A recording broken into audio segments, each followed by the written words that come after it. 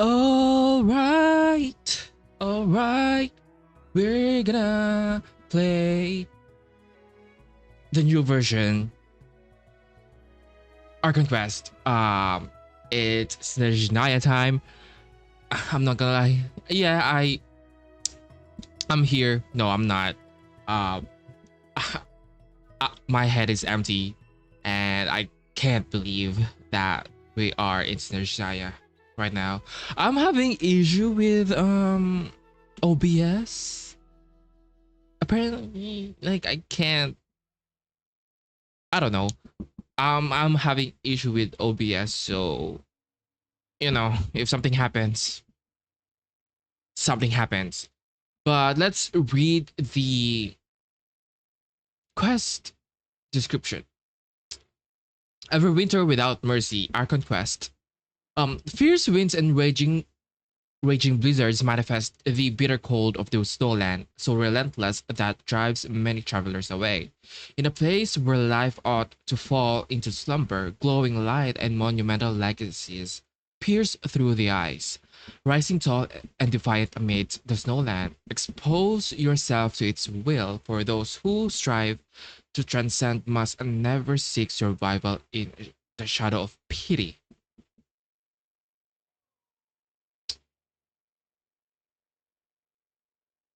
Okay. Okay. Okay. Okay. Let's start the quest because I'm fucking excited.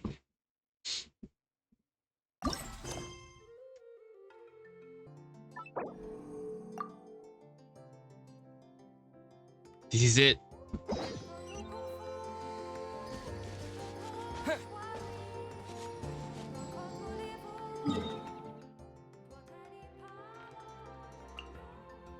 Oh, it's here. We're gonna start the quest here, I guess.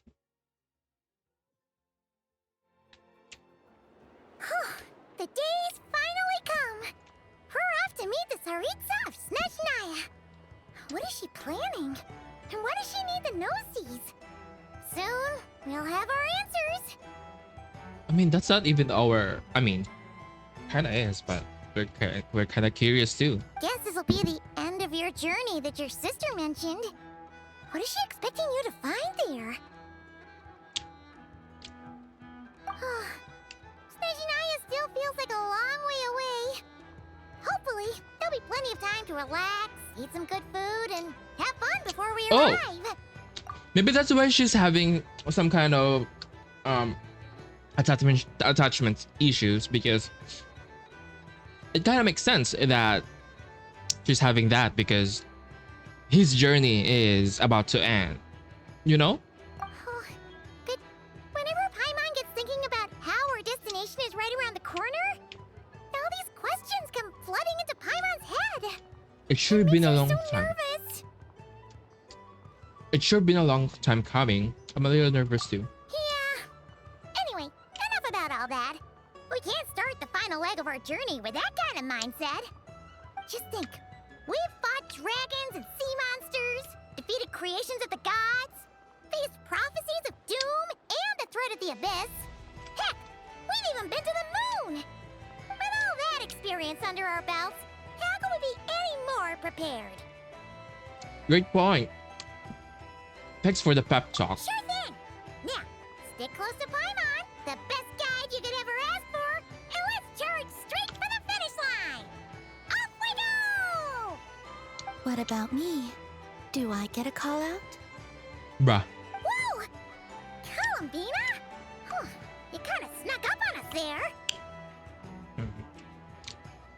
I feel like this is a stupid question. I don't think I told anyone. Yeah. Don't look at Paimon! Paimon didn't sell you out this time! Oh, Walter did. Oh, so it was you! Alright, guess there's no hiding it now. All your friends have gathered at the flagship to see you off. I invited Sandrone too, but she said she had to go back to Snezhnaya. She must be busy. She had some nasty things to say about you before leaving. Would you like to hear them? Nasty? She hasn't changed a bit. Alright, let's hear it. If they're heading to Snezhnaya, I'll bet it's to cause trouble for Her Majesty the Tsaritsa. Attending a farewell party for people like that would not be a good look for me right now. Oh. Also, please tell them not to count on getting help from a Fatui Harbinger in Snezhnaya. Oh. Our time working together was not terrible, precisely, but we're on different sides. So when you get there, don't do anything to make life difficult for both of us. Excuse me. That definitely sounds on brand for her. The attitude, the reasoning.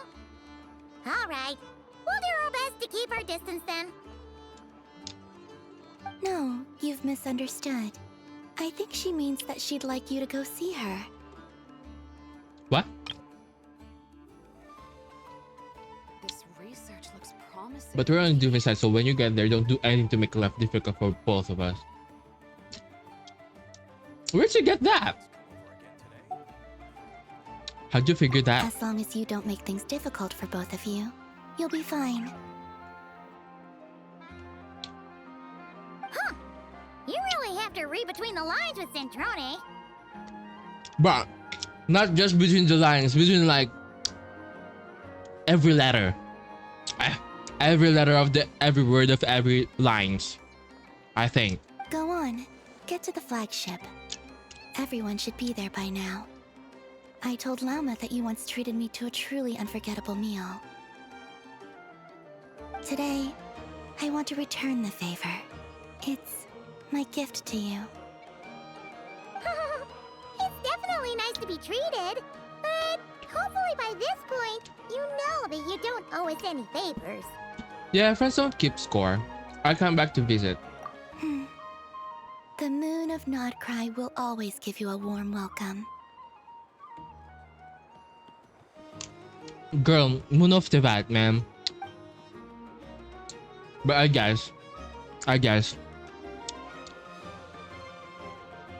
you know, her body is like a nightmare. Time flies when you're having fun, enjoying delicious foods with friends, and reminiscing about the past adventures. After a lovely meal filled with laughter and warmth, it's time to start the next chapter of your journey. So they didn't show a thing. Colonel Varka, I guess. No flints.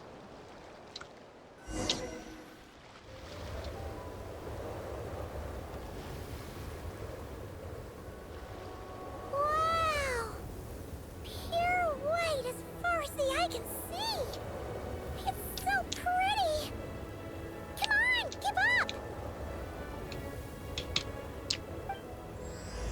Everwinter without mercy. Oh, okay.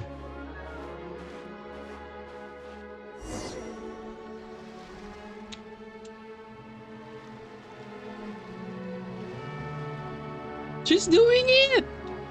Oh my god. What's wrong? Come on, let's go.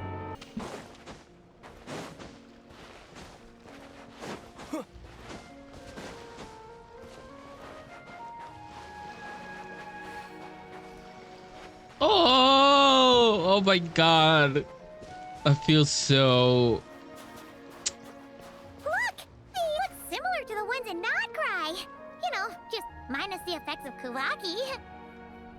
That's a sure sign that we're officially in Snezhnaya now. I feel so emotional right now.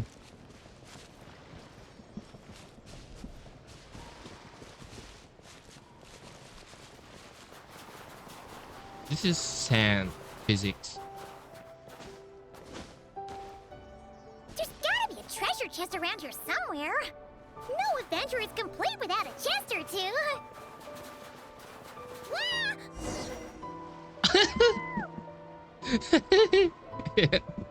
Bruh.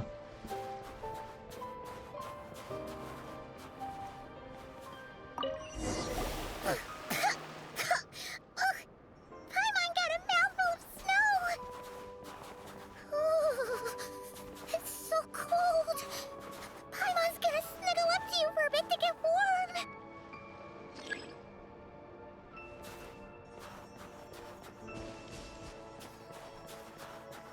Bro, we are actually wearing crop top right now.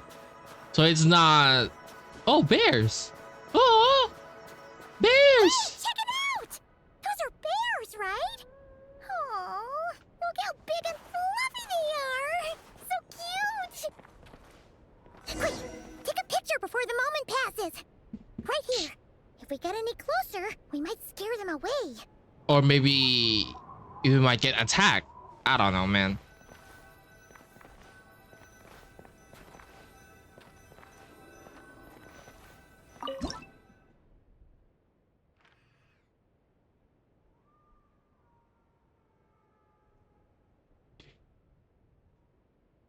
Yeah.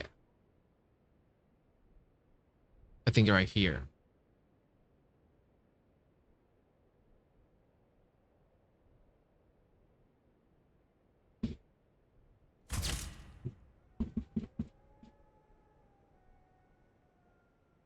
Let's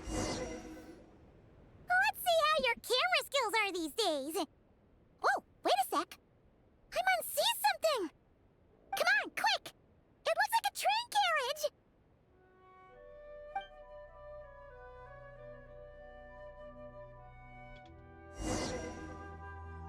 I feel like Paimon is I feel like she's stalling or something.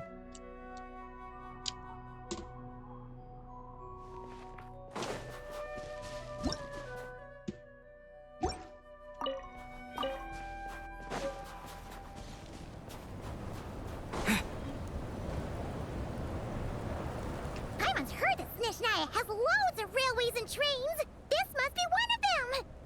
But why is it abandoned? And we are wearing a crop top. Ooh, it's still so cold. Still feeling chilly from getting buried in the snow. Still feeling chilly from getting buried in the snow. I don't know. Maybe. Also, is it just Paimon or is the snow getting heavier? This never happened in Nordgrai. If you're cold, come a little closer. Aww. Thanks for offering, but this isn't just the weather. It's hard to describe, but Paimon feels so weird. She's never felt like this before. Okay, I'm not gonna lie. I feel like the best thing to do here is to get off Snezhnaya. Everything feels heavy. Getting kind of dizzy, too. Should we turn back? Oh, no need. Paimon's just feeling a little low on energy. That's all. It's Bro. nothing serious. How- Not worth ruining our travel plans over. I'm fucking stressing out. Well, don't push yourself, okay? If you start feeling worse, tell me right away. Yep, sure thing. Snezhnaya, here we come.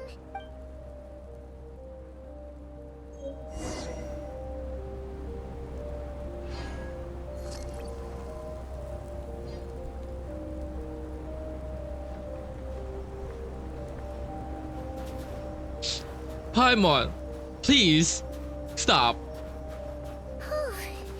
Seems like the snowstorm is getting worse by the minute. Paimon can barely fly. Which is and move is difficult. Best wait for Paimon.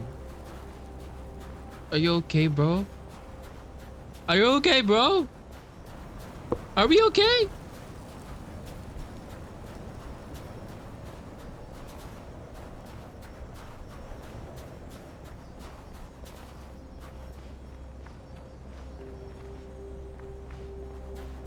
This is like the place in Fontaine.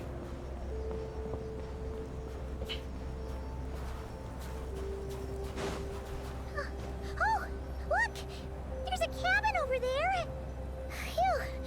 Let's get out of this storm. Whoa, I like that. Gate something. Paimon. I'm so worried. I'm worried.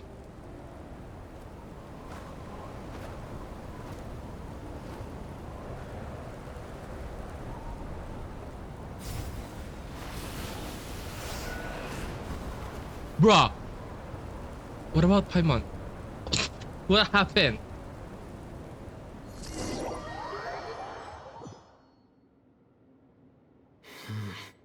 What is this place? Where's Paimon? I need to find her fast.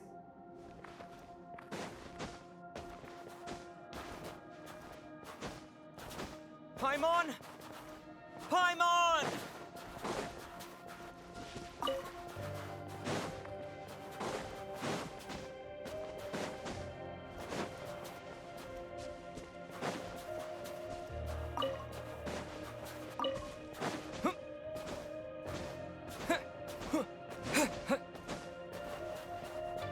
That's strange. Where could she be? I guess I'll try further ahead. Hang in there, Paimon.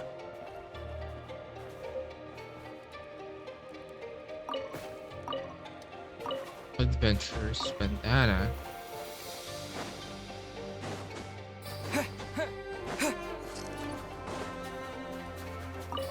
Is that a train carriage? Maybe I can get up from the inside.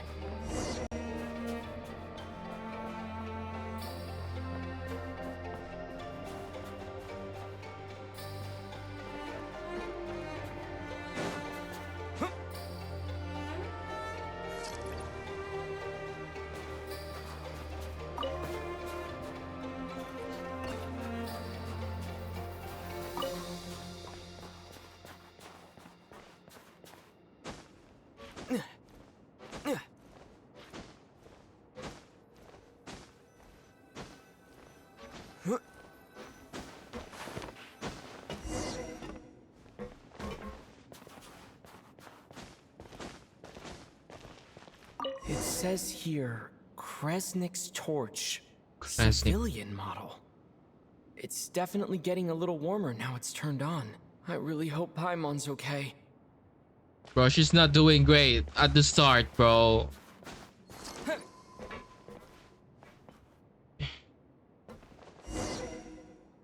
Even at the start, she's not doing so good, so we're not really doing great What was that strange ourselves. sound? I can't tell if... Oh, is this the Paimon! Paimon! Is that you? is this the introduction of the thingy? They did all that to introduce the shooting game.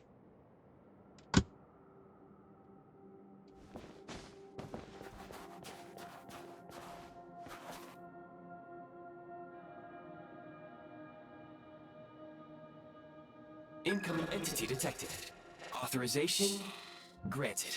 Initiating original. Sounds like child. I'm sorry. Hello, Descender, who's reached the eve of tomorrow. Eye of Grey at your service. Time since last activation.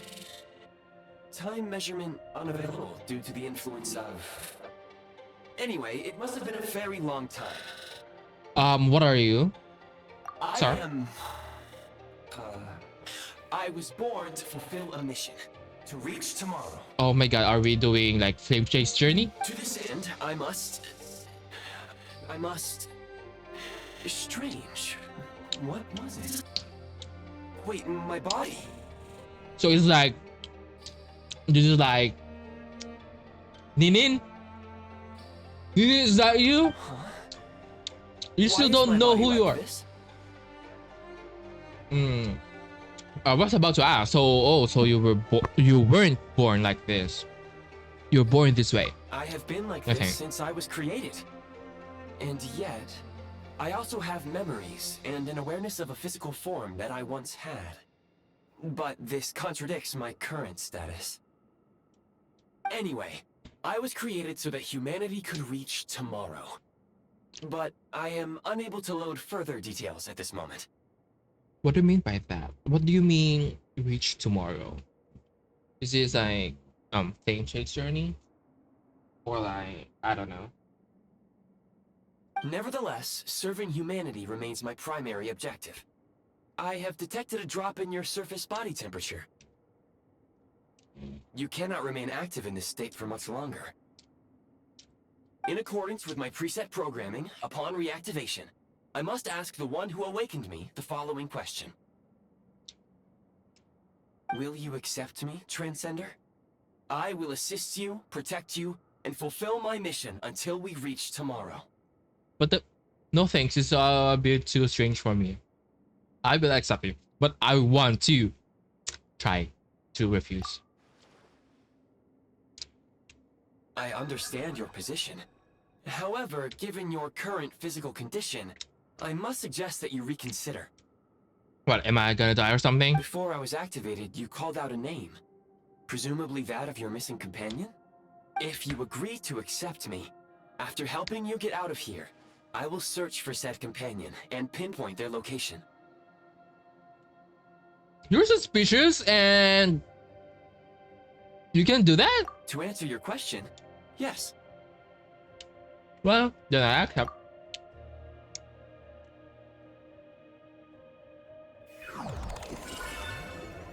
Oh!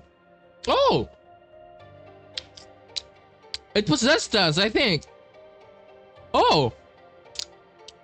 You have made a very wise decision. Now that we have reached an accord, you will be my new user. May I ask your name? Traveler, Very well. I will remember this name until the mission is complete. what's your mission exactly? I don't remember because I'm Ninin and I'm the MC, I think. I need to recover my body, retrieve the power to unlock tomorrow, and help the suffering masses to reach the far shores where the empty ark floats. What the fuck is that? To each unlock the tomorrow to help the south, the far shores. Okay, where the empty ark floats. Empty ark floats. I can sense my power scattered across this ice-covered land. I even have a vague sense of where it might be found. But right now, that is not essential. Okay, when he said scattered across this ice-covered land, you know who is also scattered across this ice-covered land? The third sender, I think. The key right now is you. You must survive and reunite with your companion.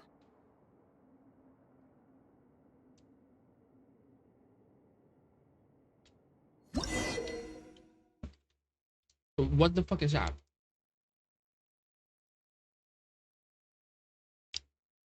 Have vision. To enter the build premise mode, when a preview blueprint overlaps premise construct, the affected item will be marked red. At this time, pressing build will remove the corresponding premise construct and premise remove premise funds premise resource. When removing premise construct, it will only return the corresponding program. Eye of You may Graiai. now execute the command, Demolish. Use it to remove the prime ice blocking the path and obtain prime ice units.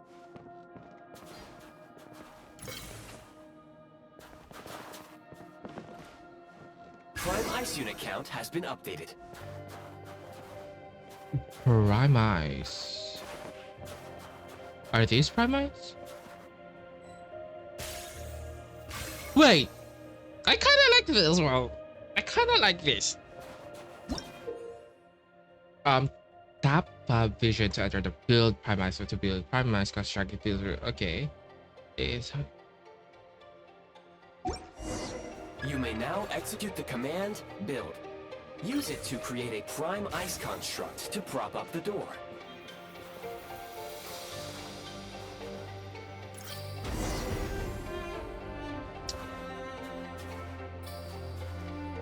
I feel like they could I feel like they could expand this more. This just feels like teapot.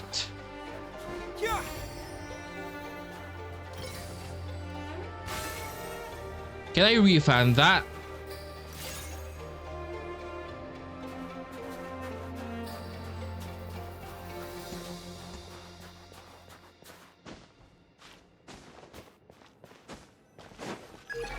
Scanning local environment. Exit has been sealed off with ice. Maybe we can use Pyro. That would not be an efficient approach. One moment. Usable construct blueprint detected nearby. You can use this to clear the solid ice ahead of you more quickly.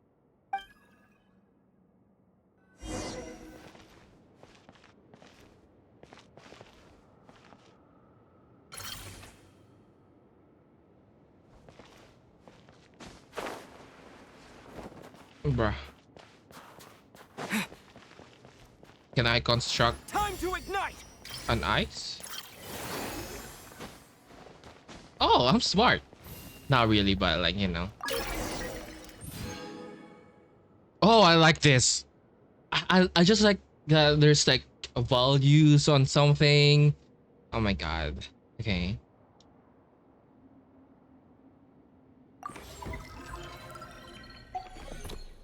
Construct blueprint added to records. You may now execute the command, build heat source. Generate a temporary heat source to rapidly melt the solid ice. Can I refund this?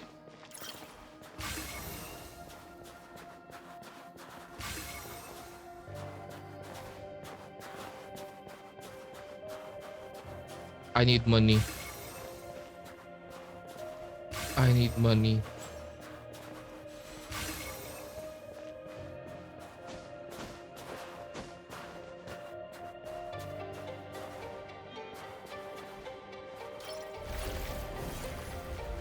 Oh, I thought it's here.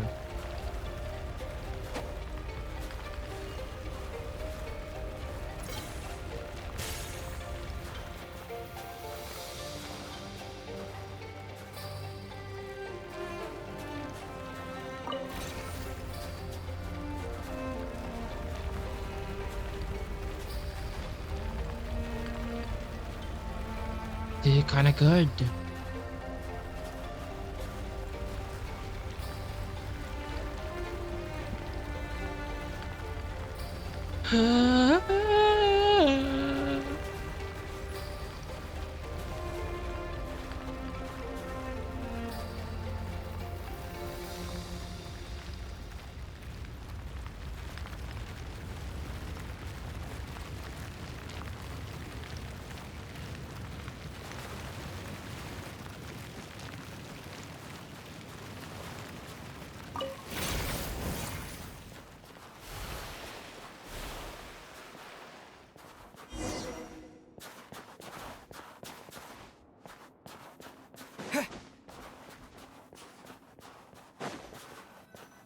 My scan indicates the path is straight ahead.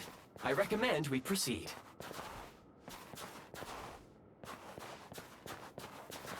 Excuse me? Time to ignite!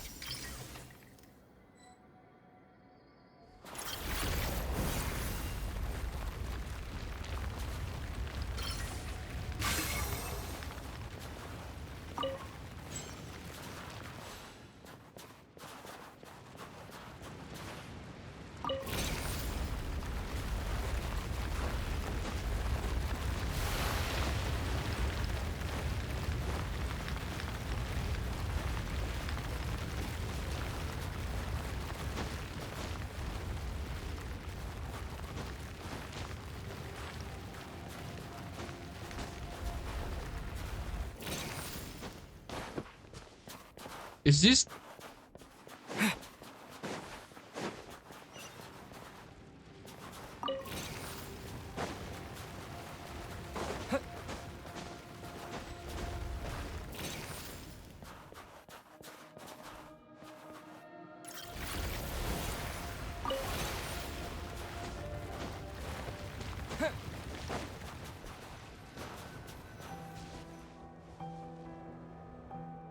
Kresnik Crystal located. Crystal. Please collect at your earliest convenience. The recent construct you built provides highly efficient heating by utilizing the unique properties of Kresnik Crystal. Unfortunately, prime ice constructs have a very short lifespan and cannot be stabilized during the development period. Hence, the authorization to use Kresnik Crystal was granted. Who developed it? That said, I have already forgotten what warmth feels like. Maybe when you get your body back. Yes. Perhaps then we can warm ourselves by the fireside together. That's nice. But for now, all you need to remember is this. If you collect Kresnik Crystal, I can extract the energy within and use it to maintain your body's surface temperature. I'm getting attached to this man.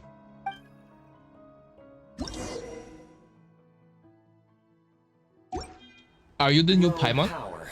Please use Kresnik Crystal to replenish energy reserves.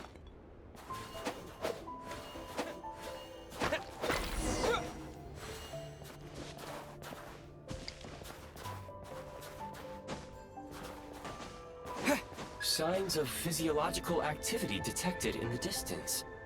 It is highly likely to be your travel companion, Paimon. Go. Go now. Be reunited and sing together. May all the people be united as one. May all of life rejoice in unison. Bro, you're saying some shit, man. What does that mean? I feel like they're alluding to something.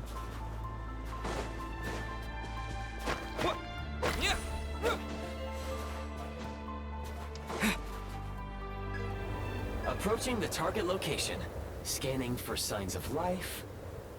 Life forms detected. 2. Does that mean someone else is there besides Paimon? Affirmative. However, that is not the reason for my confusion. According to my database, this location is a train station, meaning the number of life forms is unusually low.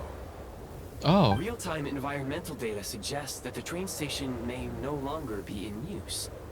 But whatever the situation, please exercise caution. Let's head inside and take it from there.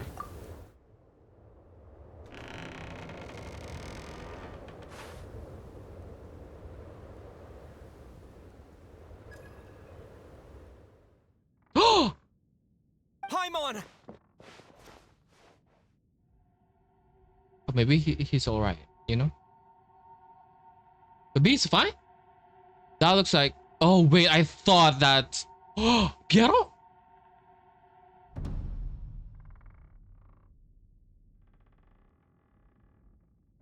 Oh my god, he looks hot.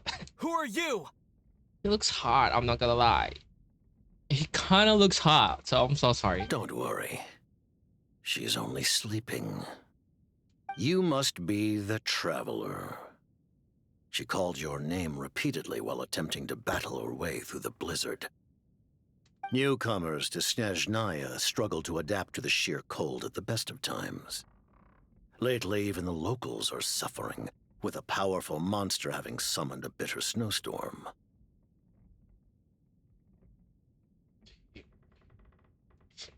I'm not gonna lie. He sounds too imposing. I'm so sorry. I feel so intimidated. You two must be very important to one another. You should take more care not to get separated. Why are you so... I'm sorry. Your eyes. Are you Conrian? There are indeed some Conrians left in this world who survived the cataclysm. But I doubt that is news to you. It would be unwise to interrogate my identity here. Focus your attention on your travel companion instead. I'm sorry. We will meet again very soon. I thought it's gonna be Alyosha. The unidentified subject has now left the area. He appears to be an individual of great significance, but my search has yielded no relevant data. I will try searching the database again. I'm not gonna lie. This one reminds me of... It reminds me of Fairy from ZZZ. Okay? I will try. Okay. He's probably some big shot who works for the Saritsa. Yeah. Against the odds, your companion is safe and sound. The other person even left a blanket for her. I'll boil some water. Also, she's fine, okay? Is she fine? Did we got baited? Did we got baited?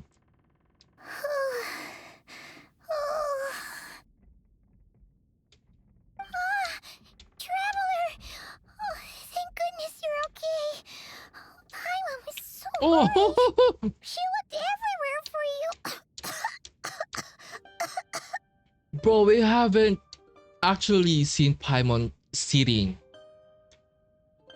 We've saw her laying down or like sleeping, but sitting? It's okay. Take it easy. Are you feeling alright?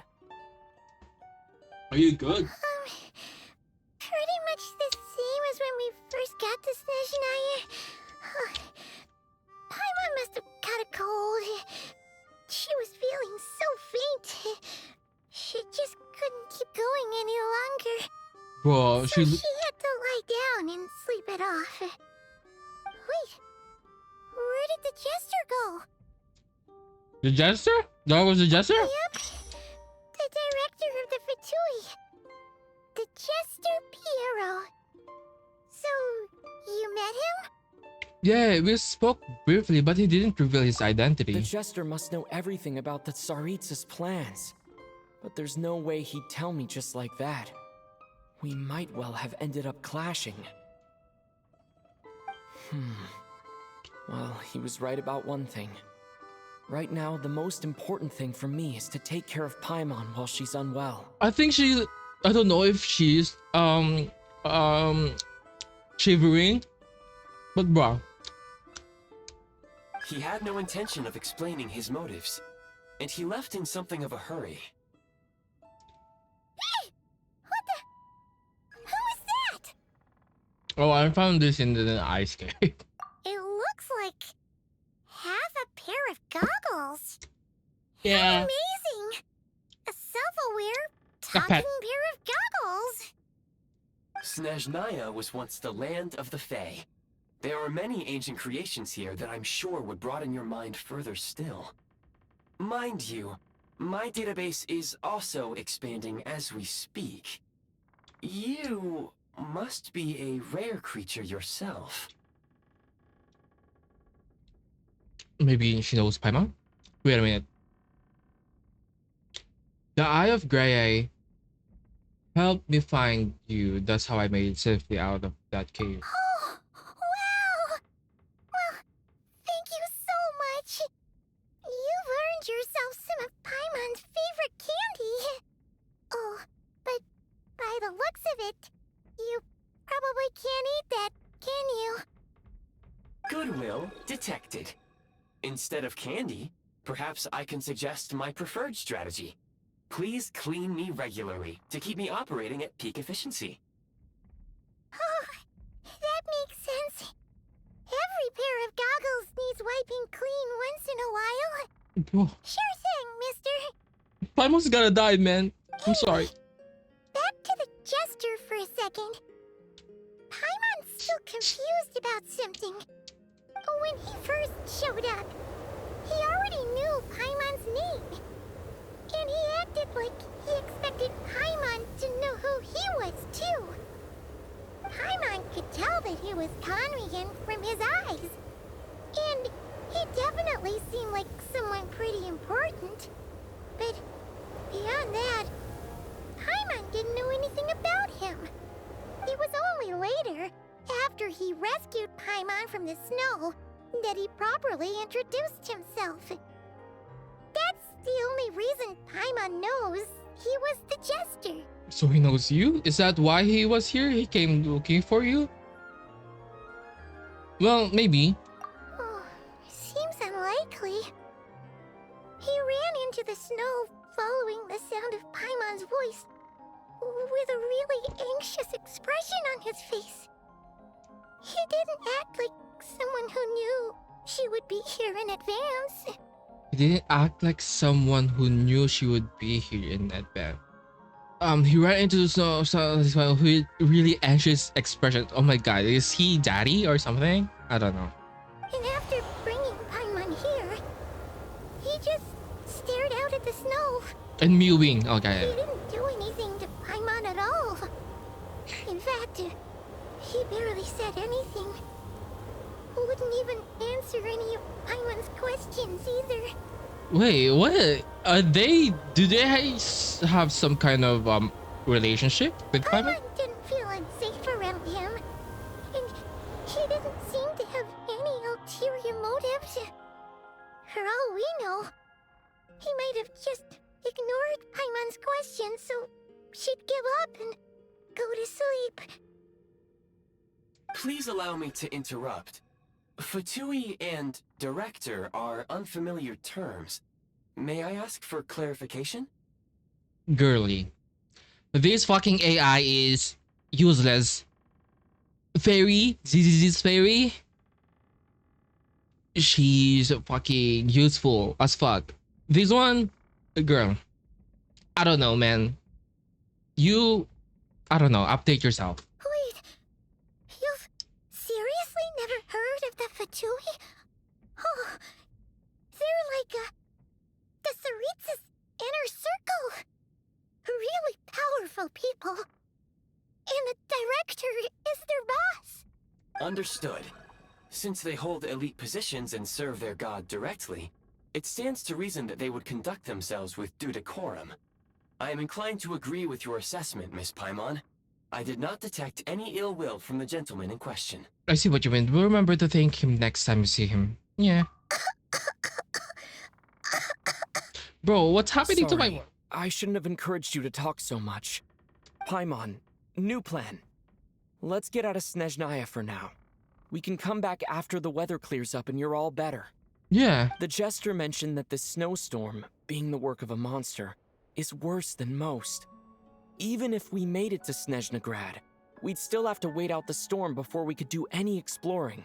Okay, it means we're gonna come back next year, I guess, if everything's somewhat like, you know, a little bit hotter, a little bit warmer than this. We're gonna come back next year, I think. Oh, well, it's really nice of you to look out for Paimon, but she doesn't want to hold you back. We were really psyched up for this journey when we first set off. Just think of all the burning questions we have. If we turn back now, who knows how long it'll take before we finally get answers.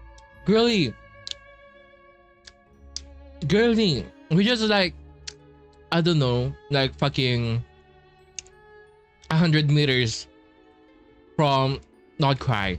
We can, I feel like we can still go back. Further information is required regarding the monster situation. But objectively speaking, there is another, more pressing issue at hand. At this point, we have traveled a significant distance into the blizzard. Were we to turn back now, the road would be extremely treacherous, especially since we would need to travel on foot. If, however, we continue onward, there may be a better solution. Well, that's fine, I think. Okay. Fair. Do you remember what I said as we neared this location? I told you that this is a train station. While it has evidently fallen into disuse for unknown reasons, the tracks remain intact. We can break through the blizzard and forge ahead by driving a train. That is the Snezhnayan way. Bro, where am I gonna shit a fucking train? Where? There is a small town up ahead, which would be the perfect place for Miss Paimon to rest and recover.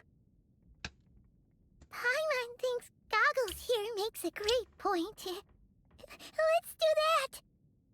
No, you're gonna die. We're like, Oh, come on. Don't worry. Think of all the traveling we've done so far. When has Paimon ever gotten sick before? Practically never. 'Cause she's in great shape. Sure, she's a little tired right now, but it's sure to clear up on its own. We'll say in we'll say the night in the town, then take it from there. Affirmative. Should you ever need my assistance during your future adventures, please call for the Eye of Grey whenever you wish. It's Eye of Grey, not Eye of Grey Eye. Otherwise, I will remain silent to avoid causing any unnecessary distraction. Now, please follow me to the train tracks. The Jester. The director of the Fatui is a man of Canria who was always acted in accordance with the Teresa's will. But as for the true meaning concealed beneath his every action, perhaps only the winds and snow of Snezhnaya knows the answer. Winds and snow. Venti knows. Eye of Grey. A strange mechanism you encountered in an abandoned station. It often appears in the form of monocle, okay? It offers many convenient functions such as recording blueprints, prime constructs, creating primats, calling trains. Perhaps it was built for every purpose of providing all these conveniences.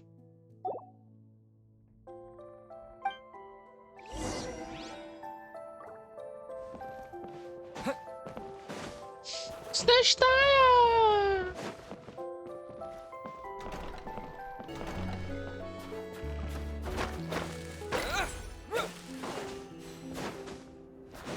Please confirm when you are ready to depart.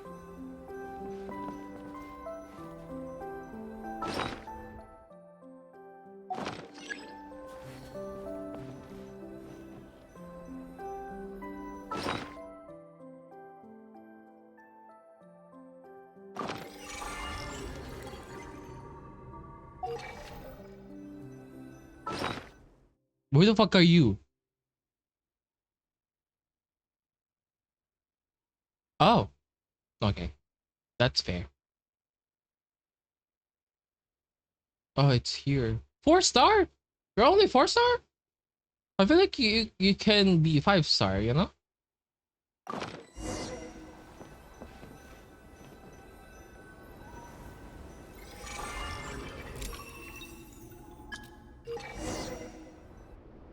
You can just do that?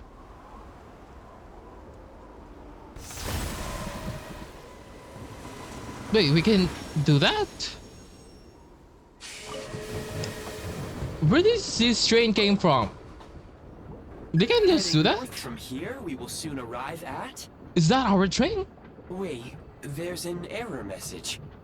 Could not detect clear tracks. What exactly does clear mean? Brace for impact, friends! Preparing to enter impromptu flight mode. What the fuck is this? This fucking train is trying to kill us.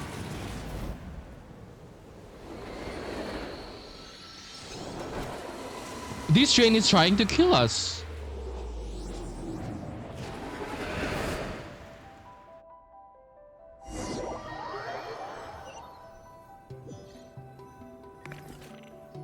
This AI Oh, strange. is trying to kill Not us. only was the station's status different from my records, but even the railroads and the terrain itself have changed substantially. Paimon, are you okay? Bro, this AI is incompetent and it doesn't actually know what it's talking. It's like AI right now. Paimon, are you okay? Yeah. Thanks to your quick reflexes. My sincere apologies for putting you in danger. I'm afraid I'm as confused by all this as you are. We need to find a way to update your data banks. Shame about the train. Agreed. This is likely a consequence of outdated railroad data. The discrepancies between the old data and present reality are far greater than I anticipated. Fortunately, our crash landing has at least brought us much closer to the town. According to the data, anyway. Your data had better be right this time. I can assure you, it certainly is. Yeah, because Please there's a look this way, fucking and you there's will see houses. Kresnik's torch. There's houses fucking close. There's houses nearby. So, yeah. It seems He'll our be right. ill-fated train ride was a blessing in disguise. Bruh, We have taken the shortest possible route. you fucking... This AI is a bitch. It wasn't what you call comfortable though. Rest assured that I will take user preferences into account next time I plan a route. Next time, I will get it right.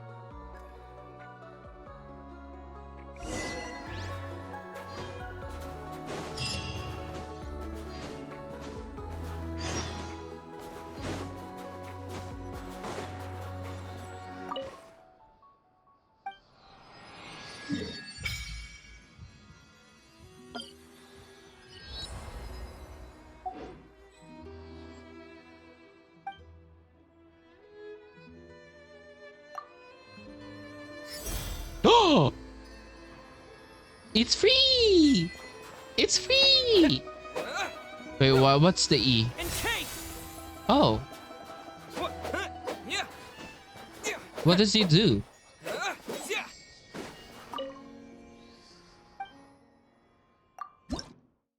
Oh, we don't have that. Apparently. A dog! Wait, is that Alyosha's dog? Excuse me, is there an inn nearby? I'm sorry, but they've all closed. Bro, I'm a hero. Yeah, that sounds narcissistic, but we need help. We need help. And Sorry that's to interrupt. We're looking for a place to stay. I can't even afford to warm my own house, let alone run a business. I'm sorry. I'm sorry, I'm gonna cry. Jesus, Oh my word. is there anywhere we can stay around these parts? I'm gonna die. I'm afraid not. You'll have to try your luck somewhere else. We're gonna... All we can do is wait for the next shipment of Kresnik Crystal to get here. Oh my god, they're actually struggling. They're actually struggling. I'm gonna cry. Hi there. Do you know if there are any inns still taking guests in this town? Doubt it. They're probably all closed. No one has enough Kresnik Crystal to heat their own homes, let alone a business. We can collect some for you guys. I've seen a bunch. What a bummer. I clocked you a while back. You adventurers or something? I clocked We you. don't get many tourists in inland Snezhnaya these days. We don't get many tourists in English. Why is that? Because of the snowstorm? In part. But the bigger reason's Project Stuja. Since it's Her Majesty's will, we have to put up with it whether we like it or not. I don't really know what Project Stuja is. They talked about it in Arlecchino's story quest. Arlecchino and Child was talking about it. Oh, sorry. I assumed it was common knowledge by now. Basically, the Tsaritsa is planning something big. Something that requires an enormous amount of energy. Ooh, another one. Fontaine needs an energy. An umbrella term given to various limited time energy policies implemented in Snezhnaya. They aim to conserve energy that can be directed to research at the Armory Palace. However, progress has been sluggish while energy costs have soared far above projections. And so the project's duration has been extended time and time again, arousing displeasure in many circles. Many of the disagreements in Snezhnograd eventually revolved around this issue. Ooh, that's so... Oh, okay. Okay. A crystal formed beneath the earth in Snezhnaya. They said the crystal or veins run through the snowy plain in Snezhnaya. No one knows how such large ore veins might have formed. Even as you read this, crystals will be excavated from mines of Novikitshergrad off to all regions of Snezhnaya. Crystal storage blazing torches in the dot of Snezhnaya landscape during the Belgian Tsar's time. The king of the Solan realm once have accepted humans built these torches to help humanity survive in the cruel snowy realm. Thus, humans too could create a world that belongs to them even amidst the bitter cold. As a giant organization established 500 years ago, took a throne. Organization duties include all aspects of governance and military affairs. Members of the organization and commands by 11 harbingers. There's real. Okay. Even if they used all the surplus Kresnik Crystal and Snezhnaya, it still wouldn't be enough to meet demand. So, the Vetcha passed a resolution requiring all factories and households to reduce their energy consumption. The policy has thus been charmingly named Project Stuja, meaning bitter cold. This is like a fucking formula for revolution. This is like your typical formula for a traveler to you know, to form a revolution, to start a revolution, because you know Paimon needs warmth. Paimon needs warmth. Project Stuja is in place.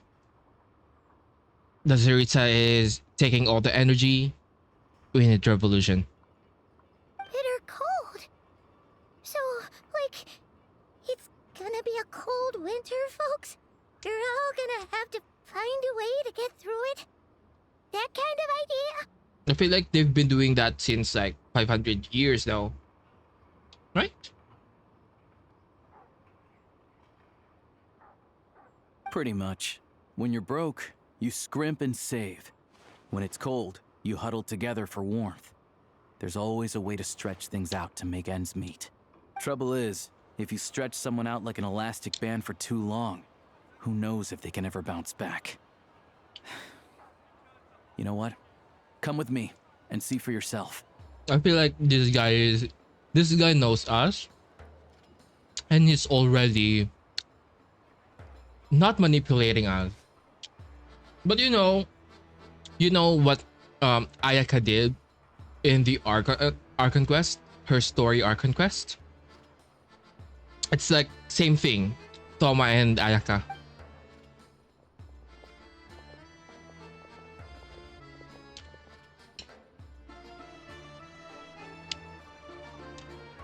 Can you please explain to me why the price of Kresnik Crystal has gone up by 1/3 again? Even as our purchase quota has gone down. You only come here twice a month. This won't even last us a week. The supply and pricing of Kresnik Crystal are based on current production volumes and price data. We Fatui are only responsible for delivery and security. I'm not in a position to explain to you how the figures are calculated, but I assure you, they are as fair and reasonable as possible. Oh, so our lives mean nothing to you? How can you expect anyone to survive a single night in this weather without heating? Since you insist on making me repeat myself every single visit, I will remind you again. There is no monopoly on the trade of Kresnik Crystal. You are free to purchase the shortfall from elsewhere on the market. What market? Nobody else is selling! And when they do, they charge 8 times the normal rate! It's robbery is what it is! Which is why the Snezhnagrad Veche passed a resolution to support border communities, without which you wouldn't even be able to buy crystal from us to begin with. So if you're here just to argue, move aside and let the next person in line come forward. Everyone's feeling the cold here. Damn. You... All right, everyone, let's calm down for a second. A few words, if I may. We're all subjects of Her Majesty the Tsaritsa, and I'm sure every one of us is dedicated to her great cause. What is her great cause, though? We all know how cold it is. And the more it snows, the harder life gets. Everyone's struggling already. Let's not make things even more difficult for each other. But Liaison Shishkin, there's clearly something wrong with this quota. I have a family in Marepasak who tell me they can buy at least double our crystal allotment. Ooh. Oh, believe you me, I had the same reaction when I first saw the numbers. Couldn't believe what I was reading. I even wrote a letter to confirm the true figures, but... I'm afraid the quota really is as low as you've been advised. Can we actually, like, you know, gather some for these people? I feel bad. Still, You must understand that calculating these energy quotas is a complicated balancing act. They have to factor in population, town size, industrial application. Our top priority must be to keep the largest Kresnik's torch burning continuously. Only then can we sell the remaining crystal for household use, and in doing so, we must make sure that everyone is treated fairly. As our Fatui comrades said, they are only responsible for delivering the goods. They need to keep accurate records, and they do not have any authority to modify the rates or quotas. That's right. Our duty is to do things by the book. Tell you what, listen. I know how anxious and upset everyone is. As a matter of fact, I was just discussing it with the mayor. It's so funny. We're just standing here, wearing crop top. What we can do is open the lower combustion chamber of the Kresnik's torch to the public. You can come to me directly to register, and I will allocate time slots accordingly. I can't guarantee there'll be ample energy for household use. We can at least make sure you'll be able to boil water and cook food each day. Let's hang in there and make this work together. All right? Fine. I don't see any alternative. So, this is Project Stuja in action, huh? Oh, no wonder nothing's open for business. People are barely getting by. And in that land, we just like, you know, we're just doing great, chilling in that land. We're just like, yeah, Saurians. Okay, it seems like there's nothing we can do. So where do we go from here? You were looking for an inn, right? For your, Fae friend? Fae? Is she a Fae? Oh, Paimon's not a fae. Just Paimon. She must have caught a cold or something. We only just got to Snezhnaya, and we're still getting used to the climate. I have a small place in Sretomoros. I don't stay there very often, though, so it's pretty basic. But if you're not picky, you're welcome to rest there for now. It's not much, but I've got blankets and a warm fire. Are you sure? Oh, that's really kind of you. Thank you so much. This is an enormous help. All right, then. This way. Hello, I'm Alosha. I'm a hunter. Though, if you've talked to any highwaymen, you might have heard a different side to my story. But anyway, let's keep that between us for now. What did he say? What did he say? If they talk to something, there's might be another story.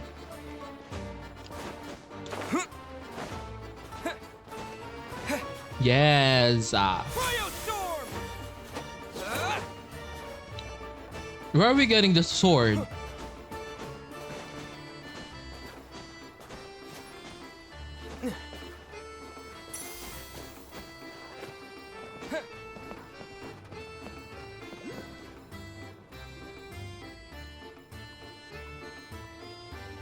Oh, so cozy and warm. Paimon's getting nice and toasty. Bro, Paimon, you look like you're dying. You're not fooling anyone. Oh, wait. Paimon only introduced herself so far, didn't she? You're not fooling anyone, Paimon. Paimon's best friend, the Traveler. Good to meet you. I'm Alosha. Most travelers find the Snezhnayan climate to be a shock to the system at first. But as long as you keep yourself warm, you should be fine. Still, you should keep an eye on your condition. When people are too quick to dismiss a cold, it can easily end up turning into something more serious. Like a monster or something. Don't say that. Paimon's too young for chronic health issues.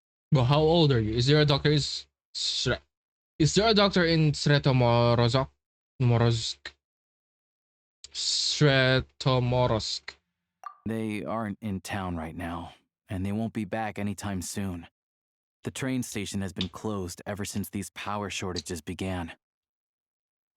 You're actually struggling, huh? Okay. I do a lot of hunting, so I feel it. I feel it. spend most of my time exposed to the elements. But even the animals wouldn't survive long in a storm like this, let alone a hunter. Nothing to do but sit tight in town until the weather improves.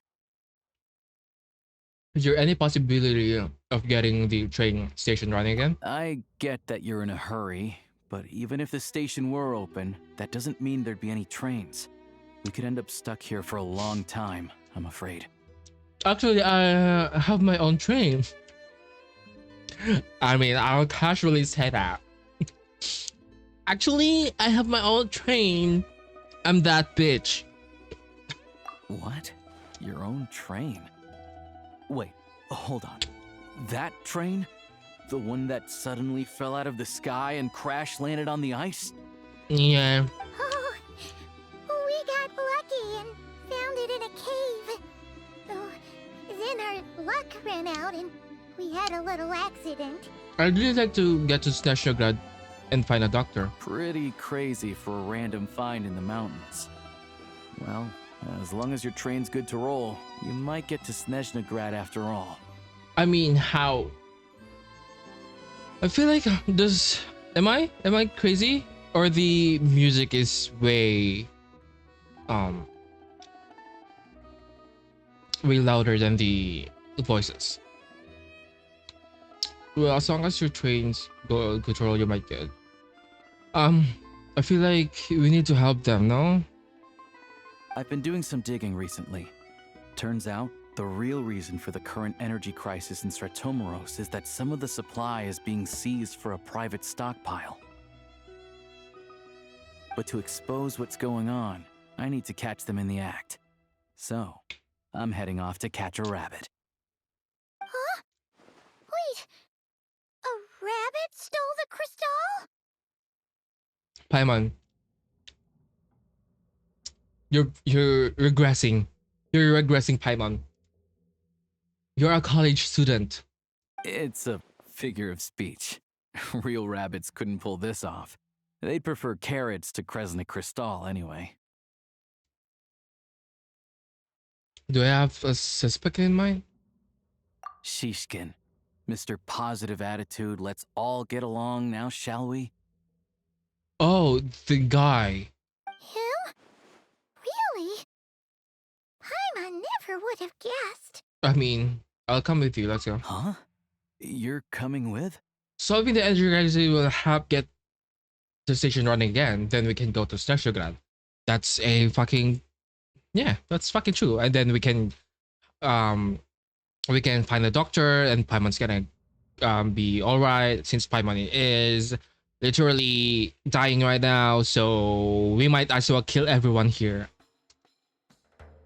Huh. Oh, okay then. Just give Paimon a second to get ready. You stay here and rest, Paimon. We don't want your condition getting any worse. All right. Guess there's no point pushing myself. Paimon will stay here and hold the fort then. Be careful, you two. Oh yeah, there's one more introduction to do. Tagarin, get in here. Kyo. Oh, a doggy. Yeah, I still don't like his eyes. The eyes is actually freaking me out. Angry doggy. Oh, Tagarin doesn't like being petted then. He likes to think he's above that kind of thing. He's my hunting partner, so he'll be joining us when we head out. Carrots aside, we'll need to stay completely undetected. We can't risk spooking our rabbit, but there's no telling which burrow he'll scurry back into. First, we need to find a way into the train station and see if we can find any real freight data. Shishkin's figures can't be trusted. Then, we get Tagarin to catch a scent and find out which way the crystal went. What are you eating? Check it out! When you're all out of carrots, try turkey! Good doggy. I don't like his eyes. A fellow dog lover, huh?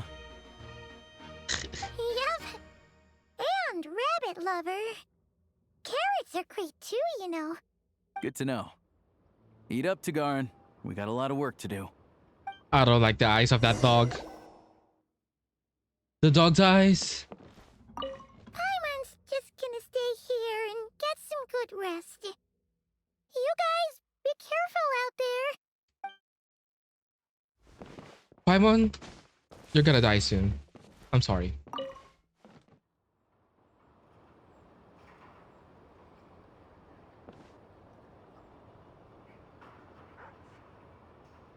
Damn.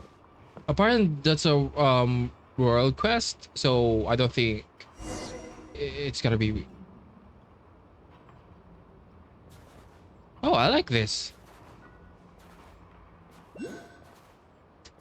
I can jump.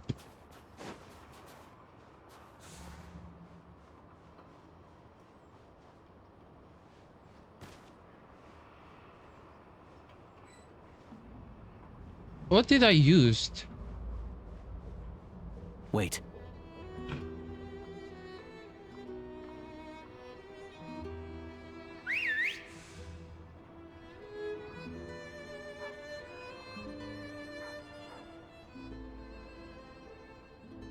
I feel like the people would hear that, no? They will hear the whistle? Nice work, Tagarin. Come on, we'll go around.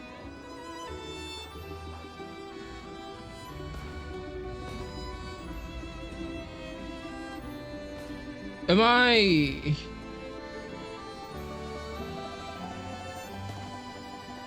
Wait, okay. It's the click one.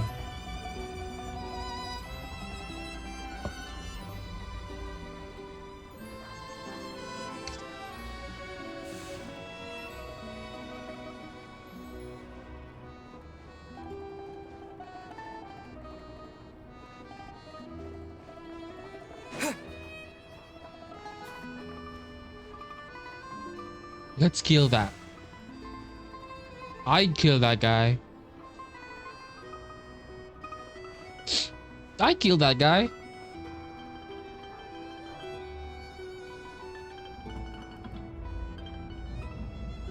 Bro.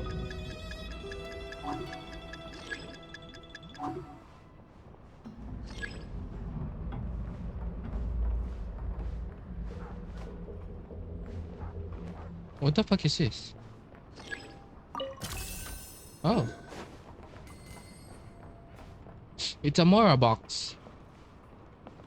Wait, where is the guy? Ah, it's here. This way. We'll enter from the upper floor.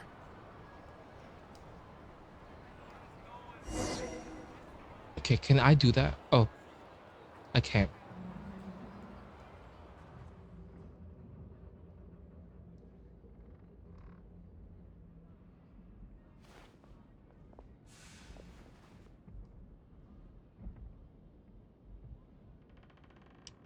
There we go.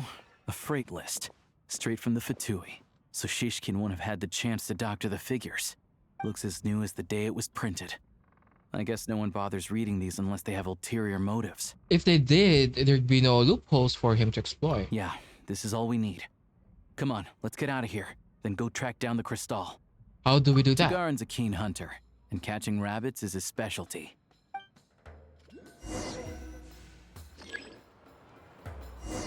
Oh. Ew, you're your dog.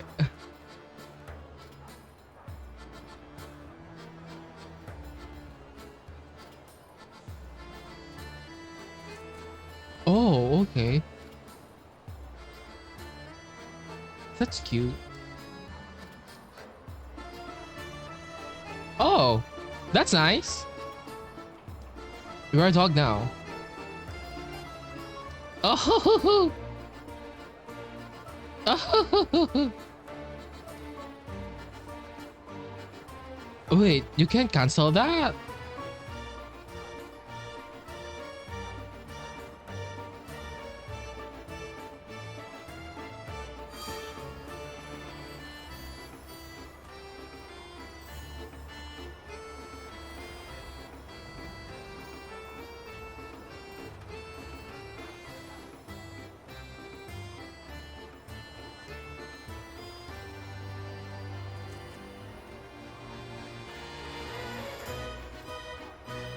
You can cancel it, which is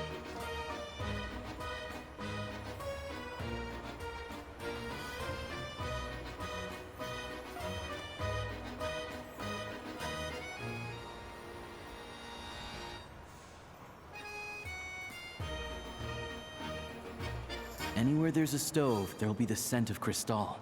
That's normal. yeah. That's why I did it so that I can eliminate it first.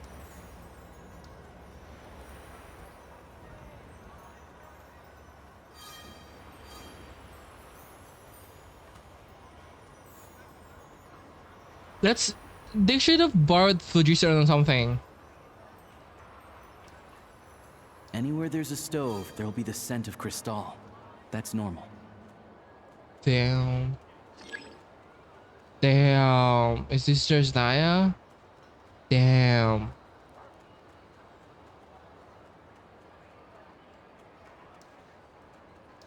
They should have given this dog like running animation or something.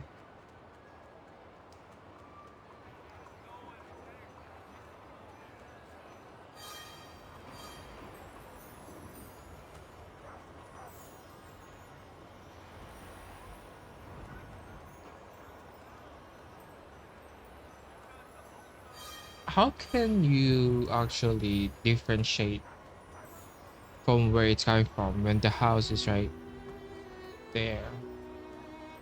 But if he picks up the scent of Crystal somewhere and there's no stove around, that's how we know something's up.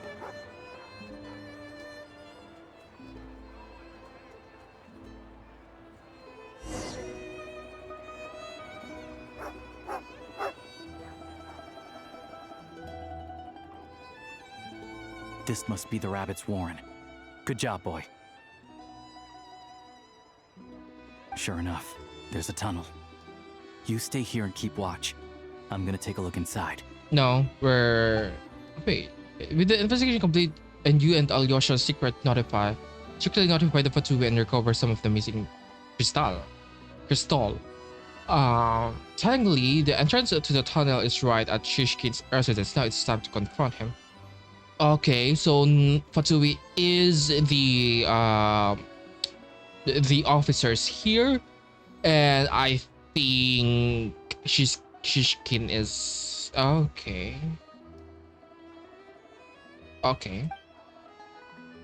So we can trust the Fatui? Thanks for looking out for us. Things are getting tougher by the day. No need to thank me. It's my pleasure. Sure is Her Majesty the Tsaritsa watching over us, every sacrifice will be worthwhile. Brother. Let's grit our teeth until the blizzard passes. These days of hardship will be over soon. Maybe for everyone else, Liaison Shishkin, but for you, the hard times have only just begun.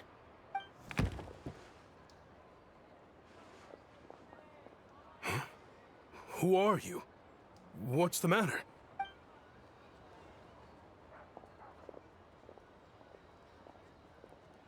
I just had a question for you.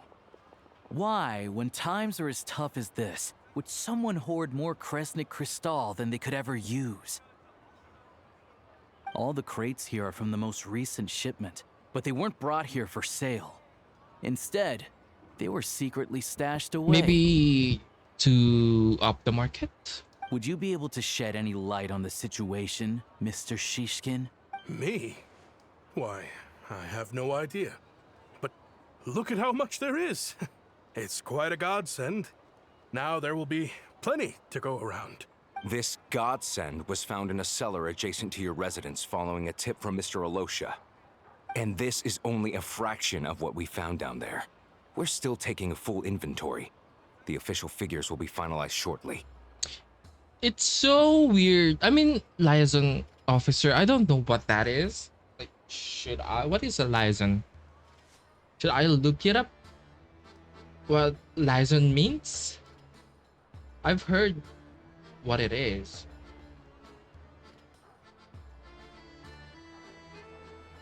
Communication that helps different organizations who work together and share in person, a group, or a communication that helps different organizations or people work together and share. Okay. Okay. I think, yeah. Okay. Okay. I've always been grateful for your efforts to mediate between us and the townspeople of Sretomaros. But now, Mr. Shishkin, it appears you were the source of the conflict all along. Okay, I think that's why he has way more not means, but like way more method to you know, to get all these and hoard them. How could you do this to us? We trusted you to have our backs. You've been lying to us this whole time? Hey, time to come clean. Yeah. I owe you all an apology. I'm sorry. I'm so very sorry. This isn't who I am. Please believe me, this was a one-time mistake that I will never repeat. Yeah. We all know how difficult life has been since Project Stuja came into force. Energy is an increasingly scarce resource. People everywhere are getting desperate. But some places have been hit harder than others. But like it's not only you who's suffering. I feel like everyone is also suffering, so I grew up in Alatir, a small village with no train station. Deliveries of Kresnik Crystal have ceased there entirely. If nothing is done, they're all going to freeze to death. You know as well as I do how downright impossible it is to buy Crystal these days. The thought of my poor mother and father, with no one to help them, I felt so afraid. honestly, I think I can get that. Like the hoarding situation. If you psychologically, if you experienced that as a kid with something like not being able to eat when you grow up, or you always feel hungry when you grow up, you tend to hoard things, you know, like food or something.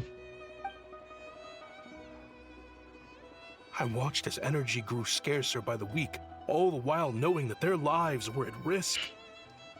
Then one day, I looked at the Crystal shipment in front of me, and a terrible, selfish thought entered my mind. Looks like I'm just not cut out to be a criminal. I'm so sorry. Once the Fatui have finished their count, you'll see that the numbers match their waybill.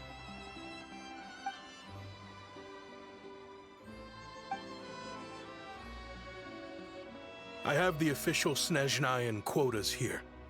Anyone who has already purchased energy, please make your way over here to correct your transactions. I'll make a batch purchase of Crystal worth 3 months' salary for you all to use free of charge. As for Alatir, I'll think of something else. Oh, so this means he's like hoarding them to ship it to other place? You don't have to go that far. Yeah, owning up to your mistake is enough for me. You've done plenty of good for the community in the past. I'm not looking for a handout. Drop the act. They're all they're all You claim this was a one-time mistake, but the real reason there's only one shipment's worth of stolen crystal in your basement is that you have an accomplice. they're all accomplices? Reporting in, sir. We've conducted a full search of the mayor's house. As expected, we found many crates full of crystal, half of which were still in their original shipping containers. This wasn't your first time at all. You've been colluding with the mayor of Sretomaros for a long time now. Sretomaros. The train station's currently out of service, but it does open for a short window every time there's an energy delivery. And every time a train pulls in, you're there on site to take inventory and oversee the workers unloading the cargo. The mayor handpicks said workers. Per his instructions, they transport the crystal by tunnel at night to the mayor's house, and he sells it out of town. But since he can't get the goods out of town by train, he had to arrange an alternative method of transportation. This meant slower sales, which gave me plenty of opportunity to catch him in the act. Wait, the mayor's involved in this too? Who's the mayor? Preposterous. What proof do you have of any of this? I think this took quite a turn.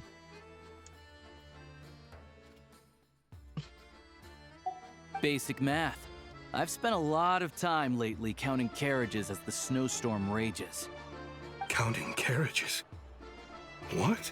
The energy consumed by a train depends on its total weight. And since energy is a limited resource right now, it's fair to assume that every carriage is packed full. So, if we take the energy required for the Kresnik's torch, add the sales figures you provided, then compare that figure to the train's theoretical cargo capacity, guess what? Oh my god. Is he smart or something? The numbers never match. It's always off by 1 or 2 carriages worth. This time, you set a new record. 3 carriages missing. You mean to tell me that you sat around outside counting carriages in this weather? Yeah. I'm a hunter. I have 2 options. Hunt or starve. Well, I've heard enough. The evidence speaks for itself. Take Shishkin and the mayor into custody and escort them back to Snezhnaya.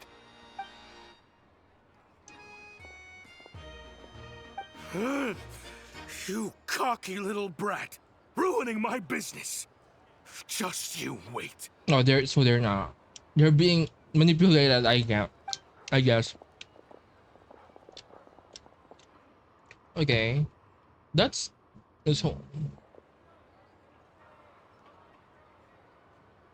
You've been investigating this for a whole while, huh? Yeah. Also, I kind of didn't like the reaction of the people. I mean, I guess they're nice, but I'm like, nah, bitch. I need my firestone. Yeah, something felt off. So I just followed my gut. Math isn't my strong suit, though. I'm lucky my dad made me learn enough to get by, but all this number crunching was a million times harder than the aim and fire work I'm used to. So you're smart, but like, I'm not smart. I'm just humble, or yes, you know what I mean? Thank you for your assistance. You're a brave lad. Shishkin was quite the cunning criminal. As I'm sure you can tell, he did all of this right under our noses, and we never suspected a thing. Maybe because you're stupid. A wolf in sheep's clothing. He had everyone fooled. Also, I mean, he has like the mayor on his back. Even with that sob story he fed us, he was probably trying to keep the mayor out of it, not just mask his own motives. Without the compelling case you put together, even I might have fallen for it. Alosha, was it? Tell me, are you really a hunter? We can go find some wild animals if you want. I'll fire off a couple of shots, and you'll see whether I'm the real deal. I didn't mean to cast suspicion on your identity. It's just, well, I'm sure you've heard of the Rokot. Recently, they've been recruiting people with your kind of talent. They hide in plain sight under false identities, working against Project Stusha, sometimes directly opposing the Tsaritsa herself. They aren't a violent organization, and their goal is to improve the lives of the common folk. But still, as a member of the Fatui, I wouldn't be doing my job if I didn't keep tabs on them. I'm not gonna lie. The world building and the lore drop that they do isn't slick. It's not slick at all. Maybe because I've watched a lot of this Genshin stuff, but yeah, I know when they lore drop something like right now. Rokot. First I've heard of this. I don't really keep up with what goes on in the city. So is he a Rokot then? All I know is people who don't mind their own business in the city end up paranoid about everything. As for me, I just couldn't stand Shishkin. I'm from Alatir myself, and I can tell you, oh, nobody's okay, lived there in years. Why would an abandoned village need Crystal? Of course, no one really cares about the fate of that place. I'm guessing today is the first you've heard of it. I see. It does sound quite tragic. Really. Well, thanks again for your assistance, and your friend here too.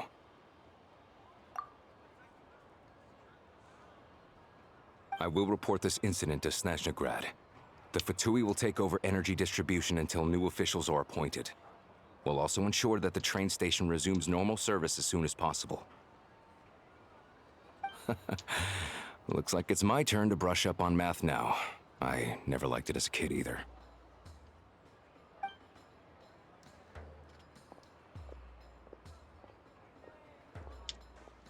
Thanks from me too, Alyosha. Don't mention it. Isn't the soldier overseeing the delivery supposed to verify the quantity of the goods? Was he just careless? Or was he being paid off too? Who knows? Yeah. It's suspicious. Excuse me. I'll take a share of Kresnik Crystal too. I need to take a detour before we head back. There's someone I have to deliver this crystal to.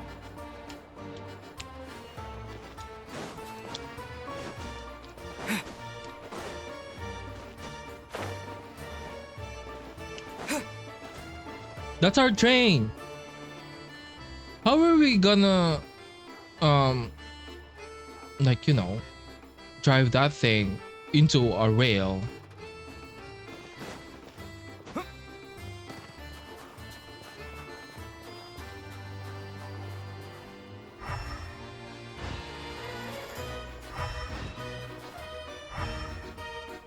It means it's interactable then.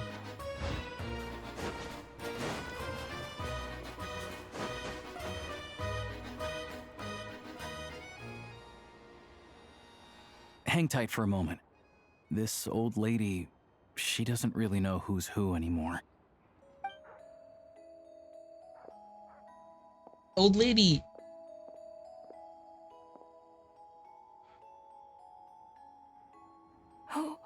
Oh, grandson. It's so cold today. You must be freezing. Right, that voice is actually so familiar. Ma'am, it's me, Alosha. Alosha? Alosha who? Alosha. Okay, you know me. I came by earlier today. Cleaned the ashes out of your stove, gave you some warmer bedding, and washed your back.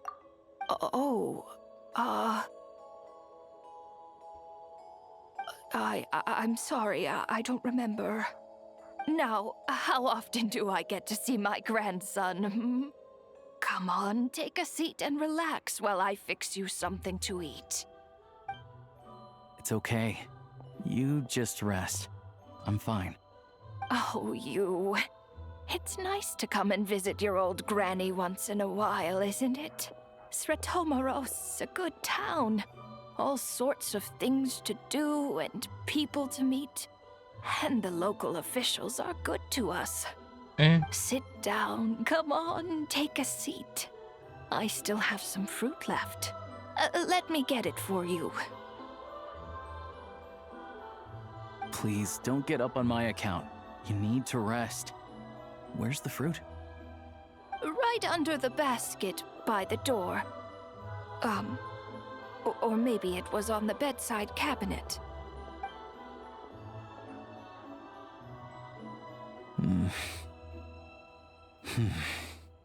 Well, grandson dear, do you like it?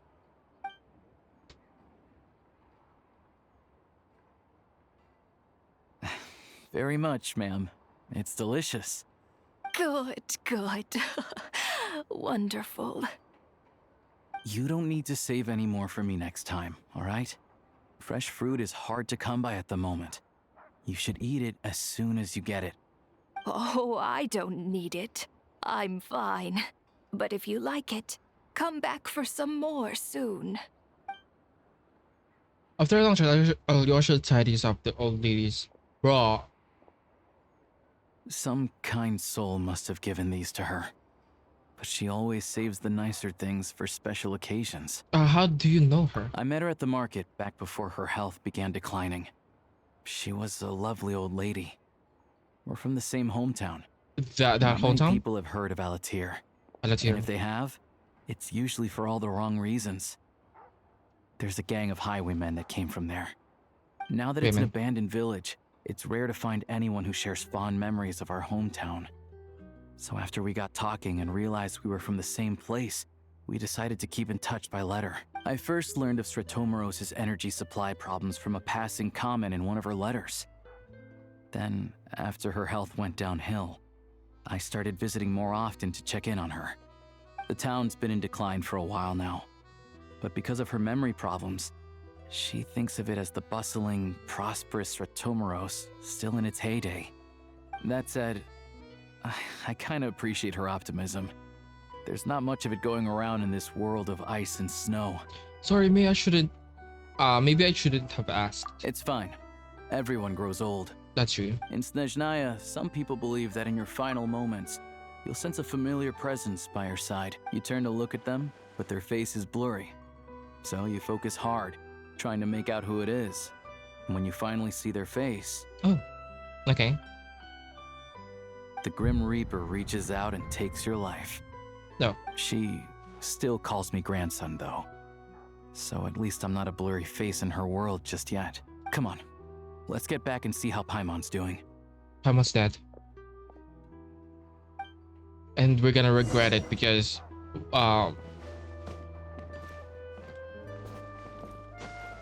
we weren't there when she dies.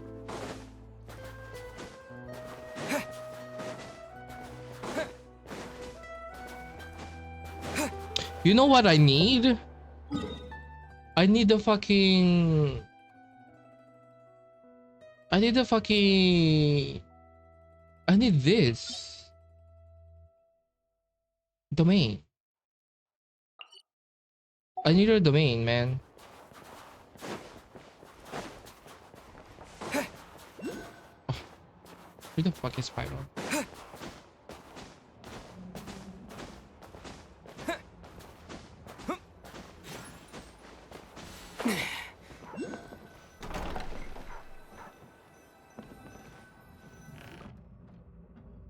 Paimon, we're back. Are you feeling any better? Yep. Paimon's not cold anymore. But she's still a little dizzy. Flying probably isn't a good idea right now. Paimon might lose her balance. But Paimon's sure she'll be fine. It's probably just from getting hit on the head by that pile of snow when we first arrived in Snezhnaya. Her complexion's looking much better. Let's keep an eye on her. I still think we should see a doctor when we get the chance.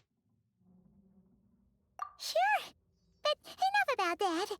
How did everything go on your end? So she's Are fine. you all set? Did you have any trouble? Did we worry about her since like that one fucking trailer? I'll explain. It's a bit of a long story.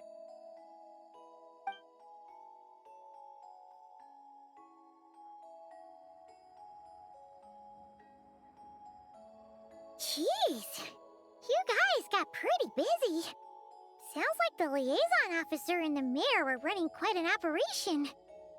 Good riddance to both of them. It's a good thing you managed to catch them. So, you said the train station will open again soon, right? And everyone has enough crystal now? Yeah. Well, enough to survive at least. Project Snezhnaya isn't going away anytime soon. We're gonna end it. People will still have to scrimp and save to make ends meet. I've been meaning to ask, what exactly is Zeritza's trying to achieve? Don't know. The goal of Project Snezhnaya is to gather energy for the Tsaritsa, but no one knows where that energy's going. It's never been made public. The thing is, we were told that the project would only last for 6 months, but time and time again, they keep extending it. Oh, so when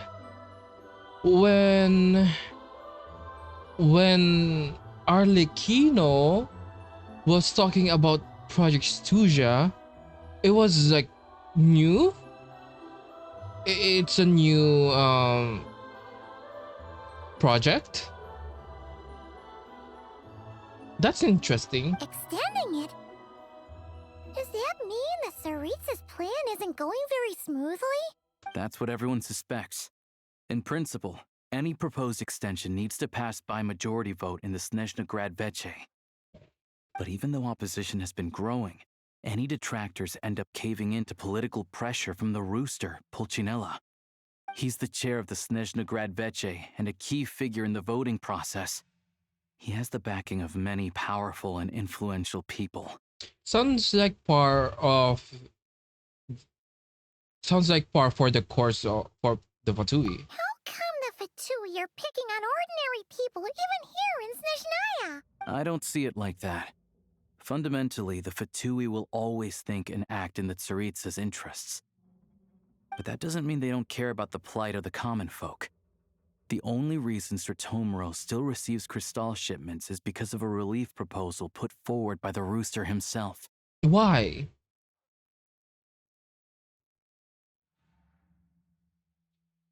Oh, okay.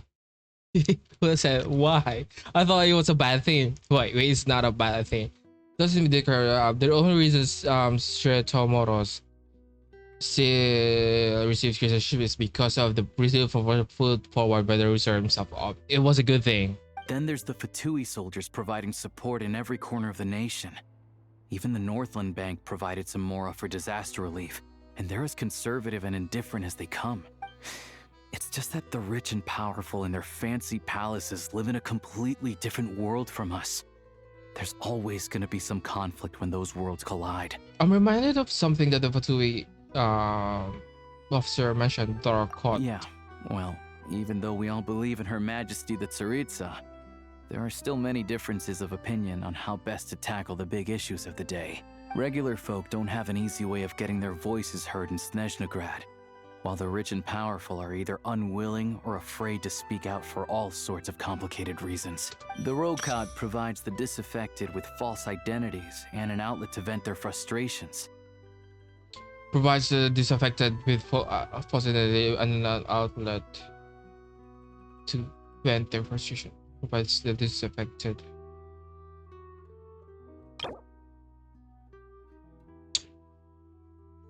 Darakoa. One of the many civilian political organizations in Snezhnaya, its members all hide their fake identities and go by codenames instead to avoid the effects of status on their freedom to express their political opinions. They say that this organization was founded by a young councillor who was ousted from their seat. Even now, the identities of the organization's leader and administrators have yet to be disclosed to the public. So we can agree that Alyosha, and since Vodyanitsa, I thought Vodyanitsa is a Fatui, you could say Vodyanitsa is a Rakot because they were together. Snezhnaya Veche, I think he's a Rakot, no? Large council where various interest groups in Snezhnaya hold key meetings to discuss the state of the nation, to issue decrees and assess policy. Word has it that airing out views and requests from different wings of society before making a decision has been a tradition in Snezhnaya since its very founding. Of course, an organization like that exists in a gray area. The moment the Veche think they've crossed a line, there's sure to be a crackdown. But so far, they've been doing their best to help the common folk. They sound a lot like you. Like us, don't you mean? You didn't hesitate to join in. You're not new to this. I can tell. Yeah, I feel like you can see the eyes. He wants us to join. That's because we're adventurers. It's our job to help people out with commissions and get to the bottom of things. It's less about the money, it's more about the adventure itself. Sounds like we're going to get along. And sounds like you're gonna join the group. So, what's your business in Snezhnaya? Aside from taking your friend to see a doctor, of course. I want to meet the Tsaritsa. It's complicated. I've had run-ins with many of the Harbingers along the way, and I really need to know what the Tsaritsa is up to, her ultimate goal, what the Gnosis mean in all of this. Since I've made it this far in my journey, I have to find the truth, whatever it takes. Wait, so... No way. Are you who I think you are? Who am I? You tell me. Sounds like you've heard of us then. You tell me. Getting more famous by the day. Of course, I know it won't be easy, so I'm not planning to get there by force. I didn't realize I was in the company of giants. Honestly, we're all as curious as you are about what the Tsaritsa's planning, and why it has to involve us freezing to death in the snow. But getting in the same room as her won't be easy. The common folk aren't permitted to meet her at the best of times, and right now, she's probably not even in Snezhnaya. Word is, she's heading east on a campaign to slay a monster. Who the fuck is the monster? The one that's been summoning the blizzards? Yeah, so you've heard of it. A wild, unpredictable monster with the power to summon snowstorms. Who the fuck is that?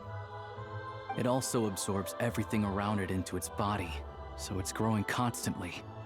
Now, it's so big that the Tsaritsa has deemed it the #1 threat. So they just let it? Oh my god. Luckily, as it grew, it became increasingly less mobile, so it doesn't pose an immediate threat to this town or to Snezhnaya. I'm sure that Tsaritsa and her personal guard, the Druzhna, won't have any trouble defeating the creature between them. It's just a question of how long it'll take. Druzhna. A force of personal guards who answer only to the Tsaritsa. It is said that the Belisar personally led this force while he still ruled. Most of its members are of Villa. Suffice to say, you won't be seeing her anytime soon. You'll have to wait until she gets back. Okay. That's fine. Getting Paimon treated is more urgent right now. If it comes to it, I'll just have to go to her. Yeah. Fair. Well, the Fatui will be taking over management of the train station for the time being. Things should be up and running by tomorrow. Once it's open, we can see about getting your train towed to the station. Oh, towed. That's gotta take a lot of manpower. Are you sure we can talk them into it? The Fatui aren't exactly spotless in this whole mess. Plus, we helped them out. Should be easy enough to negotiate.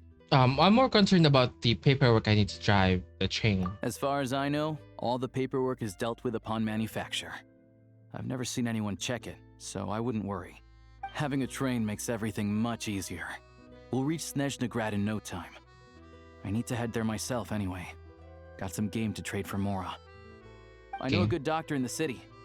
I'll introduce you when we get there. So you're gonna hitch a ride, I guess. Thanks so much.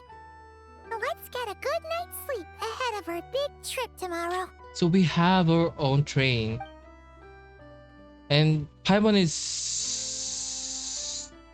looks okay?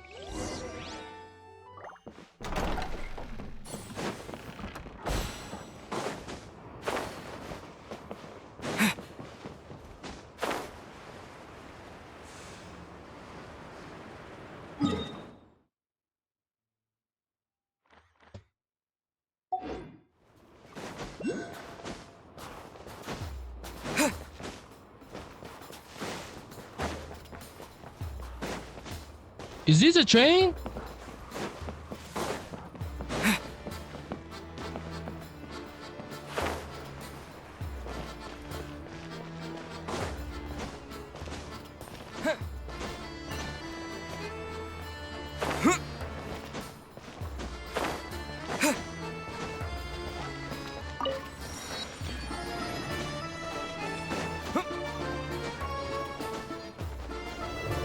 After explaining the situation to the potential, they readily agreed to the help, then drilled to the back on tracks. Drive carefully, all right? You don't want to end up in this situation again. Also, I don't think I've seen a train like this before. Is it a new model or something? Yeah, I guess we found it somewhere. Not a fan of small talk, are you? Anyway, take this. It's an up-to-date map of the Snezhnayan rail network. All the track switching is automated. So, as long as the train's moving, You don't need to worry about collisions or anything. We'll leave you to examine the train's conditions yourselves. Fingers crossed nothing's broken. I doubt Sir Tomoros has any engineers with experience working on this model. Shouldn't be a problem. Thanks for everything. All right then. Have a safe journey. And make sure to check everything's working before you set off. Wait, are we able to decorate?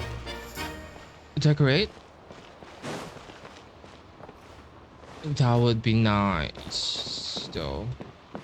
If we can decorate this. Also, isn't it like too dangerous to, you know, just add more trains? Shouldn't there be a like a schedule? Activate navigation FOV.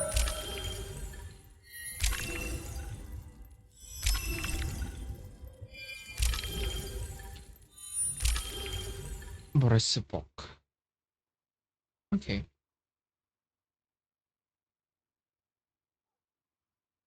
I feel like okay.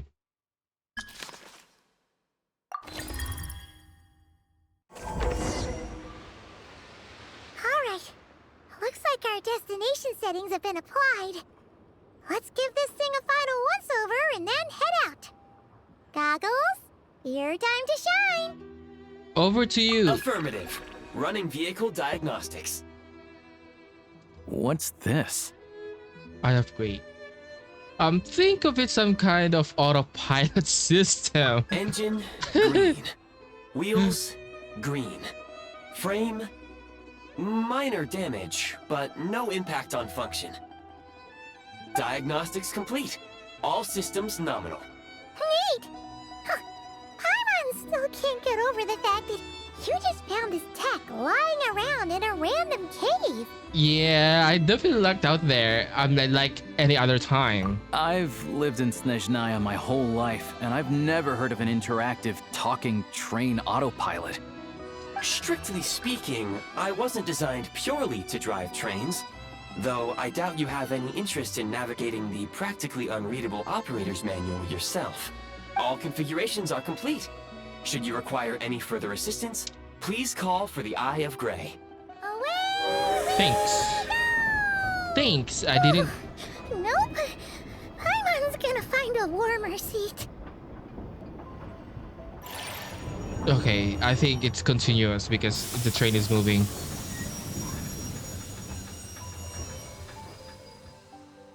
Huh? What's going on? What's happening? Oh no.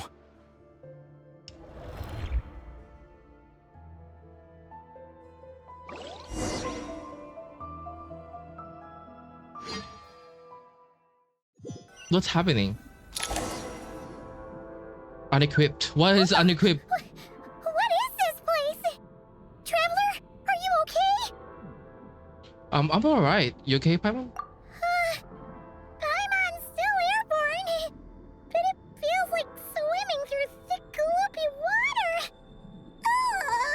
It's horrible. Bro, that fucking AI is useless as fuck. Just our luck. Of all the things that could have gone wrong. Halosha, you're Snezhnayan, right?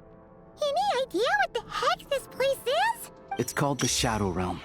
A place where no wind blows, no light shines, and no elemental energy flows. Even time itself doesn't exist here. Okay. It's a world where everything seems to come to a standstill. A mysterious place that appears in Snezhnaya. It is said to be inextricably linked to the golden city of Hyperborea, from which our splendorous civilization was once constructed. Is it... Didn't child fell into the abyss? Is this the abyss or not? I've only seen it a few times before, and this is my first time inside. It's a dangerous place. Most people who get sucked into the Shadow Realm are never seen again, and the few who do make it back, they're never quite the same. Like child or what? Huh? Then what the heck do we do now? Oh, maybe Goggles knows something. I don't see it anywhere. Great! Now we're done for! Hold it together. Let's not get ahead of ourselves. I heard a story once about the world of shadows. If it's true, there's a way to escape. We just need to find the exit. Come on, let's explore. I like that he's here. I feel safe. I feel safe. Because they don't kill off... I mean, they don't kill off protagonists, but... Look at these Fatui! It's like they've lost their minds! Their shadows have been devoured. They're no longer amongst the living. Is this like Hollows in ZZZ? What should I do? I can't channel elemental energy here, but I have a few gadgets that still work.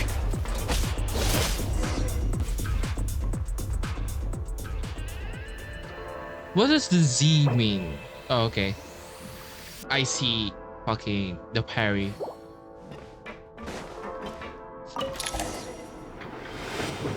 Damn. I feel like this is like the Hollows. Wait! What's that blue thing? Is that... goggles? Guess we'd better find a way over.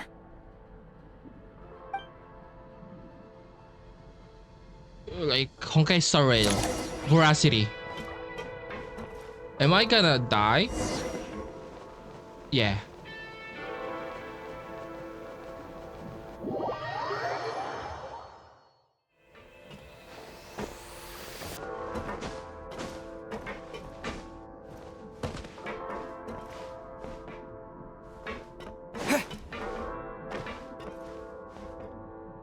Bro, you don't need to fucking... Let's hammer this out.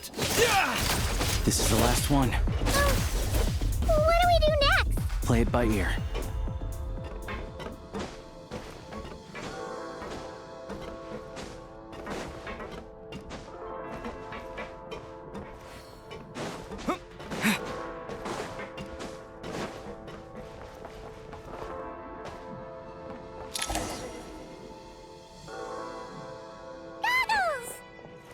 Goggles. Hello. I am glad to see the three of you safe and sound. For now, at least. But things aren't looking too good. Correct.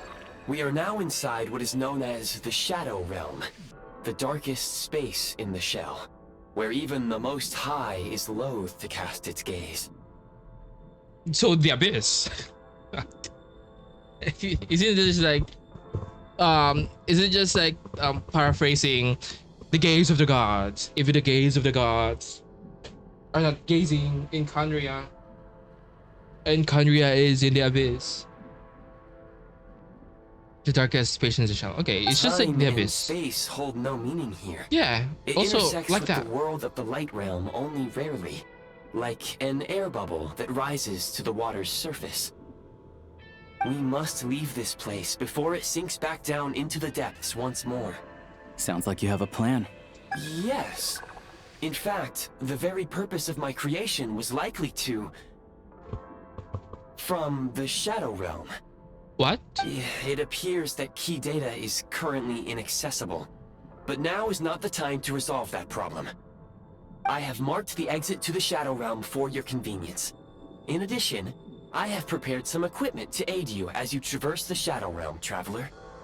There's a special equipment for this? How do you have that already? It may well be one of my core functions.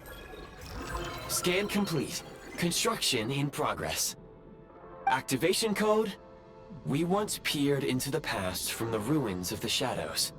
This is what remains of the Golden City, Hyperborea. Okay.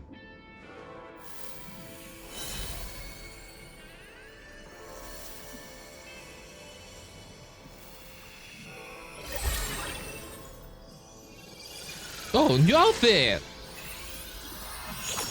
Oh, Yoshi's just standing there, and we're doing some shit. We're doing some outworldly shit, and Alyosha is just like, what the fuck is this? Wow, new fit. Oh. Now go. Arm yourselves with weapons of the spirit. Bring down the walls of the stronghold and extinguish the flaming arrows of the wicked. Isn't this just like Hollow since it's easy? Is this a gun? In the Shadow Realm, where humans cannot channel the elements, there once was one who, after much research and many attempts, found this to be the most effective means of attack. Let's go. We don't have much time.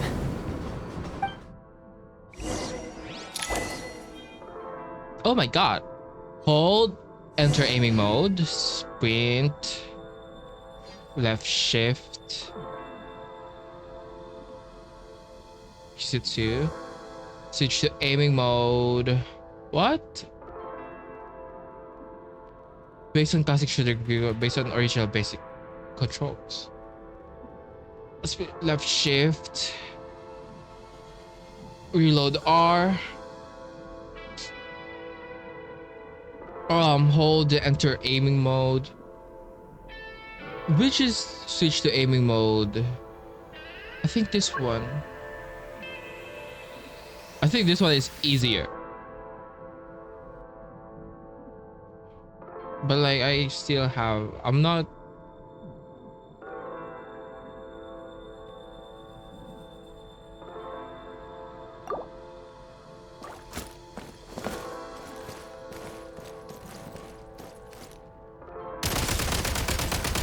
Oh, okay.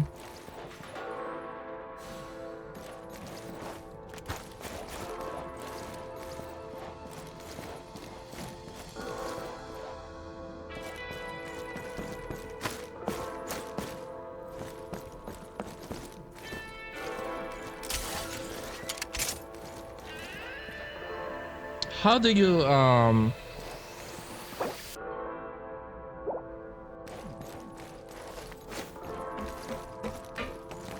Shadow Realm doesn't have any elemental energy. When you encounter small obstacles, you can simply clamber over them. Yeah.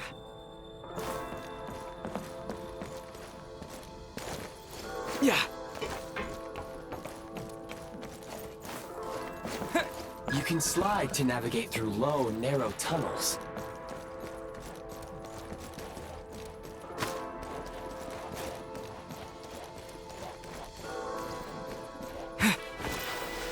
Oh.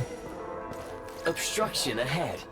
You may be able to use the explosives nearby. Shoot the explosives to detonate them and clear the path. What's this? Oh, it's an ammo. Since elemental energy is unavailable in the Shadow Realm, ammunition is an important resource. You can replenish your ammunition at various supply points. For long-range targets, try using the scope to line up your shot.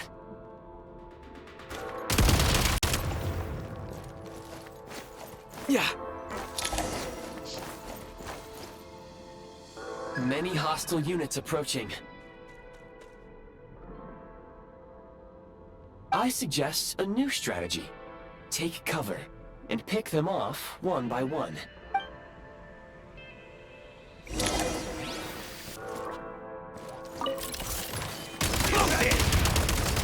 Gotta recharge! We are under heavy fire. I suggest taking cover to avoid enemy attacks, then waiting for a suitable moment to counterattack.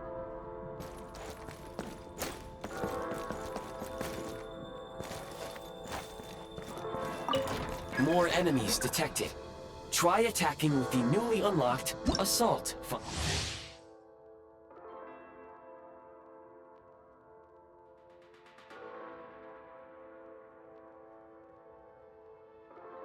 Elemental Chin. Charge!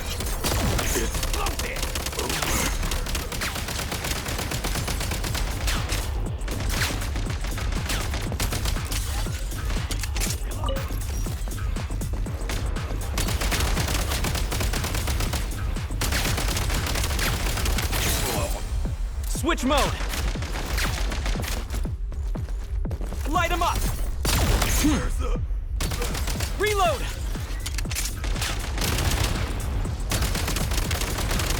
It's over.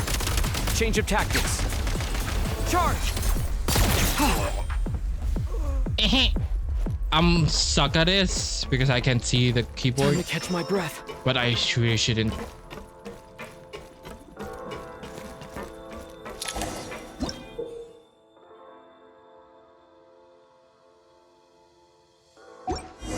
Aim at the freeze mark and pull the trigger to move using the rope.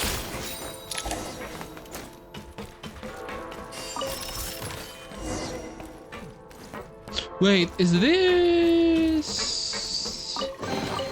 I feel like this is just one time. Time to catch my breath.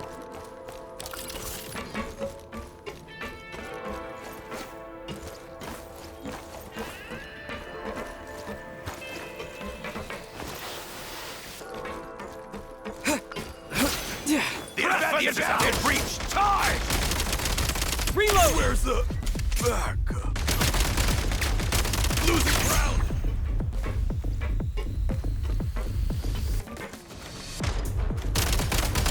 Taking cover. Mind the rhythm. I'm hit. It's over. Gotta recharge. Where's the backup? Some supply points can restore a small amount of stamina. Press on. Not gonna lie, I like that, but I'm bad at it. Need a refill. Oh, it's auto crouching.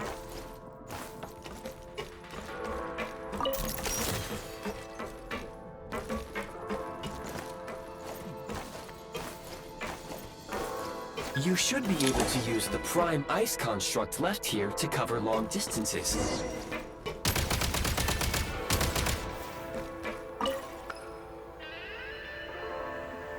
A zipline.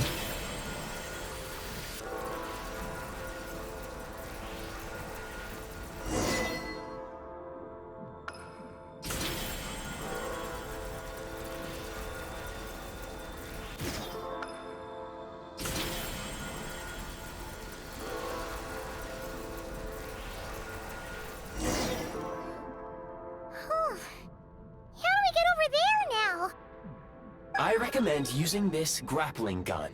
Such devices were originally used to secure structures in the Shadow Realm. If you detach the connected hook, the grappling gun will automatically fire a rope to another nearby hook. Okay. So, we just remove this hook, right?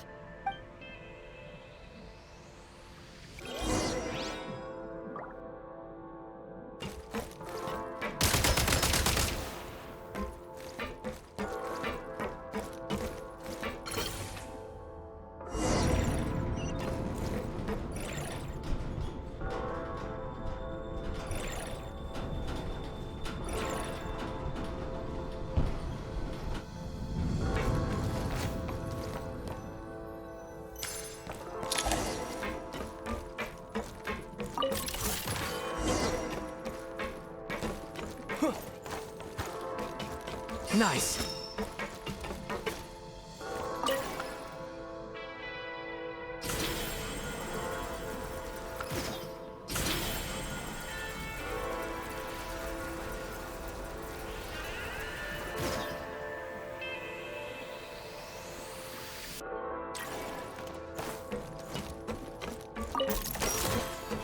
Back in business.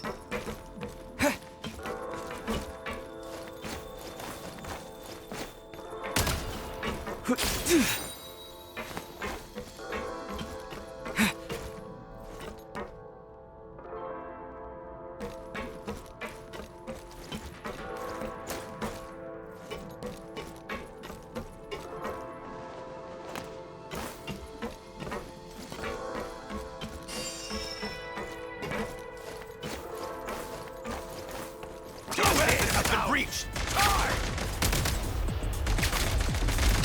Light him up! Where's the backup? Charge! Out of ammo! Losing ground!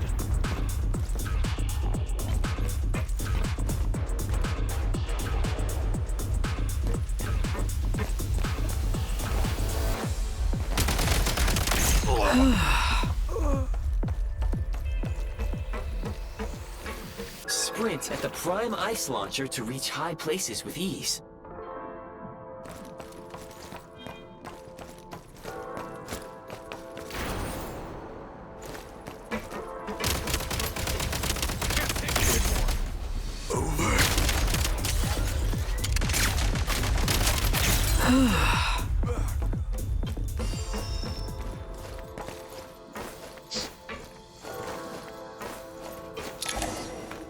Ultimate.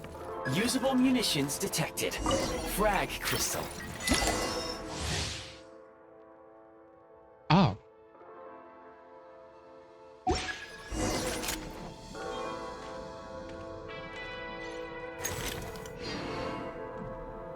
Demolition time! Defenses have been requesting backup! Demolition time!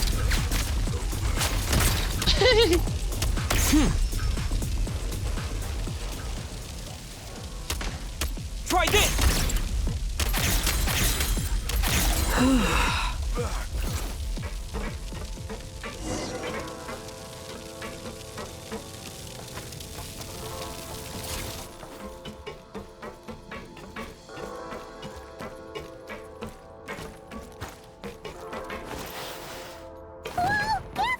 Shift your center of gravity and slide down.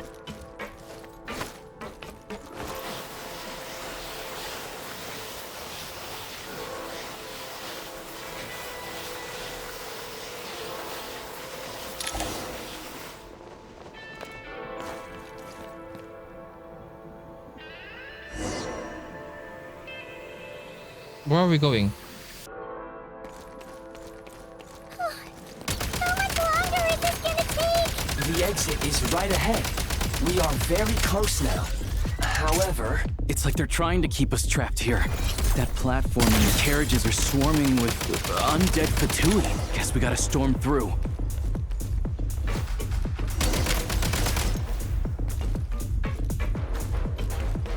The controls is confusing, but...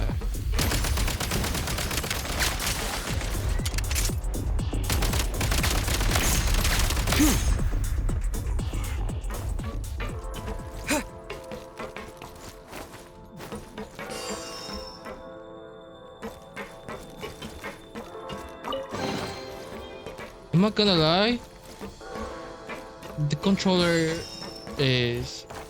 The controls are like confusing me. Time to catch my breath.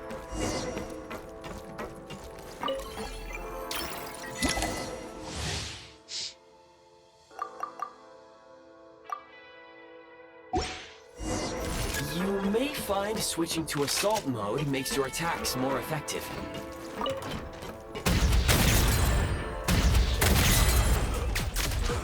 Nice.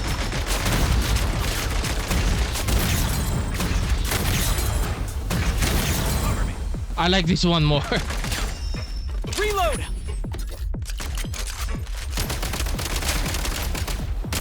Where's the backup? I like...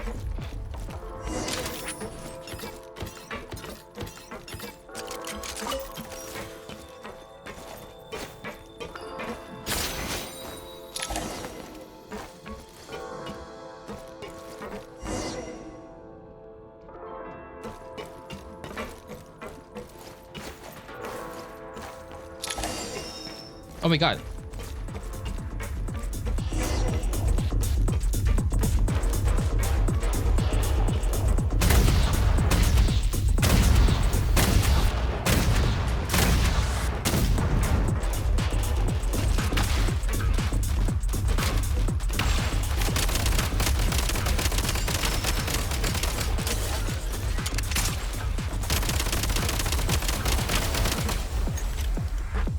Try this! Wait, that's so... Switch mode! Come on! We're almost there!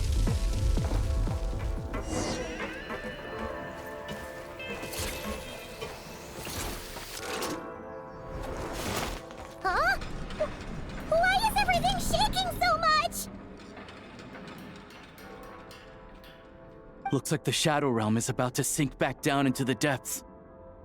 The exit is right here. You mean this weird bubble thing? Wait, how exactly do we... No time to think. We just gotta go for it. She got 8. Looks like I was right. You got 8.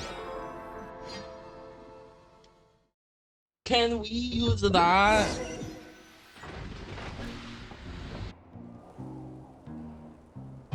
What the fuck happened here?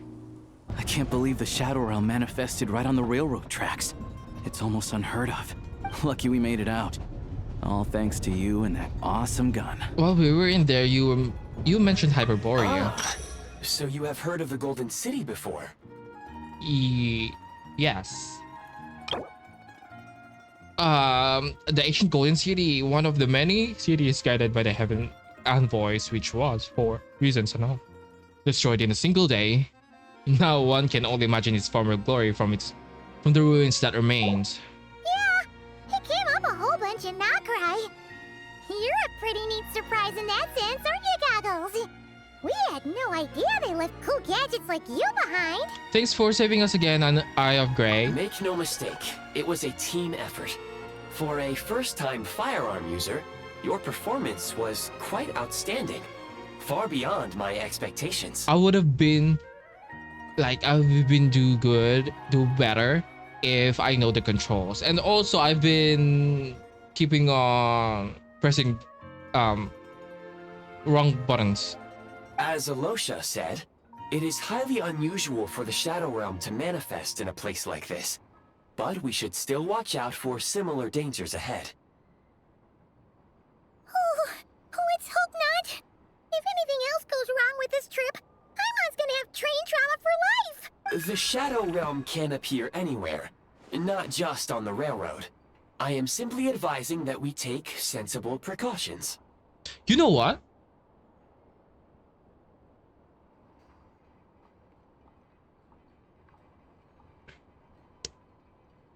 I feel like, do you guys remember what our twin did in Natlan? I think they kinda not override. They kinda like how do I explain this? In Natlan, they placed the past Khanria's memories in Natlan, so that's why the events are kind of like what do we call that? Overlapping. They overlap Khanria over Natlan. I feel like Snezhnaya might be the same. Like Khanria overlaps the real thing, which is Hyperborea, and Hyperborea is like destroyed. But that's just me. Now, if you wish to further calibrate and upgrade your firearm, you may do so over there, provided you have the necessary components. Please take a moment to catch your breath while I repair the body of the train. Amongst other things, this will ensure Paimon is a little warmer while on board. Oh, thanks, Goggles. You're a trusty train conductor. Well, maybe trusty isn't quite the right word, considering. Yeah. Anyway, at least you get the job done. So the gun can be upgraded? Yes, of course. And just like the Eye of Grey, I am sure it will be a great asset to you in your future adventures. If not the trustiest, then it will at least get the job done. Oh, okay. Let's get some fresh air while the Eye of Grey fixes the train. Will you be okay, Paimon? Yeah, sure. Paimon wants to forget all about the Shadow Realm. It was so creepy in there. Stretching her legs might help take her mind off things.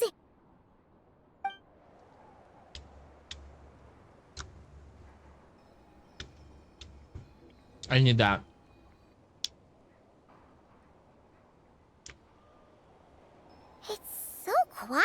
here for a train station. Not a person in sight. Just abandoned houses. Yeah, where are the people?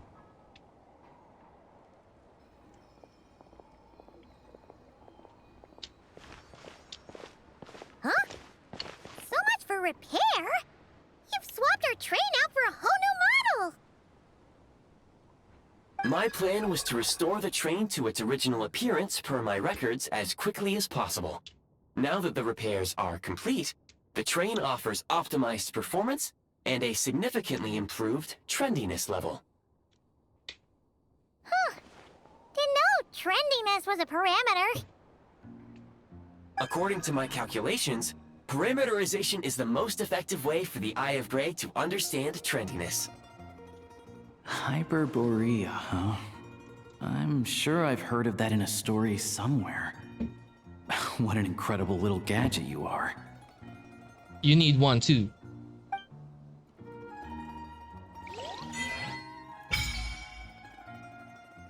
Oh, there's an adventure journal for Snezhnaya.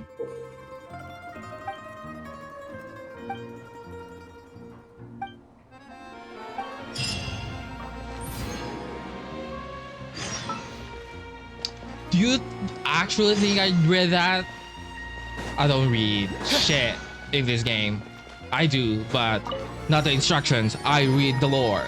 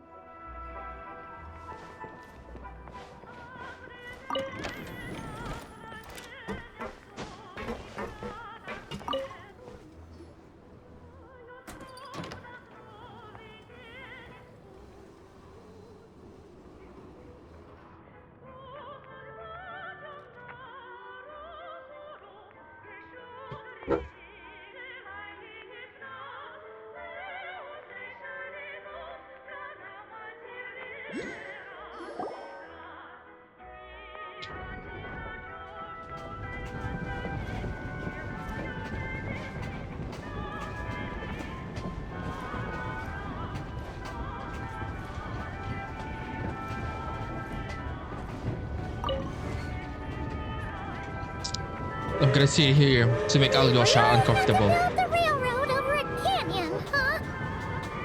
You might want to avoid looking down if you're afraid of heights. No, it's not that. Paimon's just praying that we don't have yet another accident.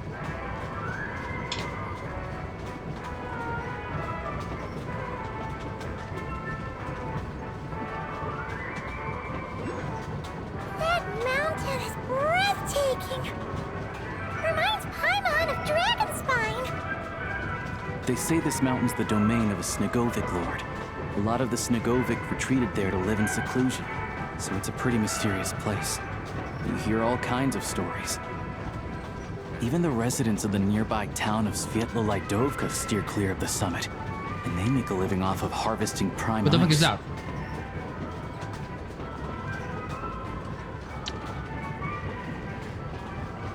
Look, Snezhnagrad's just up ahead.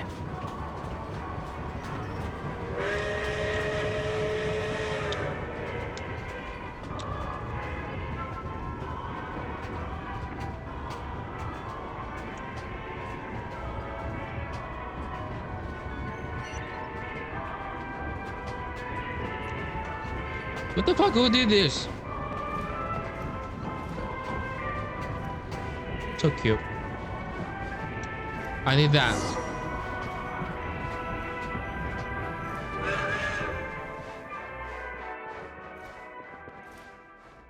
Are you not gonna?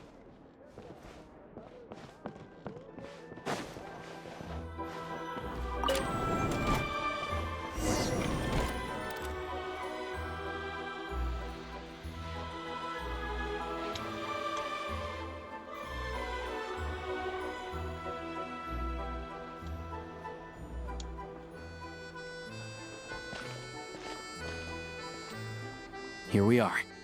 Welcome to Snezhnaya train station, the biggest transport hub in the nation. Wow! It's so majestic! Just flying from one side to the other would probably leave Paimon out of breath! It's built for maximum efficiency, but yes, transferring trains here can be a little tiring. In the future, you can use this train station to travel anywhere you want in Snezhnaya. For now, though, come with me. Let's get Paimon checked out. This way. There's a lift car that goes straight to Sapoliarni. Even if I wanted to help, there's nothing I can do. Who the fuck is this? The latest, most explosive news. Get yourself ready!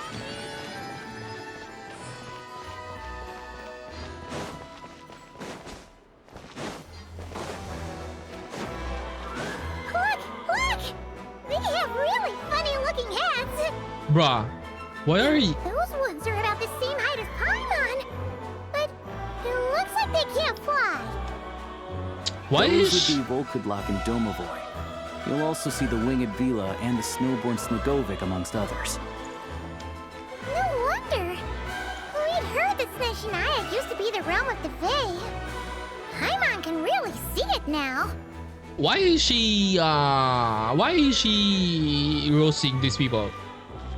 These people are also like really cute though. They look like Pokemons. Okay, yo, cute.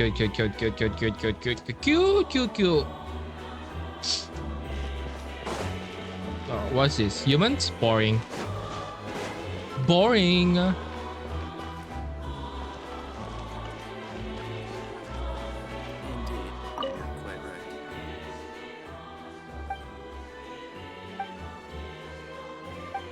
Ice Stars, okay, because we're the same seasons.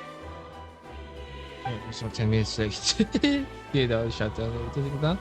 Look at the gentleman who is well traveled with phone like you.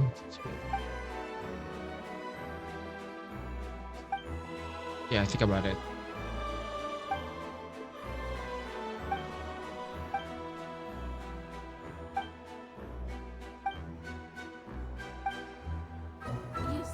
A train delay. You've heard about Surely it too? not. Not wrong about that.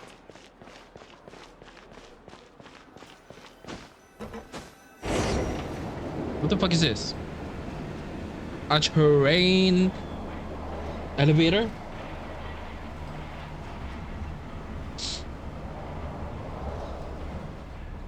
To the left is the Market of Zolny. They sell everything there. You can often find some nifty little trinkets. To the right, you'll see the Korolyevsky Theater in the distance. Look at that! Incredible!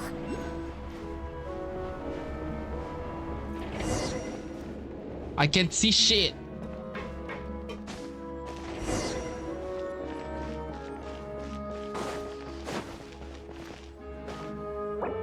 Should I really come with you? Of course.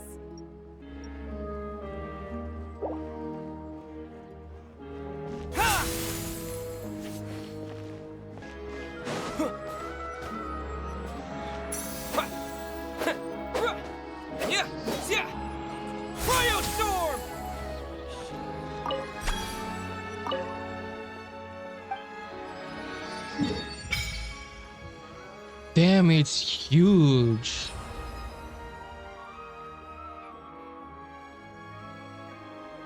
Oh, it's huge.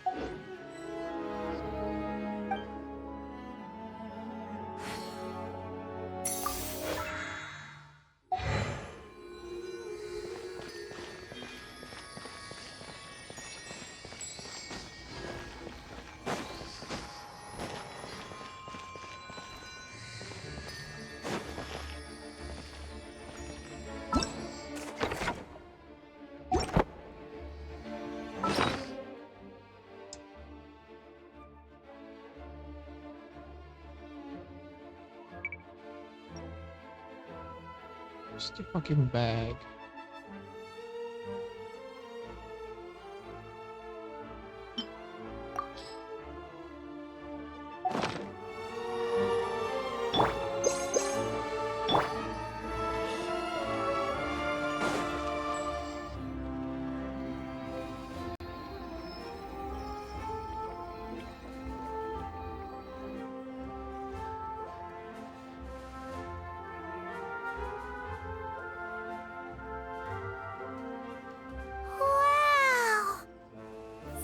Snezhnagrad is stunning! Seeing it with our own eyes makes all the trouble we went through to get here worth it! I found it pretty stunning when I first came here too. But I soon found out that stunningly beautiful means stunningly expensive. The prices here are crazy. I'm just a small-time hunter, so Zolny is where I spend most of my time. This way will take us to Podvorier restaurant. They offer food and lodging there, so you can get settled in while I fetch the doctor. Is that gonna be stunningly expensive too? Don't worry about that. Keeping you warm and comfortable is all that matters. That is true. Yeah, I mean, there are places to stay in Zolny, but I highly doubt they'd meet your standards.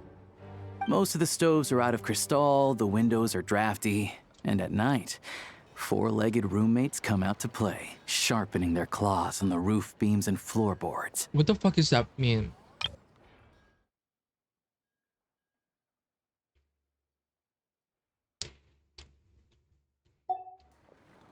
Yep, no way! Not a chance Paimon's staying anywhere like that. Maybe we can split the cost of the room between us? Paimon still has some savings left. What happened to sponging off me? Come on, it's just tradition. Also, why is she sounding so sus? What's happening to you, Paimon? Fine then. It's your treat. Paimon will save her money for buying a nice little cake. Don't worry, you'll get some too. I'm glad to see you've perked up. If you find yourselves in the mood for some sightseeing later, there's a few places around here worth seeing. This way leads to Zapoliarny Palace, which serves as the Tsaritsa's audience chamber and also her personal quarters. The adjacent block is kind of a city in its own right. That's Glupov, the headquarters of the Fatui.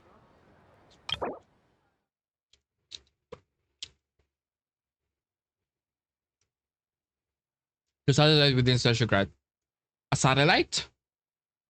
The headquarters of the Fatui, Glopov's present mayor of the Rooster Pulcinella. Grand Theater located on one side of Snezhnagrad. The troupe, it houses the greatest in all the land, which makes the theater a visual site of pilgrimage, a holy land for singers and dancers alike to stand on the theater stage and perform is very artistic dream. Every artist's dream. Inside, there's a munitions factory known as the Armory Palace, producing a constant supply of all kinds of equipment for the Fatui. A lot of important research happens there too. And over there is the Snezhnagrad Vecha, where all the big shots meet regularly to make policy decisions. These places are best admired from a distance. I'm sure I don't need to explain why. Yeah, they probably have super strict security. We're not looking for trouble right now. The downtown area is near the center of Zapoliarny. That's where you'll find the restaurants, bookstores, and gift shops. Another place of interest is the Northland Bank, which is over this way. Oh, and I'm sure you'll want to make contact with the Adventurers Guild at some point, right? Ooh, speaking of adventuring, we use alchemy quite a lot. Do you know where we can find a crafting bench? We just used one in the train, man. No one practices alchemy in Snezhnagrad, I'm afraid. Apparently, there's some historical reason for it. Oh. We'll just have to use the one on the train then. Kinda inconvenient. Wait, how come there's one on the train if that's Snezhnayan too? Yeah, that's weird. Maybe we can look into the historical reasons later. So, okay. Maybe the train wasn't bound? Or like, since the train was in the past, maybe there was no rules back then? Yeah, I don't know. Not my area of expertise. Still, I wouldn't say the absence of alchemy makes life here any less convenient.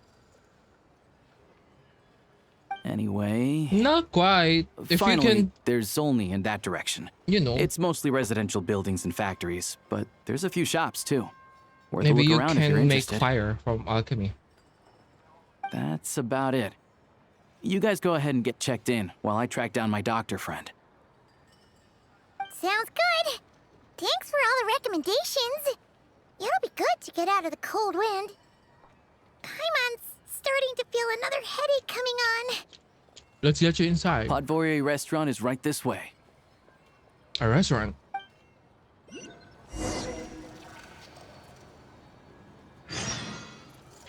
Maybe she's just too sensitive. You know what I mean? Maybe Paimon's just sensitive.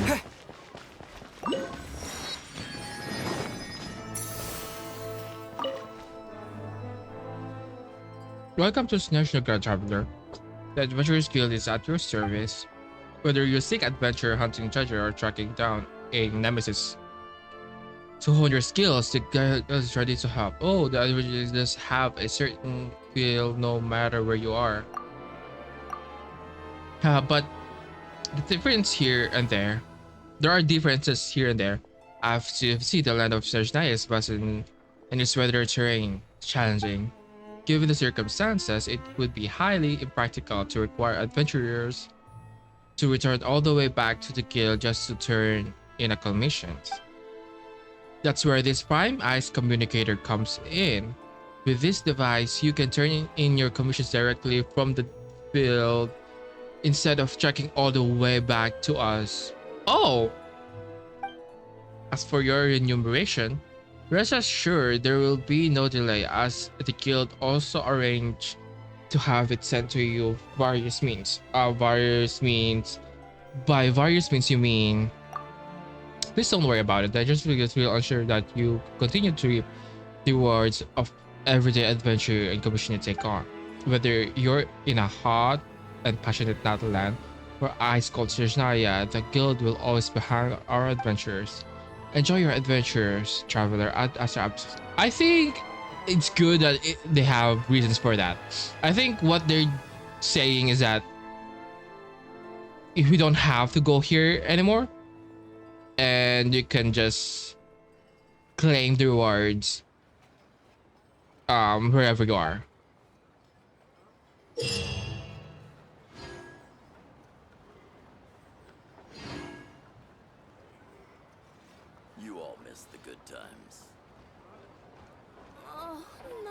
Oh, it's only on the train, so it's fine. It's still fine. It's still good. It's still on the next to the thingy, the crafting bench.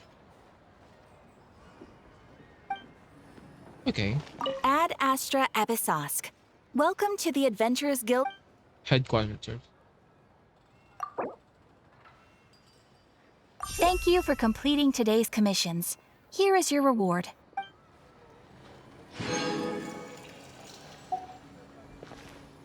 Ad Astra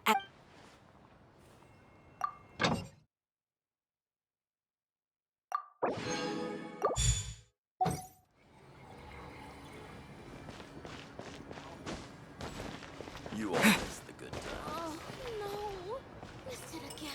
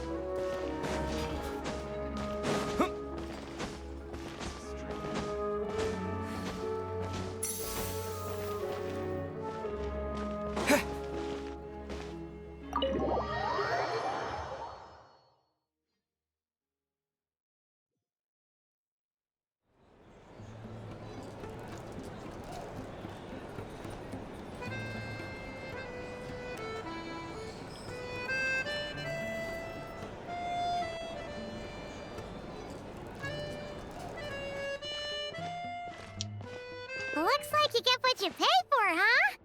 Paimon likes this room a lot. Feeling better now? Yeah, much better now that we're out of the cold. Oh, thanks for taking such good care of Paimon. Honestly, she feels kind of bad for throwing a wrench in the works. If this were anywhere else, we'd be out investigating and adventuring by now. But instead, we're stuck here waiting for a doctor. It's okay, we aren't under any time pressure. The sooner you hear over, the sooner we can start exploring. You're right. No need to push ourselves too hard for no reason. A lot happened on our way into the city. Let's review what we've learned so far and try to figure out what to do next. Obviously, the million more question is, what is the Tsaritsa planning? Everything else leads back to that. Yeah, that's our main goal in coming to Snezhnaya. Sure was. And so far, we've learned that in addition to the 7 Gnosis, her plan also requires a ton of energy. But we won't get to see her anytime soon. Alosha said that she went east to fight that big monster. It must be a pretty powerful one if it can blanket the whole of Snezhnaya in a snowstorm this awful. It's one of the threats we'll need to face, I think. To be honest, what we're really lacking right now is information.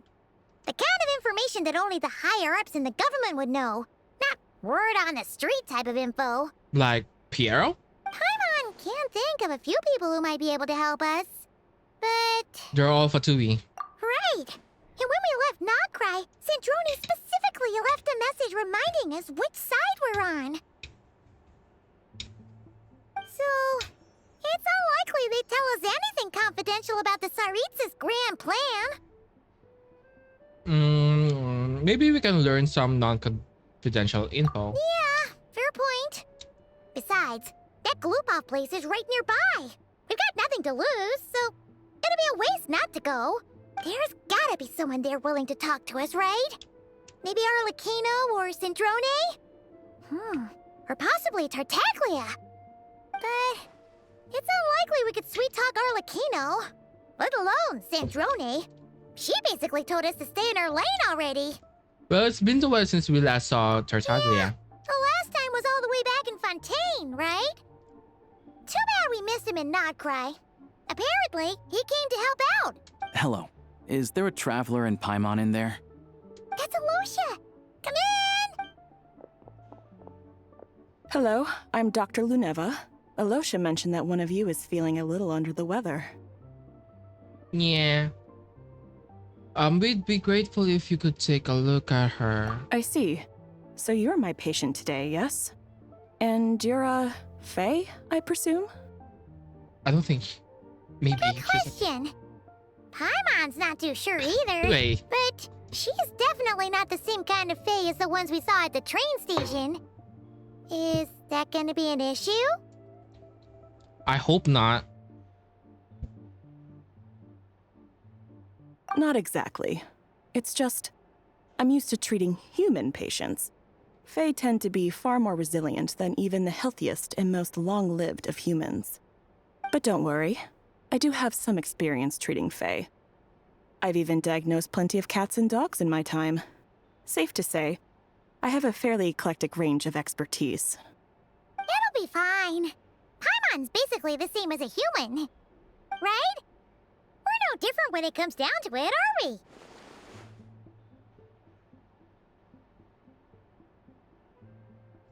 You know what? You know what?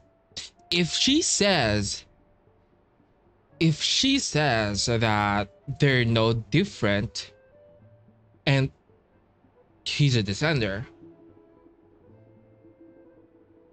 Paimon might be a descender creation, which is the first descender. Our taste in food is a little different. Your biggest difference is probably your appetite. More like you don't eat enough. The more talking you do, the more you need to eat. I'm not convinced by that analogy. Now, please take a seat.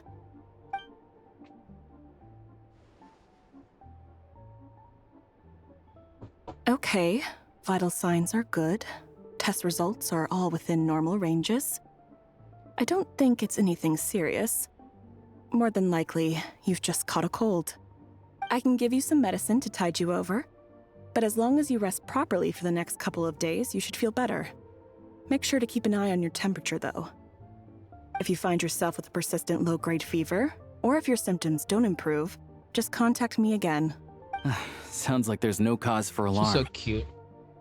Yeah, let's see how it goes over the next few Thank days. you, Doctor. She's so cute. You're very welcome. Just doing my job. I'll leave you in peace now. Time to visit my next patients. Take care. You heard the doctor. Best you rest up here for a couple days.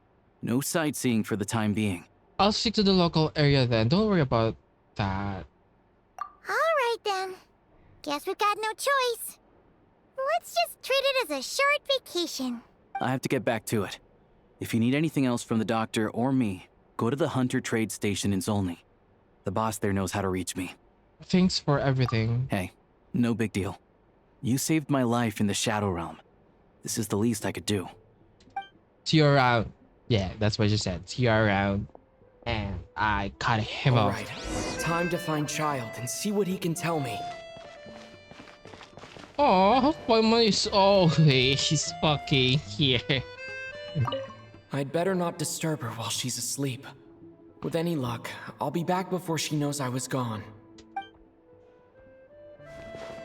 Aww. I'd better not disturb her while she's...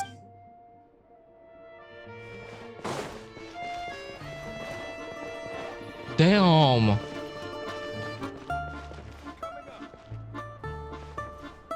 This kind of look like the one.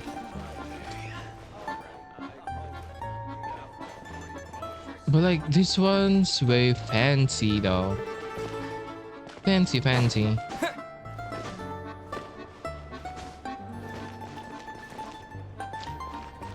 looks like well, not quite.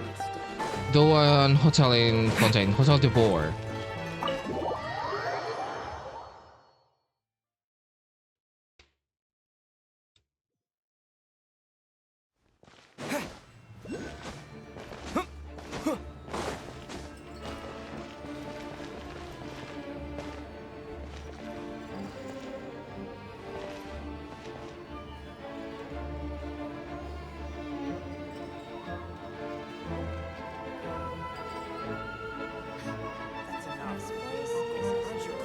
This design is way too cool to be a fucking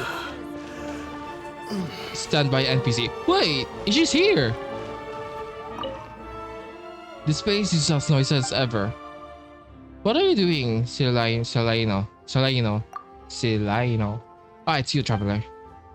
Just running errands for our parents. They want me to escort their precious human daughter back to the countryside for her regular treatments. That's all. We haven't set out yet, so I figured I'd stop to the Sabuliardi to pick up a few things. Linnea rarely gets a chance to come to Snezhnaya. It's only right that I bring back a few souvenirs for her. And her Jack Frost. Anyway, the capital is too loud for my liking. It's impossible to find any peace here. She's tried to stay away. Damn, you're just here?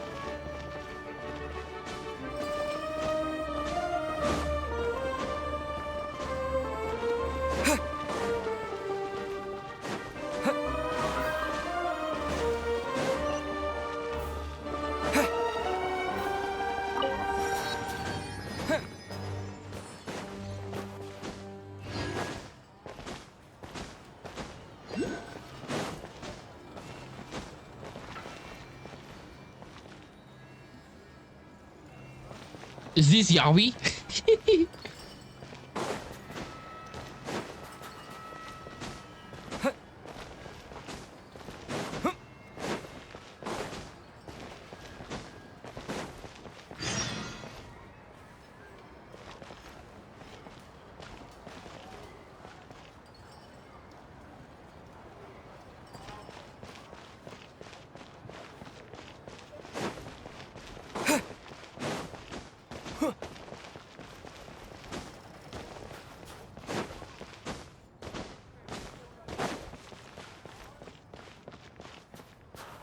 You are my Mora.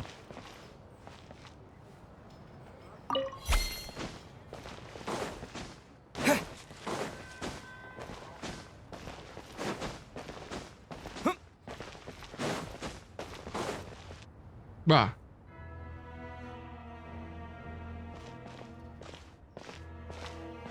Hold on. Please display your invitation letter or permit. I'm looking for someone. Could you pass along the message? Glupov does not accept meeting requests without a prior appointment. You'll have to apply per the advertised booking process and wait until your invitation letter is issued. I like the way he talks. I know they'll want to see me, but oh my god. He has that much confidence? Might I ask who you're hoping to visit? Harbinger Child Tartaria. Another one who thinks the rules don't apply to them. I don't understand why people think they can just talk their way in here. You don't just show up and land a meeting with the Harbinger. But I have to go through the motions for protocol's sake. Honestly, it's such a waste of time asking when I already know what the answer's gonna be. Also, is he talking about I mean, I'm not gonna say he's talking about Senora, but is this also like Senora's, you know what I mean? Wait a moment. I'll pass on your message. If Child is unavailable, you'll have to go through the proper procedure.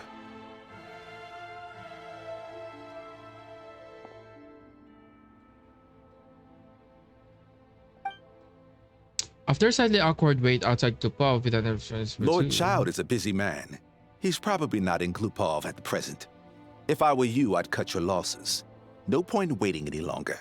I guess I picked a bad time. Even if you two are old friends as you claim, please understand that the Fatui Harbingers are often busy with their official duties. They tend not to stay in Glupov for extended periods. Next time, stick to the rules. You'll make life easier for both of us. Oh my god, that's what Snezhnaya said. Greetings, Lady Marionette. Snezhnaya?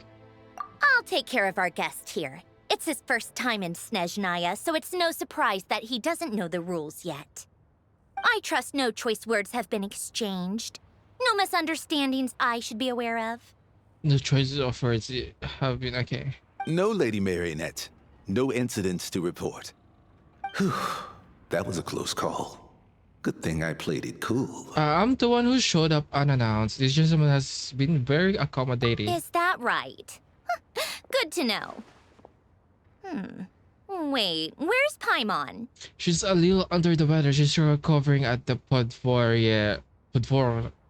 I don't know the name. I don't know how to pronounce it. Restaurant. Under the weather? That's hard to imagine.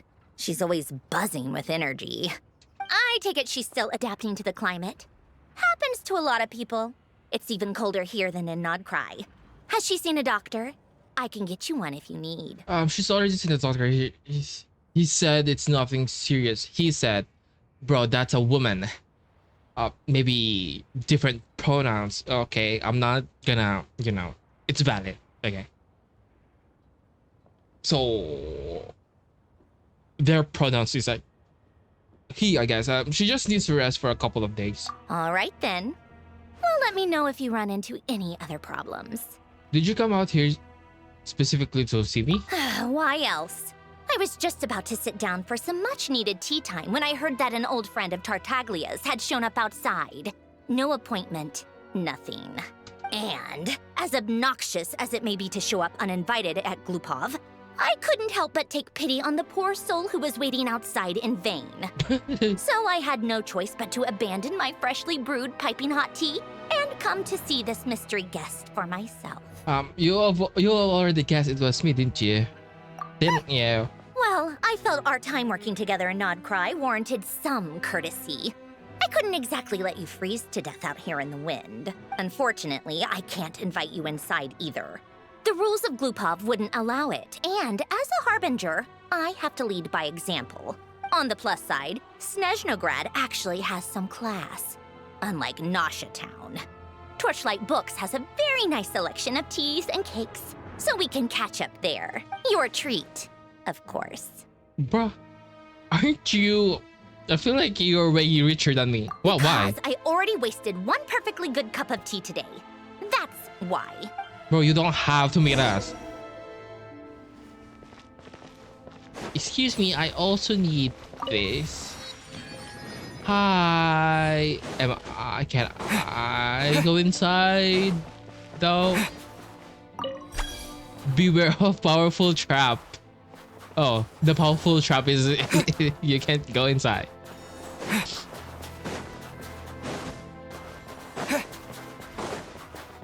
That's funny.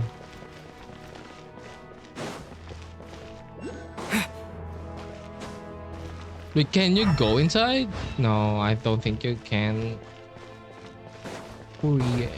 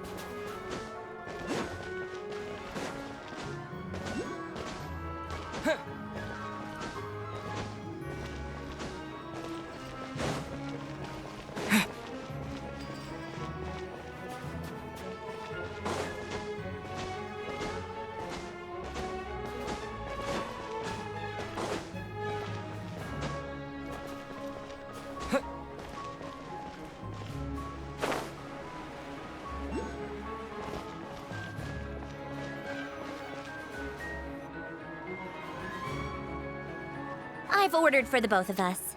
No objections, I assume. I'm sure you trust my taste.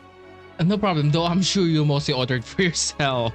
Okay, let's get down to business. She's I'm guessing you so don't actually have any urgent business with Tartaglia, per se. You just want information, right? She just wants to fucking know the tea, man. She don't have. Yep. You got it. How's he doing anyway? What's he been up to lately? Okay. Wanna take a guess? He's been picking fights again? Of course you'd say that. You shouldn't underestimate Counselor Tartaglia, you know. Counselor? That's right. I'm sure you've heard of the Snezhnaya Vetcha by now. Well, he's busy preparing some paperwork for their next meeting. They'll be discussing yet another extension to Project Stuja. It's basically all anyone cares about in the Vetcha these days. But like, you know, a counselor, sorry, it's just a little hard to imagine. Tartaglia, a counselor? That's exactly strikes me. He doesn't exactly strike me as pen pusher. Yeah, he's more of the shoot first, ask questions later sort, isn't he? It all started with a very detailed letter that Capitano left for the jester, Piero, before leaving for Natlan. Oh my god. In that letter, he detailed the future arrangements for his subordinates. All of his key people were reassigned to Tartaglia. Bruh. The first of the Fatui Harbingers, he possesses an inner strength equal to his formidable might. Whatever he undertakes, his every word and deed remains worthy of the honor he holds within. Of course, the ends of Alyosha of Alatir fight to survive with his puppies at his side and his hunting skills to rely on. He knows, however, that a puppy's nose cannot detect the schemes hidden in human hearts, and that even the rifle in his hands cannot always bring down the enemies who truly ought to be hunted. Still, to this brave hunter, the unknown future is no more than another hunt. He will cooperate with others, lay traps, and wait in the ambush as the countless hunts before. He will claim the finest prize of his own hands.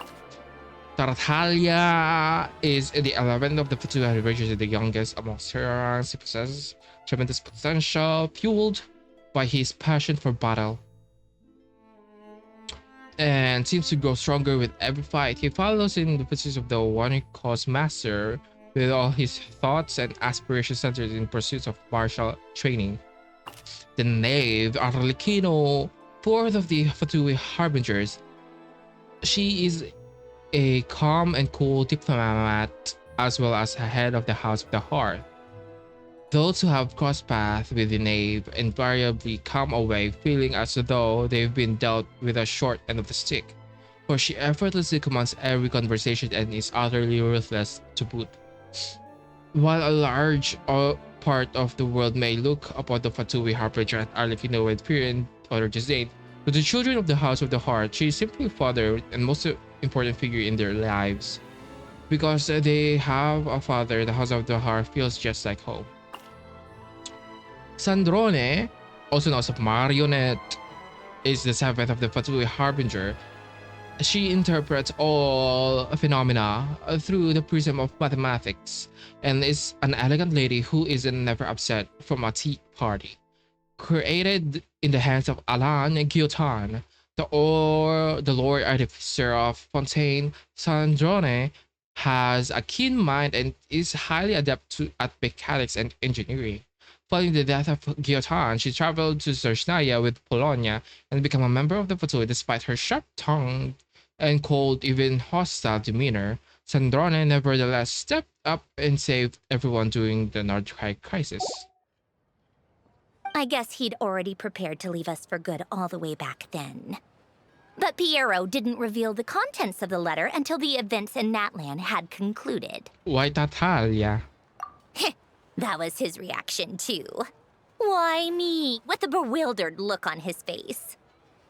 He'd always assumed Capitano looked down on him. He was a man who kept his thoughts to himself and barely spoke to him the whole time they'd known each other. See, his perception with his colleagues is so skewed that in the voice line they are way different people. They're way different people in his voice line because he perceived them, his perception of his colleague is different. And I mean, safe to say that he is an unreliable narrator, and you'll only know them once you actually, know them. But he occasionally brought Tartaglia along to my tea parties back in the day. So to the rest of us, it was clear that Capitano had quite a lot of respect for his young comrade. By the rest of us, I mean my tea party regulars. Arlecchino, Rosaline, and... actually, not Columbina. She was probably oblivious to it. Anyway, then the Liues situation happened. Normally, it took a lot to get under Capitano's skin, but that time he was furious. It's not really my place to talk about it, though. You can ask Tartaglia about it sometime. Basically, Tartaglia probably had the wrong idea about Capitano all along. Right up until Piero revealed the letter he'd left behind. Capitano believed that despite Tartaglia's immaturity, he showed great potential. Plus, he possessed a kind of purity rarely seen among members of the Fatui. Oh, that makes sense.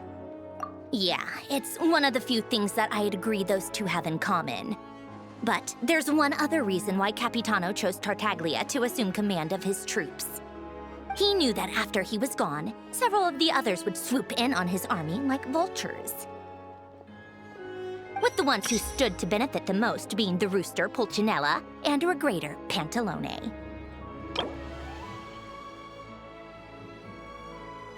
The fifth of the Fatui Harbingers and Speaker of the Snezhnaya, Veche, he wields immense influence throughout the capital. Under his direction, the affairs of state proceeds in accordance with Her Majesty the Tsaritsa's will, yet even in service to that will, the safety of ordinary people cannot be ignored.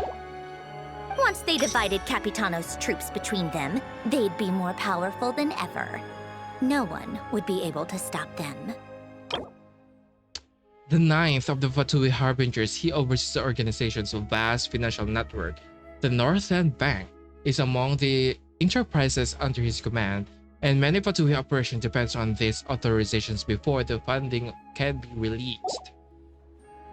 So, Nice. you can see why Capitano chose to hand that letter to Piero, right? Because the usually needs to maintain the balance of power. Exactly. Piero also needed to back a Harbinger as soon as possible. And all things considered, Tartaglia was the best choice. Even Not though you? Tartaglia has had the support of Northland Bank for a long time, he and Pantalone are ultimately not cut from the same cloth. I'd say Capitano made a good judgment call. Anyone else caught in this situation would probably feel like they'd been hung out to dry. His best course of action will be to distance himself from any shady business, while still maintaining friendly relations with Pantalone, but seeking Pulcinella's support at the same time. Are you sure it's okay to tell me all this inside information? What's the point in having a tea party if you don't spill a little tea? She just wants to gossip. It's fine. Besides, none of this is confidential anyway. Ask any journalist out there. They'll give you all the lurid details. So you can say that Pulcinella and Pantalone knows about this. You'll see it firsthand if you ever sit in on a session of the Snezhnograd Vecha.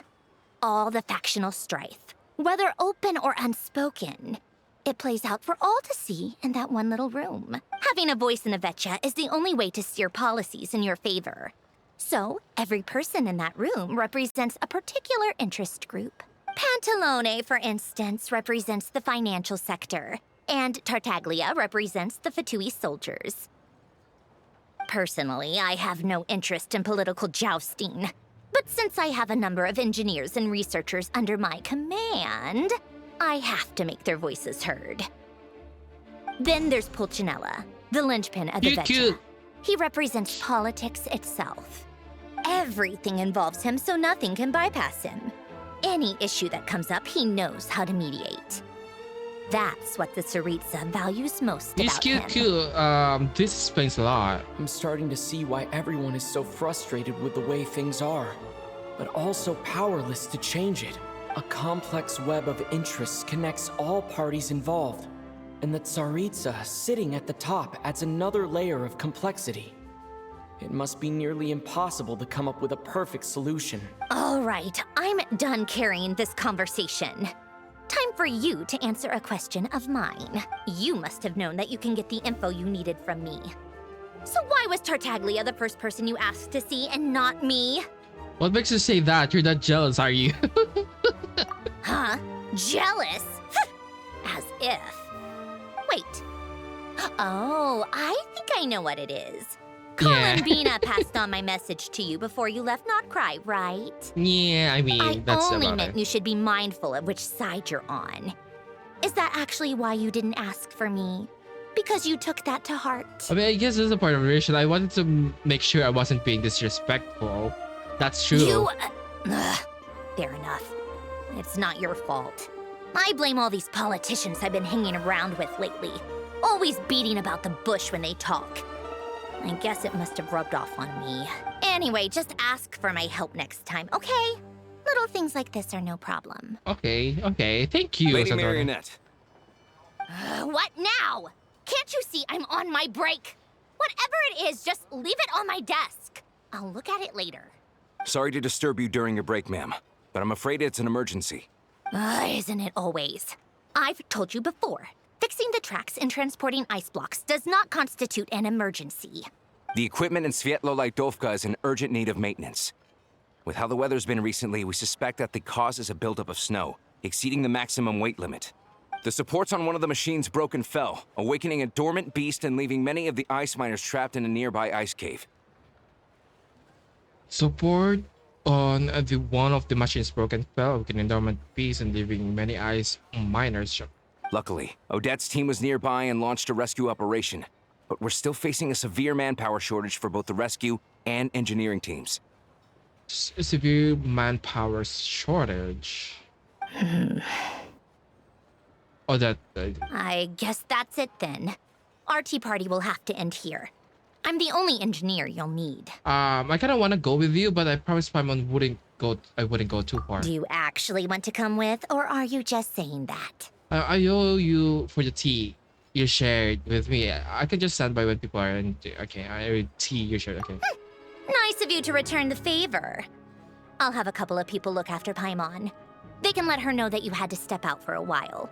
Given how urgent this is, I'm sure she'll understand. And honestly, I'd rather have your help than anyone else's.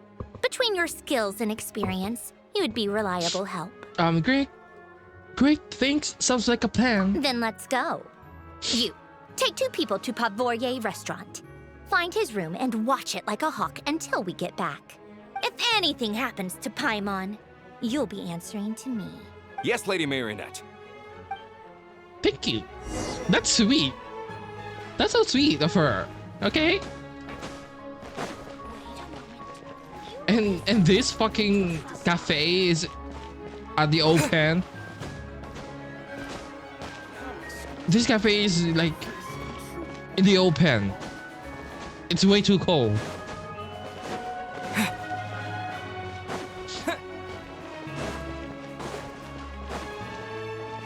Cute. Are you having some kind? Bro, you're not even started yet.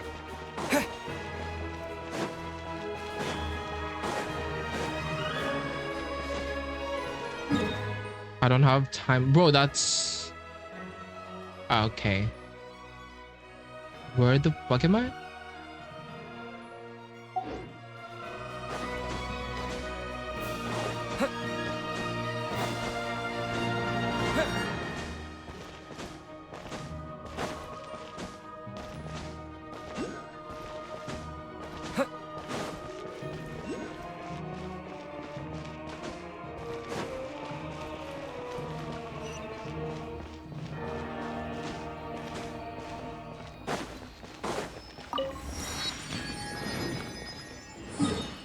Where can I get? Okay, there's a train station. Is that train station?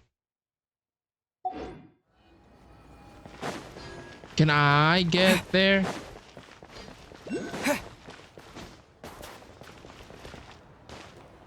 What am I looking at? What am I looking at? Oh my god.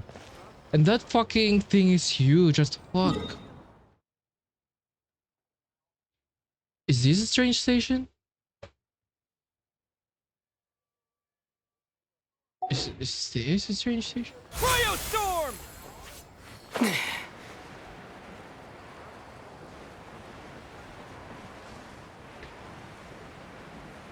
Excuse me, is this a train station?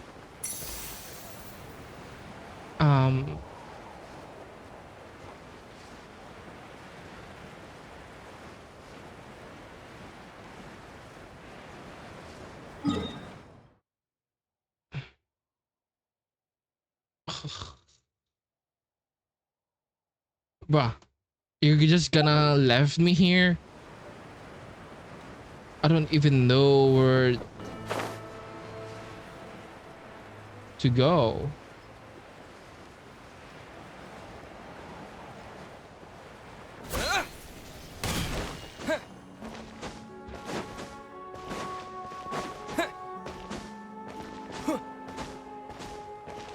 Can I just summon train station here?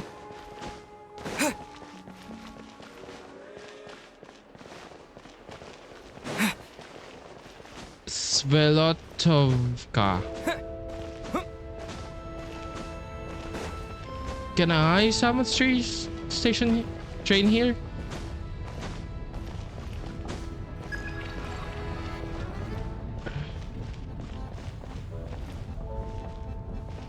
What the fuck is that?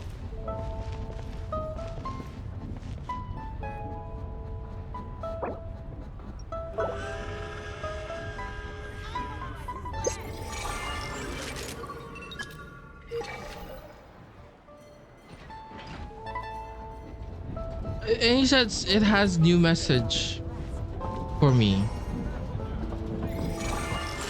What was the new message?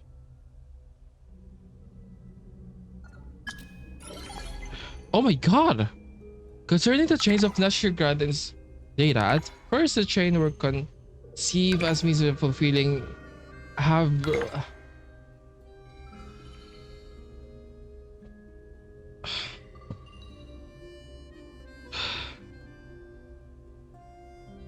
This is also okay. This at first the train were conceived as means of fulfilling girl mares. You've bro, I don't know. Virgil mare requirements in the Shadowlands exploration. A vehicle which the ability to create temporary passage, leave trucks behind, was considered more suitable for finding one's way in the Shadowland realm. This also means, however, the data suggests. I'm gonna read that later. However, this is succeeded to the throne, became available to the public. Snezhnaya began laying mental tracks and also established the centralization in this work. 3 members of the Adventurers Guild proved instrumental in the release design contributors named Ferdinand Hado. Where are we getting this data? So you wonder where I'm searching my data, Traveler. The content I have retrieved comes from the database of a certain location. Someone continued to upload documents and data into it over a long period of time, even after I had entered somewhere. Virgil Mier. Okay, seems like this isn't the uploader's actual name. Oh, okay.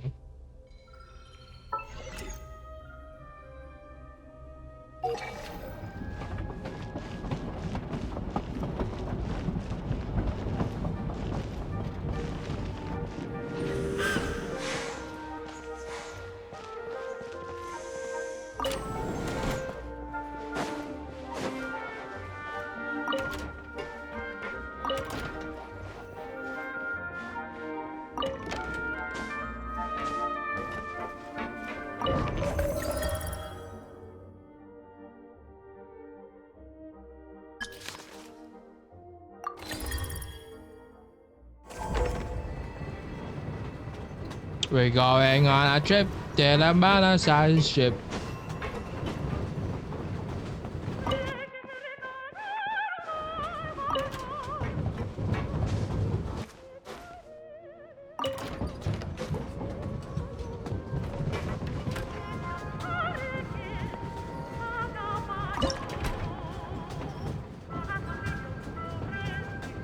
I feel like I'm too close. So at this point, I think I actually what do you call this?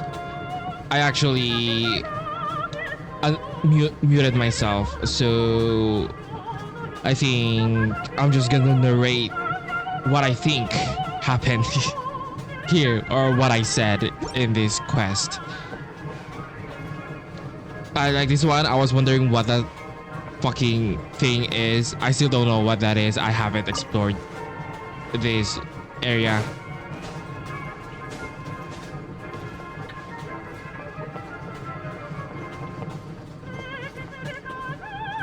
I'm yawning, of course.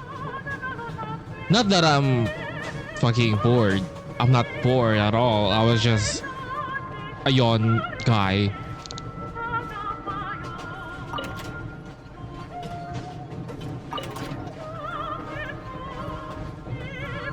Yep. Shooting range. Okay. We're going. Okay, we're near, I think. Yeah, so I think the duration of my unmuteness, this silence, is around until we got back from this place, because I'm dumb. Ad Astra Abyss. At least I didn't mute the game. Yes, I was thinking it's convenient, but I didn't actually say that out loud. Yes, I am spacing out, I think. I don't know what I said at all. Yes, I'm climbing, but... yeah. Oh yeah, I was commenting on that guy's appearance with the green horns. I'm reading that. I am famous character. At the same time, left. I don't even know what that means.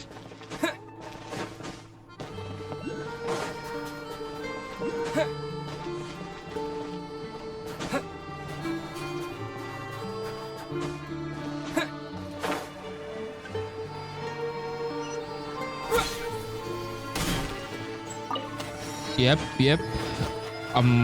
Oh, yeah. They weren't exaggerating. This is really dangerous. It's a good thing only one of them broke. From what I've been told, most of the trapped miners are over in that direction. I'll go rescue them. You do that while I check the rest of the equipment. I'll evacuate the people around here as I go. Meet me back here as soon as you're done. Yes, ma'am.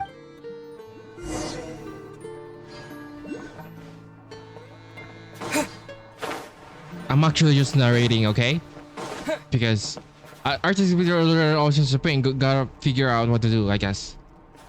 Yeah, I read that, but you know, I think I think I said it's quite deep, right?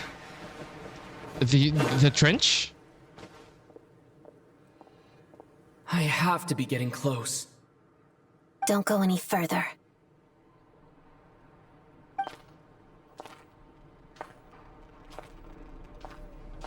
It's too dangerous here. There's a highly aggressive monster on the prowl. You need to leave, now. I'm here to help with the rescue effort. I'm with Snezhnaya. Ah, I see. Oh. You're the backup from Snezhnagrad. Well, I'm Odette. Good to meet you. Okay. About this part, I don't remember, but I think I was... So this is Odette. Okay. I did. She was the first member of the Fatui on the scene. There are 5 people trapped in I the don't cave. know what I said. Monster type is unknown, and so is its location. Let's go. Every second counts. I think I was commenting on her outfit being mixed with black and white swan. So yeah, that's what I think I said. Careful. Something's moving. I was actually starting to be stressed out with this because the sound is kind of spooky, but what they are showing is not that scary. Yeah, and it's also we have slime. Yeah, I was shocked that it was just slime. Witness the snow swan's grace.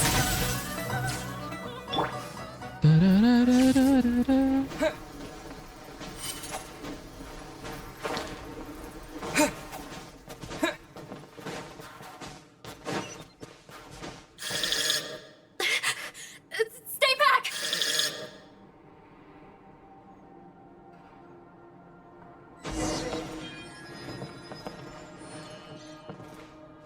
I actually don't know what I am saying. What? Oh yeah, I was checking if that has a story quest. Yes, and I found out that she doesn't have any. Well, like from the future, it's me from the future. I actually think her character is fleshed out really well.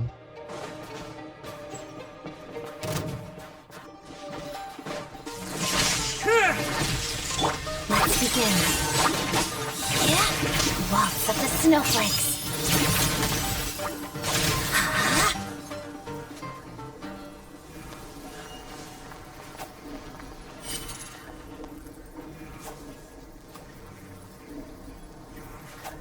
I don't know what I'm thinking in this one. I actually don't know.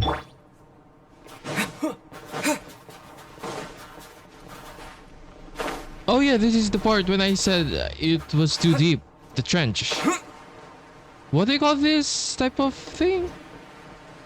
It's not a trench though. I forgot what they call this type of geographical landscape. I see them. They're right behind the monster. The monster seems very agitated. It could attack at any moment. Let's make the first move. I was shocked that this guy is small as fuck. And I was comparing it to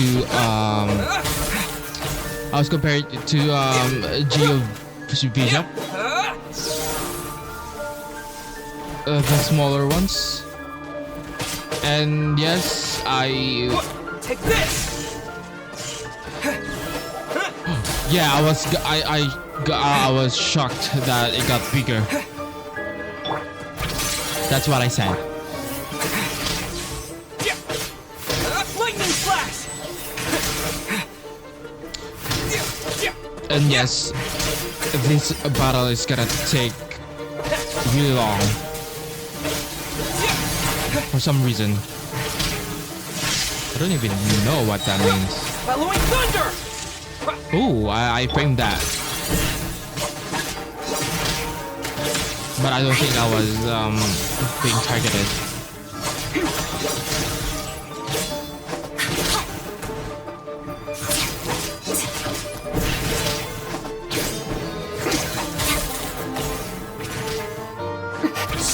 Yes, now this is the part when I realize it's an all.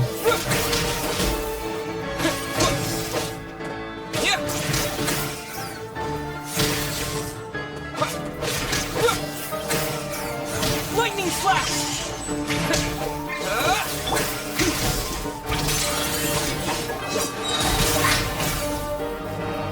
Witness the snow swan's grace.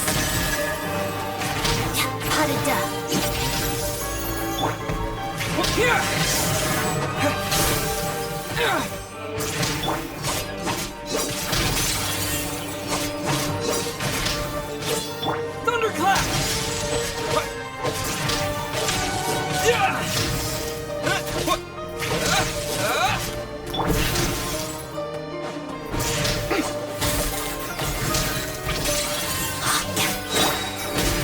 Yeah, it's taking a long time, huh? Take this! Lots of the snowflakes. I'm almost there. I'm almost there. Yeah, okay. Thank you for saving us. We'd have been monster fodder otherwise. Thank you. You're welcome. You should be safe now. Follow this route out. He and I will stay behind to watch the rear. The path's been clear. It's safe now. Thank you. Come on, let's go. This way. Okay.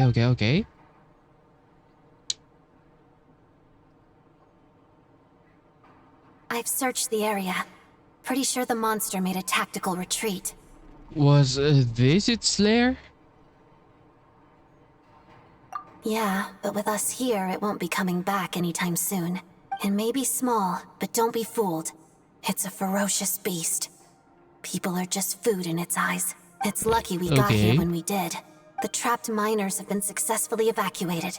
Time for us to leave. Wait, this place. There's something unusual about it. Oh. Cutscene. It's a cutscene, okay.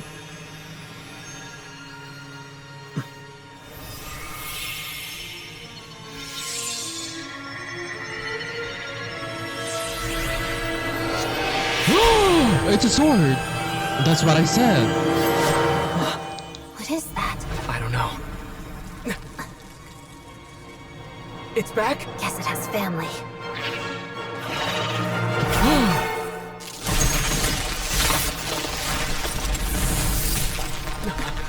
This way. Run!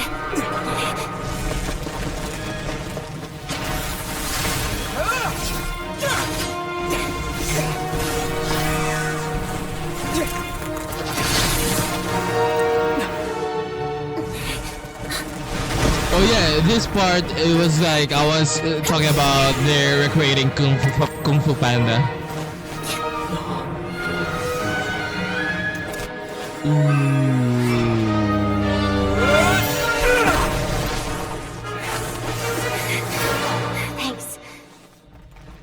Let's get out of here. Oh, okay. Then I said Odette ate that choreography, I think.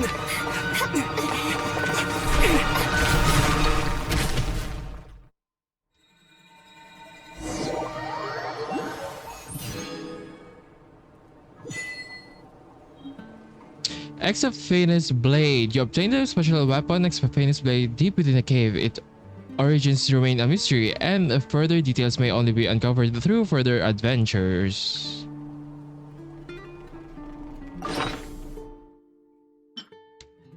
Yes, I was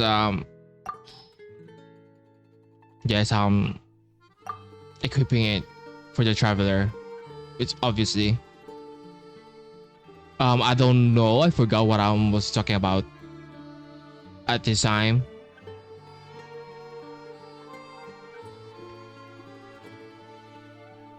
But yeah, I actually don't know what I'm talking about this at this time. What am I talking about? I forgot. Yeah, a longsword that once shone with the pale star's light in the Voyager's hand, it becomes a brand new light that has nothing to do with any past era. I think I was talking about in the Voyager's hands. Is it the Voyager, like the Voyager, or the Voyager, us a Voyager? Because we are also a Voyager to some extent. In other words, we are also Voyager, Traveler, Voyager, something like that. So yeah, I was actually thinking whether it's the Voyager or us, a Voyager. Yeah, then I was looking for the description of the sword, because they usually have those yeah, right? Am I not right? I'm correct, right? I'm looking. Yeah, right. Yeah, I was right. Yeah, I was looking at the description of that sword. Yeah, so cute. Oh yeah, I was also kind of complaining about that.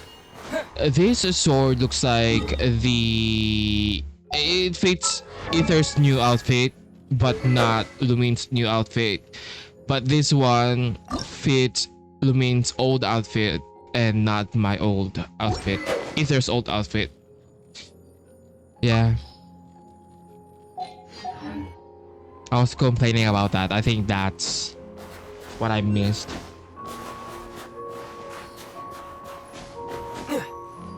Then I'm climbing. I don't know what I'm talking about, but I'm climbing. Then I got tired and I'm teleporting, I guess.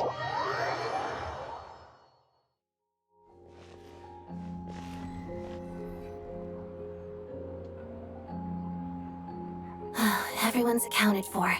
We managed to rescue them all. We also placed a sign at the entrance to the cave, warning people to stay away. You really held your own today. I still don't know your name. It's Traveler. I'm an adventurer. Don't think I've seen you before. I'll remember the name. Alright then. See you around. I mean... hello, Lady Marionette. I hear the rescue operation was a great success. I knew I could count on you. What brings you here, Odette? Here for a performance? No, a Fatui mission. I happened to be nearby and heard the crash. Performance? She hasn't introduced herself then. Odette is the prima ballerina of Snezhnagrad.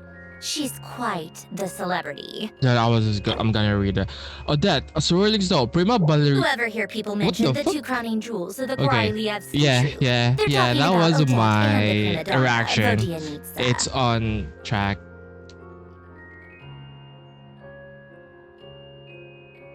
then I was gonna read it. Okay, Odette's swirling snow, prima ballerina of the Korolevsky trope.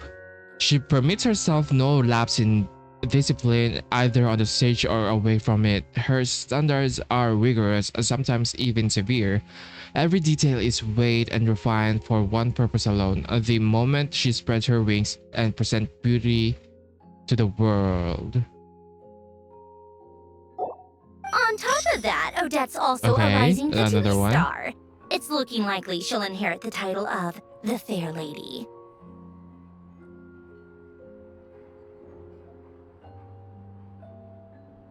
I think I was talking that this is awkward. The Senora, the eighth of the Fatui Harbingers, bearing the blaze of the crimson butterfly, she pressed on through the howling snow after losing the place where her heart had once found rest. At last, upon the frozen earth, she found another place to shelter.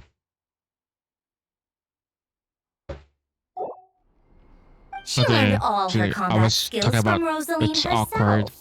Used to be one of her most valued subordinates, too. You flatter me, Lady Marionette.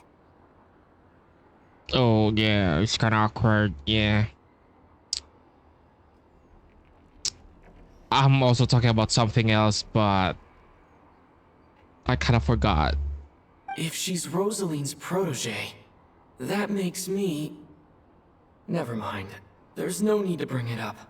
No point making things awkward. No wonder you're such a keen fighter. How's progress on your end, Lady Marionette? I don't know. Equally successful. I finished reinforcing all the equipment. Took me a little longer without Polonia's help. But the outcome is the same, of course. Even if the heavy snowfall summoned by that monster lasts for another 3 months straight, this equipment won't give way. All right, now that we're done here, it's time to get out of this blizzard. That's it. Isn't there more work to be done here? Sure, but Snezhnagrad will send someone to investigate and draw up a relief plan. And I guess I'll have to write the incident report myself this time, since it involves a mechanical malfunction. First, Pantalone needs to approve the budget, then Pulcinella has to sign off on the plan. Once they've argued it out and reached a compromise, we can move forward. I don't know. I was thinking, I think, kill one of them. Kill Pantalone. I was thinking about that at this time, but there's That's the more to rough it. process anyway. Could take anywhere from a couple of weeks to a couple of months, depending on how smoothly it goes. In the meantime, the people here are just have to wait. Yup, nothing we can do about it. There's a whole stack of incident reports like this back at the office.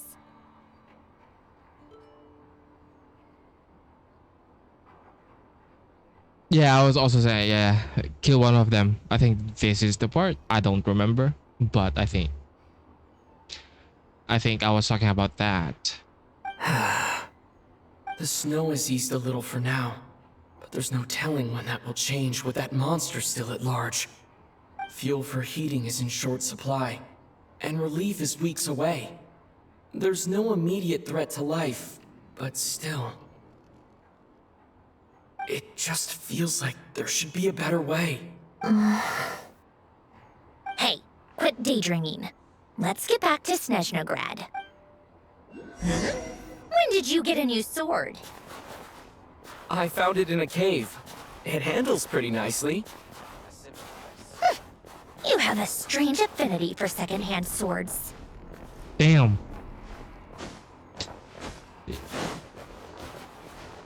I was like, damn, she roasted us. Yeah, that's what I am. We were some... Yeah, I was looking for chest because someone said there's a chest here.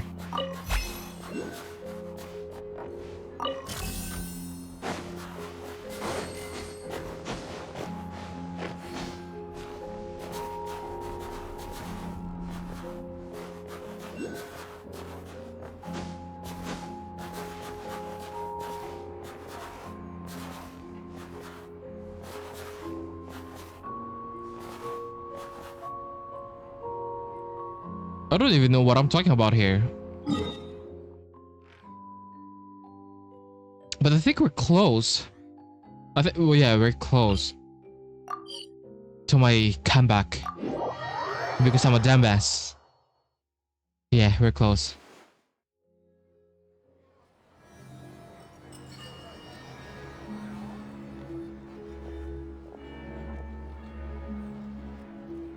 I was thinking a child. Hey. Huh. Well, if it isn't Counselor Tartaglia, Mr. Big Shot himself. I kinda said that she's making fun of him. Go easy on me, all right? I'm still recovering from the interrogation the real big shots put me through. Hey, comrade, it's been too long. I heard you came looking for me earlier. Nicest surprise I've had in a while. Good to see you too, Odette. I'm guessing you guys just got back from Sviatloslaivdovka. Crisis Sviatloslaivdovka. averted? Sviatloslaivdovka. Yeah. I was saying it's a tongue twister. Good to see you too, Odette. I'm guessing you guys just got back from Sviatloslaivdovka. How'd it go? Sviatloslaivdovka. Crisis averted? Sviatloslaivdovka. Yeah, I was repeating Good to it. see you too, Odette. I'm guessing you guys just got back from Sviatloslaivdovka. How'd it go? Crisis averted? Good to see you too, Odette. I'm guessing you guys just got back from Sviatloslaivdovka. Bro, it's How'd a it go? Crisis Sviatloslaivdovka. averted? It went fine. How about you? Any new developments? Not really. Same as ever. Growing opposition to Project Stuzha, and the usual rebuttals are starting to ring hollow. The results of the mock vote were pretty dire. Pulcinella was fuming. I've never seen the old man so angry. That's not good news. It takes a lot to rattle him. Yeah, obviously if push comes to shove, there are ways to crack down on dissent. But... Sorry, I have to ask something. This is going to sound blunt, but may I? Huh? Of course, fire away. It sounds to me like everyone's tearing their hair out trying to figure out how to deal with opposition to Project Stuzha.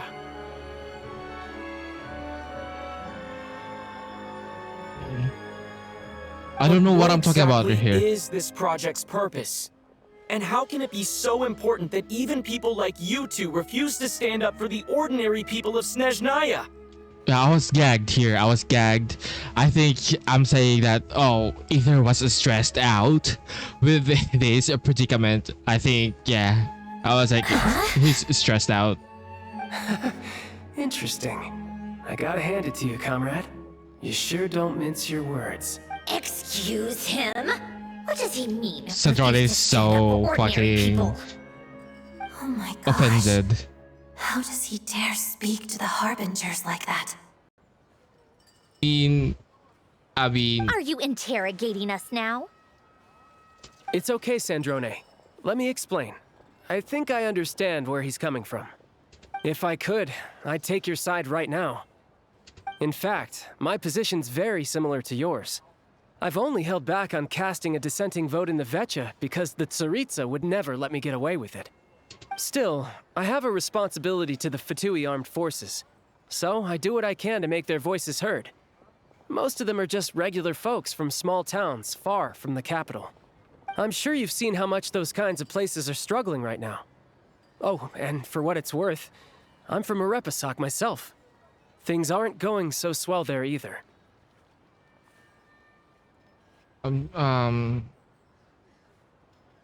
Right, so this affects you directly, hence my question. The Tsaritsa wants to create a better, safer future for the people of Snezhnaya, but she's thinking long-term.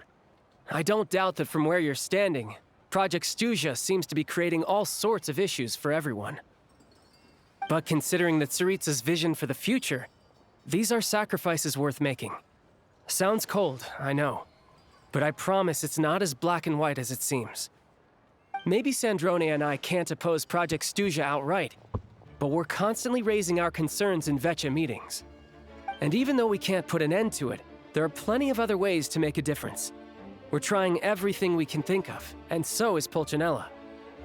I respect Her Majesty, the Tsaritsa, and trust her decisions. But at the end of the day, I'm still just a normal guy who cares deeply about my homeland. And my family, who all live here. There's no way I would ever abandon them. As contentious as things can get within the Vetcha, there's no selfishness or malice behind it. Everyone wants to get through this period as smoothly as possible. Okay. The issue is that there's no way of pleasing everyone under the present circumstances. Most of the time, we're trying to decide on the lesser of two evils, which obviously isn't a great look. But that is not the same thing as being blindly loyal to the Tsaritsa. No one's got their head in the sand here. We're all well aware of the way things are. We're just doing our best to make it work. In fairness to Snezhnaya, she rushed to Svietlo Lidovka's aid the moment she heard that people were in danger. And even Tartaglia, who used to only care about the thrill of the fight, is clearly doing his best to rise to the demands of his new role as counselor. Sorry, maybe my questions was a bit rude, but I'd still like to know what exactly the Tsaritsa is up to. Hey, come on. There's only so much we can say, so don't press us too hard. Look, I know how untenable the Tsaritsa's position looks if you don't understand her motives. Maybe you've heard already, but she's currently leading her army on a campaign to the east to defeat the monster that's been causing these brutal blizzards. Striking that monster down will be a significant step in dealing with the present energy crisis. As laser-focused as she is on realizing her lifelong ambitions, she's still putting time and energy into taking down this powerful monster. To me, that says a lot. If she thought Snezhnaya and its people didn't matter in the grand scheme of things, why would she waste her time on something like this? You've become quite a smooth talker. Thanks. I meant every word I said, though. I wasn't just trying to placate you.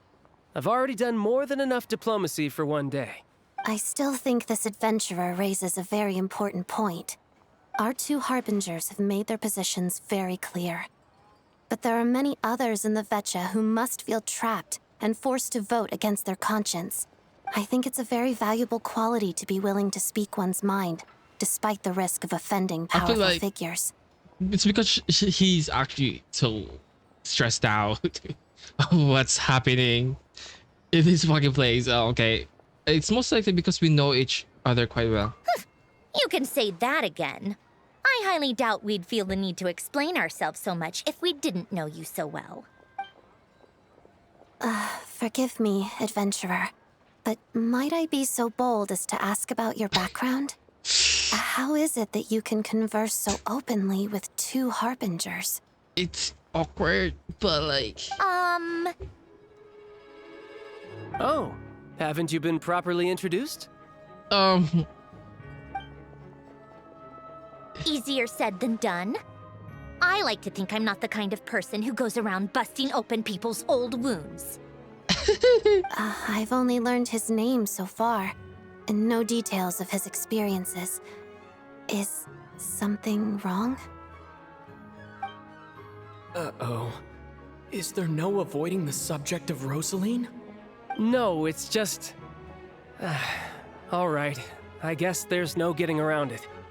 This is the world-renowned traveler who helped resolve the storm terror threat in Mondstadt, cleaned up after the mess I made in Liyue, and then went to Inazuma, where there was a duel before the throne in which the traveler defeated Rosaline. Oh. I'm sorry. I didn't think you two would be seeing much of each other, so I figured it wasn't worth bringing up. It's fine. It was a long time ago. It's fine. Sorry. I just remembered that we have a rehearsal coming up. Please excuse me. I should get going. Okay. She needs it. Okay. I've mentioned this to you before, remember? She was Rosaline's most valued subordinate. But they didn't actually get along. Oh, okay. Not that Rosaline was really the type of person to make friends, but death has a way of resolving a lot of conflicts. That's true. Don't let it weigh on you. Like she said, it was a long time ago. It's in the past now. I feel like the trauma, it's like maybe just surfaced. Odette has a very different personality from Rosaline. Give her some time. I'm sure she'll work through it. Oh, by the way, where's Paimon? It's not like her to hide away. She died. hasn't been feeling well, so she's resting at Podvorier restaurant. I got a couple of my people to look after her while we were gone. Oh, right. Sorry to hear that. Poor thing. Reminds me of when Tonya was little. She really felt the cold back then. Used to get ill all the time. I felt so bad for her seeing her lying in bed, coughing. She was so mature for her age, though. Whenever someone came to visit her, she'd greet them with a smile and would never complain. I'm sure Paimon's a good kid, too. You're a little short on manpower, right? Let me have a couple of my people take over for yours. I'll send my most capable and reliable. They'll make sure Paimon can recover in peace. Well, that would be great. Your people are more qualified. Thanks. Hey, don't mention it. I'm sure you have things to do. Hopefully this takes a load off your mind. So no more accusing me of not being on your side, all right? One last thing, I just remembered something. So I met the Jester when I first arrived in Snezhnaya. Already? That was quick. He seemed to know Paimon was... he seemed to know who Paimon was. I want to see him again to clear things up. I'm afraid I can't help you there. Our director's recent movements are confidential. Even we're not in the loop. If you hadn't told me, I never would have known he'd gone south. I assumed he'd been in Glupov this whole time. Oh, I see. Got it. Well, I guess I'd better go sort out Paimon's security situation. I have some other work to catch up on at Glupov anyway. Me too. I have an incident report to write up. Let's leave it there for now. Sure thing. See ya. I guess everyone's in a difficult position. But Tartaglia's right. I have things to do. Things I want to do. And things I ought to do. To start with, I should ask Alosha if he knows any way to help Svietlolaidovka. Svietlolaidovka. Svietlolav... Bro, that... fucking name is real tongue twister.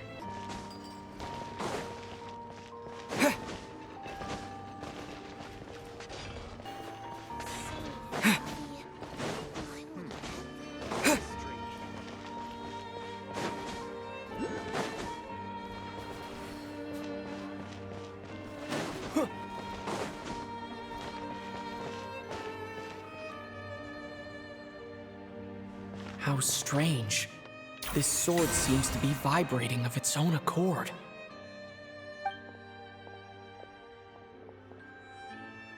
It's a very faint vibration, but it's getting stronger as I get closer to the statue of the Seven. Does this sword have some connection to the statue? But all it does is vibrate, even when I touch it. That place I got this sword from was definitely out of the ordinary. Maybe I should try channeling the power of cryo.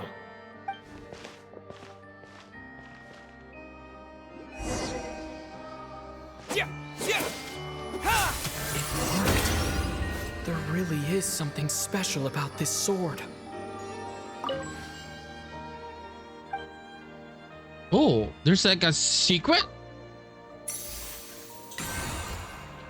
Oh, okay.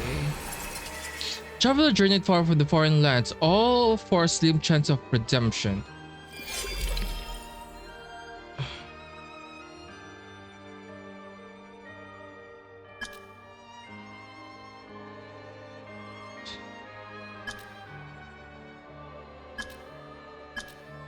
Okay.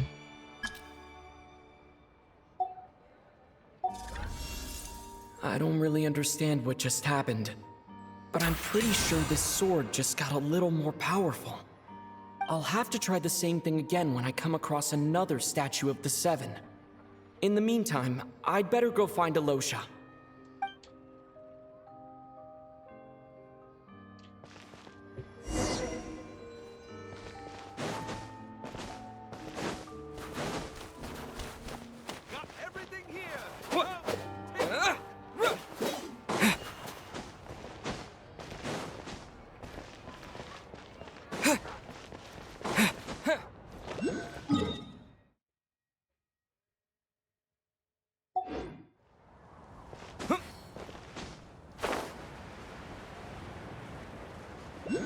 Um.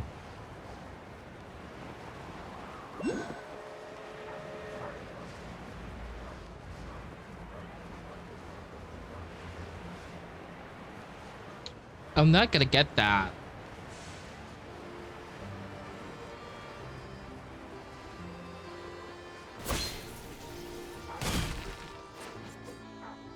Hello there. How can I help? Chev. I'm looking for Alyosha. Ah, sure thing. Give me a second. I'll go fetch him for you. How would you know?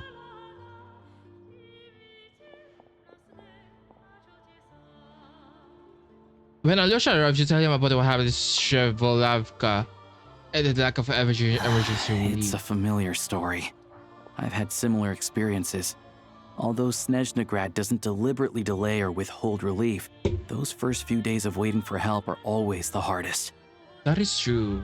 Oh my god. You can actually feel the crisis here. You know what I mean?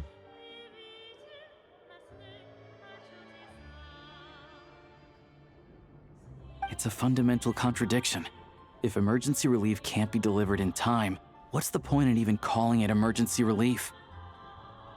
So that's it? They'll just have to wait? Nowhere in Snezhnaya has enough energy right now. Not necessarily. I think there's a good chance that Kresnik Crystal from Stratomoros will start flowing into the market. Why? It's because of you. Okay. When we resolve Stratomoros' energy issue, it's like we open the floodgates. A huge backlog of Crystal is now available to the townspeople. There's no way they can use it up at once. A lot of them will probably stockpile it and slowly work their way through. Probably a good idea, since energy prices are only going to keep rising. But there will always be people who urgently need Mora. Who they'll sell to the highest bidder. Exactly. At the current prices, selling Crystal is an easy way for an ordinary person to make a fortune. Hey boss, how much do I have left in my account? 1 second, let me check. So, you're planning on buying the Crystal out of your own pocket? Yeah. I don't know if I have enough, so I'll chip in a little extra and buy as much as I can afford. Let me cover this. I can let you pay for all of it yourself. No, it's fine. You're new to Snezhnaya, and you have your own living expenses to worry about. Besides, you're already providing the train. I'm rich, man. I'm sorry, I'm rich. I have 23 million Mora in me, I think. It's okay, I volunteer for this. Here's your Mora. See what you can find at the market. But I doubt there'll be much Crystal left. Yeah, well, can't hurt to take a look. Let's see. Huh? Odette, what's Odette doing here? Oh, Alyosha, and... Oh, you're here!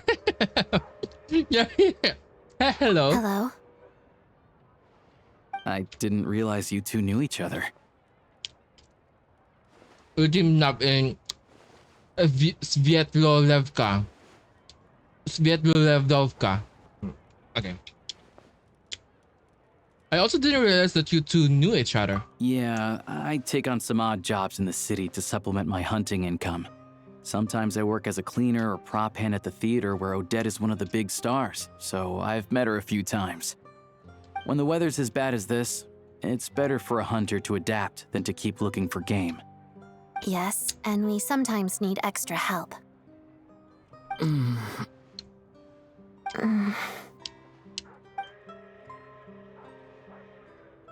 Wait, why is the atmosphere so awkward? I thought things went pretty smoothly in Svietlolaidovka. So, what brings you here, Miss Odette? Looking for some new props? No. After I got back to the theater, I couldn't stop thinking about the situation in Svietlolaidovka. It bothered me so much, I couldn't focus on my dancing. So I decided I'd come here and see if there's anything I can do. Couldn't let it go either? You too, I presume. I suppose that's why you're here. I didn't feel comfortable expressing my true opinions in front of the Harbingers. Not least because ordinary Fatui like me don't even know what Project Snezhnaya is all about. Without knowing the full picture, I can't make sense of it. And at some point, if things aren't making sense to me, I can't just keep going along with it. So many people feel the same way. They wish they could do something, but all kinds of reservations hold them back. Explains why groups like the Rogue Cod are springing up to fill the gap. Yes. Well, that's one option. He's glazing But himself. there are risks to consider with organizations like that. The Fatui does not encourage their activities. Right, because things can get out of hand, and it's hard to hold the right people accountable when they do. I've heard about a few cases like that. Snezhnaya said Odette was on track to inherit the title of the Fair Lady. If so, she'll be able to find out what Project Snezhnaya is really about. Still, it's probably a little soon to ask her about that. There may be more to the story. What's on your mind? Well, nothing. I just spaced out for a moment. Well, if you inherit the Fair Lady title, the 8th Harbinger, you know, maybe we can snoop something out. That's what I'm thinking about. Nothing. I just spaced out. I think we can both agree that no matter which side you're on, it can't stop you from doing the right thing. Where there's a will, there's a way. I know what Rosaline did while she was abroad. You made the right decision, so no hard feelings. So, what's your plan? Oh, we were gonna buy some Crystal. I heard there's some on the market right now. Funny. I had the same idea. In that case, let me pay. I can claim it back as mission expenses. The real issue here is that government relief is behind schedule. Surely it makes more sense for the state to cover these costs than for us to pay out of our own pockets. That's true. True. It's a huge expense after all. Thanks for helping.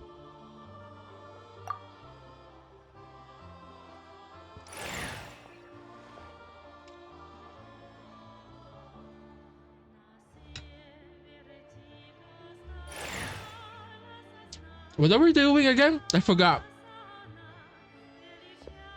Let me see. I'll take it all, please. And I'll be needing a receipt. Right. Choose mission budget under the expense category, but be sure to specify emergency rescue operation in the description. Otherwise, the normal reimbursement limit will apply. Let's book this train.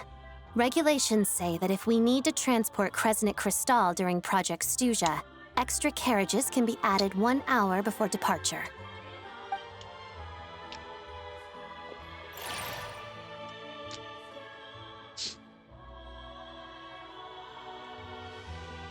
That should do it. The train will be escorted to its destination by Fatui guards. This is my first time seeing you handle Fatui affairs, Miss Odette. It seems you're as skilled an officer as you are a dancer. You flatter me. It's only because I've been doing both my whole life.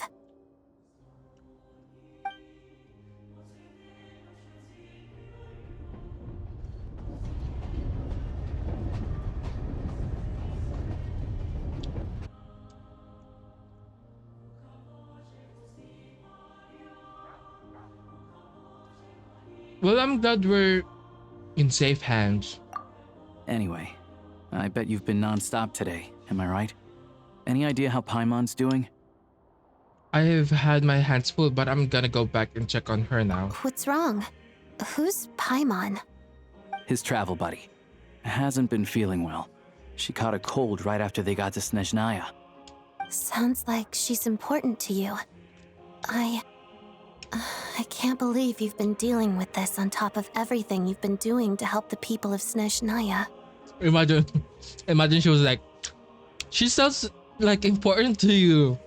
What if I kill her? It would be funny. But you know what I mean. I mean, she doesn't like Rosalind. I don't know if she hates Rosalind. But like, no hard feelings, you know what I mean? I could just turn the blind eye to their sufferings, but I wouldn't want that either. I've got nothing going on right now, so I'll join you. I want to see how she's doing. May I come too? I have some candy that someone gave me back in Svietlolaidovka. Plus, I know a little bit about relieving cold symptoms. Sure. Appreciate the company, and she'll definitely enjoy the candy. All right then, let's go.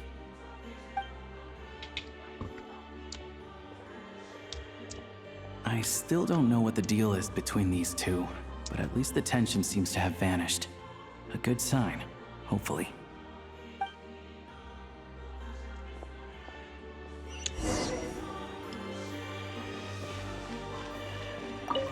Technically, we didn't kill Signora, okay? The Raiden Shogun did. Like, we defeated her, but... Wait, is this a fucking... Okay, you're over the line, Sveslav. This isn't your business. Get out of my way.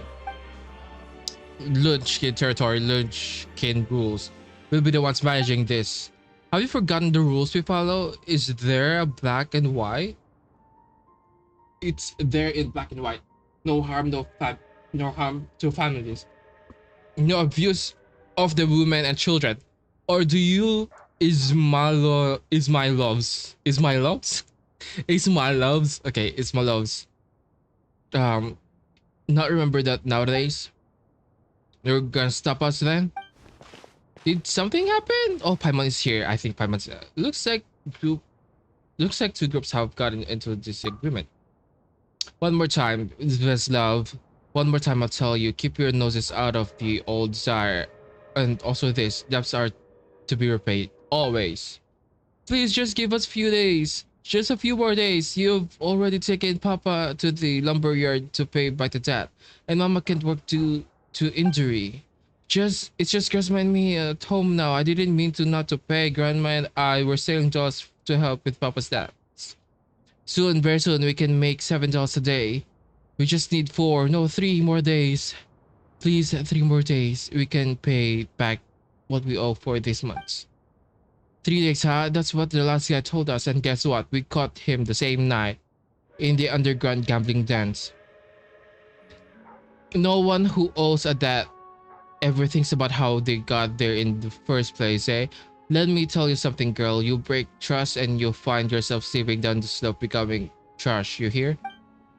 But you were the ones who came early. What do you think you are, bullying little girl like that?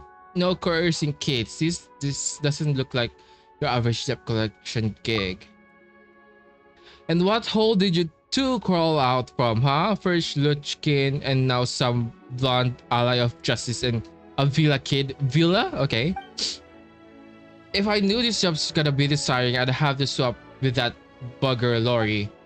Enough, you bloody daddler are always repeating the same old sub story. I'm done listening to that drivel. You really want to stick your neck out for this one? For this last? Don't forget the shape we beat you into last time. Ha ha ha ha. But if that's what you want, you know the rules. Draw your sword. Even if I get beaten, I won't let you.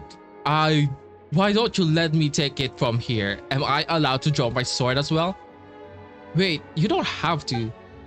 Don't worry, just leave it to the traveler. No one who picks on little girls is worth worrying about. Idiots all don't know what's good for them. The rules were made to settle disputes between gangs, but if someone wants to play proxy, I don't see why not. Alright then, Blondie, bring it. Let's see if you can back those words up. Any rules I should take note of? Both sides will use the weapons in their hands and nothing else. The old Tsar himself taught us to focus on our own strength. Victory or defeat will be decided by our swords and the courage to wield them. I see, in that case, I've got this.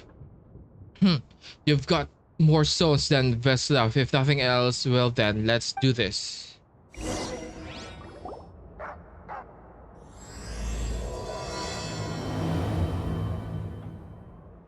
Show me what you've got.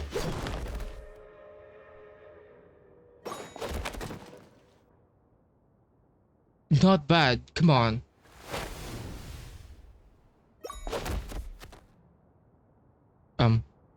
Hey! Ugh, got careless.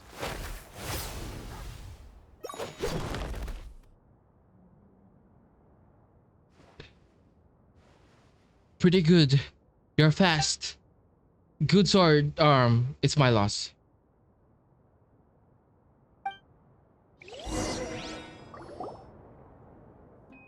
Ugh, where'd they find you anyway? You've got good moves. Lidovich, according to the rules. I know, a loss is a loss. I'll give you 2 days. We'll be right then. If you think you can escape, girl, you've got another thing coming. It's okay, Marfa. It'll be alright, I promise. Right, and thank you for the help, you two. If you hadn't stepped in, I'm not sure if I could have gotten out of this one in one piece. I'm Veslav, and I'm with the Luchkins. What are yours? 5 months, and this is Traveler. Oh, well, I'm Marfa. Thank you so much. Oh, it was alright. And who's that guy anyway? You know that there's something guy? His papa's creditor. Papa owes them tons of money because of his gambling habits. They even took him away. You should... I mean, I feel like it's right that they get taken care of, but I feel like in turn, they should give you, like, more time. They're with the Imazo... Is my loves. Okay, and is my loves. I'm not gonna. I read this as is my loves. Is my loves are one of the gangs in Snezhnaya. They're the biggest, but they're also the most rotten a lot. Their leader, the young sire, has been making some real moves lately. Young sire? I think that you're the sire, no? The gang's appetite for more has gone up by the leaps and bounds, and they're even started harassing women and kids for money. Utterly infuriating. I feel like you're the young sire. I almost forgot to introduce myself.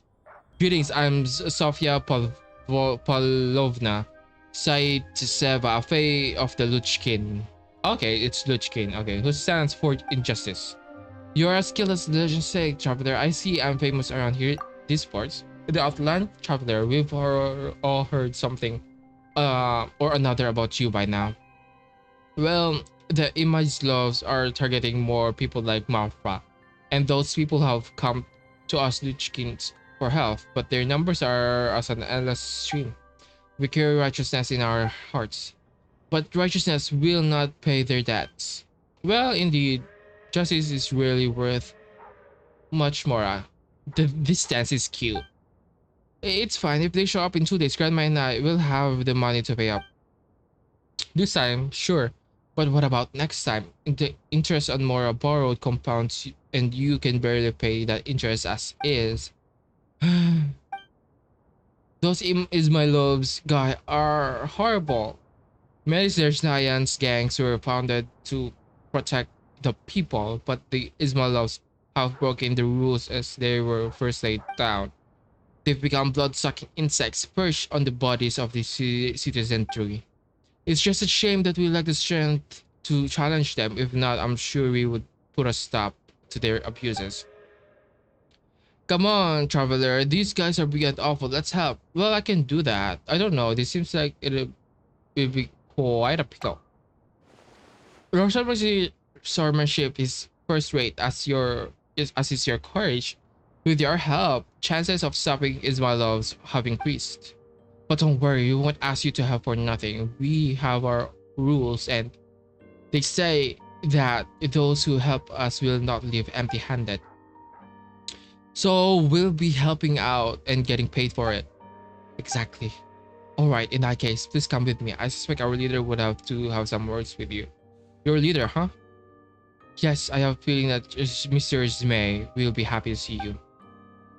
The Fae once ruled Snezhnaya, and in our gang are also Fae. In our gang are also Fae, but since the Teresa took the throne, you must have been held higher in her favor.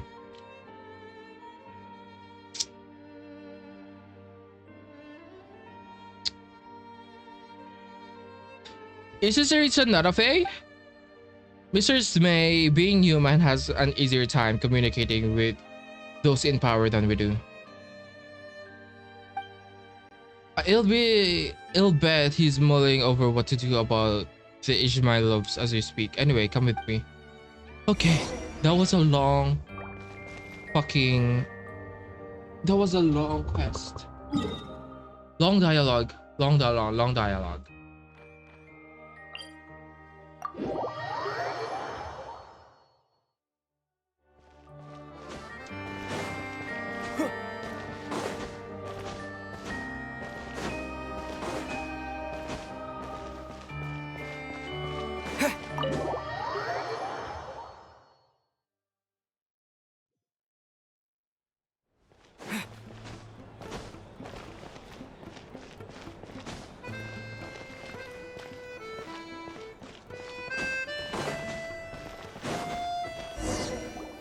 Hello. Sorry, but there's a sick person recovering in this room. Can I help you? What happened?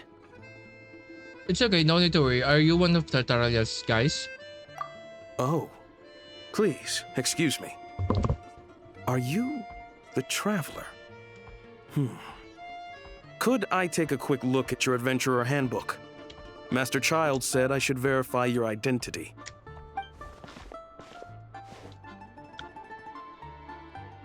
Here. Cute, cute, cute, cute.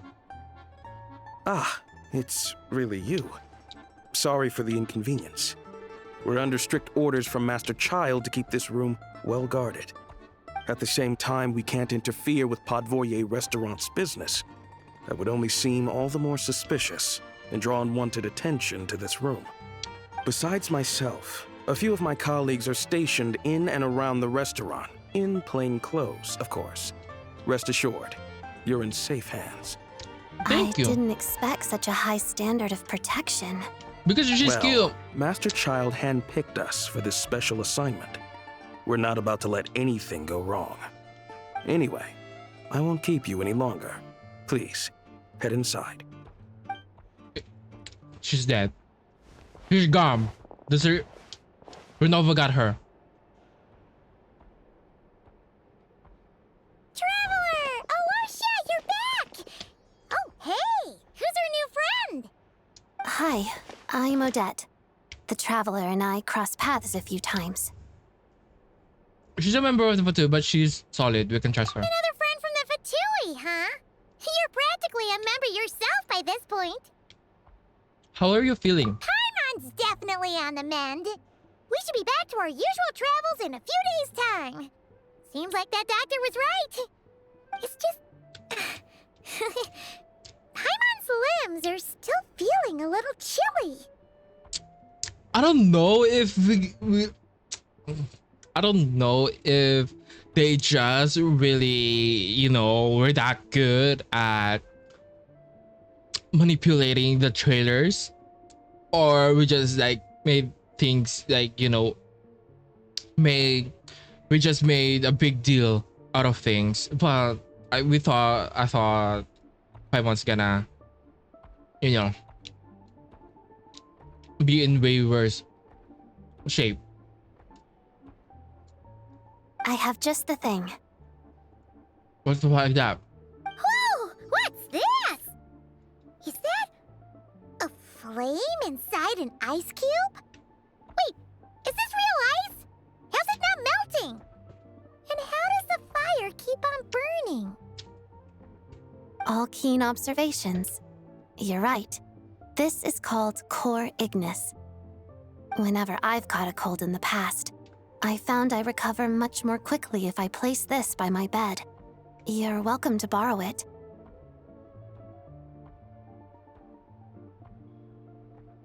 Awesome!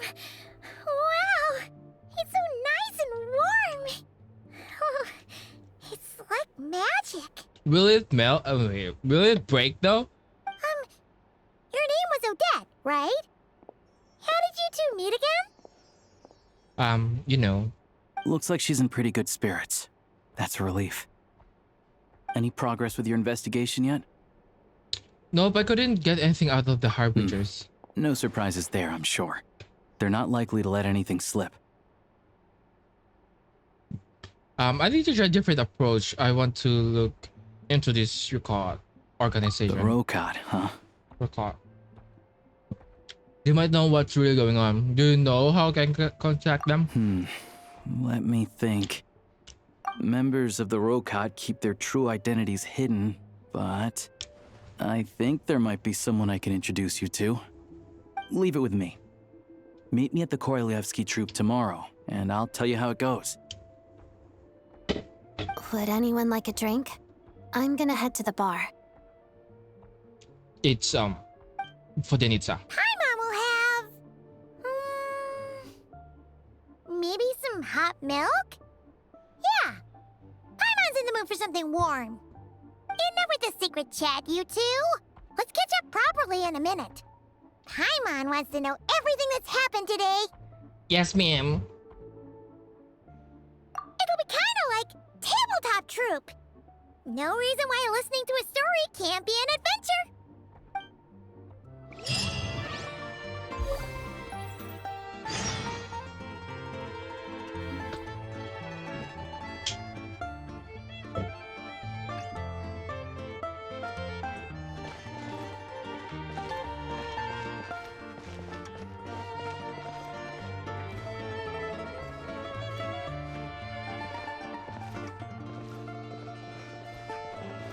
Why is she still here?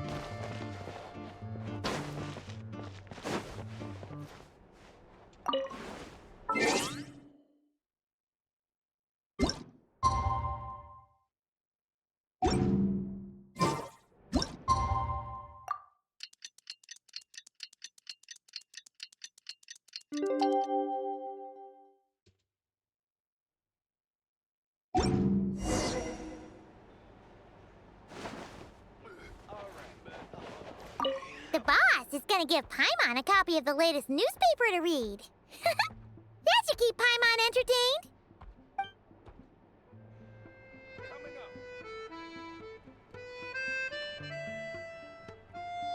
The boss is gonna give Paimon a copy of the latest newspaper to read. That should keep Paimon entertained. The boss?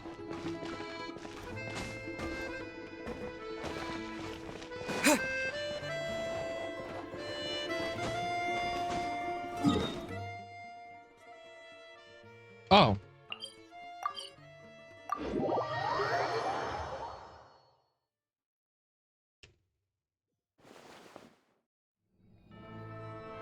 Ah, you made it.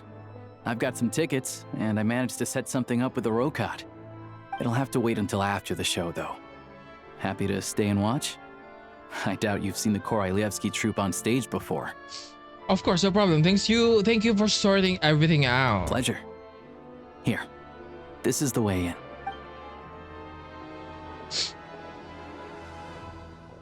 Please present yourself for a routine inspection in accordance with theater regulations. Thank you. What is... Oh. He's here. Okay.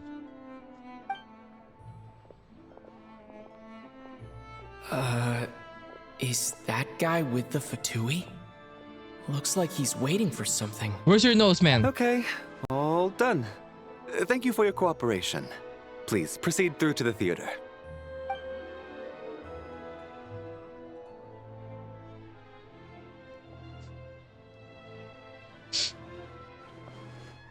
What's up? Everything okay? I was expecting such strict security here. Snezhnaya's business and political leaders are always passing through here, so it makes sense that security's tight. Still, it's a little unusual to see the Fatui's Armory Palace guard here. You saw him, right? The guy right at the back. Strong, Armory silent Palace? type. His name's Valeri. So... He's part of the Special Assignments Battalion, but I only ever see him here for one thing. To look for a guy named Mitya. Mitya? Valerie. Okay. Head of the Special Assignments Battalion, Armory Palace Royal Grenadier Guards, 1st Regiment. As a soldier, he places great importance on planning and timing. Mitya, the key individual entrusted to his protection, appears to share neither conviction. Still, he has an uncanny ability to pinpoint Mitya's location, and sometimes even succeeds to keeping him under control. Honestly, with this description, he looks like a 4-star. The description looks like a 4-star description. Mitya? Who's that? Supposedly a researcher, though he never seems to put much time in at the office. The theater is one of his favorite places to hang out when he's playing hooky from work. But that's not for us to worry about. Let's go. The show's about to start. Can I talk to Valerie?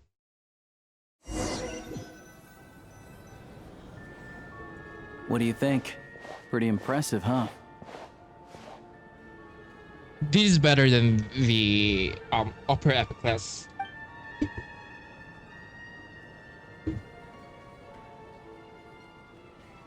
Also, the seats are, you know,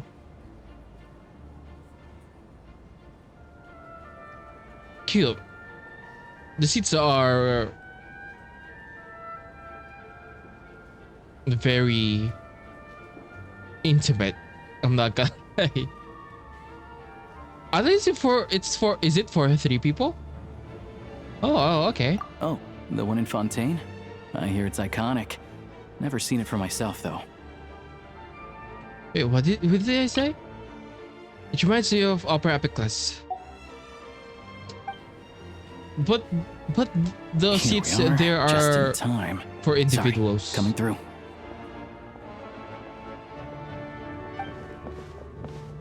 Excuse us. If you're gonna show up late, keep your mouth shut. Chugunov. What's his problem? Whatever. No point arguing with people like that. Okay. Look, there she is. That's who I'm introducing you to later. She's the lead singer of the troupe, Vodyanitsa.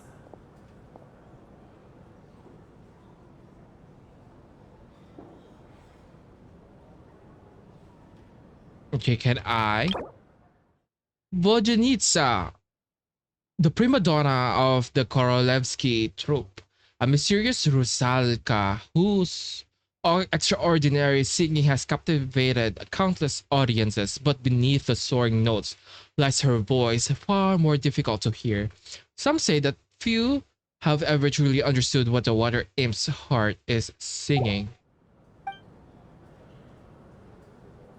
Oh.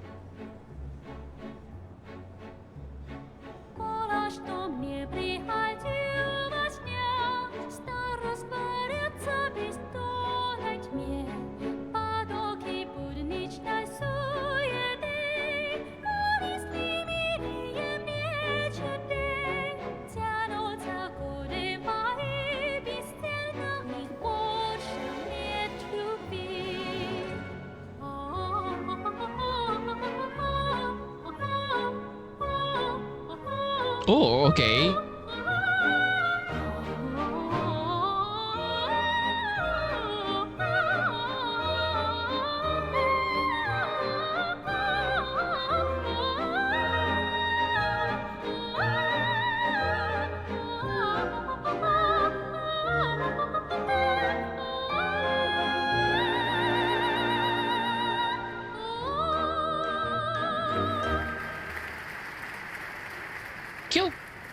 Cute.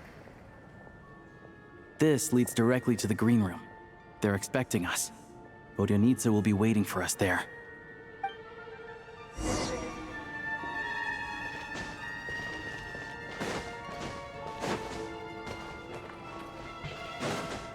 Where's the guy? Is this the dude? No. Is this the dude? Should I sit beside him?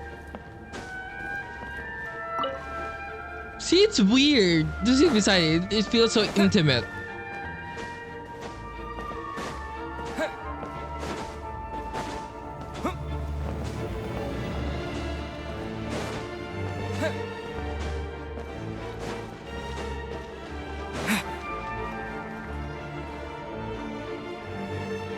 Damn. Oh, this one is much more grander, but I think Upper Epic Class is bigger.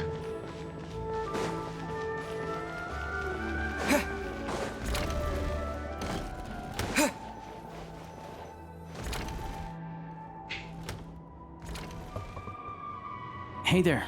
Excuse me. Ugh! Can you believe it? I am so mad right now. Come in. Oh, it's you two. I wasn't expecting to see you here. Huh? You know each other? Oh, wait. Is this who you were telling me about? The one you met yesterday and couldn't stop thinking about? I like her voice. Her voice sounds like a fish, okay? Like, if I can imagine, like, what would a fish would sound like, she sound like a fish. It would be that voice. Yes, you did. Why are you denying it? It was right before I went on that rant about the moody factory owner. Oh, I remember it so clearly. You know, oh wait, this the one you met yesterday that couldn't stop thinking about? Oh, it's because of Senora. Might I ask what brings you two here? Oh, I just brought him here to see the show. And when it finished, he was full of praise for Vodionitsa's performance. So I thought I'd try my luck, see if we could get the chance to chat for a bit.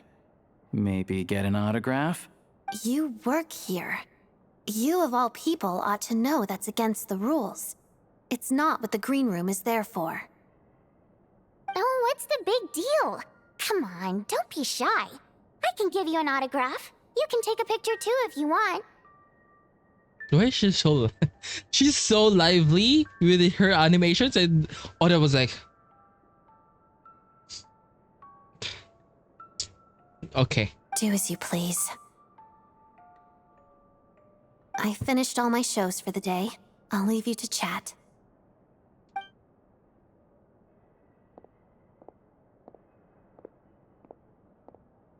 I wasn't making that stuff up, you know. Odette's just too proud to admit it. She thinks very highly of you, and so do I. You did the right thing in Svietloladovka. Svietloladovka. Odette's out of earshot. I'll lock the door. What? Confidentiality, of course. The Rokat is very strict on that. Yeah, like you're also one of them, so. Whoa, Alosha! Not out loud! Not with an outsider here. Relax, I've taken care of it. Look at this. The president's reply sent this morning. Wait, so he's been approved to join? Join? Who says I'm joining? Like, am I misremembering things? Am I... like, yeah, I think I like that, you know, Alyosha was kind of like glazing us, and I'm for sure he wants us to join, so, you know what I mean? Like, she's, like, the quest is not outright doing it, but you can sense it, and actually you're kind of right, like, and that you're right about it, you know what I mean? As in me? You told me last night that you wanted to get intel from the Rokat. Unfortunately, Rokat intel is only available to members. But ever since you set foot in Snezhnaya, we've been working together. I've seen the way you work, your character, and your motives. Everything about you is perfectly in alignment with what we're trying to achieve in the Rokat. So I figured I might as well cut to the chase. I wrote a letter to the president explaining your situation, including just the right amount of detail. His approval came very quickly. His approval. Are we going to meet the president of the Rokat? And are they gonna be playable? Of course, it's still your decision whether you want to join or not. We'll respect your choice. So that means you and Vodyanitsa, you're both members? Well, assuming Odette was telling the truth and she didn't misjudge you, I guess we don't need to worry about you blowing our cover. Still, you gave me a real fright. I didn't know that's why you came looking for me. So, that stuff you said about admiring my performance, was that just because Odette was here? Did you actually mean it? No, I meant everywhere. I love your singing. Yeah, your singing was actually Now good. you're talking. That's just what I like to hear. Okay, I kind of like her character. Anyway, let me give you a quick rundown of how things work. Like I said, the Rokot is a covert organization, and we hide our identities. Members typically don't meet in person or even know each other's identities. This helps us maintain a high level of independence and secrecy. Because of this, members are basically free to decide their methods without constraints, so long as the outcome of any activity doesn't violate the organization's principles. Because of this, members are basically free to decide their methods without... After all, we don't have any ostensible contact with each other. This way, if anything goes wrong, no one else will be implicated. Beyond the freedom to choose how you operate, it's also your choice whether to act at all. We have plenty of members who have yet to take any action. In short, joining the Rokot in and of itself won't place any restrictions on your activity in Snezhnaya. There's a code of conduct you can read if it interests you. But basically, as long as you don't plan on using your anonymity to go around doing evil, you'll be fine. I tried reading it 5 or 6 times. Never made it all the way through. Even the most lackluster script makes for more interesting reading. I mean, sounds good to me. Great. Then I'll go grab an official application form. Be right back. Do you need that? Since you keep your identity secret, how come you two know each other? Well, Alosha has this pet dog, you see. His name's Tagarin, and this one time, Alosha brought him backstage.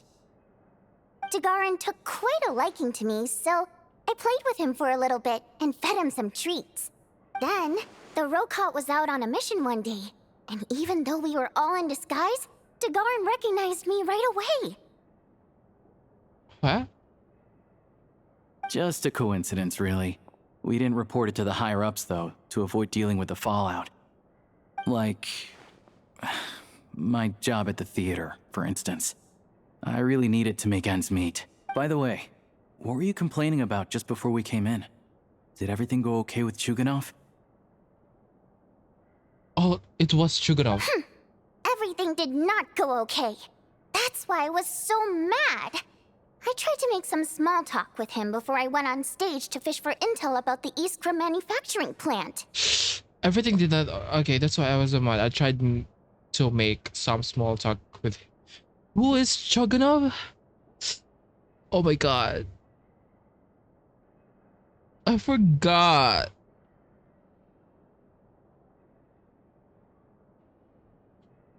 I think Chuganov is one of the guys who was handling out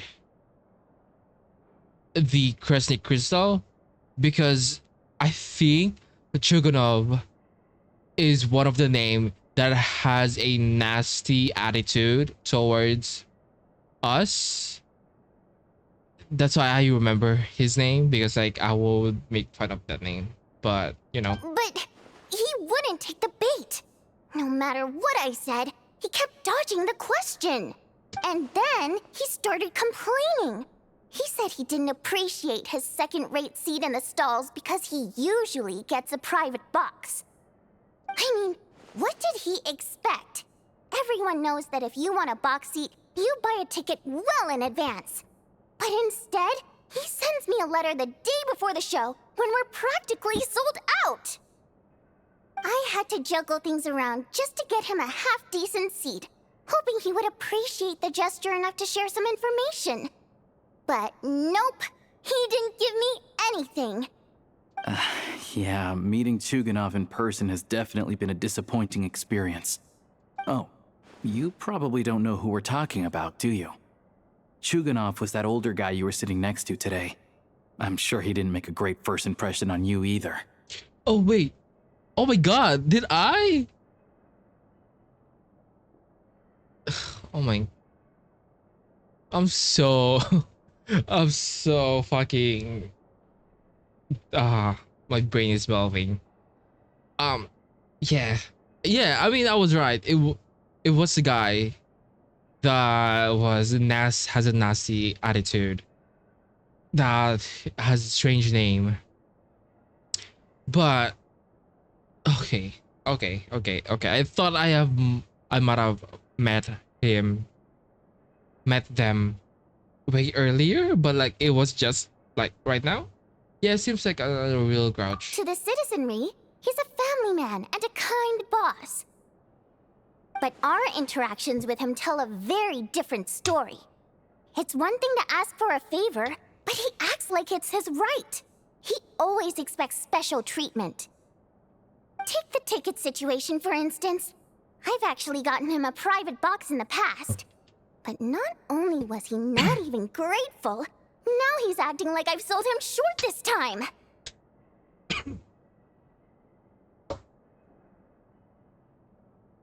Not to mention that he's never paid for a single one of his tickets.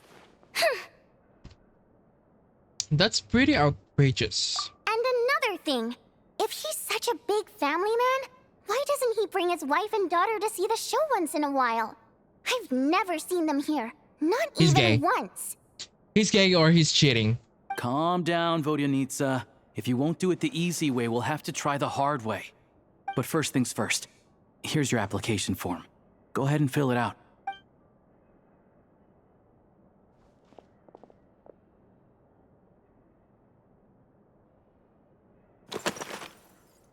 My name is... Oh my god, Wraith. Oh wait, I can't type it. How cool Miller Khan. One pie. Fake Miller. The fucking fake Miller is so fucking funny. Octavia. Awaj. Kumilal Khan. How? Oh my god. Octavia. Jenny Lil Bell. Mon Pai. Paimon. Fake Miller. Awaj. Oh my god.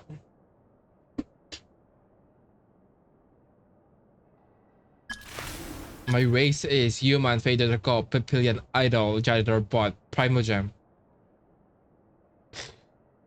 Am I human? I don't even know if I'm a human, bro. I wanna say Primogem, but I have to say with human. My code name within the organization is Chess Mimic Sea Mount Abyss. The 12th member of the Harbingers. The Lord of the Seven Calamities. Oh my god. That would be... Wayfarer is actually really good. Like Lord of the Seven Calamities. My reason for application, I will oppose Project Suja. I want to ordinary... What? People? I think the record is cool. I'm here to put an end to this organization. I need a part-time job. Mom told me to give it a try.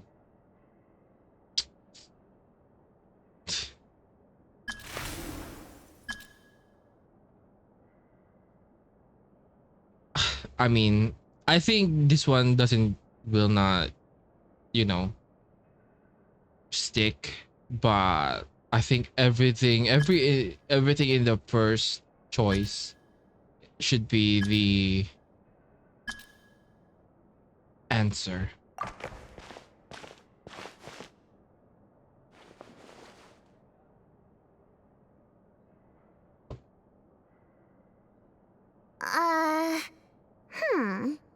Looks like I'll need to make a few little tweaks here and there. But other than that, you're good to go. We'll hold on to this for you. Alright. Now that we're officially Rokat comrades, I can tell you. Chukhanov is the target of our current operation. Chukhanov. Recently, we've done some recon work at the Iskra manufacturing plant, which pretty much confirmed that their energy consumption is way beyond the legal limit. All we need now is some direct evidence to present to the Vetcha, so we can demand that they shut the plant down. Something. That way, the Kresny Crystal can be allocated to where it's needed most.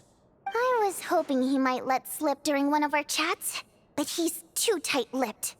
We'll have to find another way. Oh, is this the I don't know if this is the Transcendence trailer. Maybe the reason why Odette is gonna help them. I'm meeting another regular theater goer tonight. Mitya.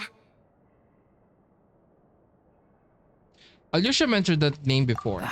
But Valeri's here too, and he's probably looking for Mitya, so he may end up being a no-show. Don't you worry. He must know how to dodge Valeri, or he wouldn't be showing up on time for every performance. Mitya is a renowned energy expert. Although we can't get any direct evidence of the excessive energy consumption at the plant, we can accidentally let the information slip to him. The authorities should take someone like him seriously. So if he starts raising questions about energy use at the Iskra manufacturing plant, there will be a proper investigation. Also, we're not allowed on site, but he has clearance. So all we need is his cooperation.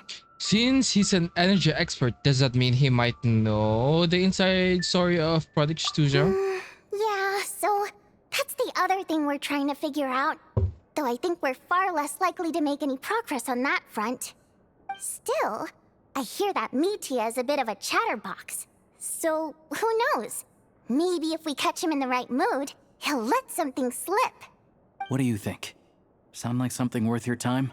Definitely, I'd love to join too. Okay, in that case, you guys find a seat somewhere nearby.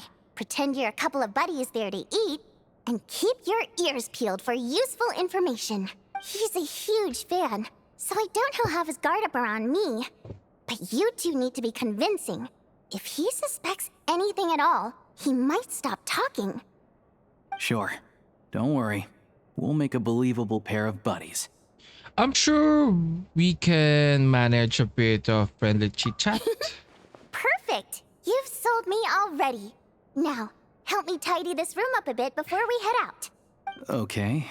What needs tidying? Everything! Bruh. Bruh.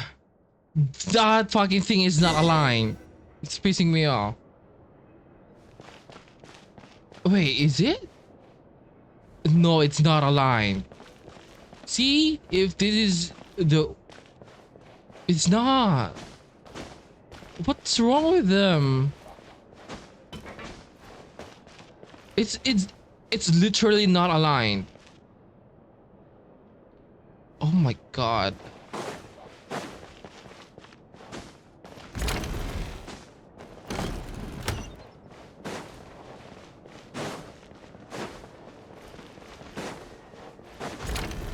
Put the boy, put.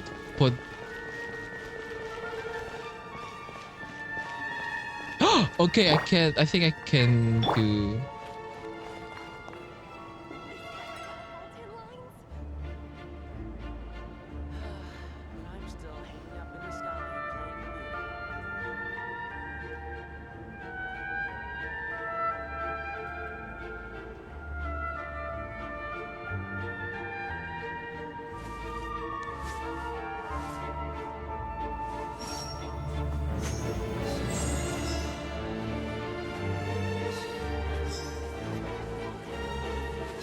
I'm mugging everyone.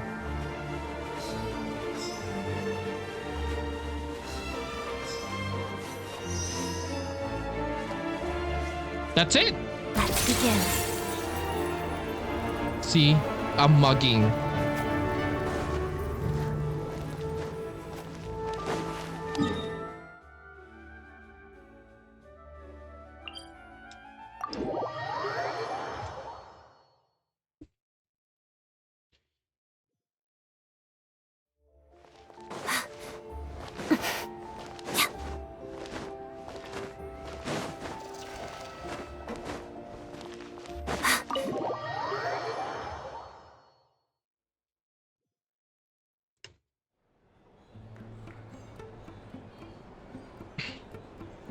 We come here often, so we shouldn't stand out.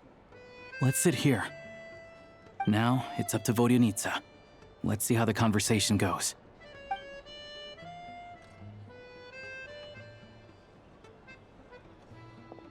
Oh my god. He looks good. Mr. Metia! Over here! Over here! She looks well animated. Oh, sorry. I got a little held up on my way here. Now we have even less time than we planned. He looks good. Go ahead and order some snacks and drinks. Whatever you like. Let me see. According to my schedule, we still have 25 minutes left. You're really pressed for time today, huh? I was imagining this would be a leisurely chat. If you'd prefer, we can always reschedule for another afternoon when you have more time. No need. Getting to meet the lead singer is a very precious opportunity for me. I'm not about to pass it up. Dude, your fucking feet is barely on the ground, man. I've already had to decline your invitation several times because our schedules rarely align. If I don't grab this chance while it's here, who knows when the next one will come around? Well, it's very kind of you to make time just for me. What's going on with your scarf? It's like it's alive. I'm not too sure, to be honest. But Snezhnaya is full of weird and wonderful things like that, so people tend not to bat an eye.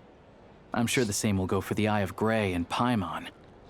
That'll make getting around easier then. The reason I invited you out for tea and a chat today was to get some feedback from a true fan of the theater.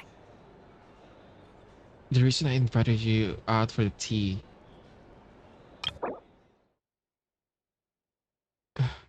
Where's Media? An expert with the Energy Commission, he has an exceptional command of all manner and energy-related technologies. Though he can be rather talkative at times, his scarf more than makes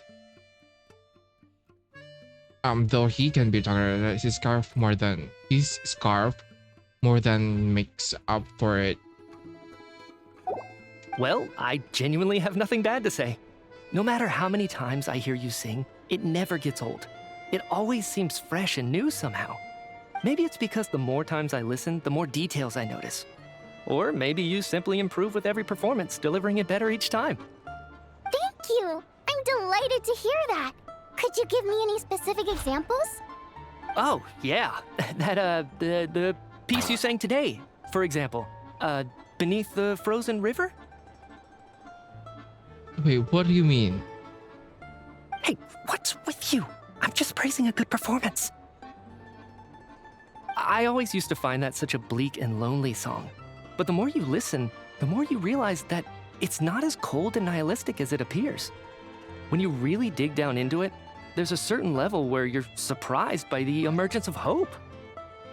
Wow, I'm impressed. I didn't expect you to pick up on that.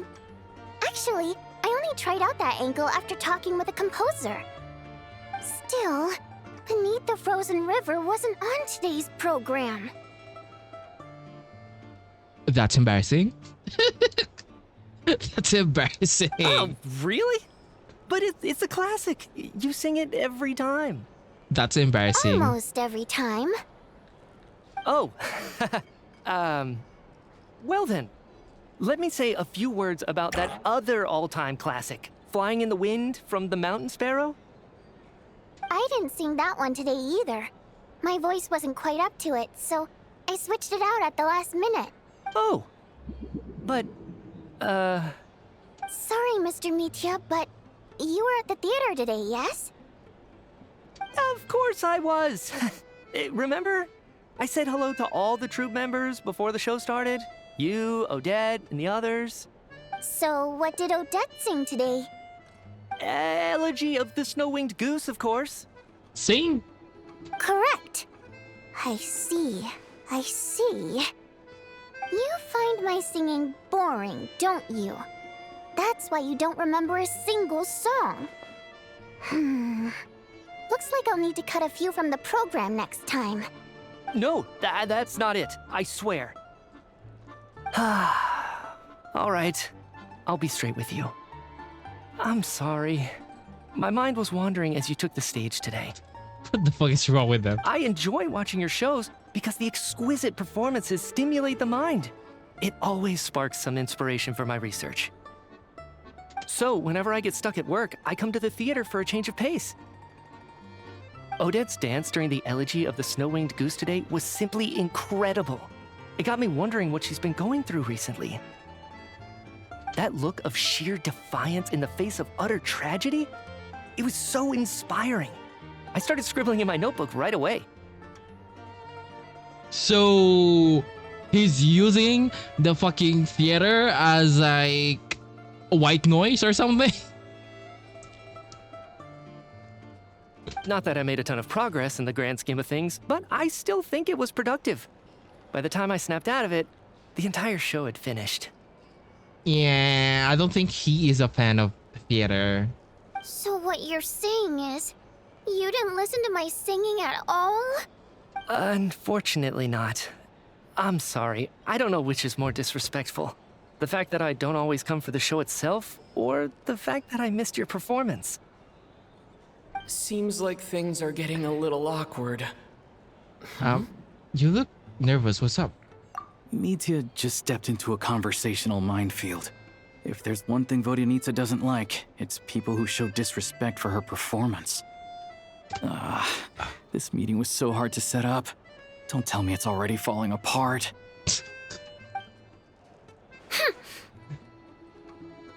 It's fine. I suppose this is affirming in its own way. At least, it shows that our performance really touches people's hearts, right? Don't let it bother you. It certainly doesn't bother me. She's showing a lot of restraint. Must be tough. Well, I'll be sure to let Odette know how much you adored her performance. Please don't say that. I always love your performances too. It's just that inspiration struck at the wrong time today. I'm usually all ears. I know, I can tell. That's why I value your opinion. I'm sure some people can't stand it when others praise their coworkers right to their face, but not me. No, sir. She can't stand when others praise their coworkers. Fair enough. I still feel kind of bad though. But you know what I really can't stand? People who only show up to the theater to pretend that they're cultured. Makes me sick to my stomach. Does he meet you the same?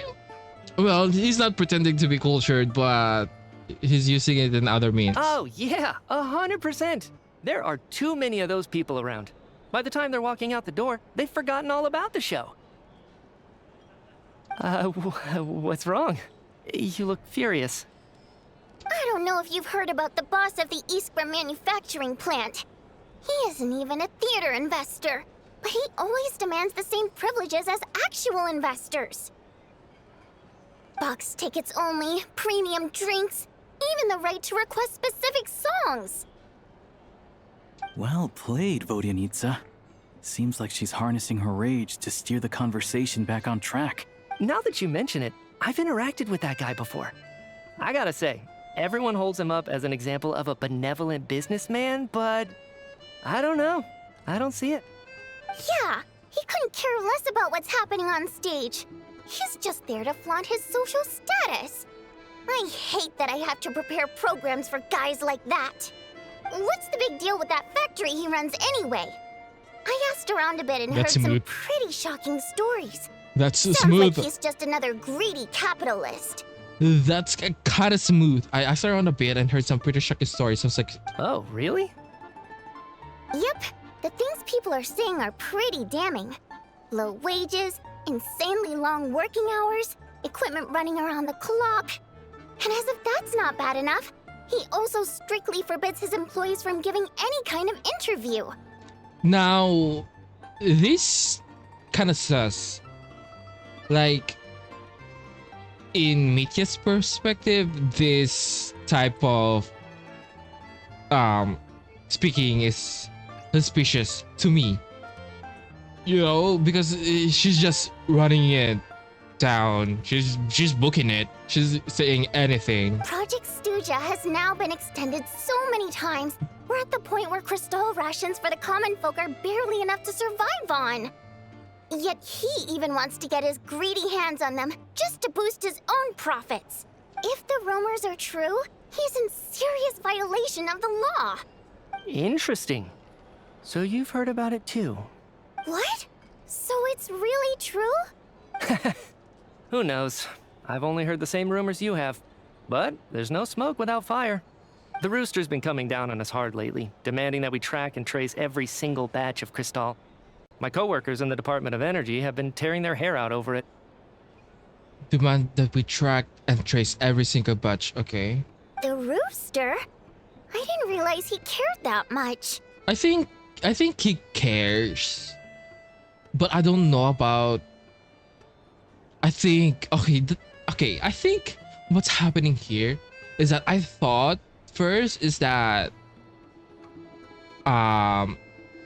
is Pantalone hiding things? Is he gonna be like a villain too? But I feel like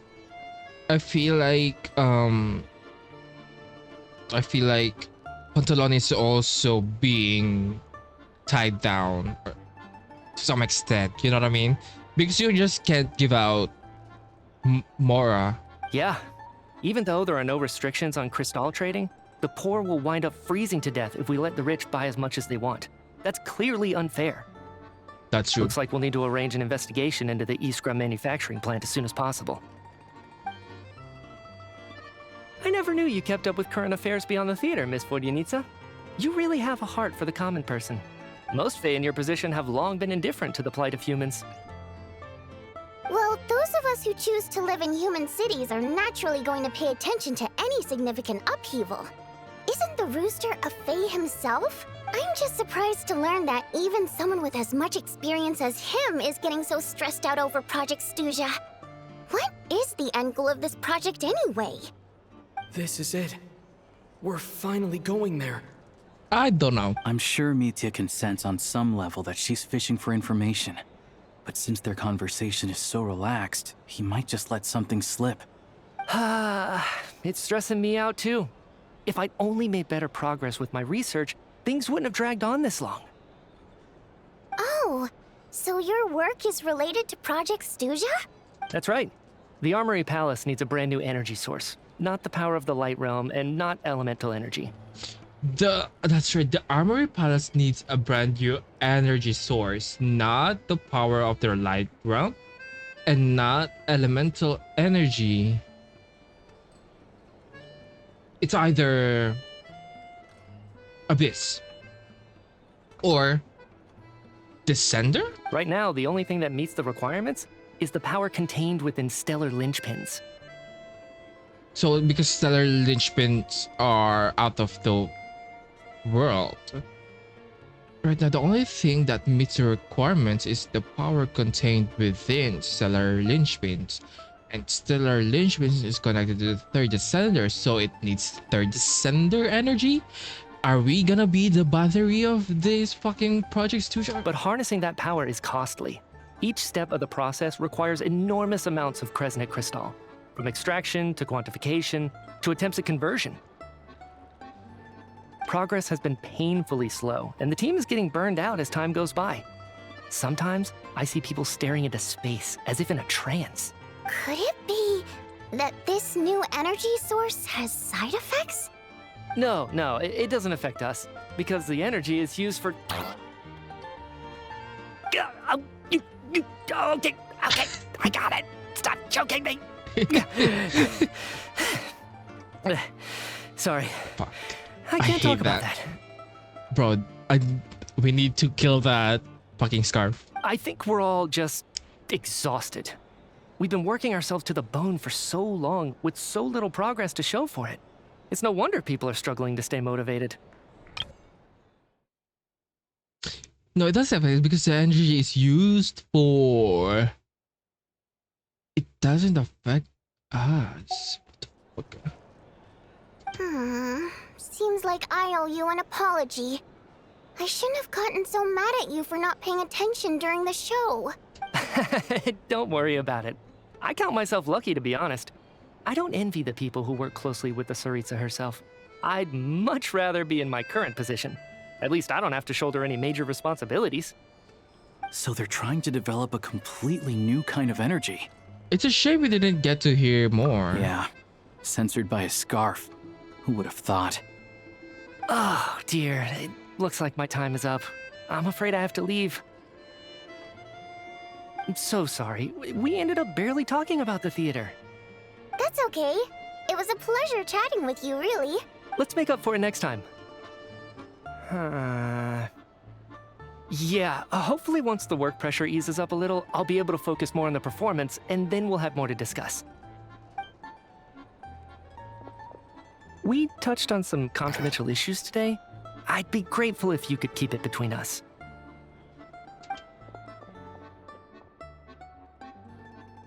That could have gone worse.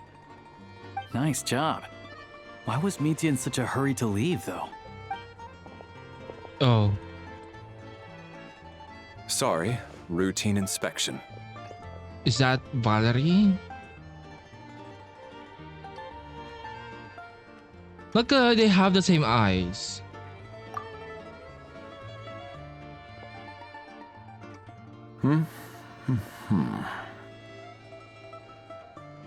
Okay, let's go.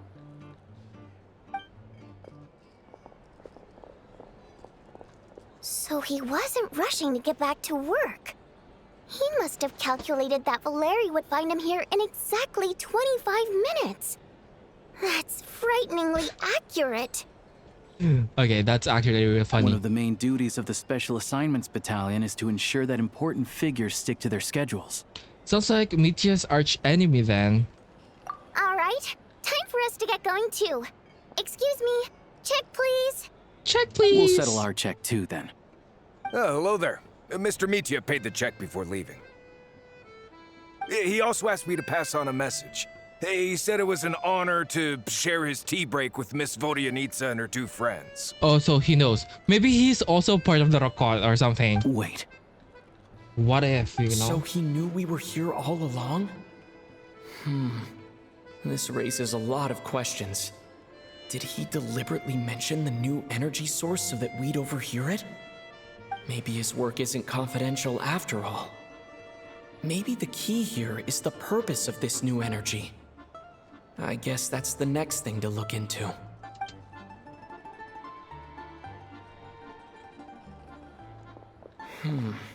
Vodyanitsa and Alosha have left. Time to head back and call it a day. Oh my god, she's so pretty. She's so pretty.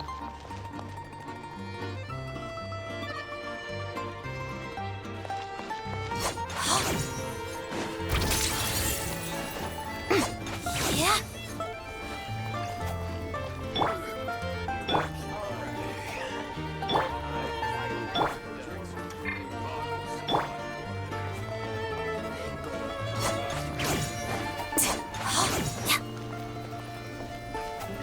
Shadow me. Pirouette.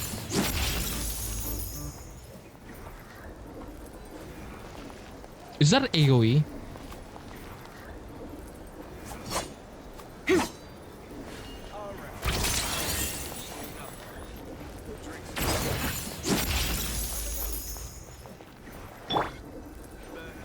Okay. Hello again. Please rest assured, we'll keep a close watch on this place. Okay, sir. Why are you sound like... He sounds so assuring. And I like that. No, Paimon's just here. Here pretty early today. How are you feeling? Paimon was just gonna mention that. After she woke up today, Paimon felt like her temperature was completely back to normal. But her strength still hasn't returned. Still, there's some good news. Paimon thinks she might have figured out the source of the problem. It's like there's some kind of mysterious power affecting Paimon. Paimon's never felt this way before during any of her travels. She only started feeling this way since we arrived in Snezhnaya. Some kind of mysterious power, you say? That's right. The Armory Palace needs a brand new energy source.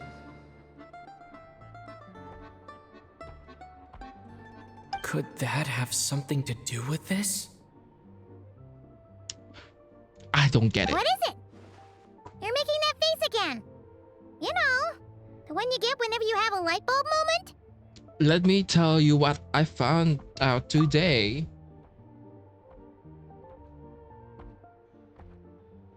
So, they're trying to develop a new energy source here? And you think that might be why Paimon's feeling unwell? I don't even know the connection. Yes. Well, Mitya denied that the energy they're researching has any side effects. Although, he did say that people working on the project have been having issues with their concentration and short-term memory. Is Mitya being affected as well about the concentration and also short-term memory? Because he doesn't remember something. Although he did say people working in the project have been having issues with their concentration and short-term memory. So, those are completely different symptoms from Paimon's. This power you mentioned, can you sense where it's coming from? It's pretty faint, so it's kind of hard to tell. But, if anything, it seems like it's coming from roughly the same direction as the Armory Palace. All the more reasons to find out the purpose of their research. Sure, Paimon's with you there. But how, though? The Rokat only has a limited amount of intel. There's still one avenue we haven't explored. The Snezhnograd badge. Oh, great point! They argue about Project Stusha every day. If we could sit in on one of their sessions, we might pick up some new leads. Okay, I need to write a letter to Alyosha. Good idea! Oh yeah, while you were out, Paimon tried all the yummiest looking desserts in the Potvoria restaurant. Yes, you say you don't have more, This bro. one seemed right up your alley. So, Paimon saved some for you. Come try it once you finish writing your letter. Thank you, Paimon. Bro, she's still... Yeah, oh my god.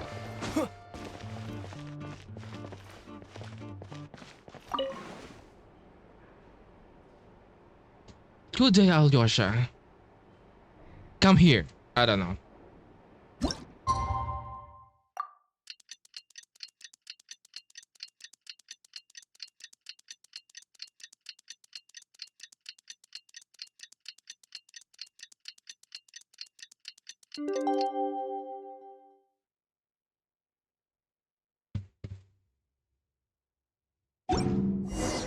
Alyosha replied. He says that we won't be able to speak at the Vetcha, but he can arrange for us to attend as visitors. Time to get ready. Then head to the Snezhnograd Vetcha. Vetcha.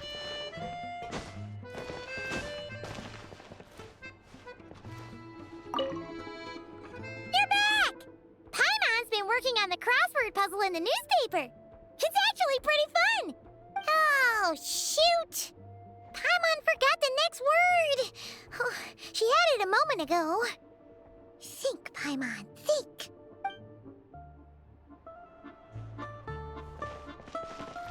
I feel like she's doing alright. I think it's not that severe. Or, yeah, severe.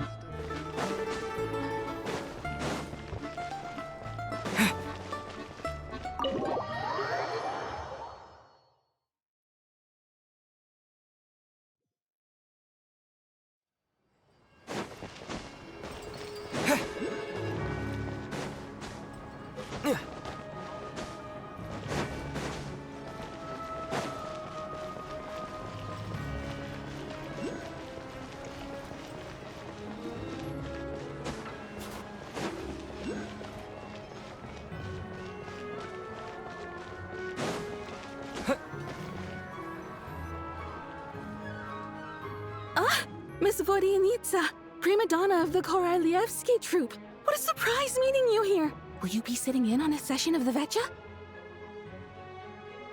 Sorry, I'm not taking interviews today. Oh good, you're here. The session's about to begin. Let's get inside. Please wait, Miss Vodenitsa. Could you introduce me to your new friend? Mironova.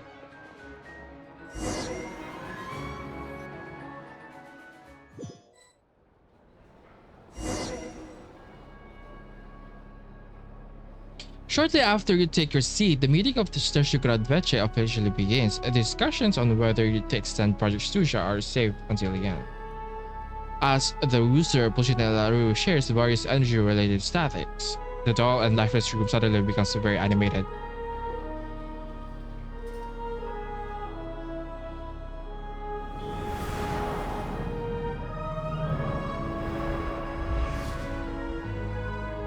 In summary, the energy management commitments made for the outgoing period have been delivered upon. Furthermore, both the production and consumption of Kresnik Crystal show clear signs of stabilizing. Pulcinella, the rooster, the 5th of the 11th Fatui Harbingers. The relevant agencies have assessed the present circumstances and determined that the status quo can be sustained until the next period. For detailed statistics, I would refer you to the industry reports that have been distributed to all persons present. It should also be noted that while the recent blizzards have led to a significant increase in people's energy expenses, this is strictly a short-term phenomenon associated with a remotely located monster. Remotely located monster? Her Majesty the Tsaritsa is giving her full attention to this matter. We should have every confidence that it will be dealt with swiftly and conclusively. A financial report on disaster relief is also present in this report, courtesy of Pantalone. Why does it keep getting noisier in here?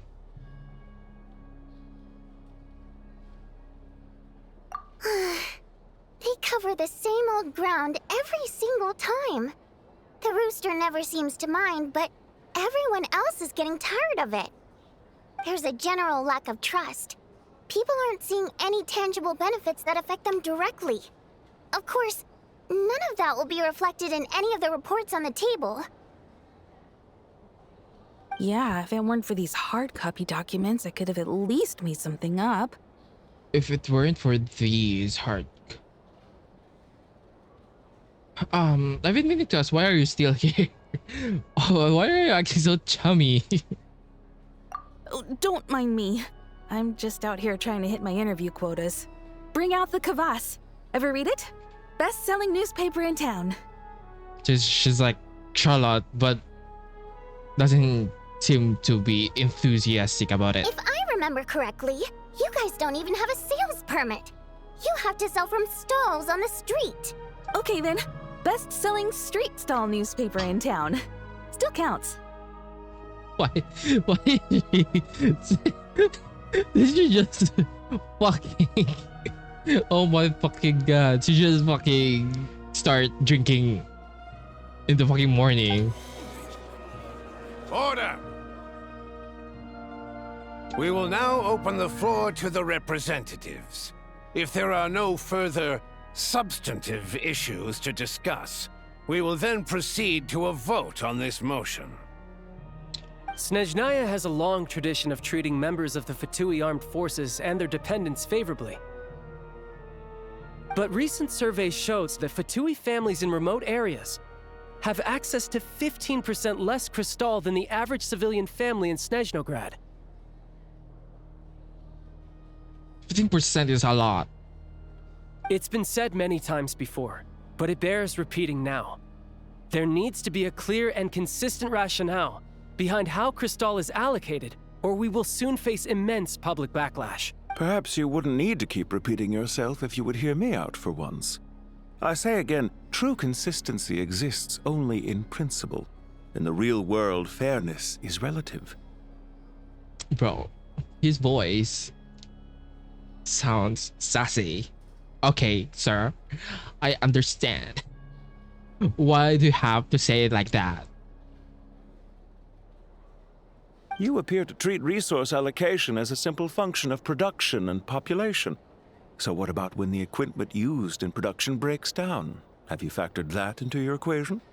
You appear to treat resource allocation as simple function of production and population. What is used in production breaks down. And do you even know how long it's been since Snezhnaya last conducted a census? If I knew the answers to questions like that, I'm sure I'd be a very wealthy man. And I doubt I'd be going by child.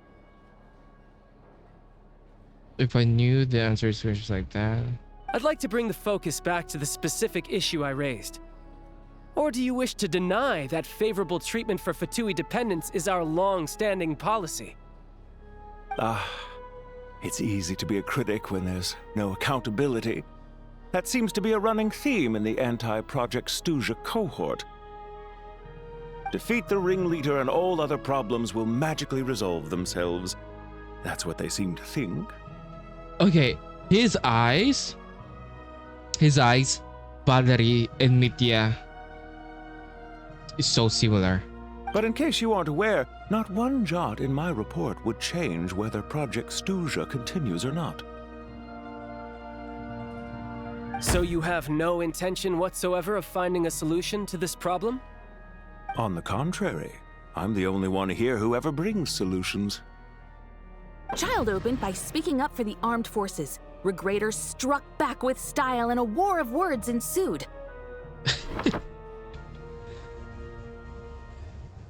Okay. Our reporter was live on the scene to get the audience's reaction as it all unfolded. Who do you support?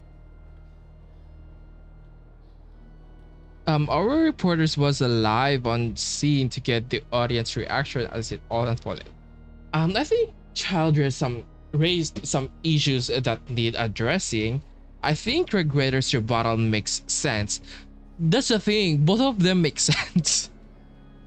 Both of them make sense. So I kind of like Regrator's rebuttal, but I think Child raised some issues that need addressing. The people have spoken. Child received raucous applause from the crowd as he pushed Regrator onto his back foot with a relentless barrage of questions. It had to be seen to be believed. Now you see why they don't have a sales permit. Yeah. However this reporter wants to spin things, I haven't forgotten that Tartaglia was representing the Northland Bank when we first met in Liyue. So surely, their relationship can't always have been this strained. You two are getting off topic. Let's focus on what the data is saying.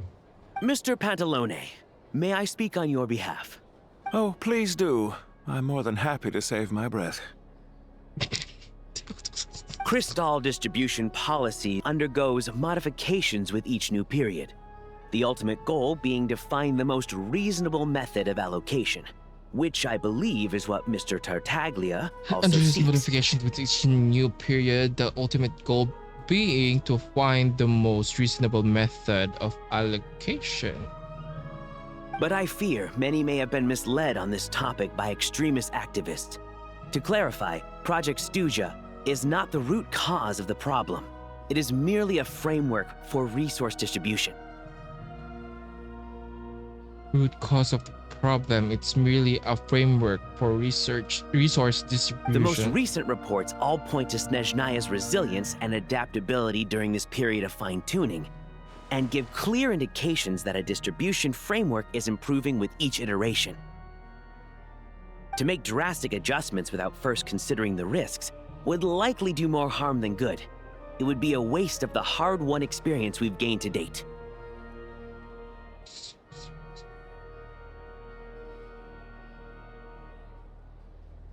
Renowned scholar of finance, Arapov spoke up to clarify the fiscal logic, clearly alluding to social organizations like the Rokot in his words.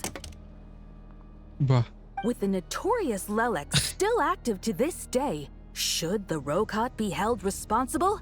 No, there is someone else to blame. What is Lelek? Like, they've mentioned it in the Transcendence trailer. Where did you get Rokot from, and who is this Lelek? She's just rephrasing what Mr. Pantalone said.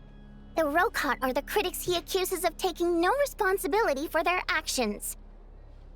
As for Lelek, you won't have heard of him yet. He's currently the most famous member of the Rokot. Well, more like infamous.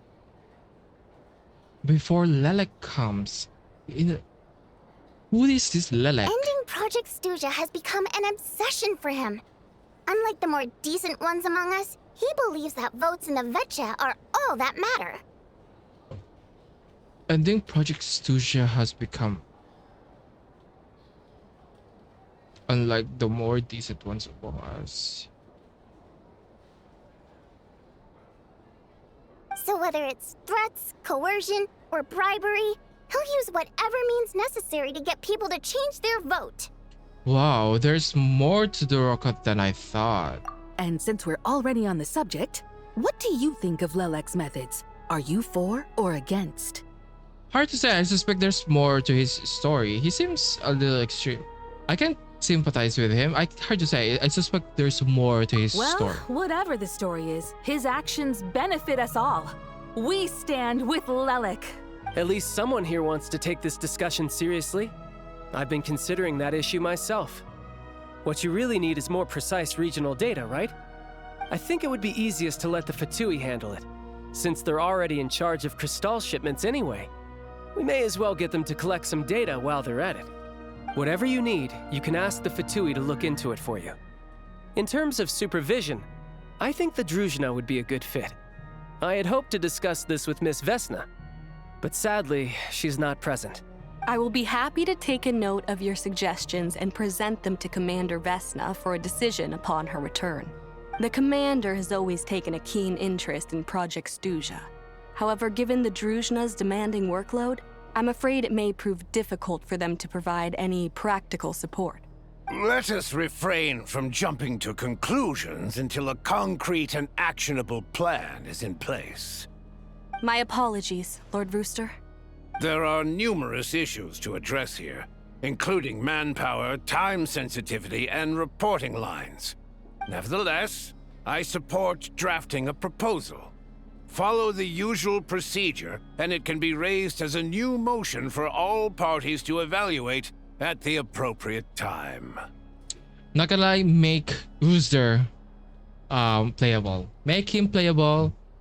If you're scared of the marketing or the result of his sales, make him standard. 5-star standard banner. And make his kit shit. In that case, I'd like to share one thought before the proposal is drafted. The issue of time sensitivity was raised just now, which I presume relates to the official reports. Representative, Royal Energy Commission of Snezhnaya. In fact, the Energy Commission already collects regular statistics on each urban center and its surrounding area. Would these be of any use? That's a good idea. I read every issue of Svietlo Laidovka's report, and although my focus is mostly on the section about equipment operation, the energy consumption statistics also yield a lot of insights. Be that as it may, does no one see an issue with using local data to determine Crystal quotas? In the long term, it seems like a very risky solution. Not if they are used purely for reference. So long as we have the report from the Northland Bank's headquarters to corroborate it, no one will be able to fool me. Very well then. It appears that this arrangement is acceptable to all parties. Yeah, sounds good to me. The members reached a provisional consensus on the issue of improving treatment for Fatui soldiers. Because it's an issue of improving the treatment. Okay. You notice the reporters jot down a few words before suddenly crossing everything out and starting a fresh Today, paragraph. the prima donna of the Korai Lievsky troupe attended a session of the Snezhnograd Vetcha in the company of a dashing young man. The question on all our minds is, what is the true nature of their relationship? Bro, this is just fucking Twitter, bro. This is just Twitter. Write anything like that again, and I'm revoking your permission to interview the troupe. Got it? The remaining discussion covers everything from energy to healthcare, technology, and industry. All parties take the opportunity to express their stance on Project Stuja. You ignore Mironova as she carries on her writing her sensational report, but after a while you start to feel that reading the news from her might actually be more interesting than being here in person. Now then, if there are no further contributions from those present, we shall proceed to the final vote. Cute. Check it out! Is that Chugunov? What made him vote against? Why now?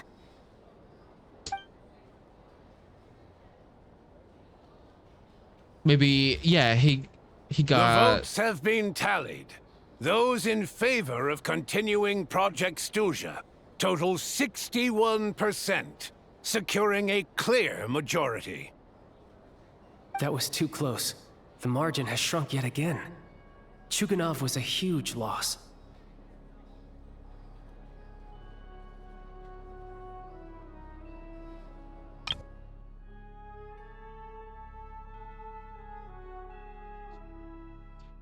Both against Project Stuja, 61% securing clear majority. Okay, I think he's still saying that they still need to continue Project Stuja. I'll bet Lelek is behind this. I wonder how Pulcinella will respond this time. Chugunov. I see. Lelek strikes again. Yes, go, Lelek. Once Project Stuja is defeated, our unwavering support at Bring Out the Kvass will finally pay off when we make our comeback. I can taste our victory already!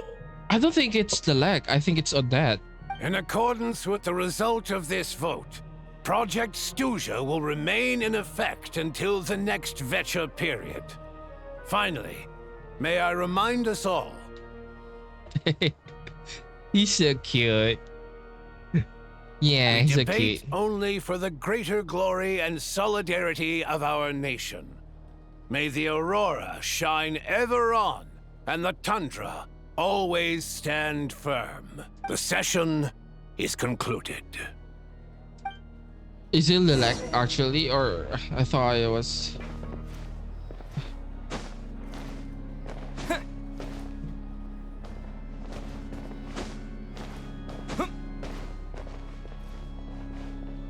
Cute. They're all cute. Cute. Where the fuck is Chugunov?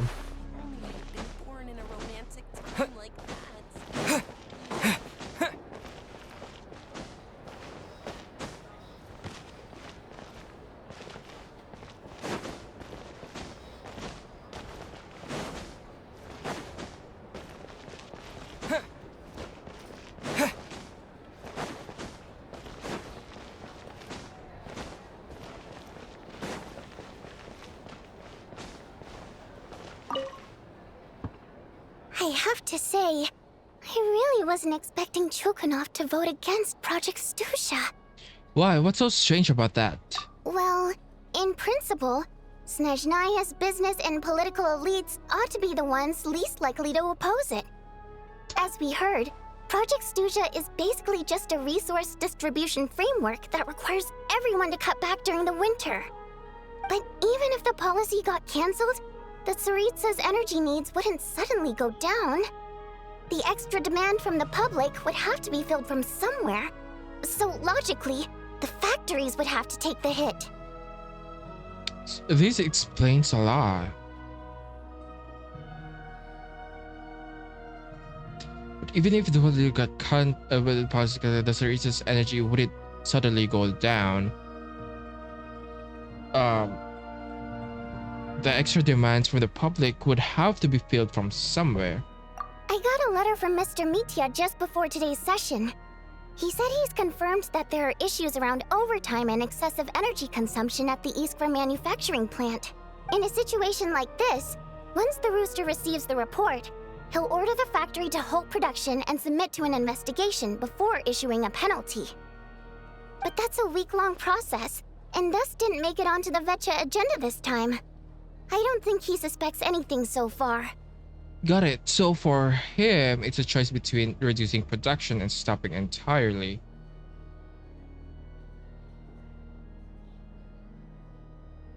Okay.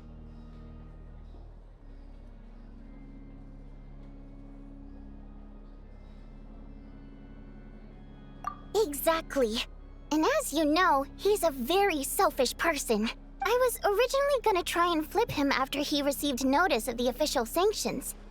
My plan was to convince him that the whole thing was completely unfair. Rather than just sit back and take the hit while his factory stopped production, he'd be better off voting to end Project Snezhnaya. At least that way, no one else would be able to make any money either, because all the factories would suddenly have more limited energy to work with.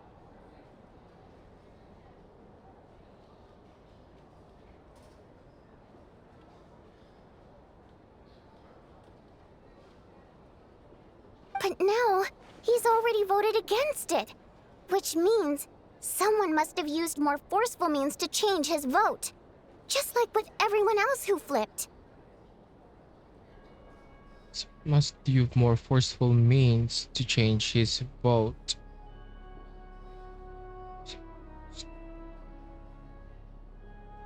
I think, what if Odette is Lelek? Yeah, no one knows why Lelek is so obsessed with ending Project Snezhnaya. But by the looks of it, he's inching closer and closer to success.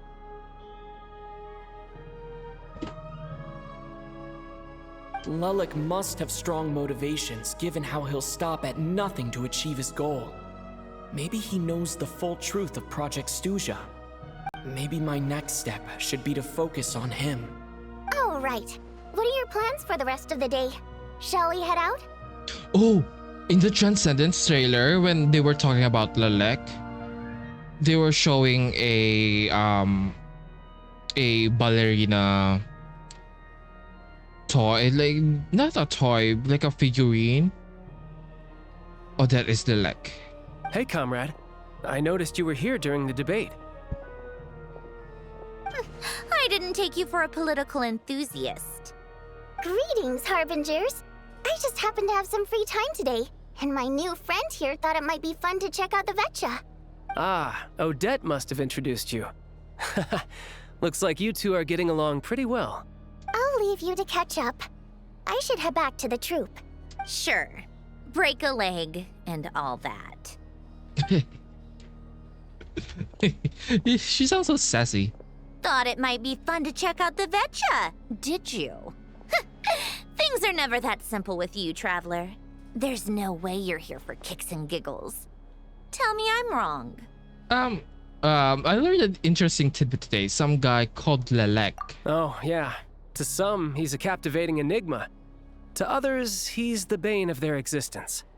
I feel like that's No Odette. one ever thought that some anonymous nobody from the Rokot could cause such a stir. It's Odette. I want to find out his true identity. Is it okay if I start digging her out? Huh? You want to look into Lelek? Then I'm sure his days of anonymity are numbered. What do you think, Sandrone? Fine by me, I guess. If the Traveler actually manages to expose Lelek, it'll be doing Pulcinella a favor. In return, it seems fair to let him in on what we've learned so far. My thoughts exactly. Sharing is caring, after all. Head back to Glupov and grab the files on Lelek. It's easier to just pull the records than go through the rigmarole of getting the Traveler a visitor's permit. Then go through.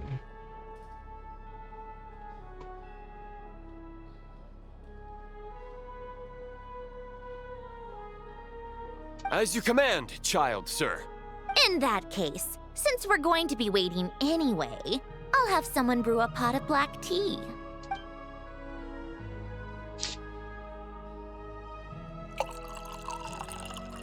One common thread among the many incidents Lelek has been involved in is that the victims are all too scared to share any real information about him. Clearly, he must have threatened them in some way. It's Odette. It's Odette, for sure. His modus operandi is to silently infiltrate the scene and leave a threatening letter behind. But neither the letters nor the crime scenes ever yield any clues to his identity. So all these files have to offer are short statements by the people affected. They don't give us a lot to go on. Bruh, Snezhnaya needs to sit when she's drinking coffee. No, tea. Anywhere. Anywhere, she's gonna sit anywhere. In any way. If nothing else, it shows we're dealing with a trained professional who's versed in counter surveillance. Yes, and to that point, he often strikes in highly secure locations. The victims are high-ranking and influential people who take their personal security very seriously. Somehow, Lelik slips right into their rooms without making a sound. There's never any eyewitnesses, nor the slightest trace of a break-in. If he can get in and out undetected, it means he can strike without warning.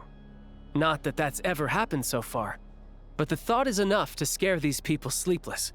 It's hard to believe that a human being could pull this off flawlessly every time, so they switched the focus of the investigation to Faye. Unfortunately, no one's found anything yet. Are you saying even you couldn't pull it off? Careful. Don't underestimate me. Although, truth be told, I'd probably find it hard not to blow my cover. Direct confrontation is more my style. Probably find it hard to not blow. We haven't ruled out the possibility of Lelik being human. It's just, there can only be a handful of people in all of Teyvat who'd fit the profile. Faye, on the other hand, plenty would have the ability, but few would have the motive. I think it's Odette, but I'm also thinking of another possibility, but it's so unlikely because it's just ridiculous. It's ridiculous to think about, and it's Runova. It's Runova. I think. Oh my god, I don't know. You know, I think Runova can do anything what Faye can do and even more, but you know what I mean, it's a ridiculous thought, so I think it's Odette. I'm gonna stay with that. So it's someone as strong as Natalia, even more and even more meticulous. No, not as strong as me. You'll never find the culprit with criteria like that. Let's go with a little weaker than me. Like Novelette? Stark? Novelette? Stark? There's no denying that Master is strong, but meticulous. We can only hope. He's just trying to find a reference point. Stop getting fixated on who's stronger than who. But that's the most important thing. In my opinion, anyway. Alright, let's take it down a notch or two. How about Odette as a reference point? She's someone we all know, and I've seen her in action. Odette? Yeah, that seems about right. Her skills are solid, and she's always calm under pressure. Except she's Fatui, so the likelihood of her working against us is pretty low. But yeah, much more accurate than your previous example, at least. No, wait a moment. Maybe we should interrogate that assumption. What do you mean? Which assumption? Her Fatui identity doesn't necessarily exonerate her. And when you think about it, the Rokot would be precisely what she needs to conceal her identity. Plus, she wouldn't need to be such a pro at covering her tracks. She'd already know where the Fatui will be and when, so she could choose the perfect time to act. Plus, she wouldn't need to be such a pro.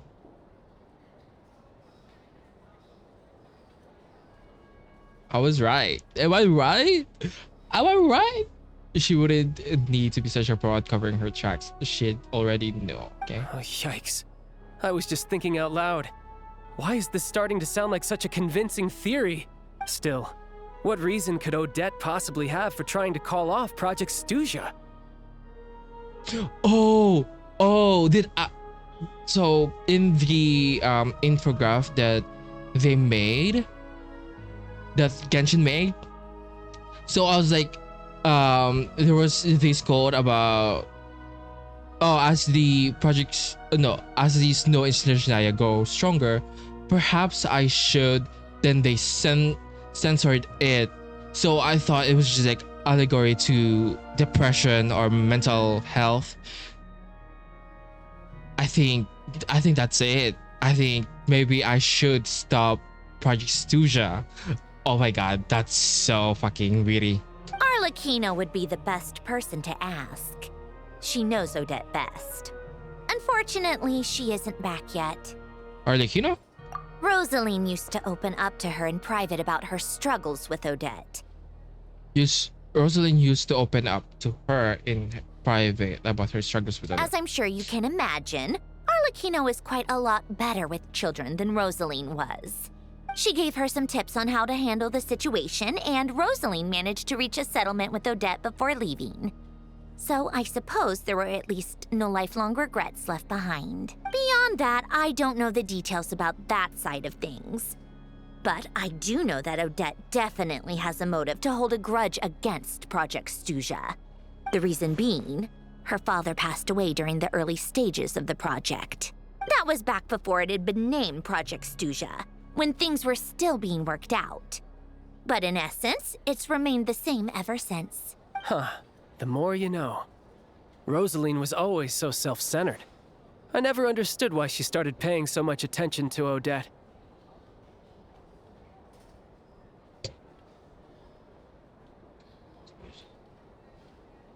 Oh, even you didn't know about this? Is that such a surprise? If you cast your mind back, you may remember that Rosaline and I weren't exactly close. We had tea together a few times, but that was about it. Odette's past is no secret. Her father was a fatus and her mother was a very famous ballerina. On the surface, it looks like she followed right in her parents' footsteps. But the truth is quite a different story. After her father passed away on a mission, her mother was overcome with grief. She broke her leg during a performance and could never dance again. Odette was only interested in ballet at the time, but this tragedy left the family with both breadwinners gone. They could barely make ends meet. Per Capitano's policy, family members of Fatui who died in the line of duty had to be appropriately accommodated and provided with adequate assistance. So, regardless of how Rosaline may have felt about it, it fell to her to resolve the issue of Odette's family's livelihood. In the end, the solution they agreed upon was to have Odette join the Fatui. Right, because the alternative would have been a one-off compensation payment, I guess. In that sense, joining up was definitely the better option. One-off compensation payment? But that doesn't align with...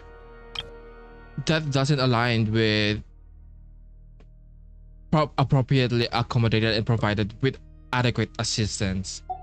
Still, she must have had mixed feelings about it, right? If she doesn't even like the Fatui. It's just a theory, a possibility. But as a motive for Odette to become Lelik, it holds up. That said, I have no idea where Odette's head is at right now, or what her conflict with Rosaline was about. Plenty of people were on bad terms with Rosaline. I have no intention of trying to figure it all out. So Signora actually wanted to mend her relationship with Odette. Yes, but there's not much point in discussing that now. Yeah, back to Lelik. Since our investigations so far have turned up next to nothing, we've got nothing to lose by trying a new angle. Since our investigations so far have turned up next to nothing. Funnily enough, Tonya and I had actually made plans to go to the theater tomorrow to watch Odette's rehearsal. Unfortunately, thanks to this Lelik situation, I'll be stuck working overtime again. Which means you can go in my place. No point wasting the ticket. Plus, you'll get to meet Tonya. What's the rehearsal for? Spirit Seeker. Quite the classic ballet. Spirit Seeker? It was passed down through Odette's mother's family for generations, though it hasn't been performed in years. But Odette's been practicing it diligently, and it's finally ready for a return to the stage. Excitement is through the roof. Tickets for the official performance sold out long ago. Tonya's excited for it too. She's desperate to see it no matter what. Personally, it's not really my kind of thing, but since she's my little sister, I had to figure something out. Oh, and also in her trailer, at the very beginning of in her trailer, she was she had this fatui tied up. I think it was fatui. So, oh my god, I missed that. I thought she was just showing the fatui days, like fatui work and the practice in the fatui, and then her ballet dancing. Bruh, there was I've actually seen it several times before. The story's pretty straightforward. The lead character follows a trail of clues left behind by a spirit, gradually recovering her memories along the way. Yeah, there was more to it, and I'm like, I missed a lot. It's a tale of love and regret. So not exactly reinventing the wheel, at least by today's standards. But when that classic melody kicks in and the lead character begins to dance, it always gets me. It really is beautiful. Not an easy dance to do justice to, though. I know it's always been Odette's dream to perform this piece, but I'm not sure she's really ready. In that case, I think that even if she is Lelik, we should wait until her performance is over before we respond. I'll let you take it from here, comrade. Why are we helping these two? You know what I mean? I feel like we should be helping Lelek.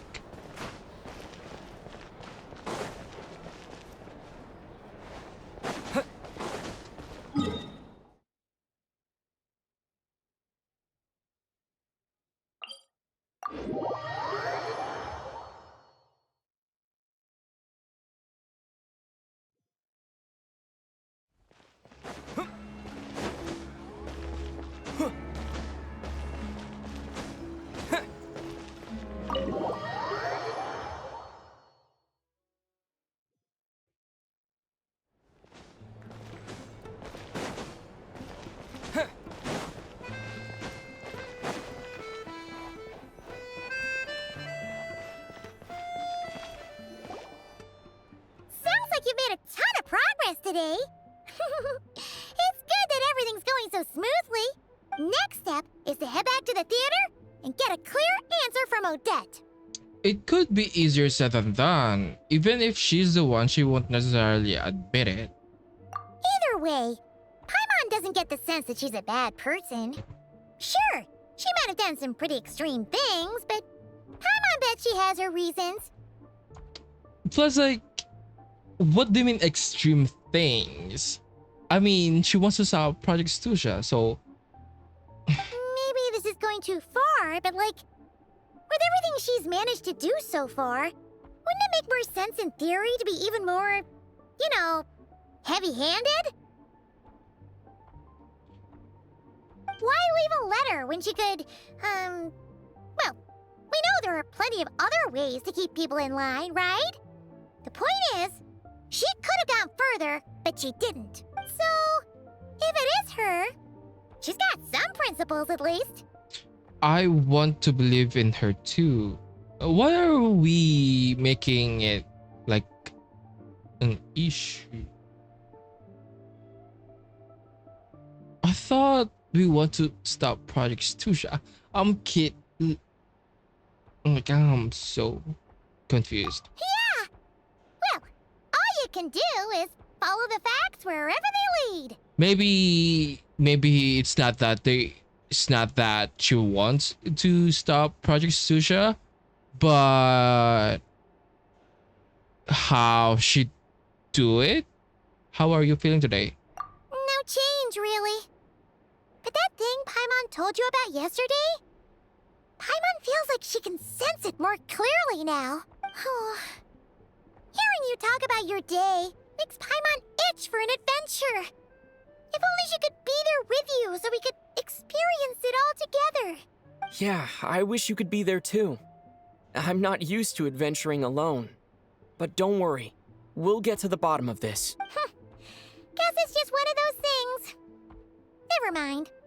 Paimon will behave herself and keep resting.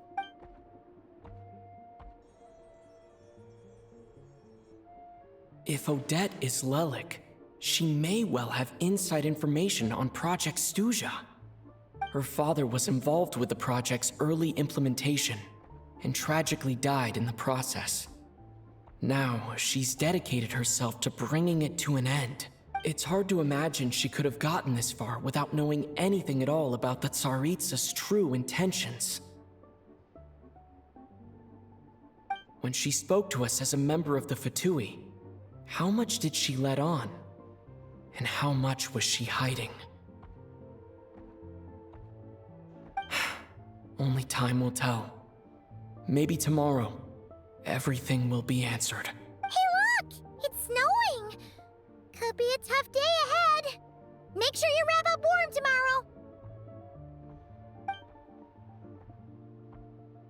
I like when she's sitting.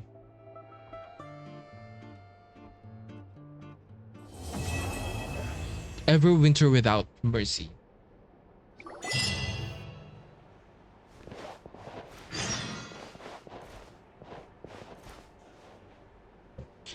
Yeah, I think I like the introduction of this one. Also, like the hidden identities with this character is actually interesting.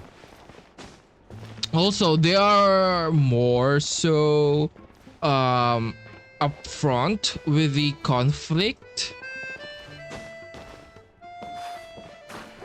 and I kind of like that. Like the conflict is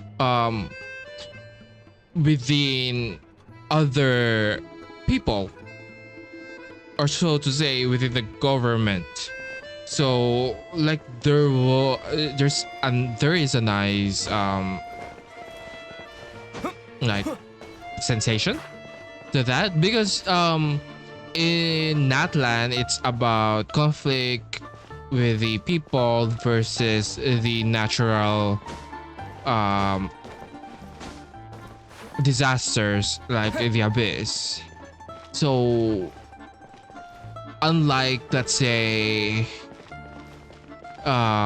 Fontaine was kind of like had that conflict between government and people, but it wasn't as shown, because in the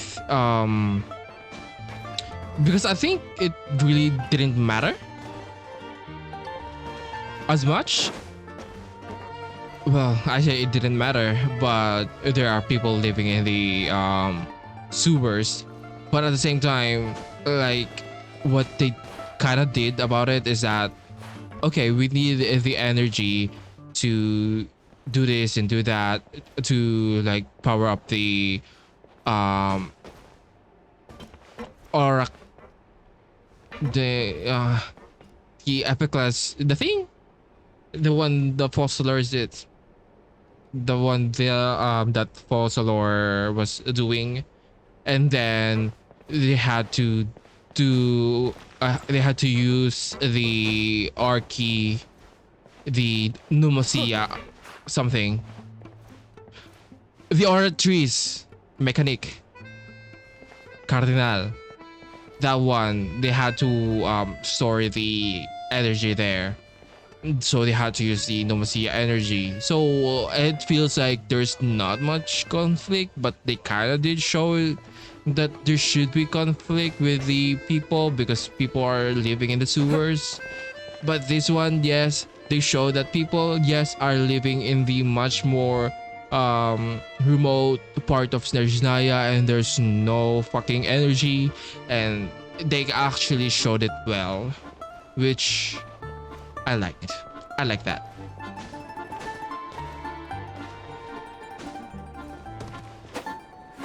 Like Sumeru, the government was like banning dancing, and you have fucking Nilo I think that's a good representation as well.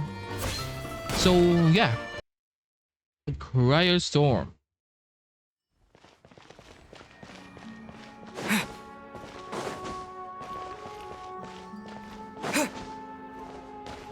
What the fuck is that?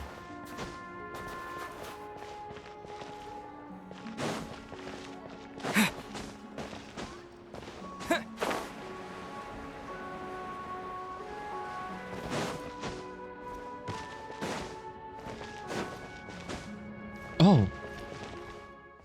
What? It says saving. Okay.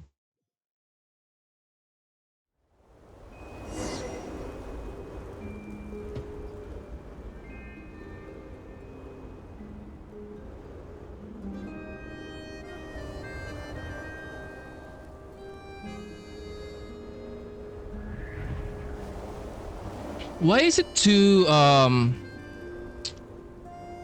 you know, it's too icy?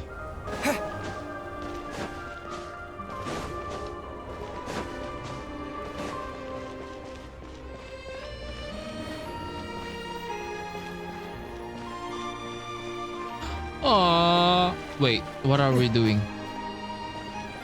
Is this a fucking...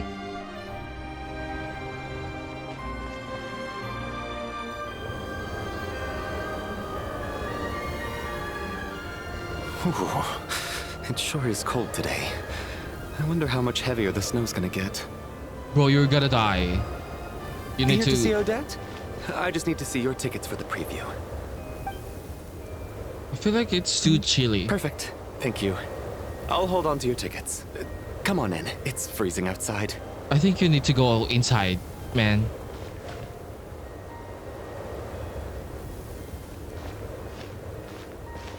Wait, is something following? Is something following him?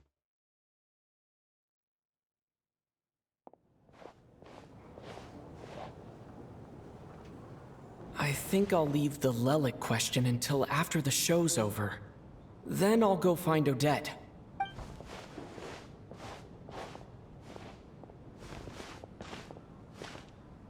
Child said he was originally going to come with Tonya. So I'm guessing Tonya's already here somewhere. Is there anyone here who looks like a Tonya? Let's see. It's a small audience.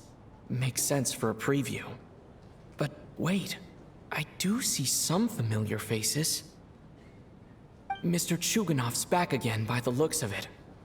Oh, and is that Mitya? And that Fatui officer, Valeri. Guess he must be playing cat and mouse with Mitya again.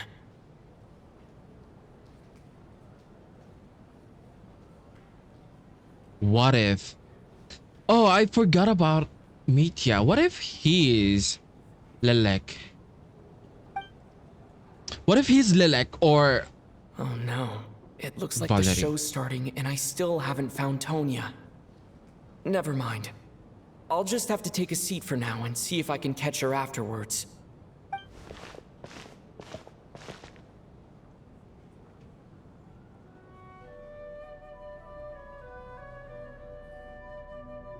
Are you Lelek?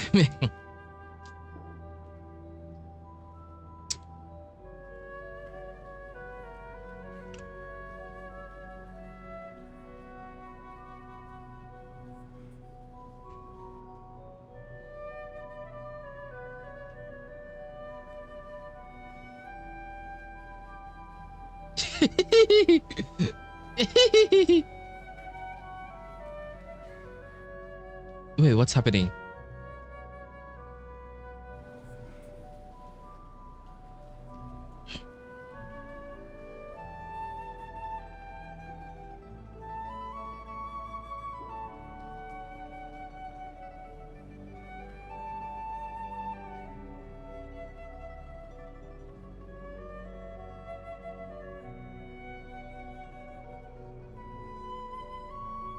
Wait, what's happening?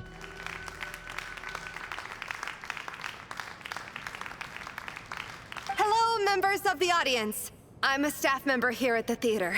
Today's performance was a very special one for us, as it marks the first attempt in a long time to revive the classic Snezhnayan ballet, Spirit Seeker. To commemorate this occasion, we would love to take a group photo of the cast, crew, and audience members present today. Could I kindly ask the audience to please come up onto the stage?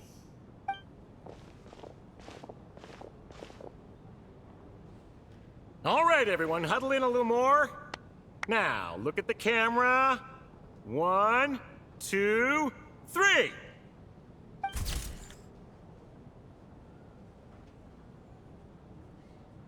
Why is he at the center? Are you quite satisfied, Mr. Energy Scientist? I rather hope you don't have any other escape plans to add to my workload today. Okay. What are you talking about, Sarge? This was simply my way of inviting you to watch Miss Odette's new show with me. And wasn't the performance spectacular? In the future, I heartily encourage you to take a leaf out of my book. Find some soul-nourishing pastimes to enrich your time outside of work. It was indeed a fine performance, but I must correct you on one point. This is not time outside of work. These are working hours. You know his model isn't done the way they model him. See? I think his model is actually not done. Because they just having this default emotes. And they haven't still haven't, fixed this. So in my opinion, they are gonna do some tweaking about his model. But then again, it feels like him being a bodyguard to this guy seems kinda 4-star-ish, but then we have we have Ningguang, who's a 5-star, or a 5-star looks but 4-star, and then 5-star lore, but she's a 4-star, and then we have Beidou that has like 5-star lore. And recently, though, Yansan and Auron, I can see it, but I think his role is actually important too. But not that important, I guess. No, he's part of the 6, so it's important. Working hours and non-working hours are just a social construct. Human technology can never advance if we're too rigid in our thinking, Sarge. May we leave now?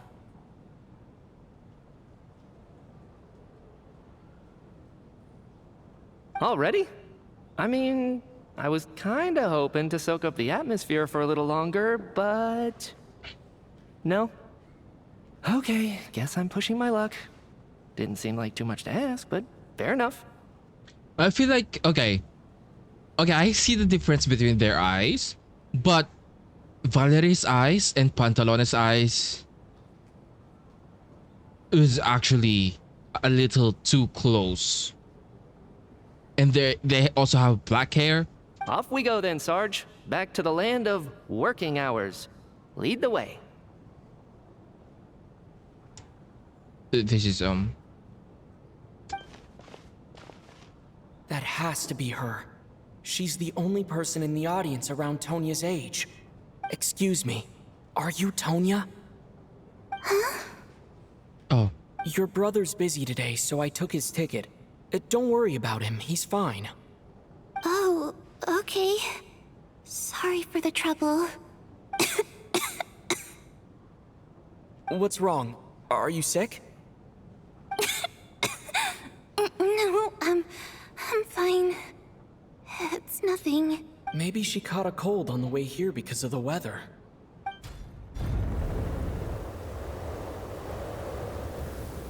I haven't seen snow like this in a long, long time. It's most unusual. I know. It's completely white out there. You can barely see a thing. I've never seen such heavy snow in my life. Let's wait it out for now. You'd be lucky not to freeze to death in this weather, let alone find your way. Well, look at that. Maybe we shouldn't be in such a rush to get back after all. What do you think? Bro, his eyes is so... Why does he looks like a puppy? Let's wait and see.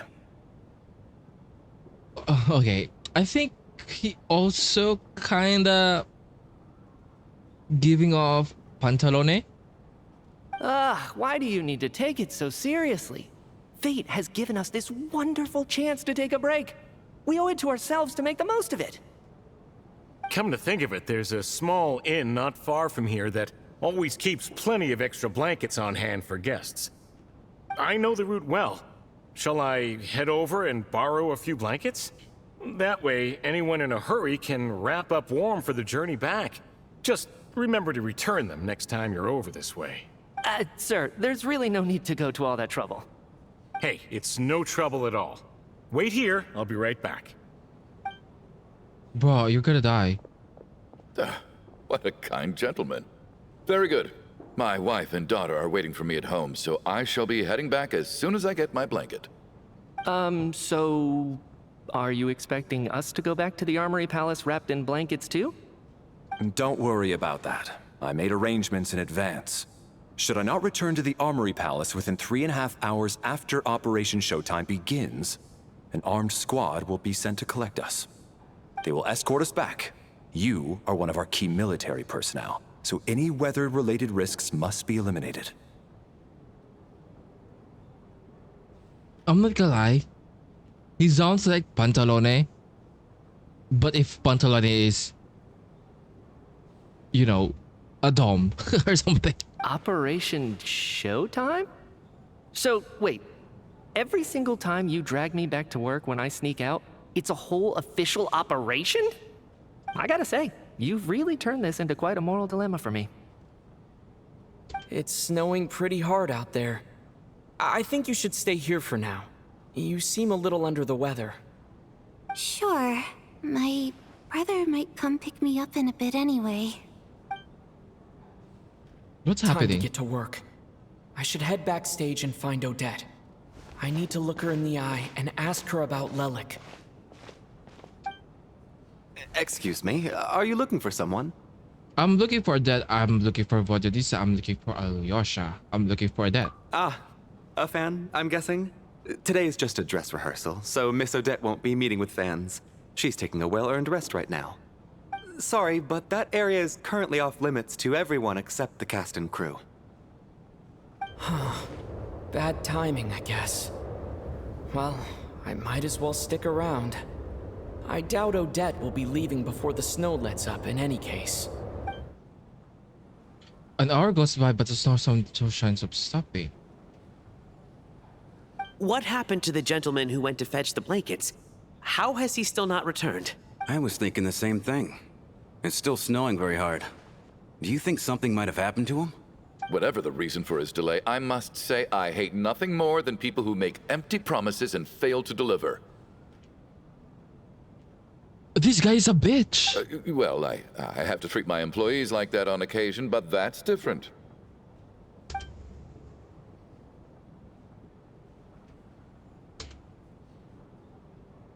You seem anxious, Mr. Valeri. It's been nearly 4 hours since I left the armory. The army should have arrived to extract us by now. They know how much I despise tardiness and disrupted plans. There's simply no reason that they shouldn't have shown up by now, barring exceptional circumstances. Surely a snowstorm like this one counts as such. Few things in this world can stop the Snezhnayan army, Mr. Mitya. And a snowstorm is certainly not one of them. Why don't you go out and take a look? They might be right outside, waiting for your orders before they dare come in. An absurd hypothesis. I have no intention of leaving your side for even a moment until I have escorted you back to the Armory Palace. This doesn't look like an ordinary snowstorm to me. That guy who left earlier, it looked like he just vanished into thin air. Either that, or my eyes were playing tricks on me. A man-eating snowstorm? Come on. Night hasn't even fallen yet. Spare us the ghost stories.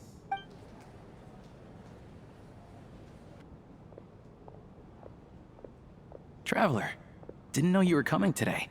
How come you didn't say anything? I'm here to see Odette. I'm not sure how should I say this. Oh, right. I assumed you were looking for me and Vodenitsa. Odette's still backstage. Whoa, that's quite a snowstorm out there. I've been working backstage this whole time, so I didn't even notice. No wonder the audience hasn't left yet. Is weather like this rare, even in Snezhnaya? Yeah, snow like this. I'm sure I've seen it out in the wild before, but never in the city. Actually, I take that back. I don't think I've seen snow this bad even in the wild. This is something else. It's not normal. What about Paimon? If even Alosha thinks snow like this isn't normal, could it have anything to do with that monster people have been talking about? We can't stay cooped up here forever. Someone needs to go out and take a look. Should I go with you? No need. I have plenty of experience with snowstorms. Besides, I work here while you're an audience member. I should be the one to do it. And I'm wearing crop top, so bro, no need, you know? Everyone by the door. Careful not to let the snow soak into your shoes. In a snowstorm, you gotta look after your toes above all else. Heading out, my man? Be careful. I've been told the snowstorm eats people alive. Thanks for the advice. I am planning to be careful. I just want to take a quick look at the situation out there.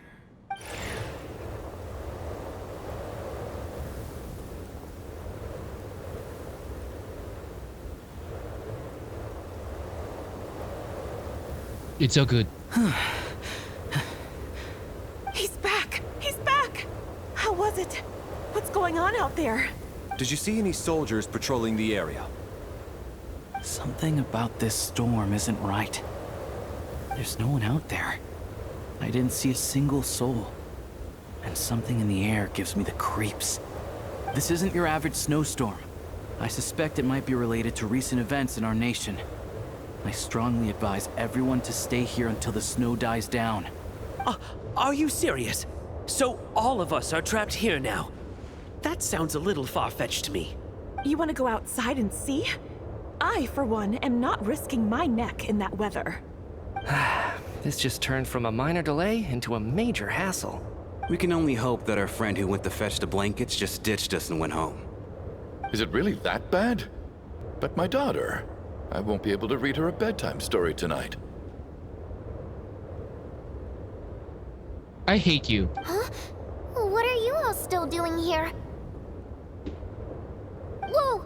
It's snowing hard! The cast and crew from Baxter are quickly brought up to date on the situation. So now we're stuck here? Oh, this is terrible. Luckily, it was just a dress rehearsal today, so there aren't too many people here. On the bright side, the theater's always well stocked with supplies. If the snow still doesn't let up as we get into the evening, you can spend the night here, everyone. At least, I assume that's all right? Odette? Fine by me. This seems like a sensible backup plan under the circumstances.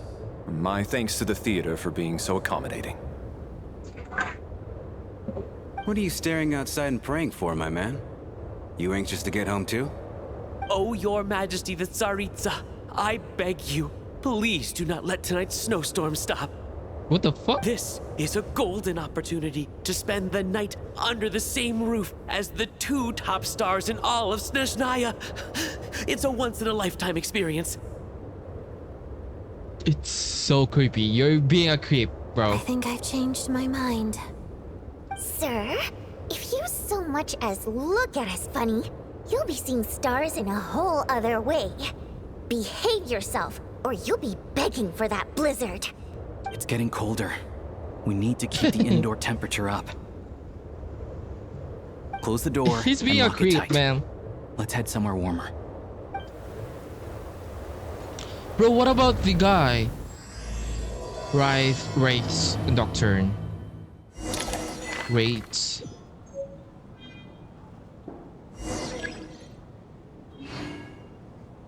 What is this? What's the goal?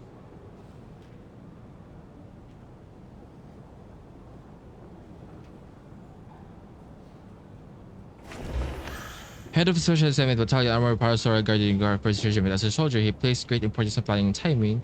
He is currently assigned to protect Bithia, an important figure with the military. The prima donna of Kolorovsky troop, a mysterious Rusalka whose extraordinary singing has captivated countless audience. A member of their court, she cares deeply about the welfare of ordinary people. An expert with the Energy Commission and a prominent figure in the military, he has an exceptional command of all manner of energy-related technologies, though he can be rather talkative at times. His character is more than makes up for it. No details on this person, no details on this person. A staff member at the Kolorovsky Theater, drawn there by dreams of celebrity lifestyle. She now handles duties such as announcing performances and spotting events. She can occasionally get a little too fixated on things. Rampana.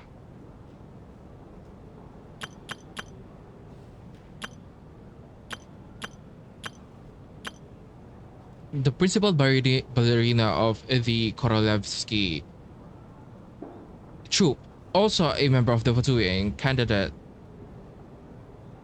to become the next Harbinger, the Fair Lady. She is additionally suspected of having another identity who operates from the shadows. Also, wasn't she the one who has this trope that people talks about, the trope of like having another identity, this like Sandrone, who else, like, oh my god, who else has this identity, like, I forgot honestly. Oh, like Farina, you know what I mean? You know what I mean? Those the two identities. I think in the infographic they said she was like a ballerina and a fatui, but like there's another identity in between. It was like oh my god, I didn't catch up on that because I thought it's gonna be like emotional side of her. Me, the fourth descender, a traveler from beyond the stars. The younger sister of Natalia. He talks about her sister so often that this is the first time you've actually met her in person. Though in poor health and prone to coughing, she's excited about spending the night away from home. Owner of the Iskra manufacturing plant, a member of the Snezhnaya Veche, he carefully maintains the image of devoted family man and deeply loves his wife and daughter. The factory he operates is known for excessive energy waste. No details in this person yet. Alyosha, a hunter from Alatir, a member of the Rokot. He often takes part-time jobs at the Kolorovsky Theater to make ends meet. He may well have been the first friend you made after arriving in Snezhnaya, not the Eye of Grey. A staff member of the Kolorovsky Theater, exceptionally diligent and reliable.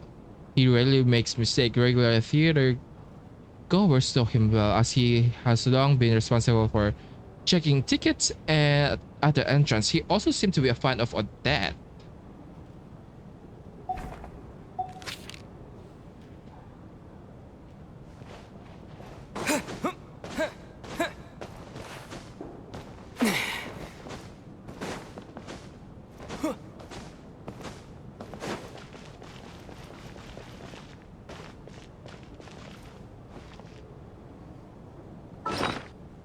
What do you mean check the photos? The Kolorovsky group held the first public trial performance of the ballet Spirit Seeker, capturing this commemorative photo with all the attending cast, crew, and audience member. Spirit Seeker.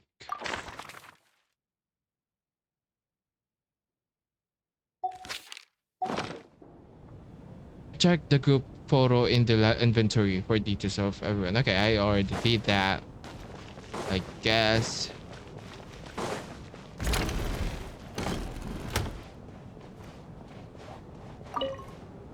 And then there's the aristocrats.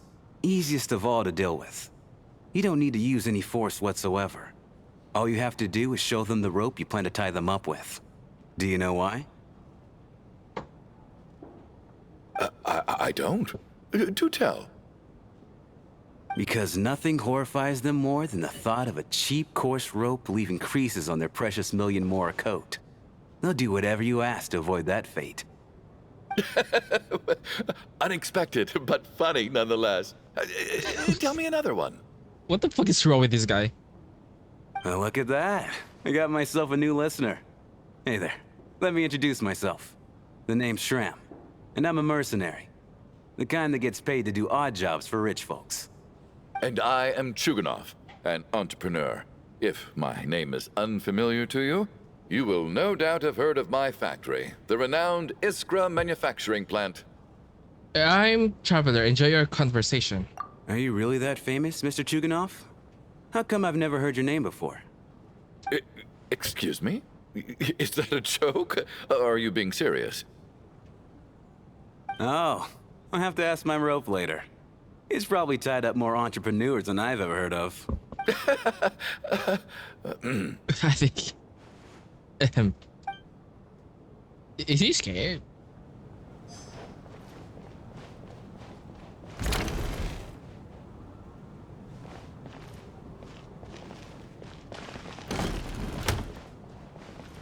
My husband has major trust issues. To him, I doubt even this snowstorm is a good enough excuse for me to stay out all night. Okay. Okay. A jealous husband. That's the price of marrying into wealth. You'll get used to it. I'm not about to stop you if you want to leave. But don't drag me along. Hello? Can I help you? Is this a creepy guy? Tonya. How are you feeling, Tonya? I'm fine. Sorry to worry you. I'm used to it by this point. I take medicine for it. My brother usually helps to get it ready for me. Child must take great care of his sister. He's never mentioned Tonya's illness, though. You know, I actually find this whole thing kind of exciting. Stuck in a strange place thanks to a snowstorm. Having to spend the night with a bunch of interesting characters. It's pretty cool, don't you think? You're right. It's certainly a novel experience. I'm sure most kids share that wish. Exactly. It's like one of those stories where an ordinary school trip turns into a magical adventure. I've always wanted something like that to happen in real life. Is she gonna die? I'm fine, really. Just got a little overexcited. Look after yourself. Otherwise, your brother will come after me.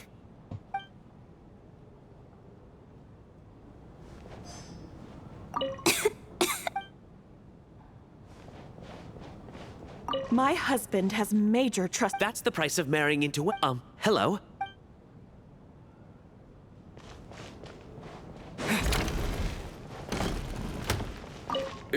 Excuse me?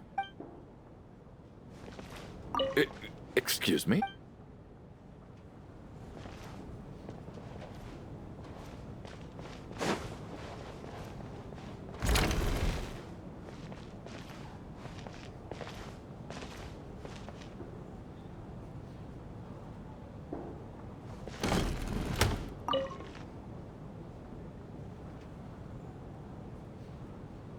I don't think it's ever been this lively backstage before. I didn't know you were coming today.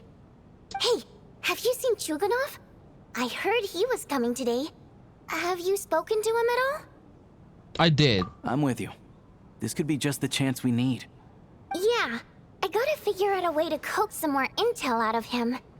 I want to know why he suddenly changed his stance on Project Stuzha. What exactly happened before the most recent Vecha vote? Why are you talking like that out loud? For the Rokad or just out of personal interest? Shh! There are other people around. Don't say the R word. The R word.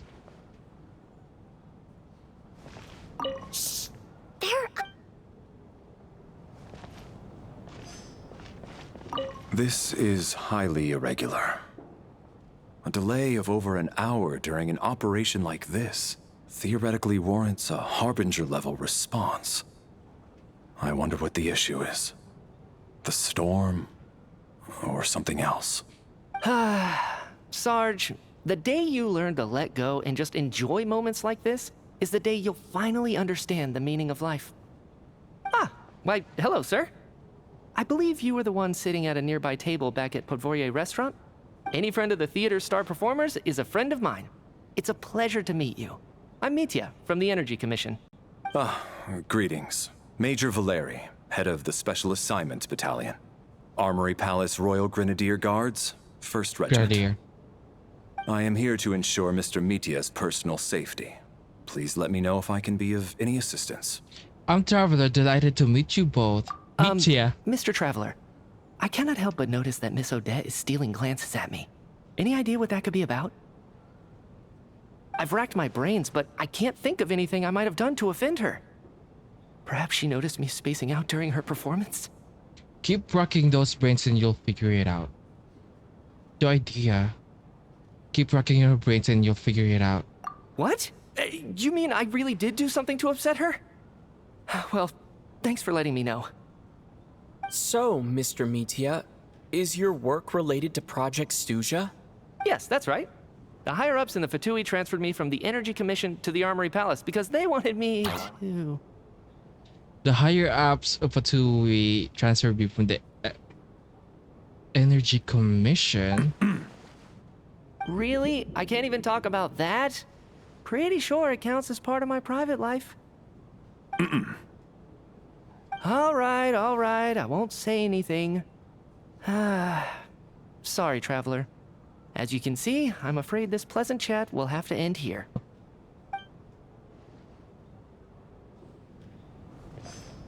This is highly irregular.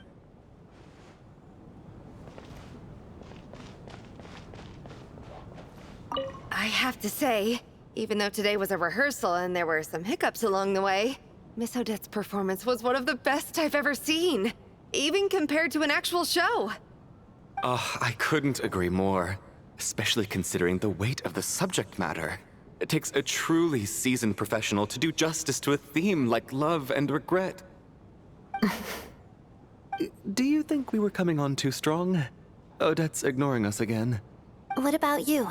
What did you think of today's performance? Actually, I wasn't paying much attention. I think you could be more expressive. Consider me a new fan. Actually, I wasn't paying much attention. Okay.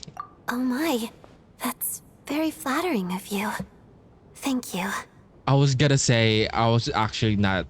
I'll make sure to save a ticket Pay for attention. you when the show's performance ready.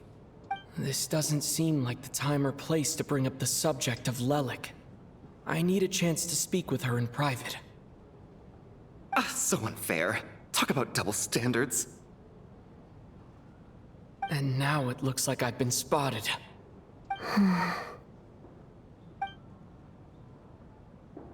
You know Mitya too? No, I don't. I just have a feeling that he might be dangerous. Oh, okay. They're scared of him.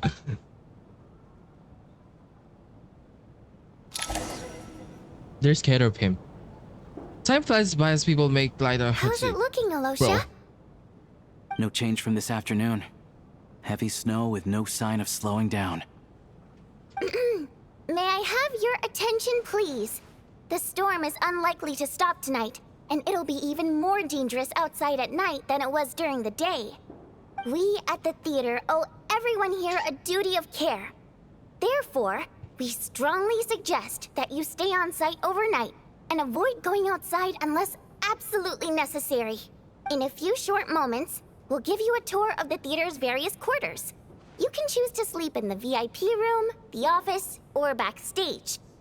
Or on the stage if you'd prefer. We won't mind. I'll pass on sleeping on the stage. What if the snow is stopped by tomorrow morning? The early birds in the audience might think we're part of some experimental new show.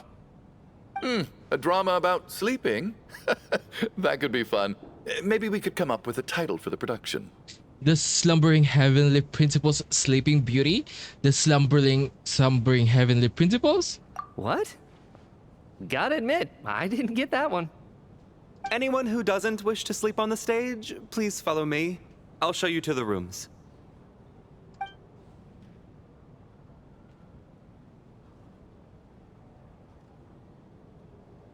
Oh, I think this one is like the I Renova guess thing. I'll call it a night. Though I feel like I won't sleep very well without Paimon here. I'm sure she'll be worried that I haven't made it back yet. But as long as she looks out the window, she'll probably realize what's holding me up. I wonder if she's feeling any better yet. At least she hasn't been getting any worse. Still, I should try and get back first thing tomorrow morning.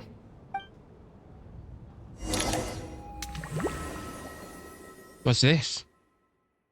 What the fuck is this? Not cry?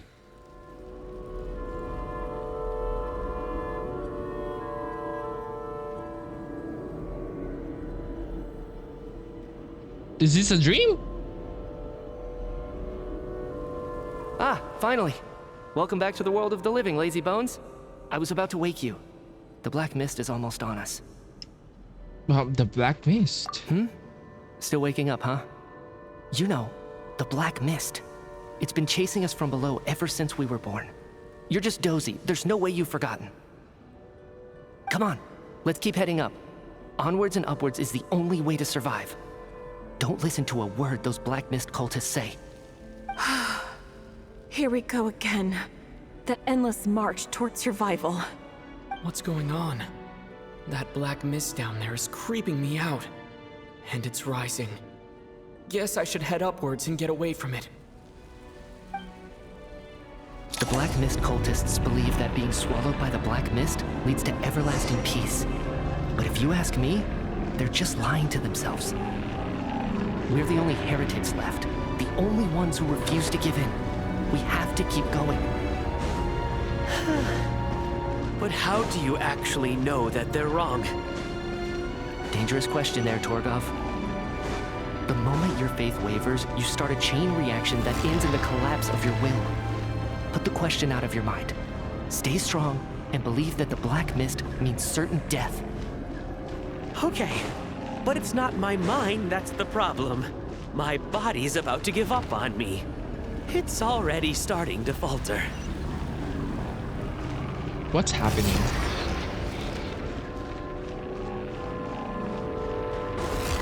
Is that Hyperborea? What's being erased? I can't do this anymore. I've had enough of being forever on the run. What's the point of it all? All this will pass eventually, I promise. Keep fighting. It will be worth it. You accuse the Black Mist cultists of being liars. But you're lying too. There is no end to this path. It keeps going up forever. There was never any hope to begin with. The cult of the Black Mist has poisoned your mind, Sobolova. Are you thinking of giving up as well? I am. I think I'll take my chances with the Black Mist over this perpetual torture. As much as I detest the Black Mist cultists, I'm just too weary. Then I bid you both farewell. Let me put my personal opinions aside for a moment and say, I hope that you both find peace within the Black Mist. So we're just gonna give up on them? Fate always appears so impossibly complicated. But at moments like this, its raw simplicity is laid bare. Their fate was sealed from the instant they entertained doubt.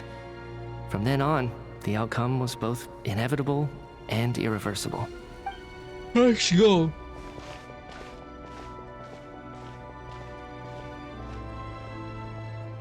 Torgov and Sobolova are gone. I never thought the day would come when even they would be swallowed by the Black Mist. It's just you and me now. Is it just me, or has the Black Mist stopped moving? Yes, it looks like it's satisfied. For now.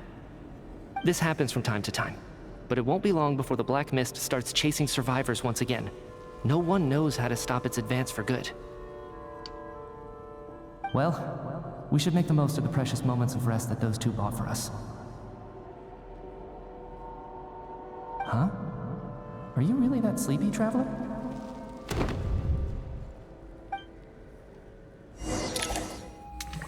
You left me. You left me. Ah! Help! Somebody, come quick! What is it, Chuganov? What's wrong? Is it morning already? What's all the commotion? Sounds like it's coming from next door. I should check and see what's going on.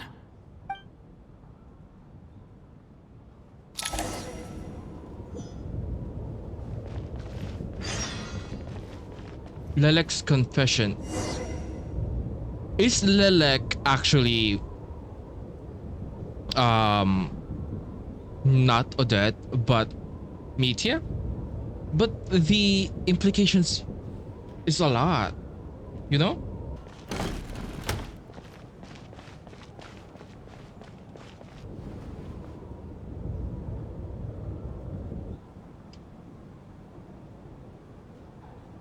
Oh, the two are gone. I don't see the look, two. Miss Tonya. Stay here. Okay. What happened to them? The two are gone.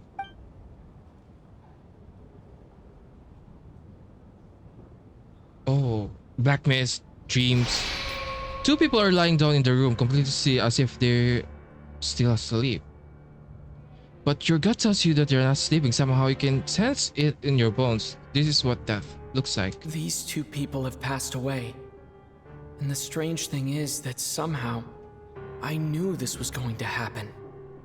I knew that they would be the ones to die. Have I seen this moment before? Or did I have some kind of premonition? I can't remember what it was. Let me take a look.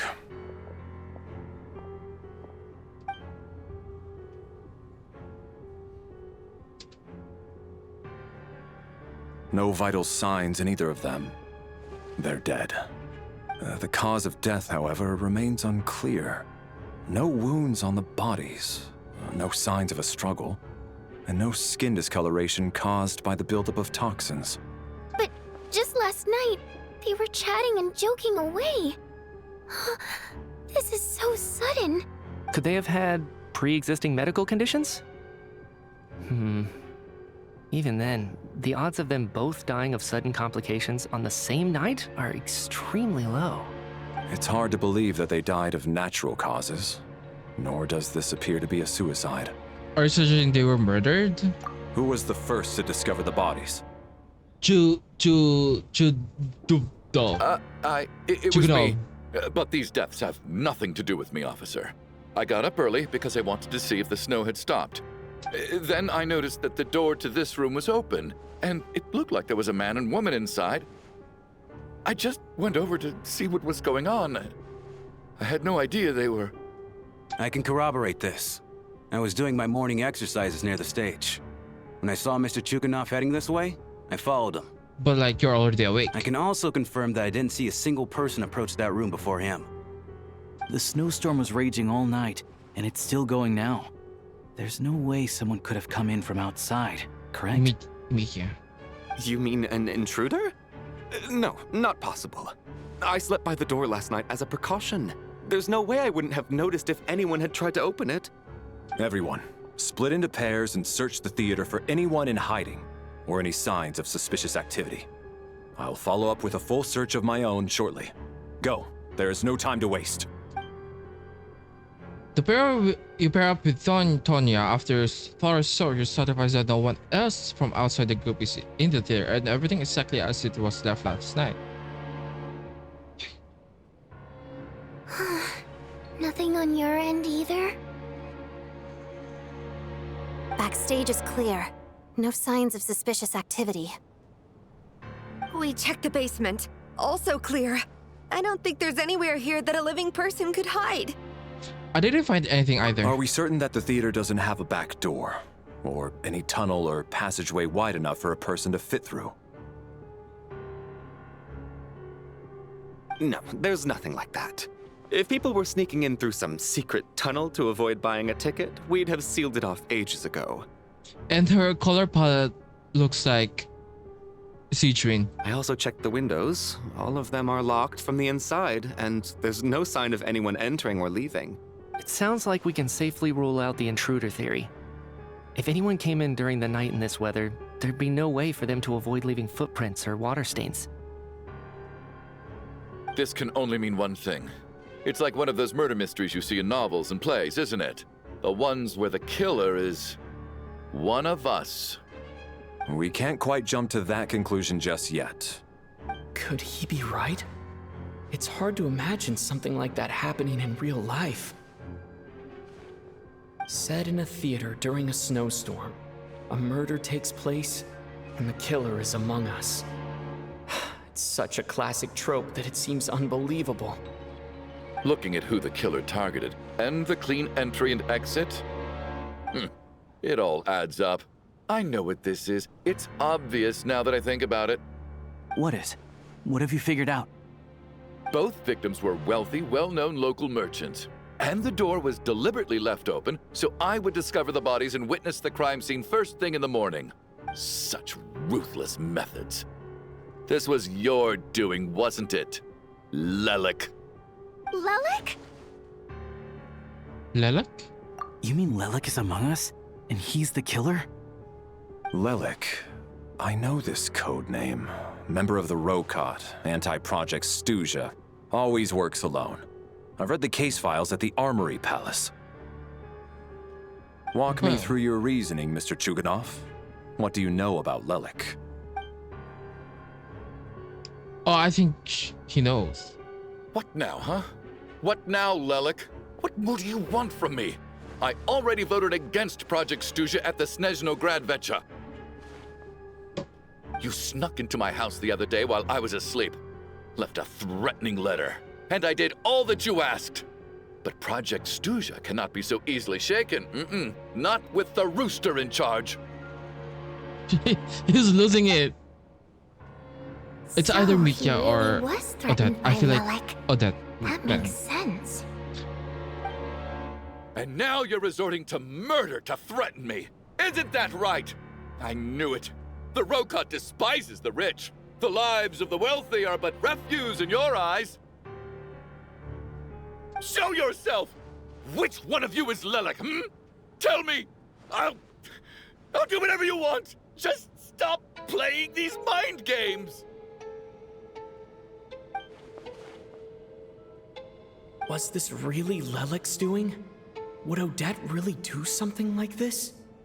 If Odette really is Lelik, this seems out of character. But then again, how well do I really know her? It's gonna be funny if it's either Mitya, Odette, or Ronova. But like Ronova is kind of like ridiculous, unless she was like, okay, I'm not gonna. But like if like killing people is not like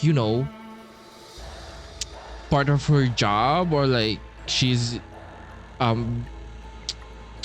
what do you call this?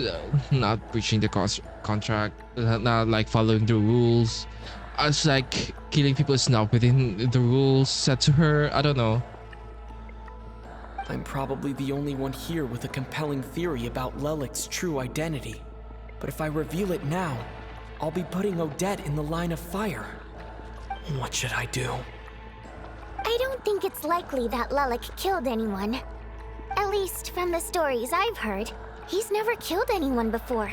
And his name has never come up in connection with any murder cases. Okay, so he's never killed anyone before. It could be Ronova. It could be... Okay, I can't. So, but like, it's Odette. Odette is like the highest...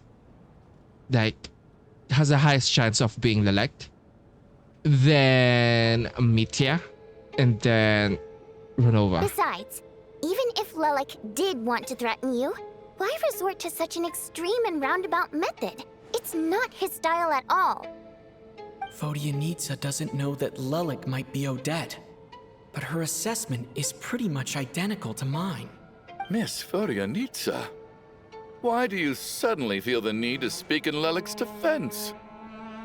Defense? Oh, no, it's just...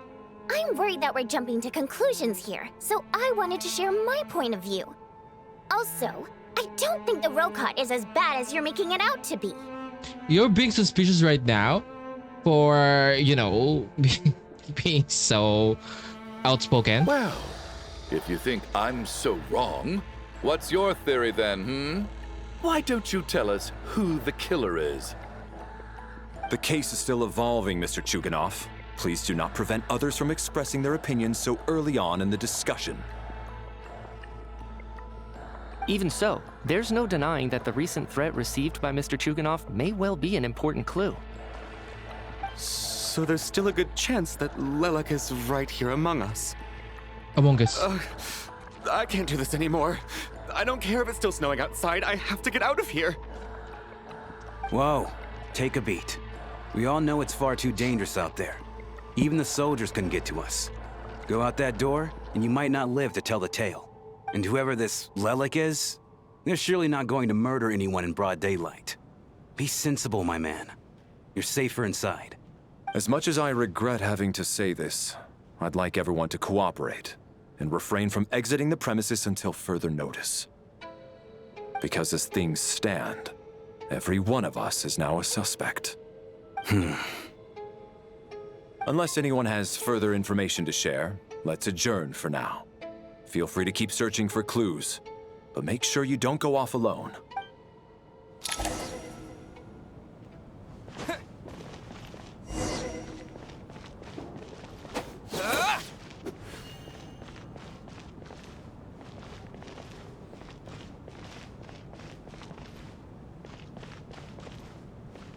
You seem to be very comfortable taking charge, Major. You took the reins as soon as things went south. I simply made an executive decision that someone needed to take control of the situation on the military's behalf. Does this offend you? No, quite the opposite. We feel much safer for it. By the way, what does Major mean exactly? Is it a pretty high rank? You seem to be very comfortable. I simply made an... No, quite...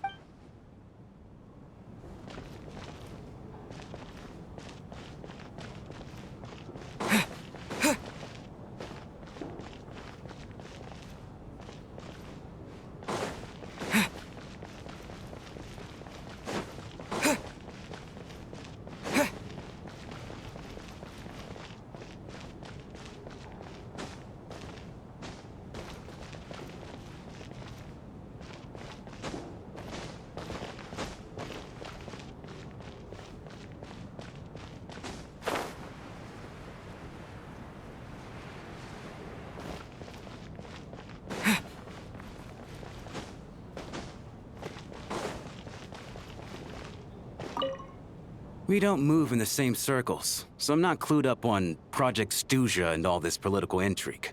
Nor does it interest me. Nevertheless, sir, I think your top priority as soon as you get out of here should be to hire a good private bodyguard. Such as yourself? Oh, okay. This is Yaoi. Such as myself. Oh my god. Okay. Why are we doing that?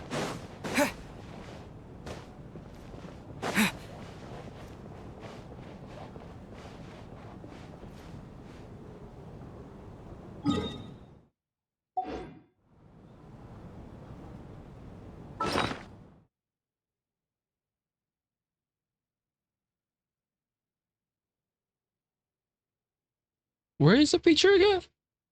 Oh. It's already here. Okay.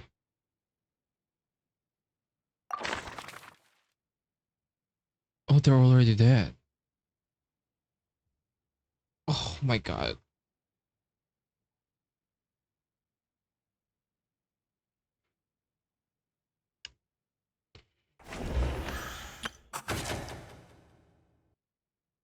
A wealthy businessman who made his fortune in the energy industry with support from the Northland Bank, his business grew larger. At some point, however, it began to feel as though the Northland Bank had become one truly calling the shots. This is during the night. A wealthy businesswoman who began her career selling fashionable cold weather clothing. Later, she married into a prominent family to expand her business nowadays.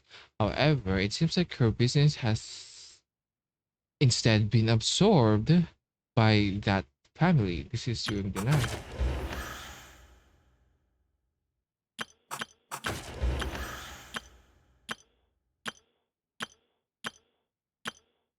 Undefined mercenary and affiliated with any mercenary organization flexible. In the jobs he takes, he often works for Snezhnaya nobles, outgoing and humorous. He has an endless supply of mercenary jokes.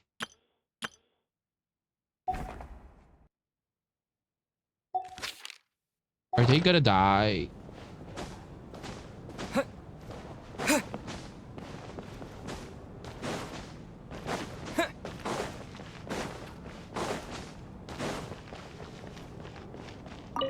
I still find it hard to believe there's a murderer among us. Just last night, I imagined we were like classmates out on a hiking trip. There's no guarantee that you can trust your classmates, especially not when you're locked up together. Why did they do this? Was it for money? Even then, they could have just kidnapped the people. They didn't have to die. There's no guarantee.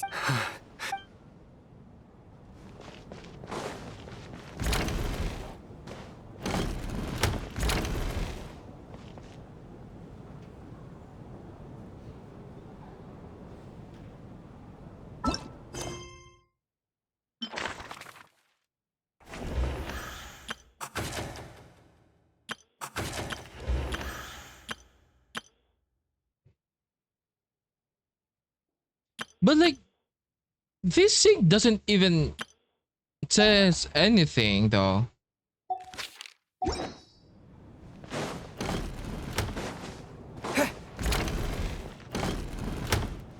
You're right. That was my bad. It was a knee-jerk reaction. I didn't think it through. Luckily, no one suspected my identity. Hello. Oh, phew. It's just you. I thought someone was eavesdropping. Ma'am, you have to be careful. You're like Mitya, you know? Since Vodyanitsa and I were on the same page earlier, I think I should share my thoughts with the Rokot members first. You tell Vodyanitsa and Lush about Child's intel and Lalak and your views on the current situation. Whoa. Are you serious? I don't know if this counts as gossip, but it's definitely on track to be the juiciest this whole year. Odette? Really? Odette? Oh god, how dumb does this make me look? Lelek has been right under my nose this whole time, and I didn't notice a thing. Actually, it's exactly what you'd expect. Sometimes, hiding in plain sight is the best strategy. And now that you mention it, the more I think about it, the more sense it seems to make. What are we up to now? 1, 2, 3, 4... What are you counting? Odette's identities. She's my coworker, specifically a ballerina, and also a Fatous, a member of the Rokot. Now, Lelek. It must be so exhausting.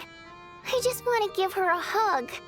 I guess since I've always known her as a member of the Fatui, it never even crossed my mind that she could be involved with the Rokot, let alone be Lelek. I don't understand. If she's with the Fatui, what reason could she have for being so opposed to Project Stusha? Probably best if you ask her that in person. Well, since you waited until now to bring this up instead of announcing it to everyone earlier, does that mean we're all on the same page here? She doesn't seem like the type to kill innocent people. Yeah. Lelek may not follow orders from the Rokot leadership, but as far as I'm concerned, she's never crossed the line. If anything, her actions benefit the poor. We need to confront her face to face. Do you think she'd really admit to being Lelek? I don't know. We'll have to see how it goes. For now, we'll work on the assumption that she didn't kill anyone, and see how much she's willing to tell us.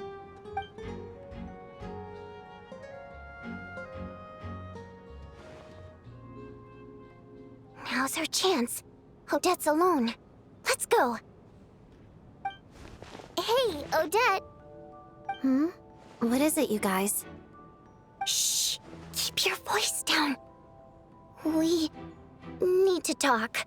So, you're Lelek, aren't you? Alright, fine.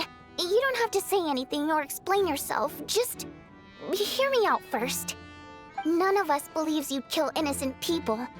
Whoever murdered those 2 people last night, it wasn't you. The Traveler was the first to figure out your identity, but he kept quiet during the discussion just now. Still, it's clear where the group consensus is heading. Everyone believes Lelek is the culprit. If your identity is exposed, you'll be in a really bad spot. Also, We're your colleagues, and we know what kind of person you are. I don't want anything bad to happen to you. So, can you clue us in? Tell us everything. The more we know, the more easily we'll be able to cover for you. All right. Yes, I'm Lelek. And no, I'm not the murderer. And thanks, but I don't need you to cover for me. Actually, I'm planning to reveal my identity. no need, bro. Huh? You're gonna reveal that you're Lelek? Here? That's right. I'll admit I was surprised at first when Chuganov guessed that I was here. It was just a lucky guess, but it caught me off guard. But after taking some time to assess the situation and confirm where everyone stands, I don't believe I have anything to worry about. Are you sure you don't need a second opinion? Given the circumstances. Mr. Valeri! What? Valerie gets everyone reconvened. Odette gets straight to the point and announces that she is Lelek. So... Odette is Lelek? I don't know what game you're playing, but you've got a lot of nerve. It's just one identity. So what if it's exposed? I can disappear and adopt a new identity anytime I please. I made my peace with this when I chose to become Lelek. But more importantly, I promise I am not the murderer. Which Well, you means don't that have someone to. else is. So, if anyone still insists that I did this, you'd best produce the evidence now. Otherwise, I suggest that you bite your tongue. Because if you really believe I killed 2 people without making a sound or leaving a trace, pointing fingers at me would surely only make you my next target. Is this really the truth, Miss Odette? That's confidence, all right. I believe you. A real no-nonsense attitude. I can see why Marionette said that she's on track to inherit the title of the Fair Lady. Are you seriously buying this? Hey, officer! She just admitted to being Lelek. Aren't you going to do something about this? I do have one question, Miss Odette. Why have you chosen this moment to come forward and reveal your identity? If I didn't say anything, everyone would be focusing all their efforts on finding Lelek. And that is exactly what the real culprit wants. I don't want to be the scapegoat who lets the murderer get away with this crime. Despite all the accusations, she made the smart choice. A remarkable display of rational thinking under pressure.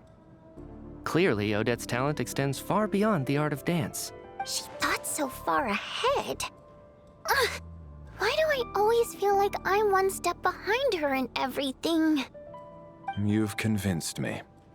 Dealing with the murder case remains the top priority right now.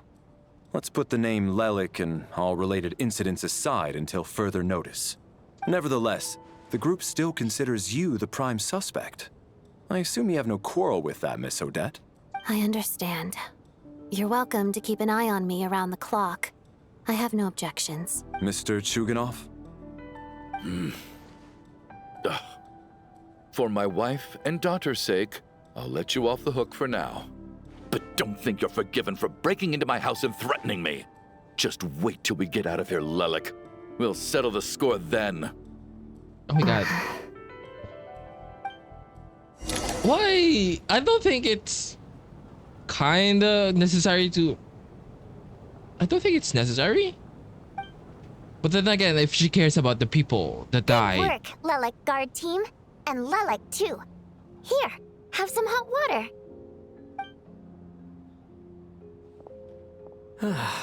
Turns out Valeri knew about my exploits.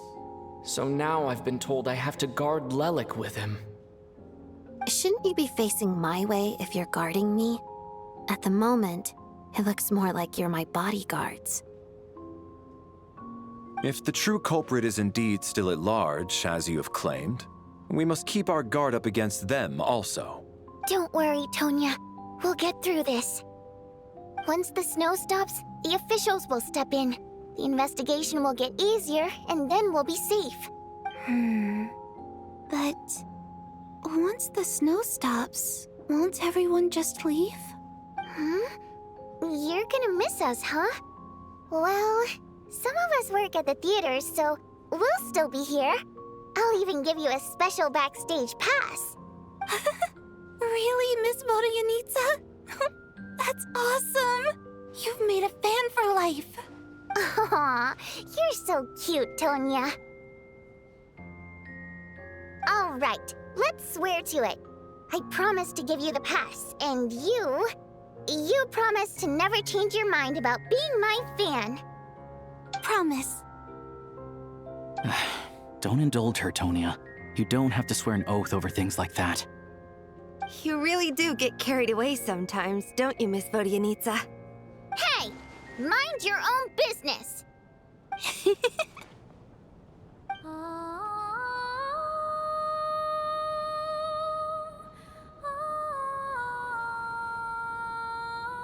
Why are you suddenly fucking singing, man?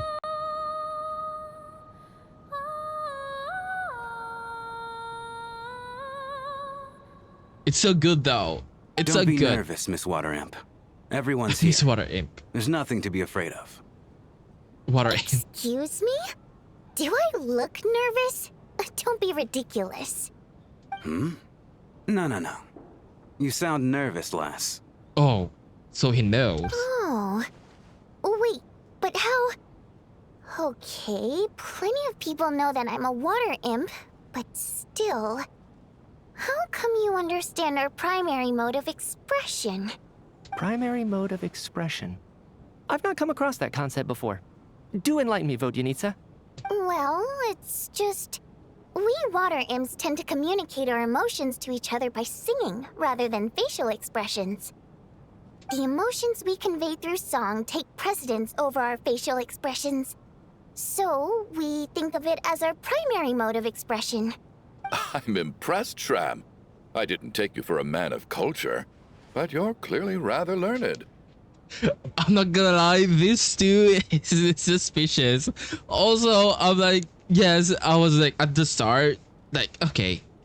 They were like, okay, he's finessing him, but like, bro, man, sir, you are married. It's not about being cultured or not. The thing is, this mode of expression can usually only be understood by other water imps. So he's a water It's not a imp? simple case of a song sounding happy or sad. It's not a simple case of a song sounding happy. And yet, you're clearly human, Mr. Shram. It's really not the big deal you're making it out to be. I think I just have a knack for it. Plus, I have a... very close friend who's a water imp. A delightful lady. But keep that a secret. Who? Anyway, we spent so much time together that before I knew it, I noticed I could understand her expressions. Oh, maybe she has a girlfriend. I guess that makes sense. Still, the fact that you have a water imp friend is even more surprising. I'd better watch what I'm singing when I'm around you from now on. Hey, what are you implying? You're not secretly insulting the audience in your songs, are you? Heavens! Why would I do a thing like that? It's getting late. We should discuss our sleeping arrangements for tonight. To guard against the killer, someone needs to keep watch. I'm not gonna lie, I feel like all all NPCs are gonna die. I suggest that we don't sleep in separate quarters tonight. It will be safer if we all stay together. As long as someone keeps an eye on Lelik, I'm quite sure we won't have any trouble. I also think he's gonna die, so that the secret of Lelek is hidden. Are you saying that you wish to bet your life on Miss Odette being the killer? Nonsense. Of course not. Then I propose the following arrangement for tonight. The Traveler, Odette, and I will form the Night Watch. We'll sleep in shifts, but 2 of us must be awake at any given time. Pardon me, wait, let me think about this for a second. An excellent idea. This allows us to handle the night watch while also keeping an eye on Lelik. Meanwhile, the rule of taking shifts in pairs resolves the other issue. Namely that we can't necessarily trust the Traveler or Valeri either. This allows us to handle the night watch while also keeping an eye on Lelek. Meanwhile, the rule of taking shifts in pairs solves the other issue, namely that we can trust. Okay.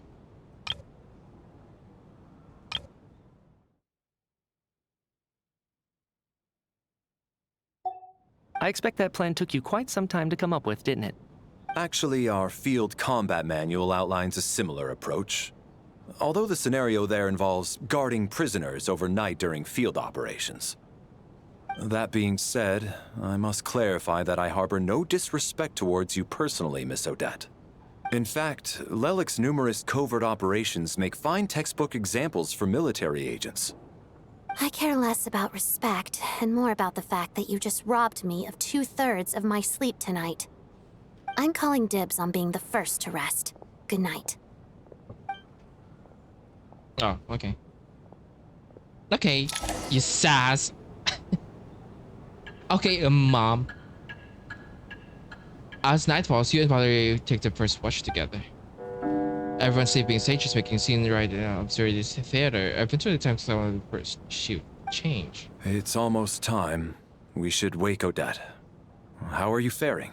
You get some sleep.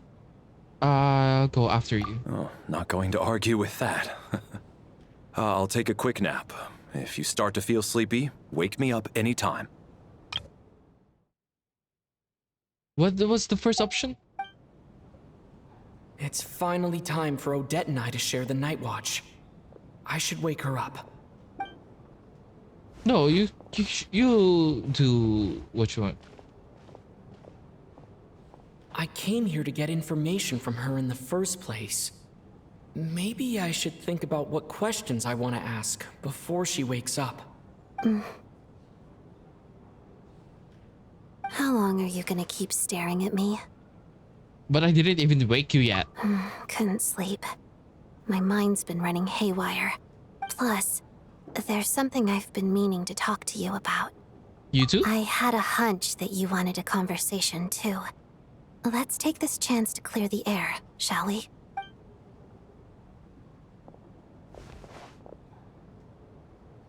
I just had a simple question for you, really. It's, Rosaline. In her final moments, did she have any last words or anything? You filthy rats! If you touch me... Okay, what was that?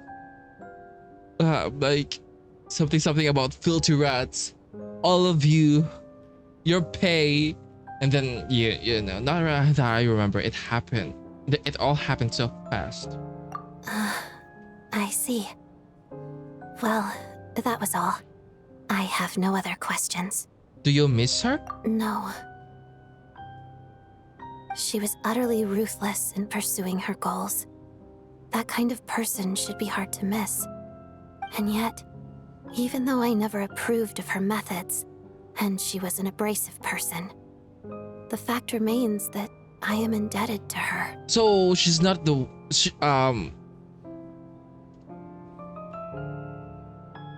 okay. What happened is like Rosalind is just like some kind of benefactor, and then I think she helped them, her family. Okay, the fucker said I am indebted to her. I heard a little about that from Sabrina. Oh, she told you. I guess that makes sense. I think she and Rosaline were on pretty good terms. See, she didn't know the full details. Yes. Rosaline wasn't the kind to gossip about this sort of thing. Not that it's any huge secret to me, though. When I was a child, I had to join the Fatui for the sake of my mother and me. I trained under Rosaline. It was extremely grueling, and it didn't exactly come naturally to me. All I could do was try to ignore the biting cold and practice, practice, practice. I was a newcomer who'd managed to make a good first impression on a harbinger. There was pressure to live up to her expectations, to be worthy of the fair lady's reputation.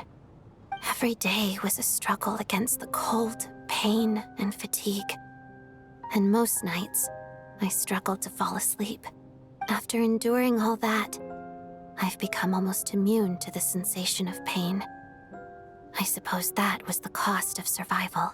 Surely, any child who had to experience that would grow to hate her lot in life. Don't you think? You really paid an enormous price. So, I put an equal amount of effort into my ballet. Because in my young mind, that was the only way to defy my fate. That is true. It was my way of telling her, the Fatui's demands and your expectations of me are not what I wish for. One day, I will leave. Okay, I that's fair. I think she probably blamed my poor performance in training on my passion for ballet. She knew my heart wasn't in it. Okay, that's okay. One time, when I was secretly practicing a dance at night, she suddenly showed up. I knew she was there to catch me red-handed. I told her, "You don't deserve to watch the dance I learned from my mother." She looked stunned. I guess she was surprised that I lashed out first, before she had the chance. But strangely enough, on that occasion, she wasn't fierce with me like she was during training. Instead, she fell silent for a moment, and then left. After that, she never interfered with my dancing or asked me how it was going. She never came to watch me dance again either. Not even once. She was a very proud person. She was. But even now, whenever I take out this core Ignis, I can't help but think of that night. Of the look on her face. So this was a gift from her? Sort of. Although gift might be too kind a term. This is her flame sealed within ice. A symbol of her favor, yes, but also her way of keeping an eye on people. She knew the location of every piece of core Ignis. If any recipient started acting suspiciously, she'd be on to them immediately. Trust her to make even a mark of approval feel suffocating. Okay, I feel like it's not a gift, but like also, I don't know, man. Like it's hard to read Rosalind because she's a character that's already died. So there's not much to go on from except for like the other people. Then but like we know the characters in this game are like unreliable narrator, but I guess you can pick on the truth behind their descriptions of her. So like here you can say that she is fond of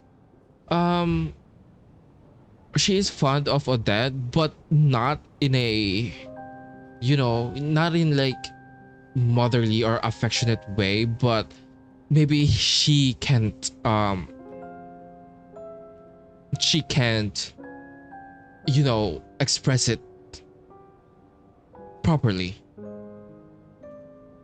Like maybe her personality is stopping her to have that, to like to go in that, or to break that boundary. So you know what I mean? I think I kind of get her, but like it's just hard to know her if the character is already dead. So, when news of Rosaline's death reached Snezhnaya, many people immediately crushed their core Ignis. It gave them a profound sense It of can be relief, crushed. like they'd broken free from her shackles. But I kept mine. With my sensitivity to pain being as dull as it is, the warmth from this core Ignis is one of the few things I can still feel clearly. I still wonder, did she really come to stop me that night? I wasn't sure, but I was scared, so I said some really awful things. I feel like it's fine, bro. It's fine. I don't think she's gonna stop you, but it's fine if that's your reaction because of her doing. You know what I mean? It's just like if she's being abusive, it's fine that you had that reaction towards her. I guess she didn't leave anything behind. Not that I expected her to. It's fine. It's just a bit of a shame that we couldn't settle our differences before the end. Wait, but Sandra told me that you two had settled things. She did. Are you sure she was talking about this event? She said that Arlecchino gave Rosalind some advice and that Rosalind went to see you, and then she was like so protective about him, like the trauma and all. No, she didn't. I didn't even find out that she'd gone to Mondstadt until a while after she'd left. Wait, in that case... I think you should go and see the nave. Okay, I will. Thanks for letting me know. There's something I'm trying to figure out. I'm beginning to suspect that Paimon's mystery illness is being caused by the energy research behind Project Stuja. Paimon's very important to me, so I have to get to the bottom of this. I figured that since you're Lelik, you might know something about all this. The ultimate goal of this energy experiment is to create a weapon for the final battle. The weapon's construction was completed in Nodkrai. Now, all that remains is to arm it with a sufficiently powerful energy. So that's what they were doing. They were doing at the Experimental Design Bureau. So this was the purpose of the energy experiment. Yes. The weapon's development and all the related experiments are overseen by Lord Piero, the Jester. And the lab is located deep within the Armory Palace. I'm not sure why this experiment would be making Paimon feel unwell, though. The best way to get to the bottom of it would be to go there in person. Once we get out of here, I'll help you apply for an entry permit. Are you sure? Let's not forget that you're also a Patus. And I'm hardly the organization's proudest member, as you know. You answered my question about Rosaline. I want to do you a favor in return. It's that simple.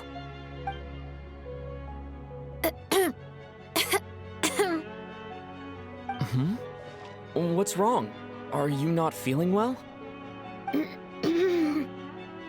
You two seem to be hitting it off. You made me I jump. thought you were sleeping. Of course I was. In the military, one learns to fall asleep quickly, even in the most inhospitable environments. It's vital to staying alert and energized. Why? Is something wrong? Even if No, he was nothing. awake, he can't have overheard us, right? Apparently he can. Well, thank you both for keeping watch. Traveler, I'll take over for now. It's your turn to get some sleep. Sure.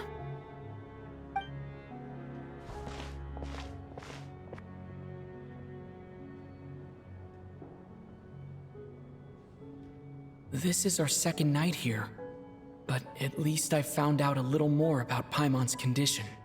I hope she's been sleeping well the past couple of days. Why do I feel like I'm being watched? What the fuck is wrong with you? Seriously? Is this payback for when I stared at her earlier? But I thought she was asleep. That's okay. Never mind. I'd better try and get some sleep myself. Bruh. Oh, that is so fucking funny.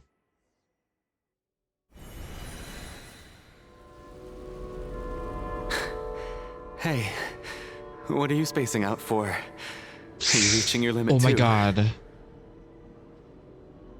I don't know where this is, and yet feels strangely How familiar. long have we been walking for?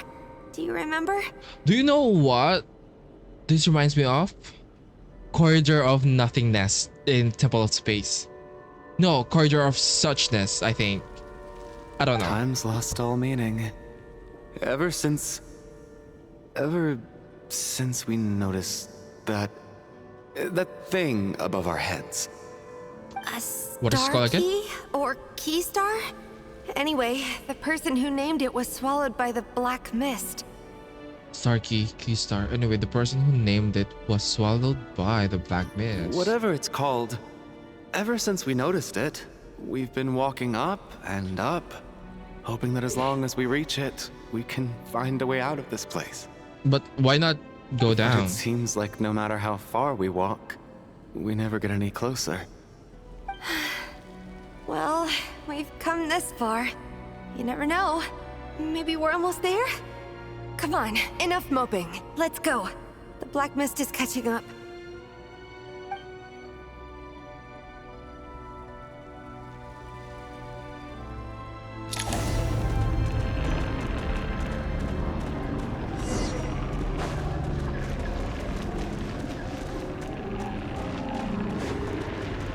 Why do they have like energy? We got ourselves a straggler. Here comes another one. Monsters! Watch out! Fine. Not again! I've lost count of how many times we run into them. Be careful.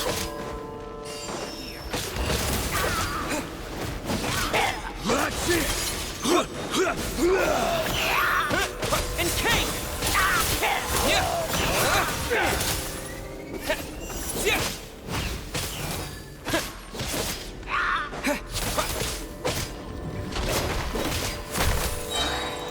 Fighting frog!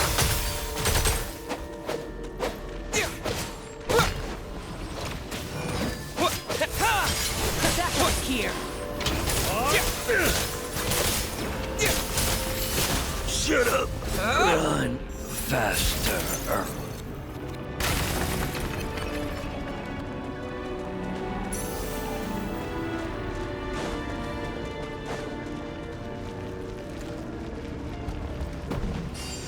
Here they come again!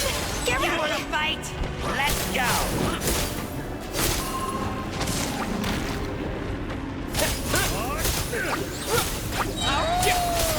Get a lot of that stuff is here.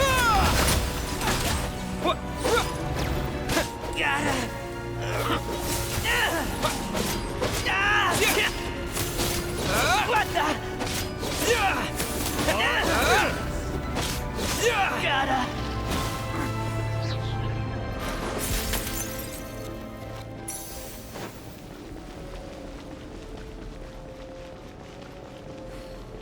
Monsters ahead of us? The black mist behind us? Feels like there's no escape.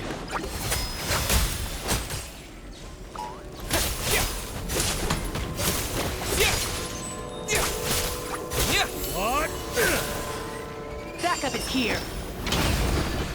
What is this black mist? What is it implying?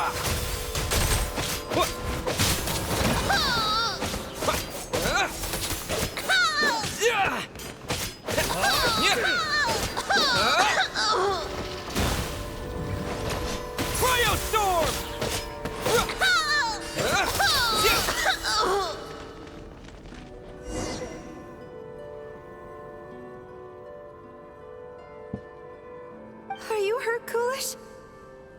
No, I'm fine. It's just...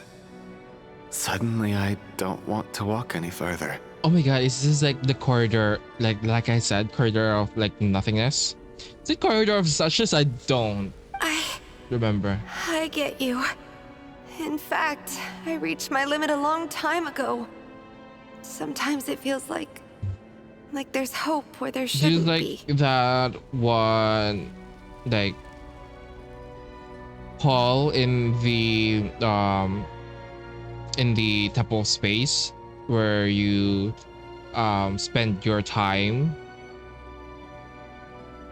there to actually erase you within your like they're gonna like make you not forget anything, but like yeah, forget anything, like what do you call that, like the hell in temple space. Yeah. The hope that the star gives us is the only thing keeping us going. But I'm not sure it's real at all. It may just be a collective illusion. Otherwise, why would it always be out of reach? Are you really going to give up like this? I actually feel like we're slowly getting closer to it. We know you mean well, but you're only saying that to try and encourage us to keep going, aren't you? Thank you, friend. But enough is enough. Please don't give me any more false hope. Hope is poison in this place. You're going to continue, aren't you? I admire that. I've given up, but I wish you the best. May there come a day that you catch up to the star and leave this godforsaken place.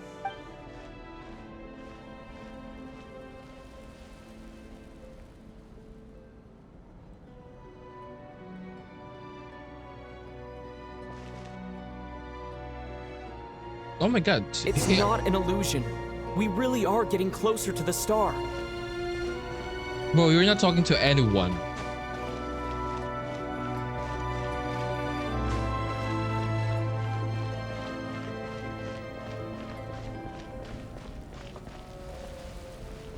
Congratulations. You are the first person to make it here. They actually made it.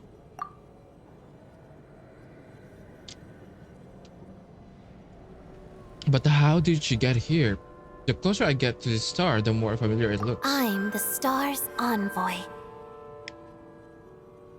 The black mist has stopped rising. Its hunger is satisfied for now, having devoured your two companions. This is a good opportunity. I'll let you get some rest before we continue. Continue? Are we going to leave? Hmm? What do you mean, leave? The star represents the starting point. It's What the the fuck? waypoint for the beginning. Congratulations on reaching the starting point. Once you are ready, we will head out and walk upwards. I will be right by your side the whole Star's way. envoy. It's like silly. After everything I went through to get here, this is just the start. Huh? What's wrong?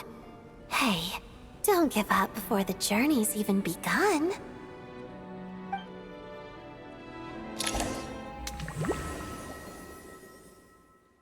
That's actually fucked. Rampana! Rampana!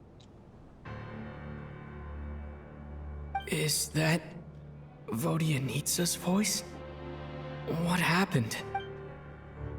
Coolish, wake up! Please wake up!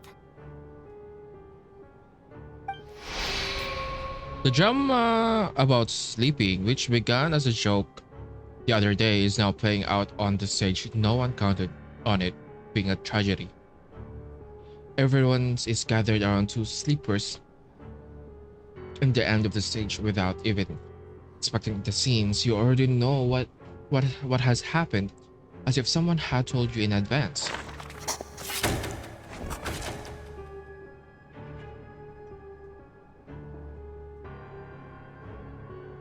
Exceptionally diligent and reliable.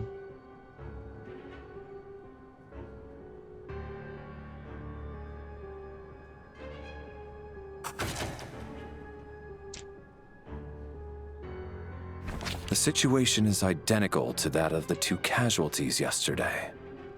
We cannot ascertain the cause of death. It's me, Mario. At least there are some elements that we can rule out this time. They slept on the stage with everyone else. So I suppose the surrounding environment can't be a relevant variable. Rampana. Coolish. Weren't some of us keeping watch last night? 3 of us, in fact. How could you not notice something was wrong? I'm as confused as you are. Certainly nothing unusual happened on my watch. Likewise, and from what I've observed so far, both Miss Odette and the Traveler can be trusted. No incident during my watch either. I have no reason to suspect Valeria or that either. To be honest, I didn't get a wink of sleep last night. I couldn't help but think I was the target, so I just laid there with my eyes closed. I heard the Traveler and Lelik chatting, but otherwise I don't recall hearing any commotion during the night. Me too. I didn't want to wake everyone up, so I was concentrating hard, trying not to cough. Oh my god. I hardly slept at all. If anything had happened, I'm sure I would have noticed. Then Everyone's what could awake. possibly be causing this? Everyone's Once was awake. bad enough. I can't believe it happened again. I worked closely with Rampana and Coolish for so long. I never imagined that one day they'd... And on the stage of all places... She's so cute. Polyanitsa. 4 victims in just 2 days, and we still don't have a single lead. I need to get to the bottom of this as soon as possible. And above all, keep Tonya safe. I'd never be able to look Child in the eye again otherwise. Still snowing? Yes, I just checked. Still no sign of anyone outside either. So we only have ourselves to rely on. If you ask me, this killer can clearly strike whenever they please. The Night Watch was a useless endeavor from the start. Lelik must be an expert in poisoning. Clearly she used some poison that can't be detected on the corpse.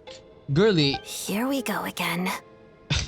Listen, I was already thinking to myself last night, was Lelik's reason for revealing her identity the real story? Well, now I have my answer. It most certainly was not. She's been playing us for fools. You get off on this, don't you? Revealing your identity, only to carry on with your killing spree? That's a hideous thought. One that only a hideous mind like yours could dream up. How dare you! That's enough! Yesterday, you named Lelik as a suspect because the victims were both wealthy merchants. Lelik might have had a motive then, but today's victims were just ordinary people. Not to mention that they were colleagues of Odette and mine. What reason would she have to murder them? Let me guess. Just to scare you? Also, why don't they just kill him? Plus, whoever is responsible for Vodyanitsa, I think they like her a lot. Who knows? Maybe you don't know her as well as you think. I implore you all to ask yourselves, how many people are there really in this world that have what it takes to kill another person? Not many, I'd wager. Lelik is well known to be a ruthless operator, and now she has revealed her identity. How could it be any more obvious? Everything you've said so far is still just conjecture, which doesn't constitute a concrete lead. You need to back up your claims with some evidence. How can you defend her, officer? What did she say to you while you were on Night Watch? Maybe I shouldn't be so surprised. You military types are always colluding with criminals to target the rich. All so you can get your grubby paws on our hard-earned fortunes, then tell us to fall in line. The Fatui, the Druzhna, and the Rokot. Thugs, the lot of you. Don't you dare.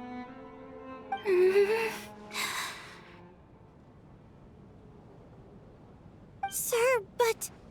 You were the one who told us not to stop other people from expressing their opinions yesterday. 4 people have already died. Only yesterday I was chatting with Mr. Coolish. Then we woke up in the morning and he's... Turning against one another is the last thing we should be doing right now. Little girl. Bruh, you're not. No. No, you're not gonna call her little girl right now. Even if Mr. Chuganov is a puffed up pig-headed windbag who doesn't have a clue what he's talking about. Okay. He's still one of the victims here, isn't he?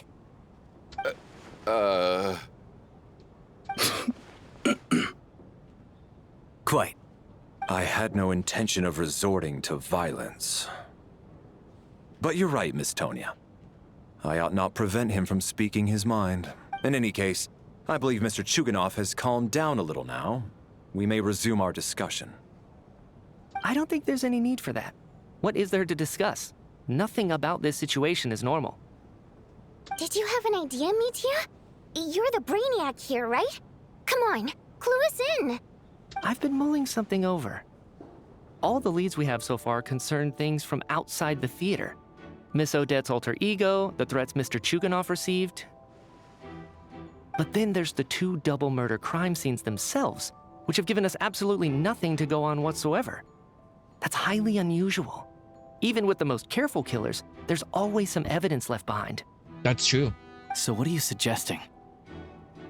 I think this could be a supernatural event. It isn't characteristic of human-on-human homicide at all. Correct me if I'm wrong, but aren't you supposed to be a scientist? That doesn't sound like a conclusion someone like you is supposed to make. I got into scientific research because of my insatiable curiosity.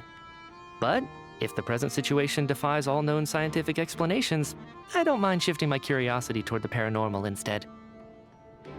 Now that you mention it, I remember when I first came to the theater. I heard rumors about this place being haunted. Haunted? Yeah, I think I heard the same thing. But I mean, they're only rumors, right? We've worked here for years.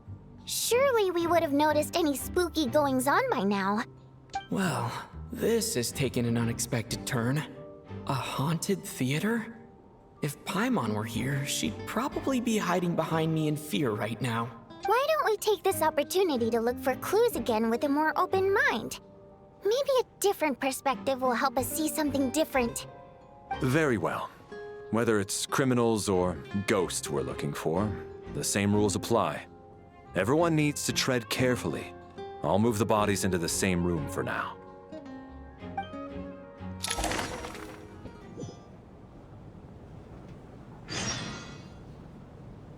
Like, are they gonna kill playable characters?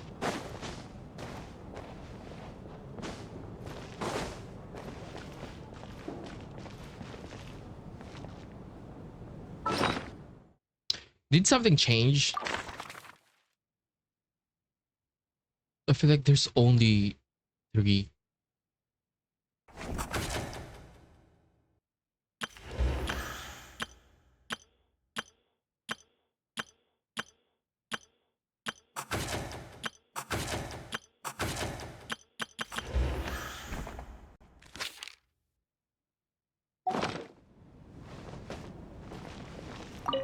I need to think very hard about whether there's anything that ever needed hiding. After all these years, there must be some things even I've forgotten about.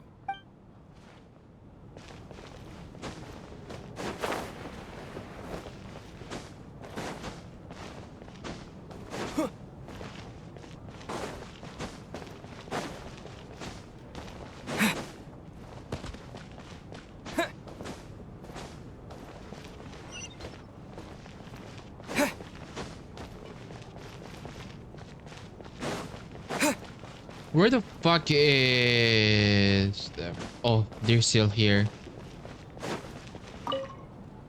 Chin up, my man. That soldier guy just gave you a bit of a fright, that's all. Think about your wife and kids back home.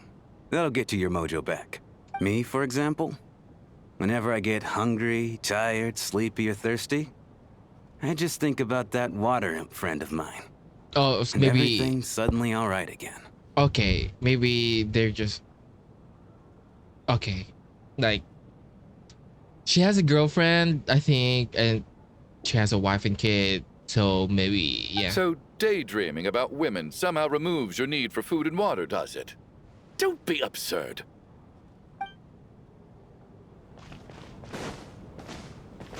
Okay, but like you two still a little fruity to me.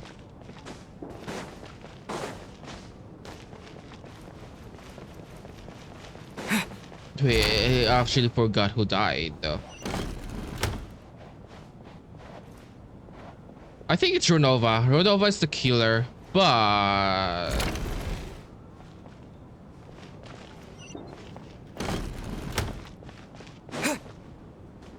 Tonya, did you find anything? Not yet. Still looking. So, are we supposed to be looking for something paranormal? I think I'd prefer teaming up with you than looking around on my own. This looks like somebody's notebook. Shall we read it together?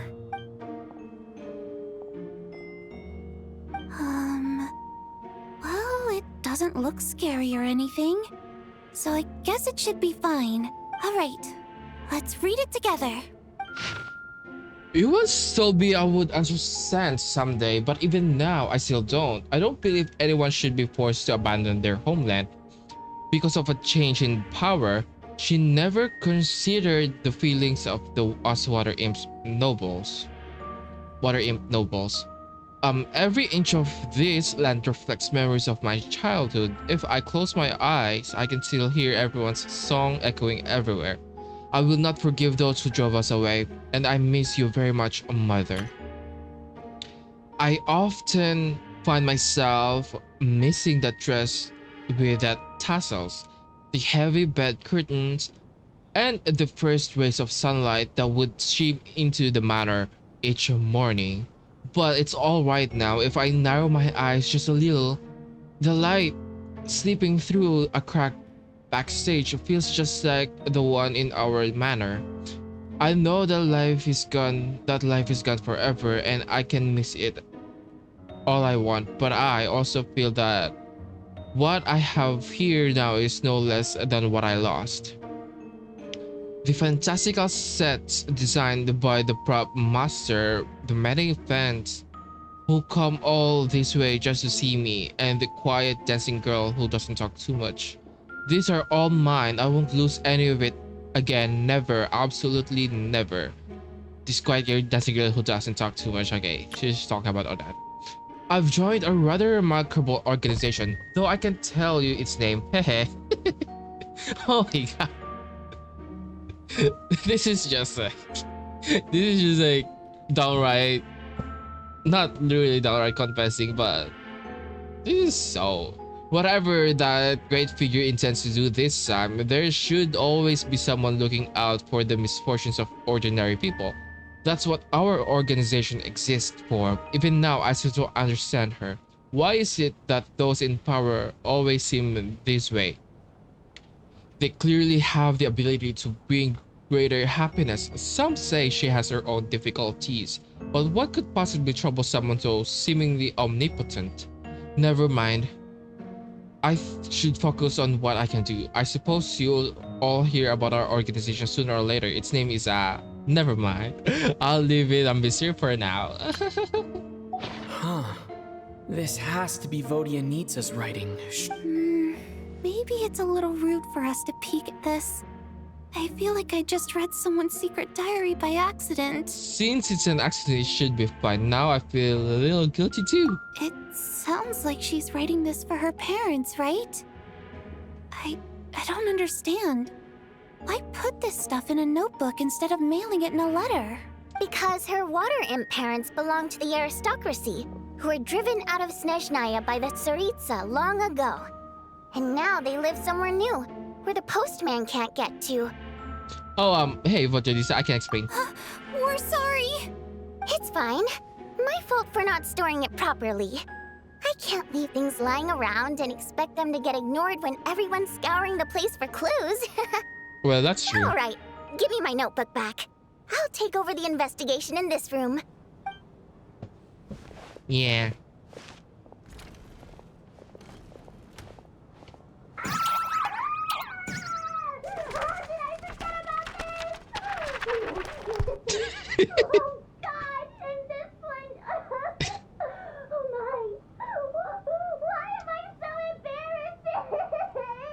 Wait, she sounds like a ZZZ character. Suna? It's either Suna. It might be Suna.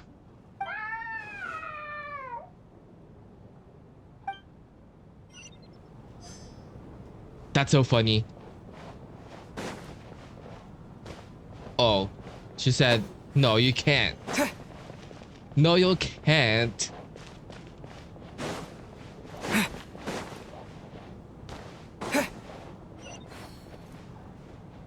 Ooh, who the fuck is this?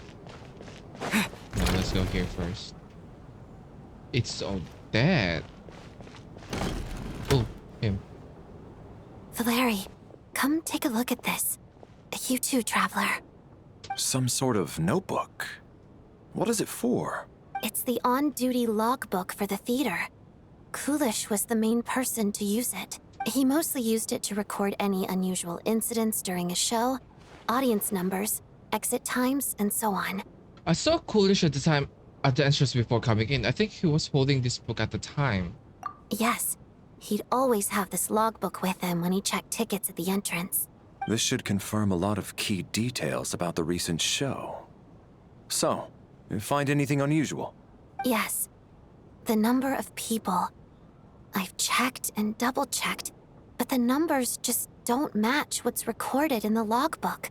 Apparently, we have an extra person among us. But wouldn't that actually... I feel like that would raise him a question though, unless he forgot about them. Like, I feel like... I mean, I guess he's not counting people. Like, yeah, I guess. Are we certain that logbook is accurate? Could someone have sneaked in without buying a ticket or something? Unlikely.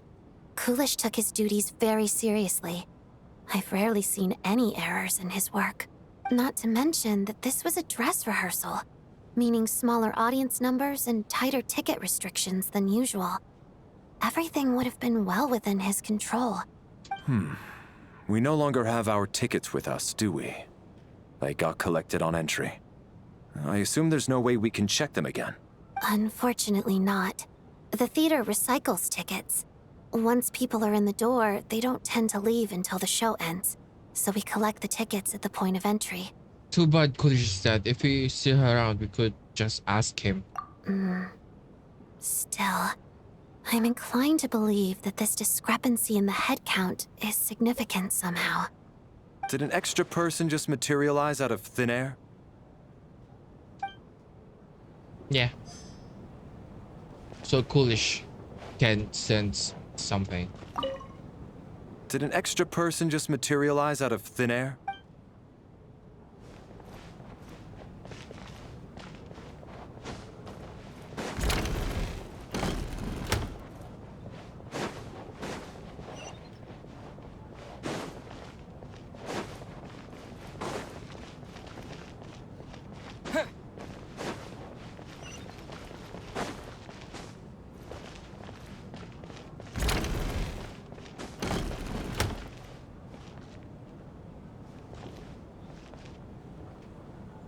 Ah, Traveler.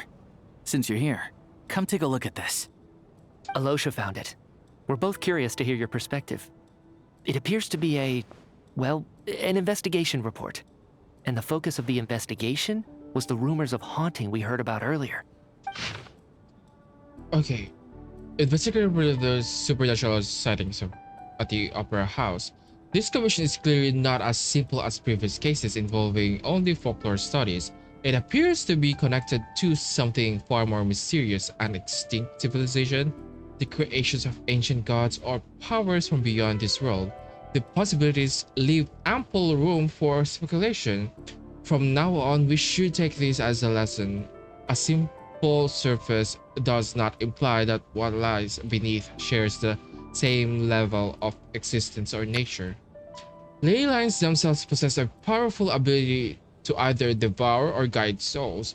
In most cases, once the soul and body of the deceased are separated, the soul is drawn directly into the ley lines and leaving no room for lingering existence. However, evidence shows that the connection between the theater area and the ley lines has been obstructed. The only partially Though only partially, not completely severed, still this has granted certain souls unwillingly to return to the ley lines an opportunity. If their resistance is strong enough, they may even linger within the theater indefinitely. In theory, however, these souls within the theater are incapable of influencing the physical world. Only under extremely rare circumstances can they produce a phenomena observable to the human eye. Overall, they can be considered harmless. This assessment may be conveyed in advance to the theater management to reassure them. But for me, the investigation does not end here. Uncovering the reason why the ley line have been obstructed is the true focus of this inquiry. After consulting multiple sources, the most reliable hypothesis at present appears to be the existence of an angel civilization and its preliminary attempts at the leyland's renovation. There is so little information available here. I must return home as soon as possible. An investigation report, huh? Looks quite old. This person's name looks to be of Sumeru origin to me. Was the investigator from Sumeru? The theater manager must have hired an investigator once specifically to look into this issue. But it doesn't look like anyone ever looked at the report. Presumably, the manager wanted to know if the supposed haunting was dangerous while also being fearful of word getting out in case it affected the theater's business. Anyway, the bottom line is, the haunting is actually real after all. It's caused by an obstruction in the ley lines. Is there any chance this is the key to finally making some progress with the murder cases? Ley line problems are pretty unexceptional to me by this point. And while it certainly offers an explanation for the ghosts, it's hard to imagine what connection it could have to these two murder cases. Some of the language that appears at the very end of the report caught my eye. Angel civilization, ley line renovation? Hyperborea. My area of research doesn't touch on any of that, so it's completely outside of my wheelhouse. Huh?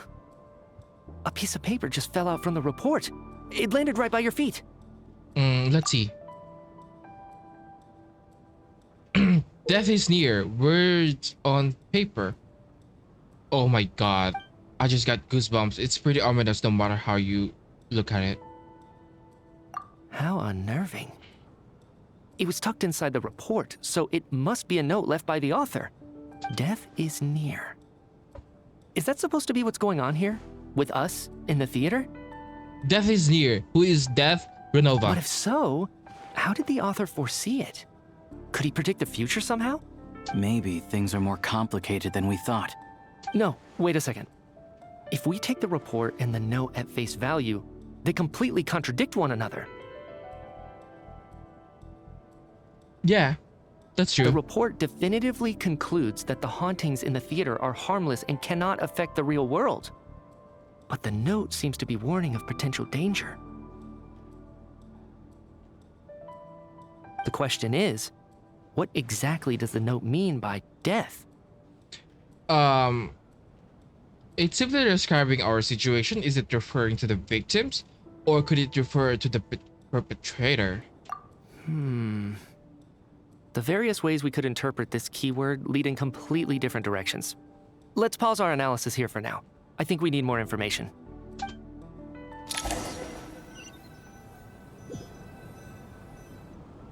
If we take all this together, it's not impossible, is it? If anything, it's the natural conclusion. Oh, I beg to differ. This sounds to me like a product of a researcher's vivid imagination. And perhaps it's because I'm still viewing this through the lens of a typical murder investigation. But still, I'm struggling to be persuaded by your theory. Does it really sound that far-fetched? Alright, well, let's treat that as speculation for now. I do agree with what you've said, so let's go with your idea for now. Good. Okay, now that we finally have some meaningful leads, I think it's time to reconvene. Let's get the others.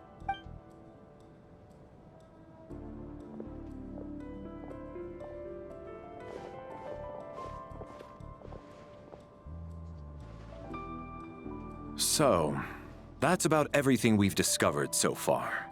I'll share my theory first. Based on what we've learned from the logbook, I believe the extra person among us is most likely the killer. If the killer had simply bought a ticket, it would have greatly increased the risk of their identity being exposed. I expect he or she either hid in the theater ahead of time, or found a way to slip past the ticket inspection. They then blended in with the group and waited for an opportunity to strike. What about the note found in the investigation report? Any thoughts on how that fits in? The killer may have simply planted it there as some sort of sick joke. I've seen my fair share of psychopathic killers.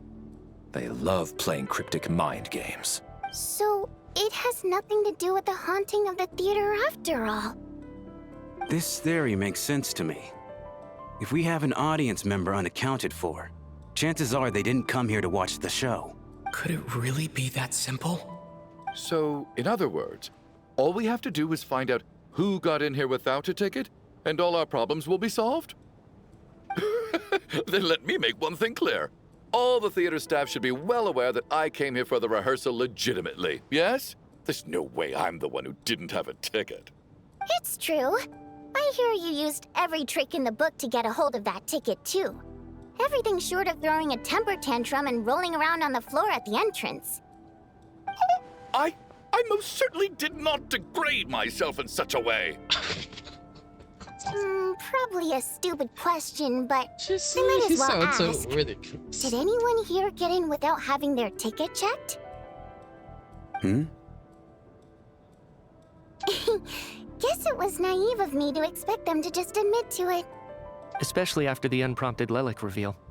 Once was already a miracle. Twice would be unfathomable.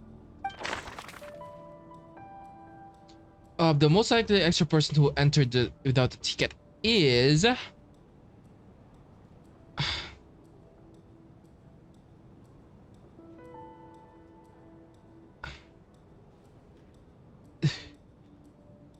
One, two, three, four, five, 6, 7, 8, 9, 10, 11, 12, 13.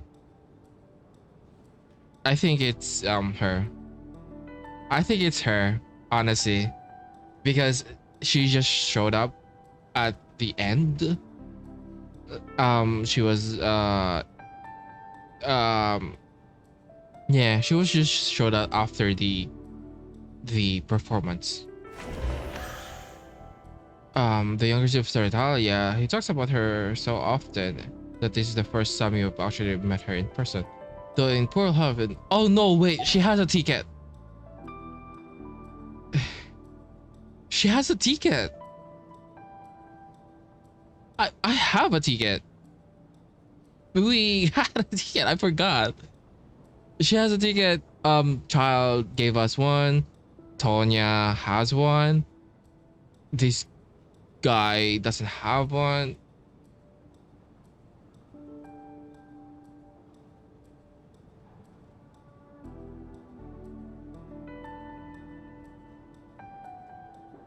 Why would I'm just curious, why would a crew have a ticket? As things stand, the audience head count doesn't add up. I guess we can rule out the theater staff members. Maybe him because of the extra. I was thinking about this one is not suspicious. I think he has an extra. Valeri came to the theater to catch Mitya. Those two should be able to vouch for one another, and their motives are clear. Well, another. But like Tonya, either these two? Shram?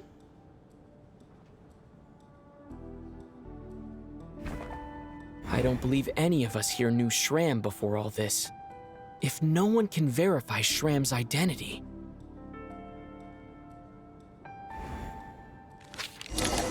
Mr. Shram, did you really go through the ticket inspection to get in here? Huh? Me? Why am I being singled out, my friend? Do I seem that suspicious? It's not that you stand out as suspicious, more that everyone else has been ruled out as trustworthy.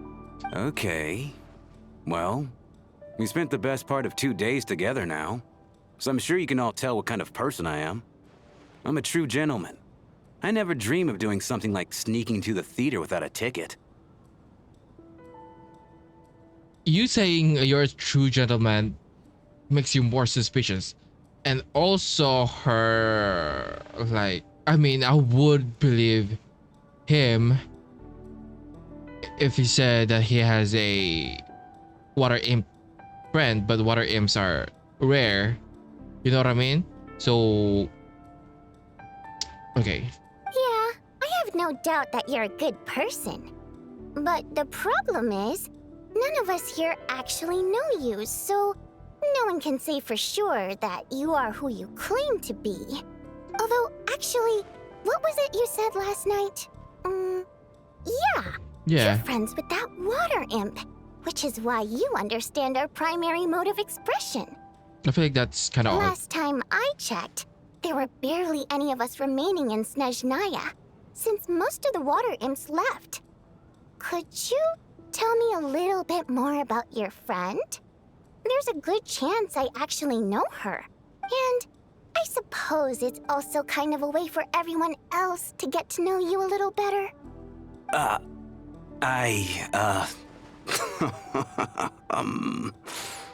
Good grief. Are you blushing? Pull yourself together, man. Stop giggling like a teenage boy. It's revolting. Hey, revolting is a little strong.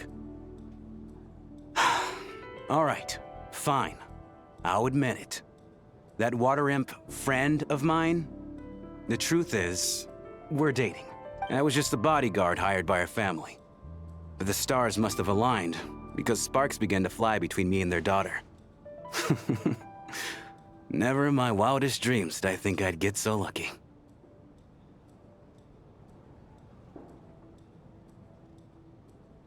We don't need details.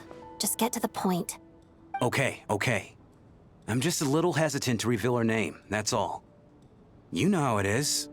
These are delicate times. Okay. I'm gonna fucking cry if it's like Vojanitsa and he's just hallucinating everything.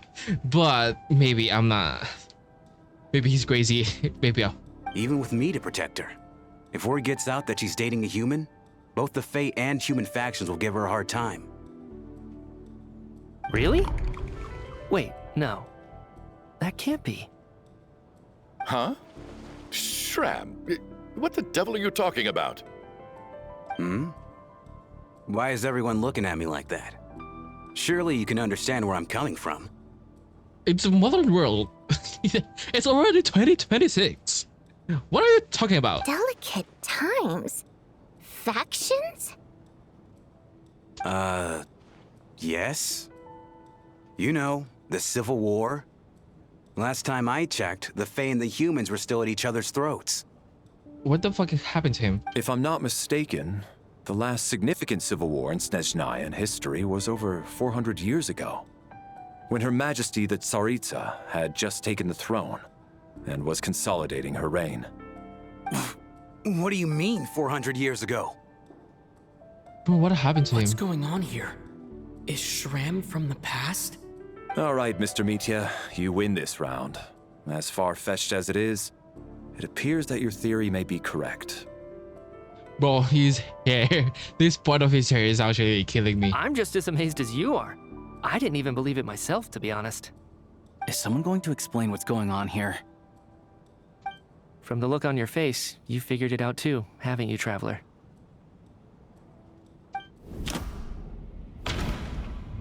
Oh my god.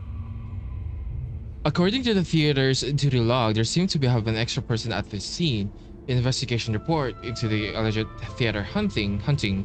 The clues has yet to surface. A letter of Bautista wrote to her family but never sent. Also, wasn't he kind of like became the witness at the very first deaths?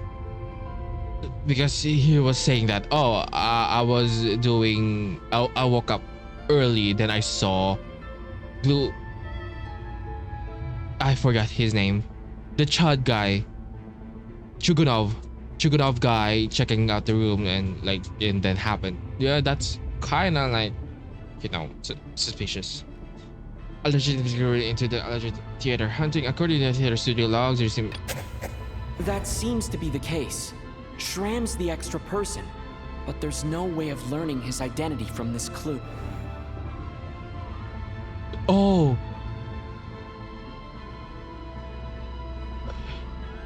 I think a letter wrote, I think maybe he kind of like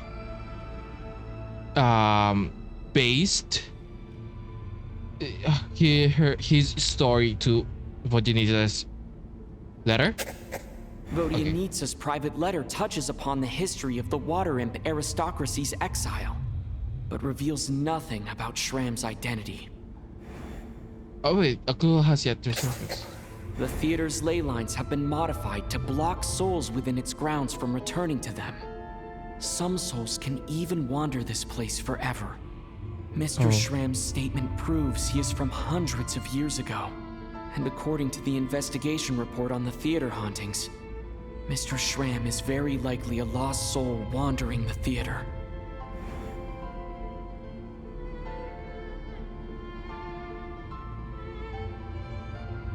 The killer who hid the theater ahead of time. The true nature of the extra person, a soul wandering the theater. I think this is the answer. I don't think I'm that redundant. That's not it. If that's the case, we're back to square one. This is Mr. Valeri's hypothesis. If there is no supernatural element to this incident, it's very likely to be true.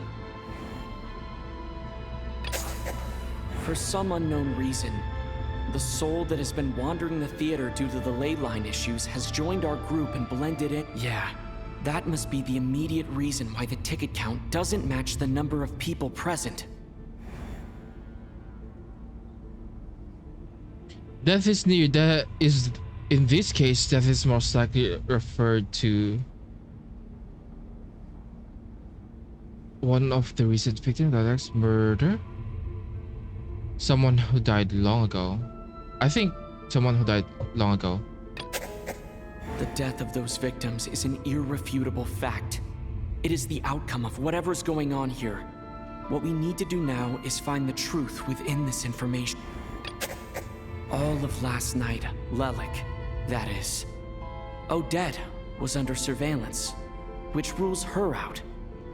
We've basically proven Lelik's innocence.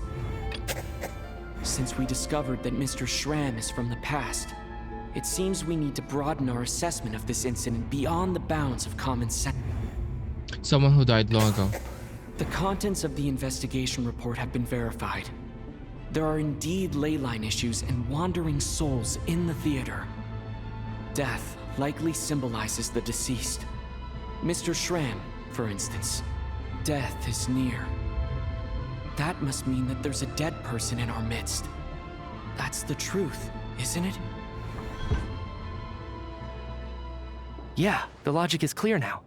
The investigation report said that there would be souls stuck wandering around the theater because the ley lines were cut off. Mr. Shram must be one such soul who died in the theater a long time ago. In which case, that also makes him our extra person.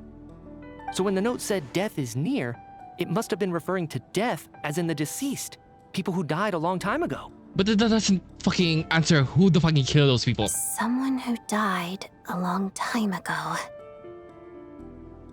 In short, there's a dead person among us. The extra person we've been searching for is a ghost from the past. You mean I'm a ghost? No. Don't make jokes like that, my man. There must be some mistake. But even if I was dead, I know for a fact I didn't kill anyone these past 2 nights. Yeah, even if all that's true, the report also said the souls inside the theater can't affect reality, right? There's so many They're things happening. harmless. There's so many things happening. Then what if the problem isn't the souls at all, but the ley lines themselves? The ley lines have a powerful ability to attract and devour souls. Let's say that the ley lines are like a black hole, constantly seeking to engulf souls. But the souls that don't want to return are trying to avoid being sucked in. Okay, but Huh. Why does this analogy sound so familiar? What happens when the black hole can't achieve its goal? I'm only speculating here, but what if it ended up swallowing innocent souls by mistake, or intentionally taking other souls to compensate? That could explain why we weren't able to determine a cause of death. If you're right, and their souls were devoured by the ley lines, it does make some sense. It does seem to explain a lot of the things we couldn't make sense of. Does that mean it's true? Except there's no concrete evidence. Mitya is relying on a lot of logical leaps. Still, it seems like the best explanation we have under the circumstances. All right, so how could Shram not know that he's dead? Seems a little unlikely that he hasn't noticed anything unusual even after several days interacting with us. On the contrary, it's perfectly normal for a soul to wander the theater for centuries without questioning their existence or reason for being there. It's simply what's natural for them.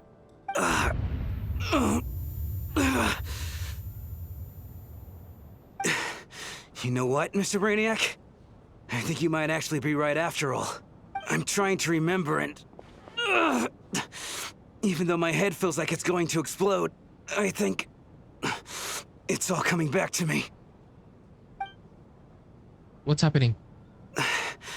I was the one who didn't want to remember my own death. So I forced myself to forget. What's happening? Well, I'm sure those are painful memories. My lady and I snuck out to go on a date one day. We bought tickets for the theater. It wasn't really my thing, but I was just happy to be together. All of a sudden, a group of people burst into the theater, shouting for all the water imps to get out, performers and audience members included. It was clear the conflict between humans and Fae had reached a boiling point. This time, the extremists were even coming after the water imps who had nothing to do with the war. I thought I could pull one over on them, so I took off my jacket, draped it over my lady, and tried to sneak out amid the chaos. But I got caught.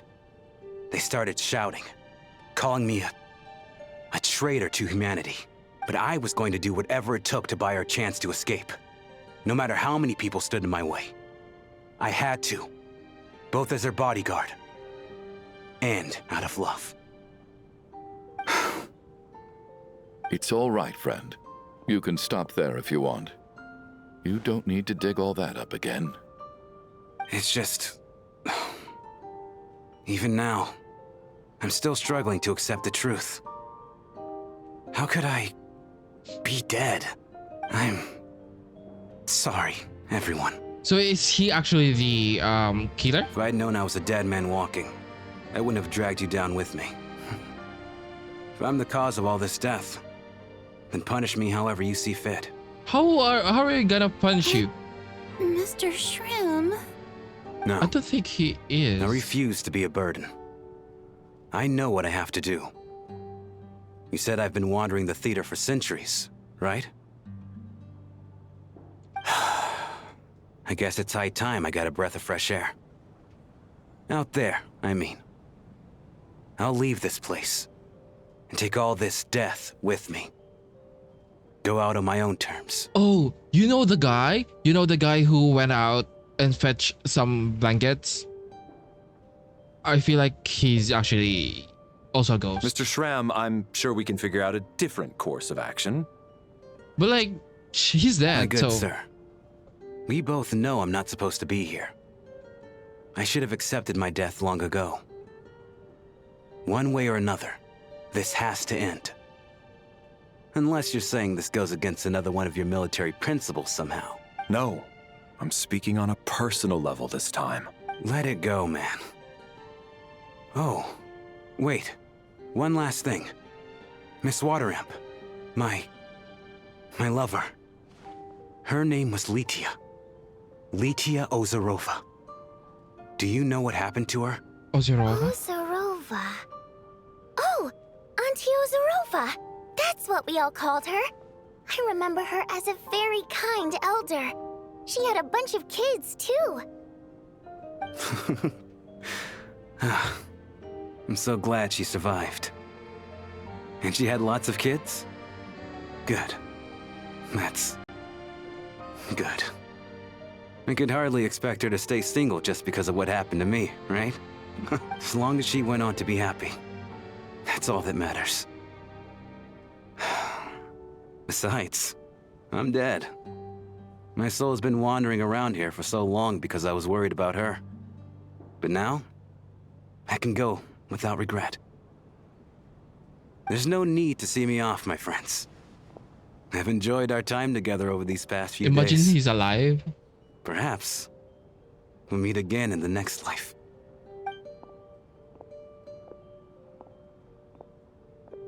Imagine he's actually alive.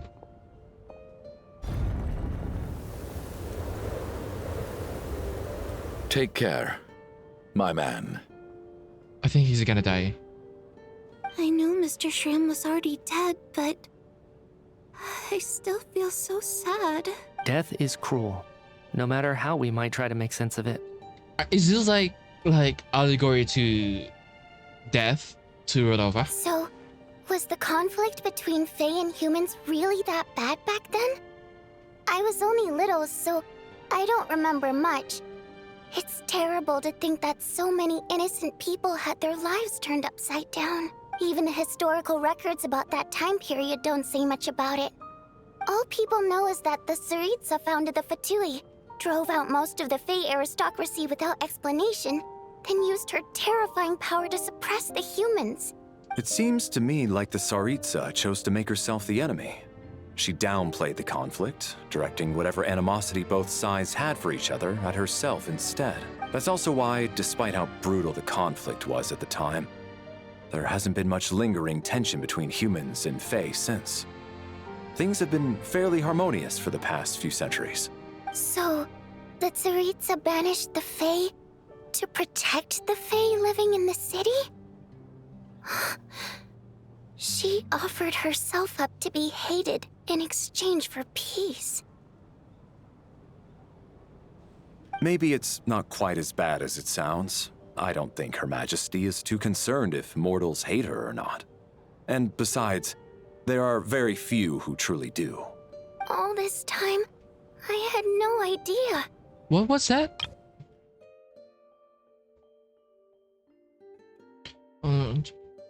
She downplayed the conflict. Okay, what is really funny to?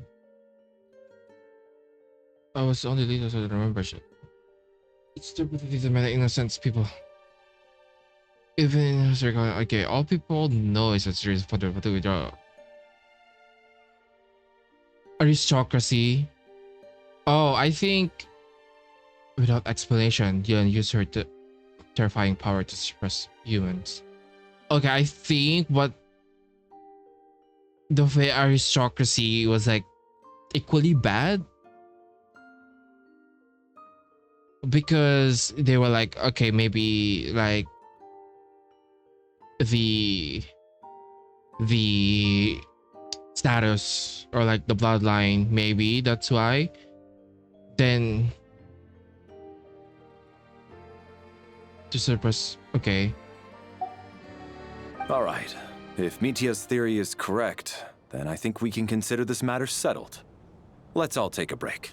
Bro, I'm so nervous if fucking Tonya died.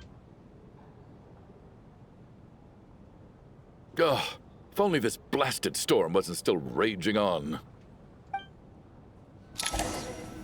Bro, if Tonya died, there are two people dying at a time, so it's gonna be Tonya and this chud guy, Chuganov. I was actually planning on hiring him as my bodyguard after we got out of here, you know. Oh, poor guy.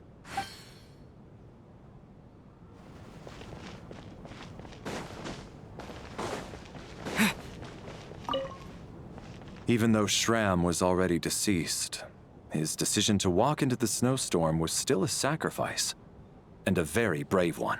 This is one of the few times I don't feel at all happy to have my theory proven true.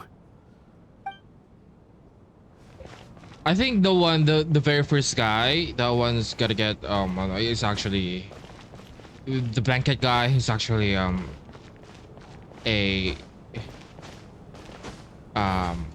ghost, because the girl said he vanished. Well, at least it seems like Mr. Shram stayed optimistic until the end. The information he revealed, it's given me a lot to think about. Yeah, I'm just in here, in the middle of it all. Where's Odette? Odette?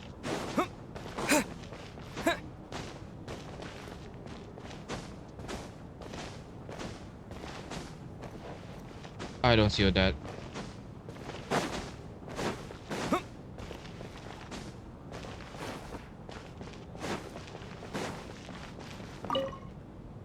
At least the lingering regret that kept him here has been put to rest. That's not necessarily a bad thing. I don't see Odette.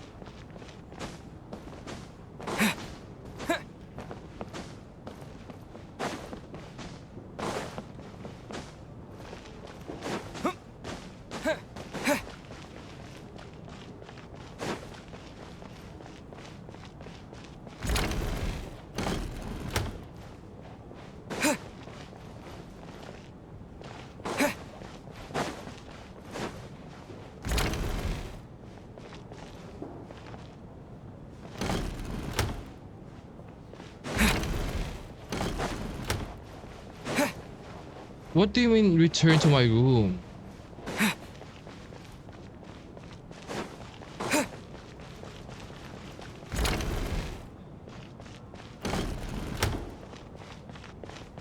Like this place is actually kinda eerie.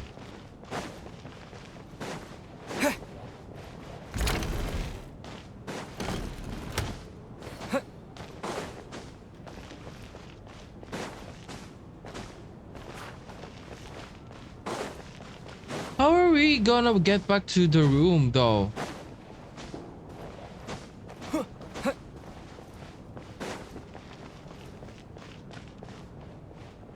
And where the fuck is Odette?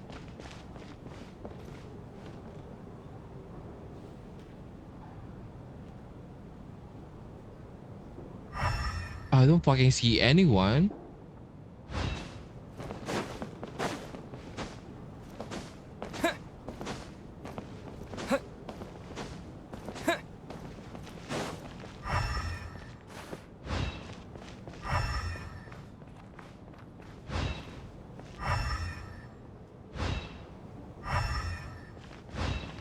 Okay, I really don't see Odette, so let's just go somewhere.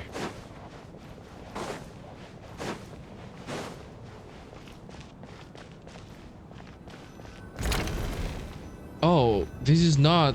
I thought we were gonna go outside. But where your companion... Oh my god.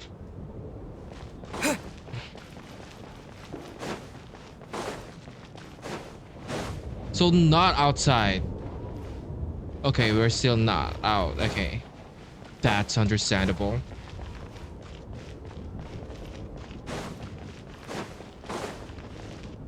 So what that is missing?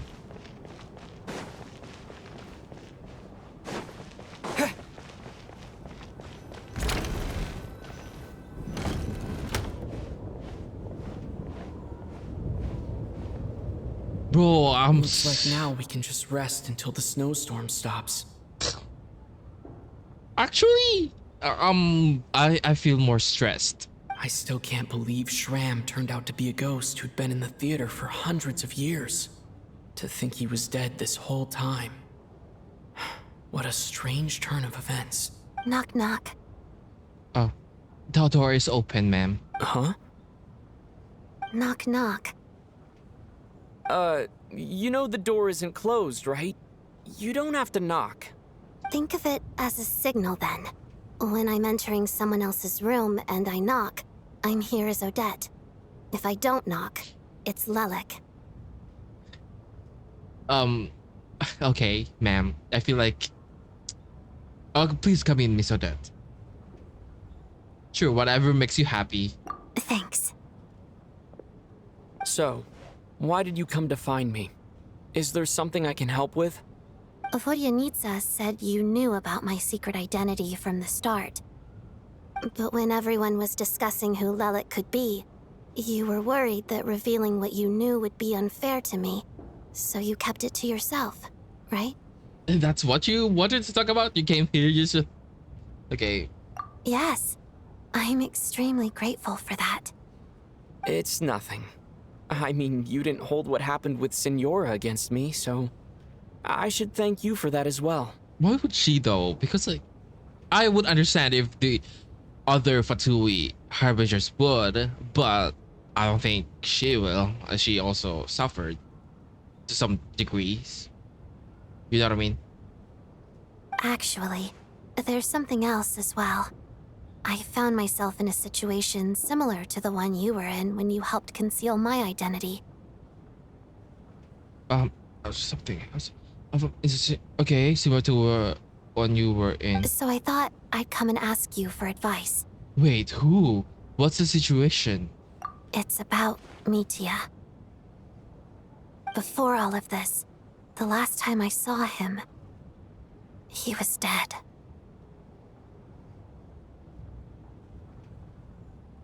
Before all this, the last time I saw him. What? As I'm sure you know, my goal as Lelik was to stop Project Stuja. What? Well, when I found out the tech lead for the experiment behind Project Stuja was Mitya, I immediately started planning to track him down and threaten him to back out. Oh my god. Did she kill him? I often saw him around the theater, but I soon concluded that making my move there would risk exposing my identity.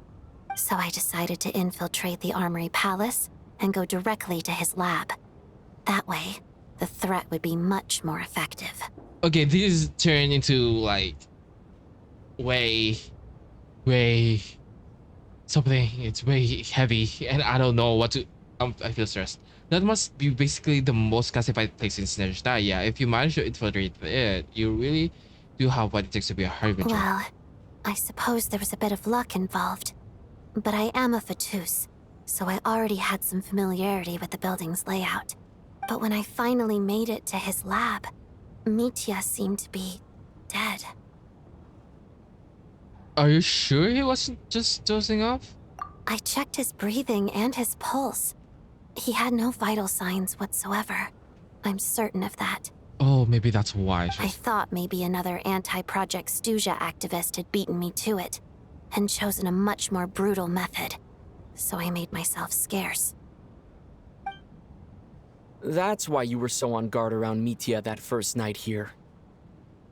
Oh my Yes. When I saw him sitting in the audience during the performance, I could barely contain the shock. To me, it was a miracle. Somehow, he'd come back from the dead. But then, the murder started happening and things got so complicated that it wasn't really at the front of my mind. That is, until Mitya himself said there must be a dead person among us. Then, I couldn't ignore it any longer. This took quite a turn. And yet, you thought that bringing it up right away would single Mitya out. Just like when everyone was suspecting Lelik. Exactly. I thought there could be something I was missing. Besides, we soon figured out that Mr. Shram was a ghost. And we knew there was only one extra person. So we thought he had to be the one. But now, it seems like there's another candidate. I understand why you kept it to yourself. There was so much information being thrown around during that discussion. Bringing up Mitya would have just introduced more confusion. So, what do you think we should do? Let me confirm one thing first. When was it that you found Mitya dead? Around a week ago, sometime in the afternoon.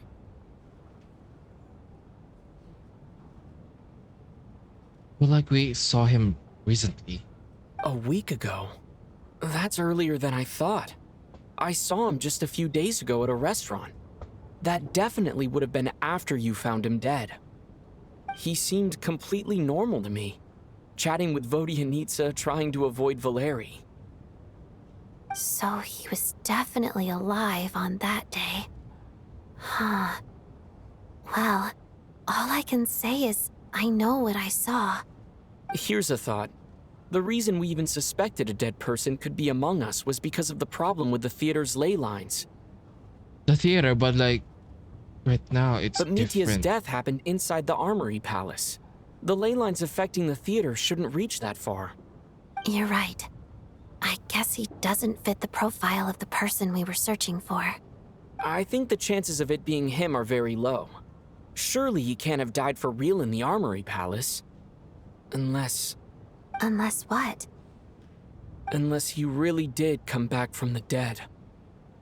You're right. Do you think we need to disclose this to the others? Huh, what's this? A private meet and greet?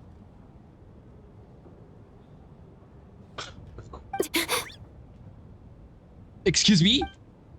You're dead, so... Where do I line up? That's not what's going on here. Well, I was just making the rounds. Thought I'd try to lighten the mood a bit. Vodyanitsa's handing out food if you're hungry. You're dead, sir. You're dead.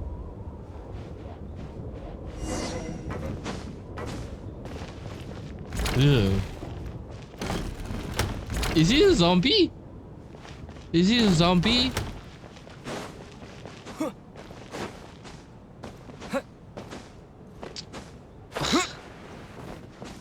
Is it...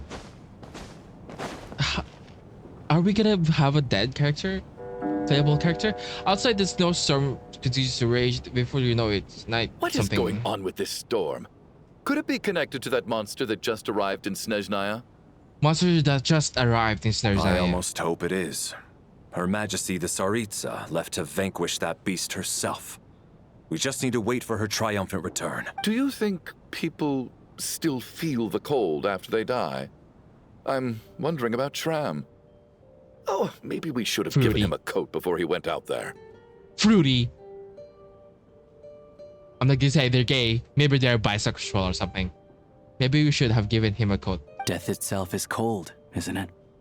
I'm sure the storm will embrace him. Well, I hope he has a safe journey. I'm going to miss him, I think. It's not like we can blame him for Rampana and Kulish's deaths. Thinking back on it, we barely made it out alive ourselves. I'm gonna... If Tonya dies... Once we get out of here, how are we going to explain what happened to their families?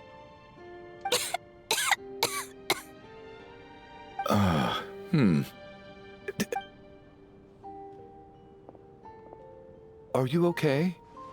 Here, take this. I've never used it.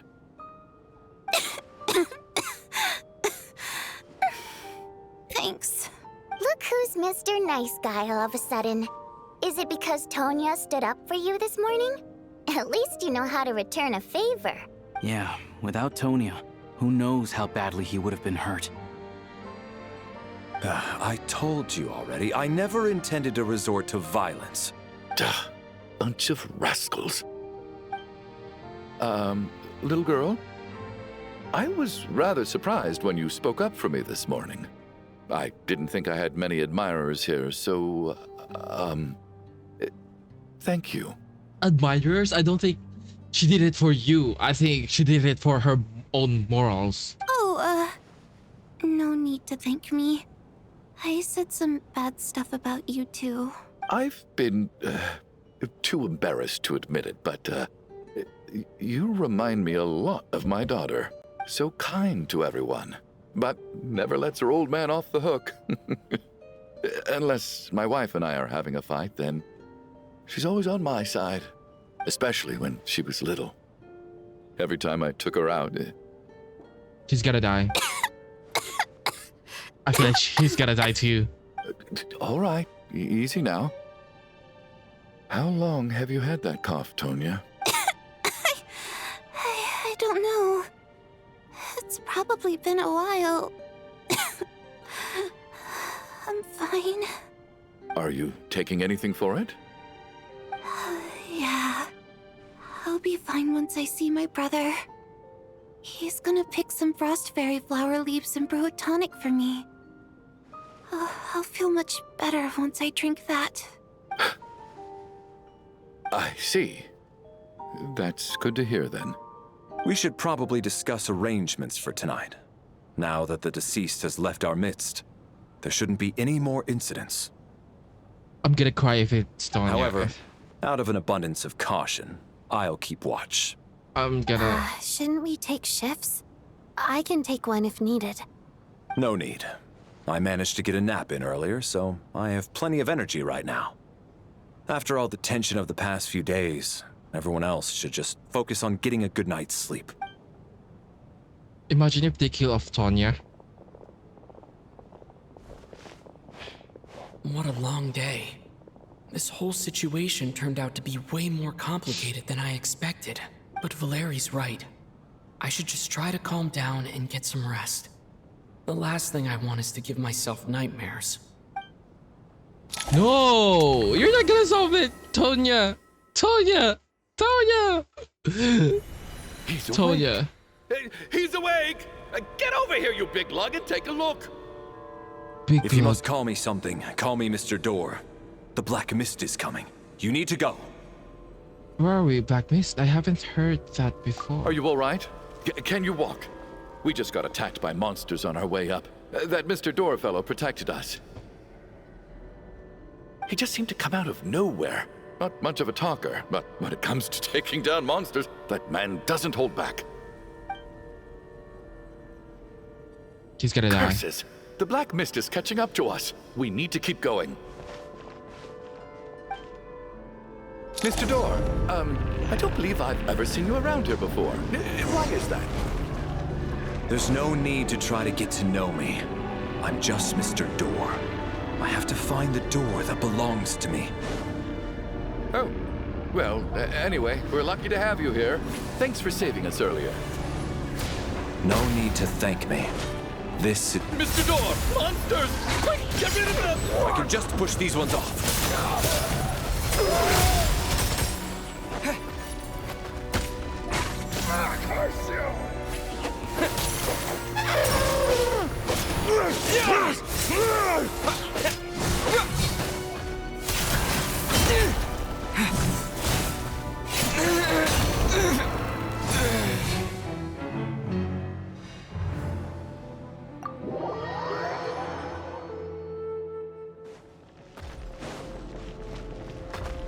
Looking for trouble?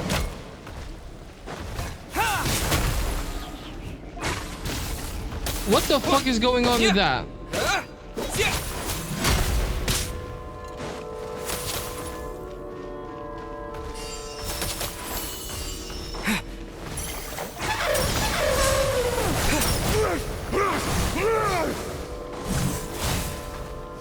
Help! Thank God for that.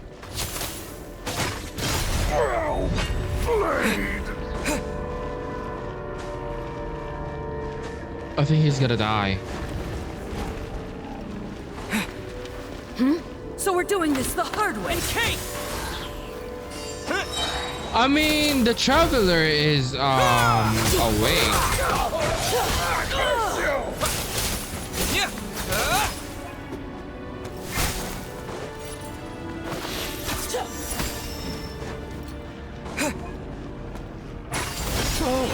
Remarkable work, Mr. Door. Oh, if I had your muscles, I'd do the same. That guy is fruity as fuck. What do you mean, muscles? Are none of these doors the one you're looking for? No. Maybe Valerie is also dead, you know?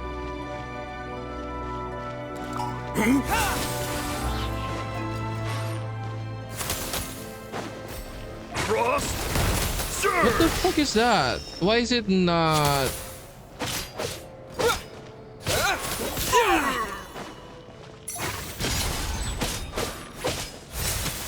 Fighting frog! Come no closer. By my command, condense and crystallize. Rio Storm! By my command, by my command.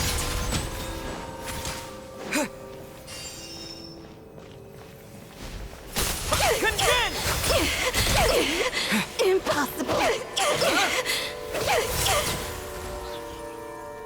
What the fuck? How about...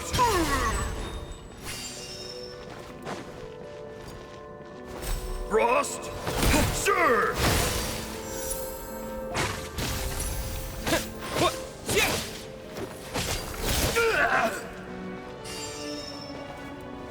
Oh, goodness! I'm so exhausted. And the black mist is still rising. Oh. Wait, look! There's more monsters down there. Are they coming from within the black mist? Abyss? No, Okay. no! They're gaining on us! Quick, keep going, or they'll be at our heels any second!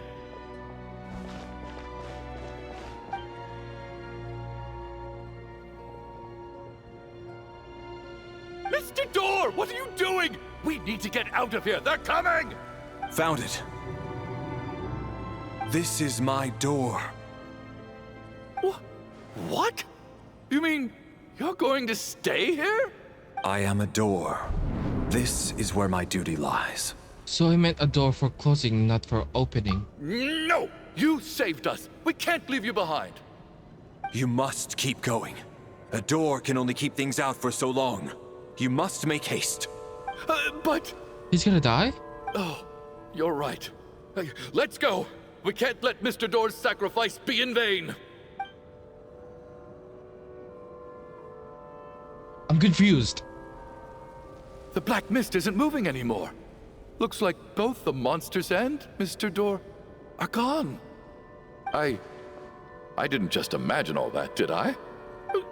Surely I wasn't so scared out of my mind that I hallucinated a door as a human being. No, I remember Mr. Door too. Oh, okay, good. There's no way we both hallucinated the same thing. Getting sleepy? Well, looks like we're safe for now. Go ahead. Let's get some rest. Valerie died. I think. What time is it? Is it morning?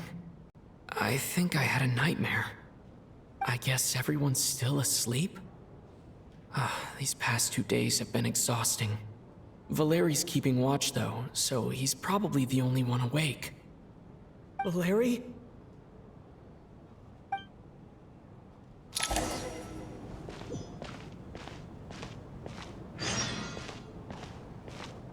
Check your environment. Check on Valerie.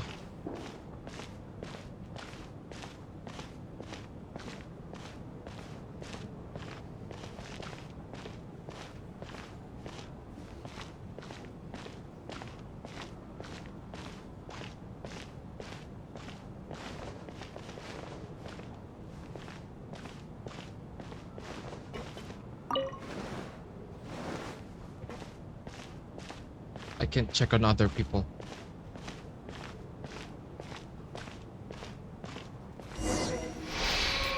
He looks like Uncle forever, even now it seems there's no burden he couldn't shoulder.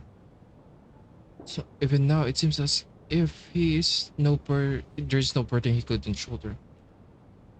Yet around him seems like time still stands still, as if gods in their mercy finally granted him a moment of respite. Wake up! Everyone needs to wake up! Head of the Special Assignments Battalion, Armory Palace. Okay. She's during the night. Just like the last 2 nights. No clear cause of death. I've been a real thorn in your side, haven't I, Mr. Valeri? Now you can rest in peace. I've been a real thorn in your side. But for me, life will be all the duller for not having to run away from you, my friend. How's Tonya? Is she okay? I just checked on her, and it doesn't seem like anything serious. She's just exhausted from the past couple of days, and she's still recovering from her illness. We should let her sleep a bit longer. That means Valeri was the only one who died last night. If Valeri was awake and keeping watch, it would have been impossible to kill him without waking everyone else up. That much is certain. This is so frustrating. Why has nothing changed since yesterday? I thought we already dealt with the dead person causing all this. Actually, one thing has changed. There's only 1 victim this time, not 2. There was only 1 victim last night instead of 2, perhaps Valerie did twice in a single night. Valerie died twice in a single night? The number of victims each night corresponds to the number of deceased. The number of victims each night corresponds to the number of deceased around us. What do you mean by that? After the deceased Shram left, there was 1 less victim last night. That more or less tracks. It's a reasonable conclusion, considering the only variable that changed. Oh. The number of people who die each night is equivalent to the number of dead among us. That's your theory, right? Exactly. We identified Mr. Shram, and the night after he left, the death toll dropped from 2 to 1. That's true. By that logic, there must be 1 more dead person left among us. Another one? But there was only 1 person unaccounted for in the ticket checks, right? The head count should match up now. Having an extra person was definitely a cause for alarm, but being 1 person short isn't nearly as unusual. Someone could have left in the middle of the show, or made it out before the storm hit. 1 more dead person among us. If Mitya's theory is right, then what Odette told me seems a lot more relevant. It's just, at the time, we had no reason to think there was more than 1 dead person. If only we'd taken it more seriously as a possibility, maybe this could have been avoided. I'm sorry. This is my fault. I had information that could have been helpful, but I held back. I should have brought it up right away.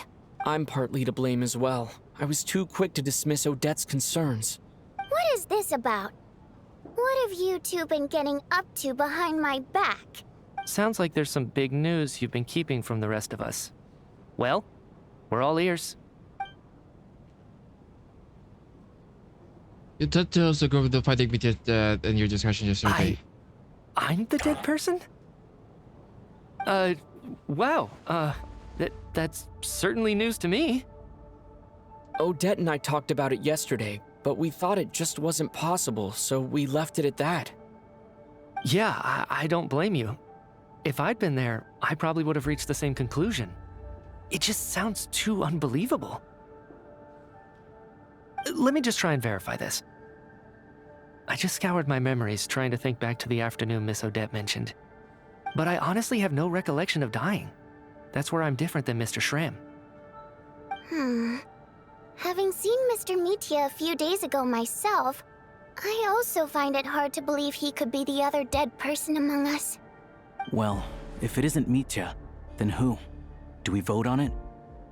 If you don't mind me asking, Traveler, I believe you mentioned that you know Tonya's brother. Had you ever met her before all this?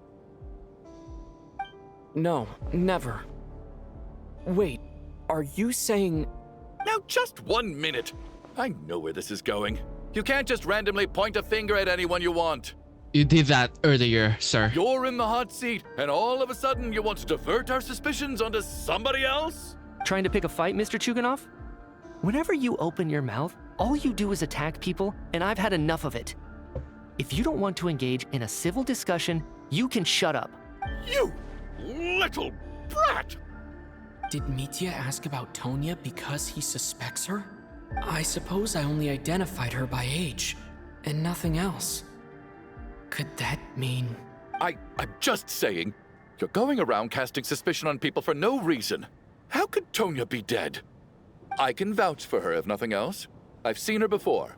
She's the sister of that Harbinger, isn't she? The one called Child. Yes. Oh, really? You're telling the truth? Since being here, I don't think I ever mentioned she was Child's sister specifically. Does Chuganov actually know her? If Chuganov can vouch for her, then it can't be Tonya either. In which case, it seems unlikely that there's another dead person among us at all. Miss Odette, could you go over that afternoon with me one more time, when you found me dead? No problem.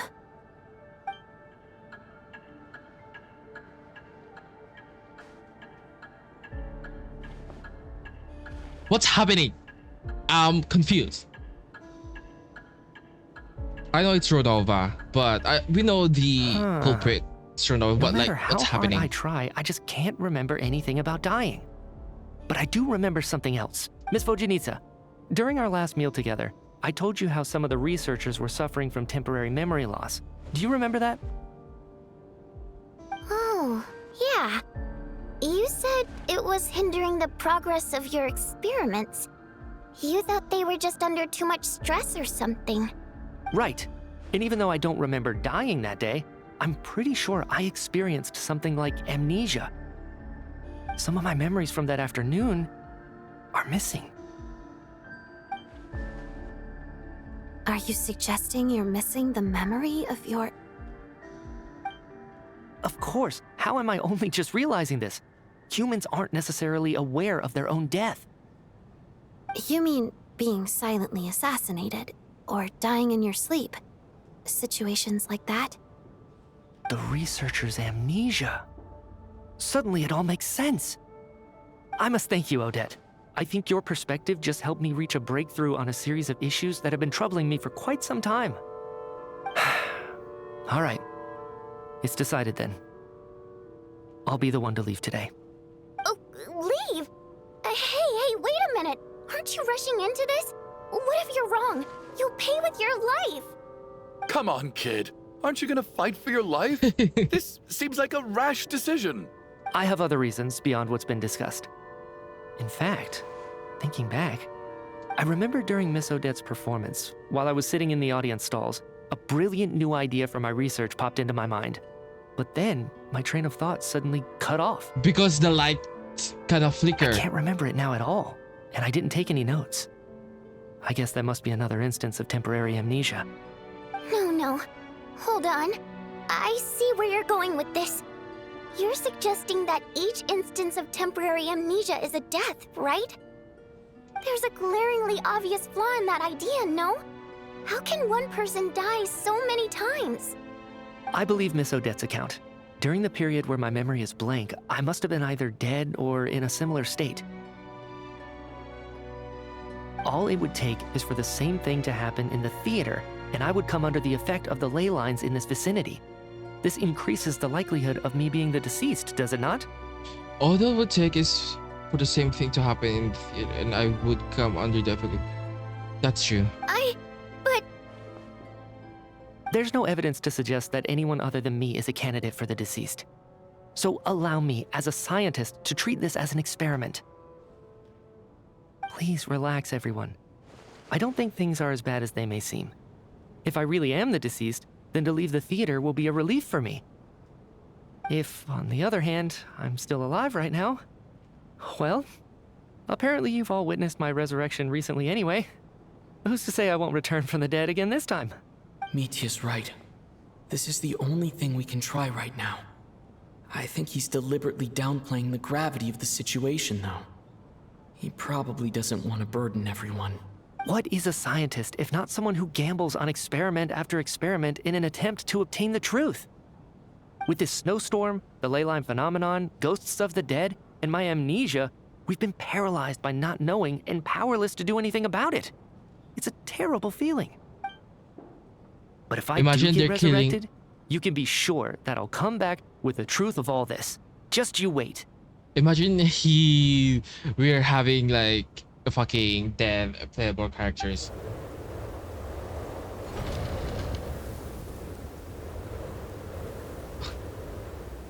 This scarf is so cute. As night falls, the senators feel the heavy silence. More than half the group is gone in the first night.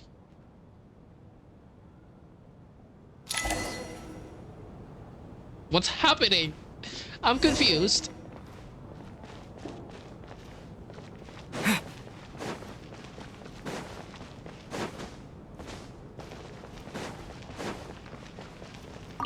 Oh, that Valeri guy was packing even more muscle than I thought. I can't believe how heavy he was. Hauling him over there nearly killed me. Bruh, he's fruity. Oh, for curse sure. this confounded snowstorm.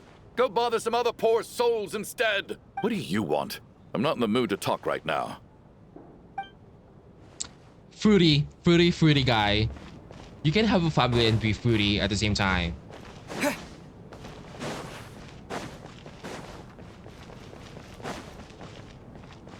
Are they fine? Are they fine?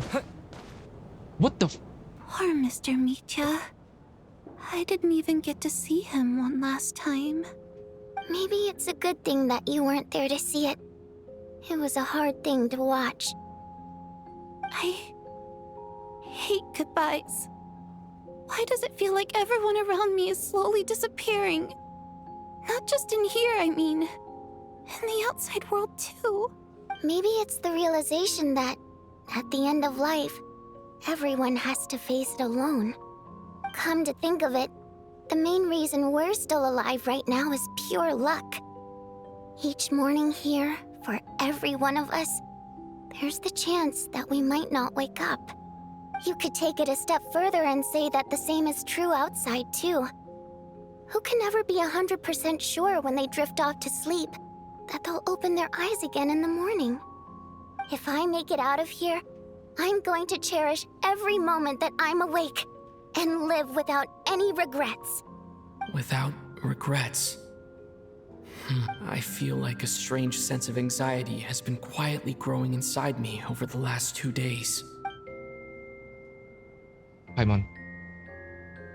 Are you okay? You look really glum. If something's bugging you, let's talk about it. There's only a few of us left here now. After everything we've been through, what's the point in keeping things bottled up? I have a travel companion named Paimon. Alosha and Odette have met her before. She's been feeling unwell recently. You're worried about her, aren't you? That makes sense. We've been trapped in here for days. To be honest, I used to feel like I was just a spectator in this world, watching everything that happens from the sidelines. Maybe it's because I'm a descender. A descender? But with Paimon by my side, over time, I slowly felt my connection to this world growing stronger. She loves eating, sleeping, and having fun, but she's also a great guide. It's her authenticity that makes this whole world feel more real for me. Over the last few days that we've been apart, I've often caught myself wondering, what would Paimon say if she were here right now? She's gonna die. Sorry. But by the time I snap out of it, the conversation has already moved on, and I'm still in my own little world. I'm trying to overcome this sense of detachment, but I really miss Paimon. I guess, in a way, she means the whole world to me. I bet she misses you when you're not there as well. Maybe you're her entire world too. I don't know if this will make you feel any better, but back when the water imps left Snezhnaya in droves, I also felt like the whole world was suddenly empty. I could be surrounded by people all smiling and having fun, and still feel completely separate from it.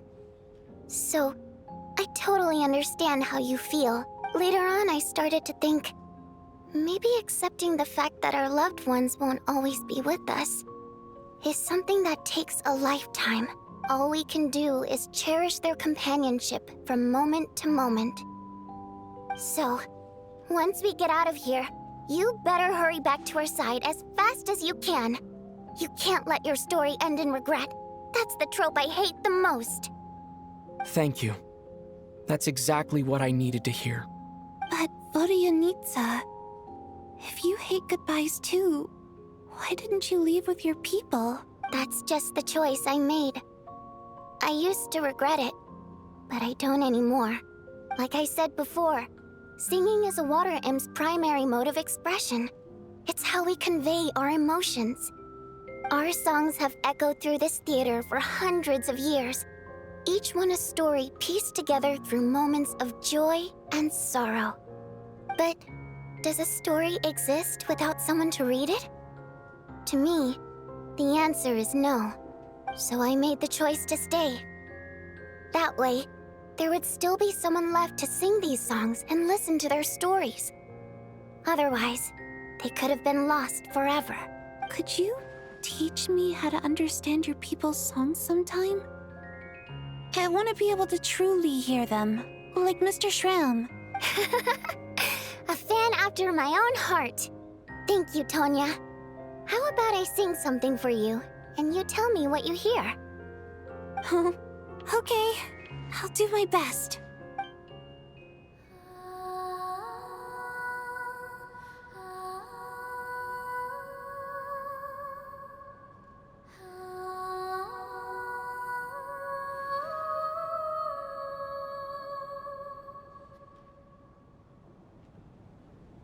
I've never heard that one before.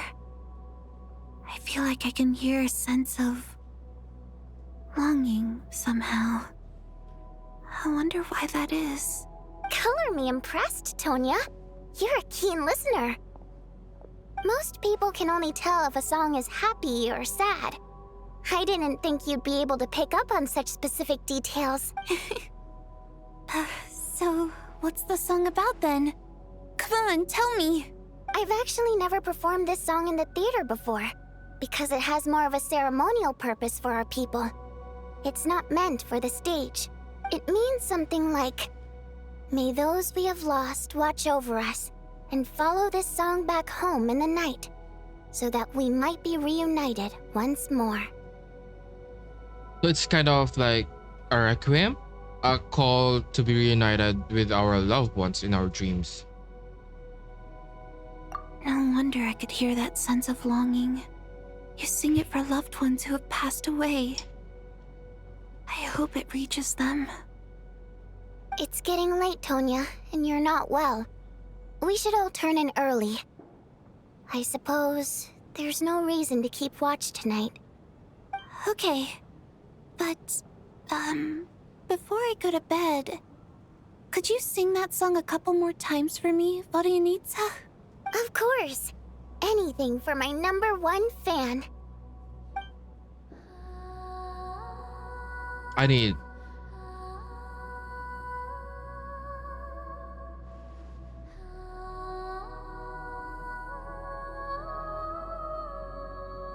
Odette and Alyosha's conversation. Please.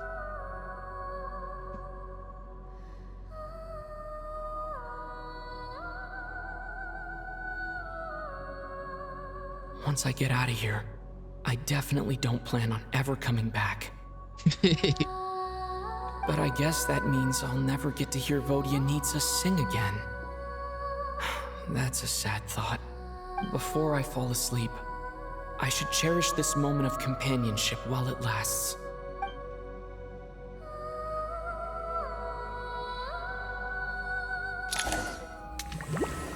No! Tanya! Chugunov, please, Chugunov. Please, I don't need... It's so dark in here, and I feel kind of dizzy. Am I alone? Where am I? Oh my god, Tonya. Huh? What was that noise?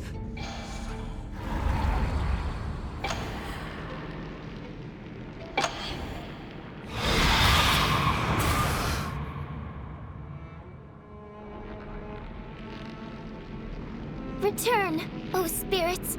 Fulfill your oath of protection.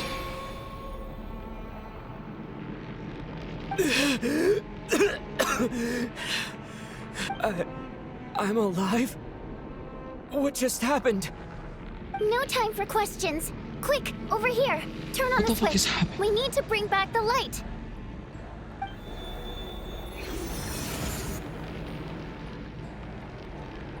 All right, we're safe.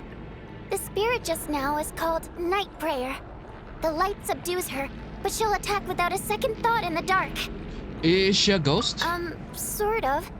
I know it's hard, but you can't let this place go dark, or she'll kill you again. Did I really just die? Or did I really Yep. just die? Luckily, I was here to resurrect you. Otherwise, that'd have been a real bummer. A bit more than a bummer, I'd say. Wait, so you have the ability to resurrect people? Sure I do. I'm your guardian spirit after all. Okay, I this is a dream. specialize in soul recall. Oh, it's nice to meet you, by the way. Thanks. It's nice to meet you too. Nice to meet ya. All right, there's no time to waste. The black mist is already catching up. We need to avoid it and night prayer at all costs. Come on, let's go. We need to reach the next switch before the place gets too dark. If we bring the light back, night prayer won't be able to get to us.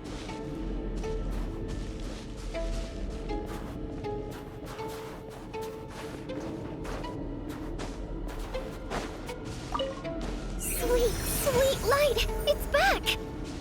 Now that's a sight for sore eyes. Shh! It's night prayer. We need to move quick, but don't let her notice you. Look out!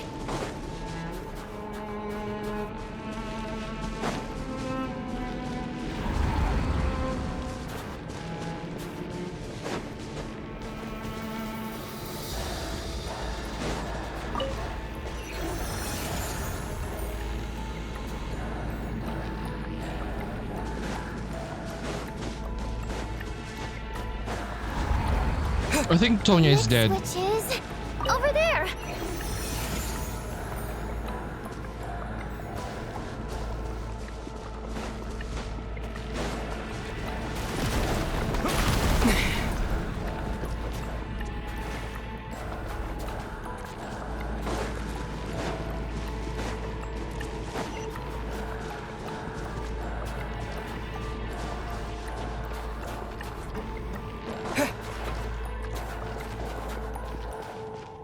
Okay.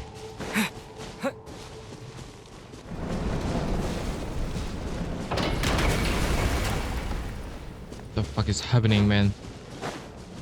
I don't like this, bro. I think we're done, right?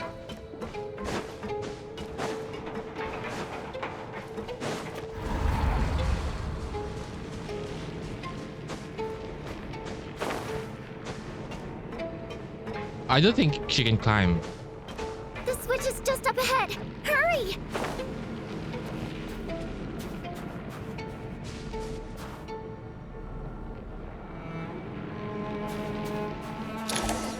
Oh my god, that fucking freaks me out. We're not gonna make it. Come on, faster!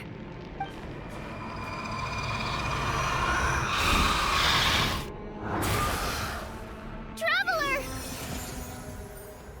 I won't let you die like this. Not on my watch. Bro, she keeps on dying. Bro, oh my god, he keeps on dying. Even though it's not permanent, dying is definitely not a pleasant experience. Great. You're back. Yeah, thanks to you. Time for you to get out of here. Quick, before the light runs out. What about you? You're not coming with me? I can't. I've already been used up. Just stop. What does The that mean? guardian spirit skills are finite. I can only resurrect someone so many times. I might not look any different, but my essence has been exhausted. Now, I will slowly start to fade away. I can go no further. The black mist is where I belong. It's okay. Why didn't you tell me sooner? Because it wouldn't have changed anything. That knowledge would have just burdened you. And a guardian spirit's role is to protect. But... Go. Now, before it's too late. I already hear Night Prayer approaching.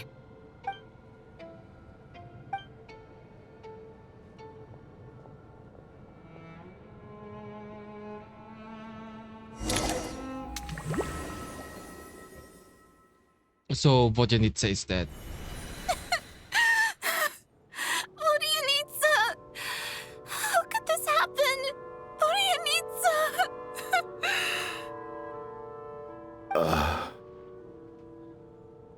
Well, I guess there's no need to inspect the body. You're beginning to grow numb to the tragic death that awaits each morning. Before long, the lament of countless water imps seems to resound around the theater, full of affection and sorrow for Vodanitsa.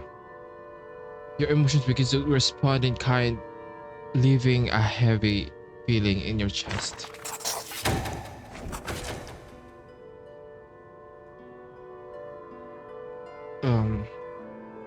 Deceased during the night.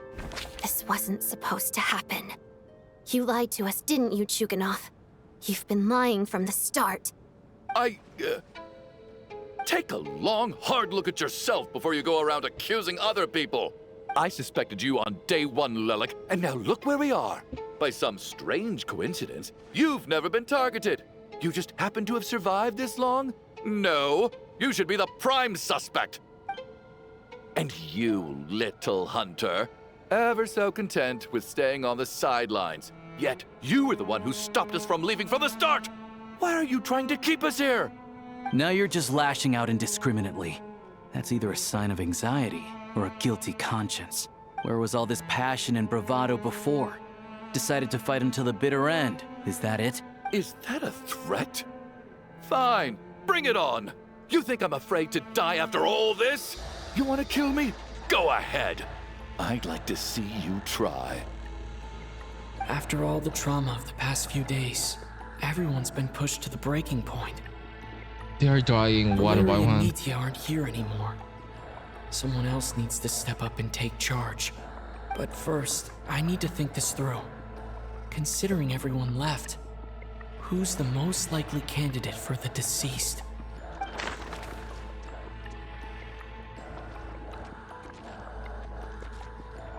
I think it's her, Tonya. Tonya.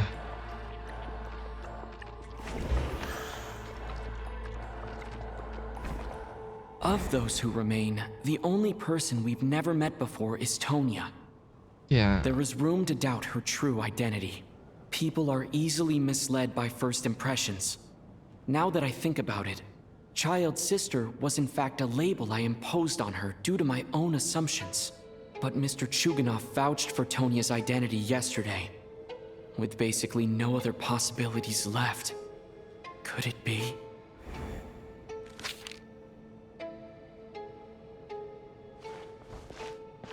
Tonya, how's Tusser been lately? Tusser? Your brother Ajax must have mentioned me in his letters home, right? Did he say anything about a blonde traveler? No. And my brother's name is Razik, not Ajax. Chuganov, looks like it's your turn to do some explaining. Yesterday, you said you could vouch for Tonya. Why did you give us a false testimony? I knew you were behind this, Chuganov. You've been lying through your teeth from the start. Everything about you is fake. Down to the wife and daughter you're always talking about. Your entire family man persona is a charade, isn't it? That night, when I infiltrated your place as Lelik, I noticed you were home alone. Didn't think much of it at the time. Just thought everyone else was out. Oh, I thought... Oh, and Vojanitsa was also talking about that. But thinking back on it now, that doesn't seem very likely. My guess is, you live alone, don't you? Even that was a lie? But why would he lie about having a family?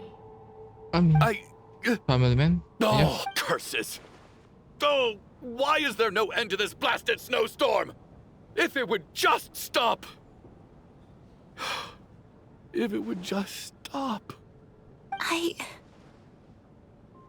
think I remember now. I know how I ended up here. It feels like a distant memory. But at the same time, it's just like it was yesterday. They're all fucking dead.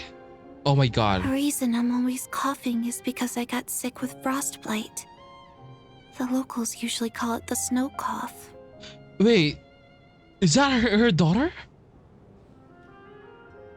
Oh my god, what a twist! It's not a very common illness. It's partly genetic and partly caused by the cold climate, but it can be fatal. They sent me to the hospital as soon as they found out I had it. And I spent so long lying there in that hospital bed. Wait, what if not father but brother? Chugunov is a brother. After a while, I felt myself growing weaker and weaker. Nothing seemed to be working anymore. Neither the treatment that the doctors were giving me, nor the medicine my brother was brewing from frost fairy flower leaves. So one day, I told my brother that I wanted him to take me outside for once, so things could be like they used to, just for one day. I wanted to meet loads of friends, experience new things. He agreed. He snuck me out of the hospital, and we escaped. We got to the theater, bought tickets, and went inside. Oh, it was all so exciting. I remember the show very clearly. It was amazing. But I found myself getting sleepier and sleepier. Oh, Tonya. When I woke up, I couldn't find my brother anywhere, so I guessed he'd already left. But there's no way he'd leave me behind. So I decided to stay here and wait for him. At the time, I figured he'd probably gone to brew some more medicine for me. I was planning to chew him out for abandoning me when he got back. Tonya, it sounds like by then you'd already... Yeah, I know. I understand now. Dead, aren't I? His cough and the feeling weak. It's probably just my body's memory. After all of that, it turns out I can't blame my brother after all. I was the one who abandoned him. I'm sorry, everyone. I realized this much too late. It seems like death skewed my perception. And now I've dragged you all into this mess. Your name probably isn't even Tonya, is it? Didn't that ever strike you as odd over the last few days? Well, when I was little, my brother and I read a storybook, and Tonya is the name of one of the characters. When we escaped from the hospital, our family and the hospital security were looking everywhere for us. So when you first approached me and said my brother had sent you, and called me Tonya, I thought he must have chosen a fake name that only the two of us would know. Because he was afraid of getting caught. Now, it seems like that was just wishful thinking. At least your memory of death isn't painful. That is a small comfort. Now it's your turn, Chugunov. Talk to us. I believe no lie is ever told without a reason. You're right. I was lying. I happened to know that the Harbinger child and his sister Tonya managed to get tickets, so I lied to you and pretended I knew them. But like, he's a boss, so he's probably alive. Yes, I was lying about my family too. The truth of the matter is, I lost them a long time ago. I just refused to accept reality. And now I've spent the second half of my life living a lie. I'm a joke. So he's still he's My alive. daughter's name was Iskra. And before you ask, yes, Iskra, as in Iskra Manufacturing Plant. She also died from the snow cough. She was just 6 years old. If she were still alive today, she'd be around the same age as little Tonya here, after Iskra passed. My wife couldn't bear to face those memories either. So she chose to start a new life, without me. One day when I came home from work and saw the empty room, I felt like I couldn't breathe. Subconsciously, I started to imagine that they were still there. They're all crazy. I soon discovered that this was the only thing that made me feel any better, so I just embraced the delusion. Nothing more than a pathetic means of escapism, I know. But at least it's not a crime. So explain your false testimony then. The night before last, when I was chatting with Tonya, she mentioned that her brother would brew medicine for her from frost fairy flower leaves. Combined with her various symptoms, I suddenly understood everything, including the fact that she was deceased. The snow cough used to be an incurable illness. I would pick frost fairy flower leaves to brew medicine for Iskra too. It took hours and hours on the stove. But the year after my daughter passed away, the jester of the Fatui announced that a cure for frost blight, also known as the snow cough, had finally been developed. It turned out that all previous treatments were completely ineffective. No better than random concoctions. That was the final straw for me. I just couldn't take it anymore. Just one more year. One more year, and everything would have been okay. So, more than anyone, I know full well that in this day and age, no one in their right mind would still be using frost flower leaves to brew medicine for the snow cough. I mean, we didn't know that information, so okay. Poor Miss Tonya, therefore, had to have been from an era when snow cough was still a terminal illness. So, you projected your daughter onto her? Even though you knew she was one of the dead? Even though you knew that protecting her could get you killed. That doesn't make any sense. You knew she was already dead. What did you hope to achieve by protecting her? Delusions? I just don't believe in your crackpot theories. Nor do I approve of your actions. How can you just declare a living person dead and throw them out into that snowstorm? I mean, you're doing the same. Nitya's gone. My good buddy Shram's gone. And now it's Tonya's turn, isn't it? The others I can make my peace with, but little Miss Tonya, here she is, standing right in front of us, alive and breathing, and fighting her own battles. Yet you're quite happy to say she's dead? I just want her to live. Once this snowstorm is over, the very moment it stops, I'm going to march out that door and find someone who can fetch the very best medicine for her snow cough. I'll be damned if I'm gonna let you cast her out into the snowstorm before I have the chance to cure her. Not again. Not this time. No one. Mr. Chuganov, stop. I can't let you do this. Not again. Not again. Not this time. Not when the cure is right within our grasp. I'd never be able to forgive myself. Tonya. By the sounds of it, you've known I was dead since the night before last, right?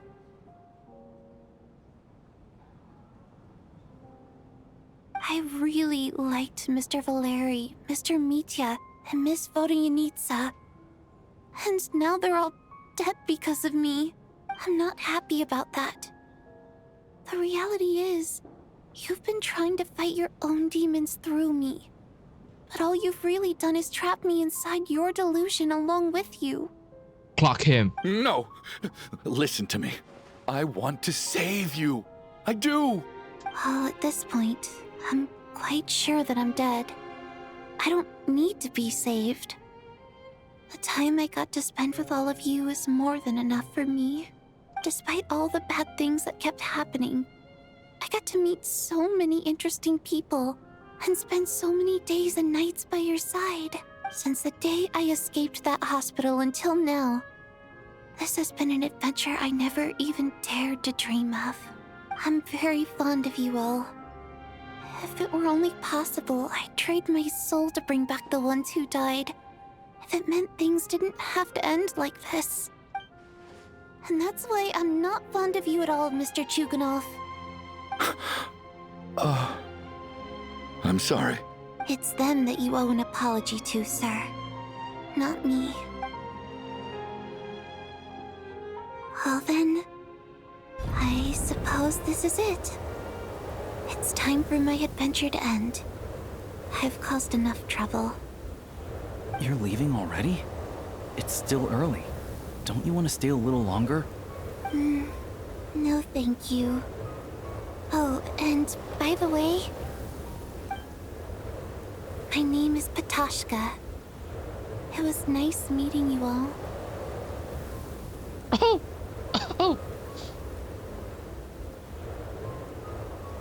Patashka. Okay, ma'am. I'm sorry. Feels strange that we're only being properly introduced now that it's time to say goodbye. Patashka? You're gonna go too? What are you doing, Chuganov? Are you crazy? Let me leave. I can't keep lying to myself anymore. In your dreams. Don't think you're getting off that easy when you had a hand in the deaths of so many people. The Fatui have honed quite an array of enhanced interrogation techniques since they were founded. Once we're out of here, Lelik will personally give you a taste of every last one. Something like that, something. I think we should leave. I doubt this snowstorm is ever going to stop. For all we know, this storm might have destroyed all of Snezhnaya by now. Maybe even the whole world. I'm starting to feel the same way. Maybe this is the heat death of the universe. Wait, we finally solved the mystery of the haunted theater today. Maybe let's at least try to enjoy tonight? Fair enough. I don't particularly feel like dying in Chuganov's company anyway. And yet you won't let me die first. Hey, Chuganov, on a serious note, if we do make it out of here, you should close down that factory of yours. A lot of people are freezing thanks to you. Is this really the time to be discussing my factory? All right, fine. I'll shut it down. Doesn't matter to me anymore. What? Am I hearing things?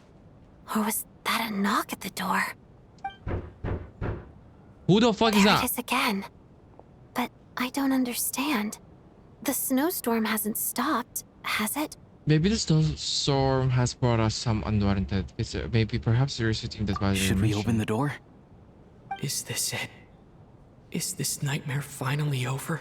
If the last few days are anything to go by, I probably shouldn't be getting my hopes up. Whatever lies beyond that door at this moment, it could be something even more terrifying than everything we've been through so far.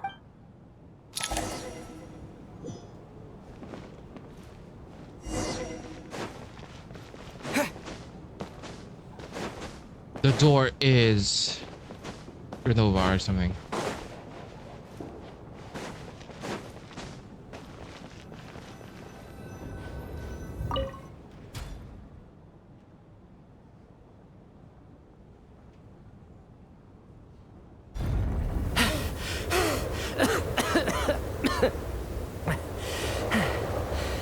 Hey everyone, I'm back. How are you doing? The fuck is wrong with him? Any better?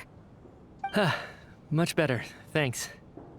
Whew, it is so good to have you guys here. I was a little worried that the theater would be empty by the time I got back. Let me see. Tonya and Vodyanitsa are missing, which means They're dead. Vodyanitsa died last night. And then you discovered that Tonya was the other dead person. Am I right? Not Tonya. Pitashka. She has a First, name. Tell us how you made it back here. Given the conditions outside, no one should be able to return alive. Yeah, because she's dead. You're right. The thing that got me back safely was a song. I heard someone singing. After walking into the snowstorm, my mind grew hazy.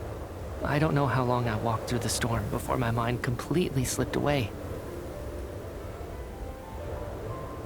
I think he's the anomaly. Then, suddenly, I heard the sound of singing. The voice instantly brought me back to my senses, and I regained consciousness. So I followed the voice, searching for the source of the singing. I searched and searched, until finally, just a few moments ago, there was the entrance to the theater, right in front of me.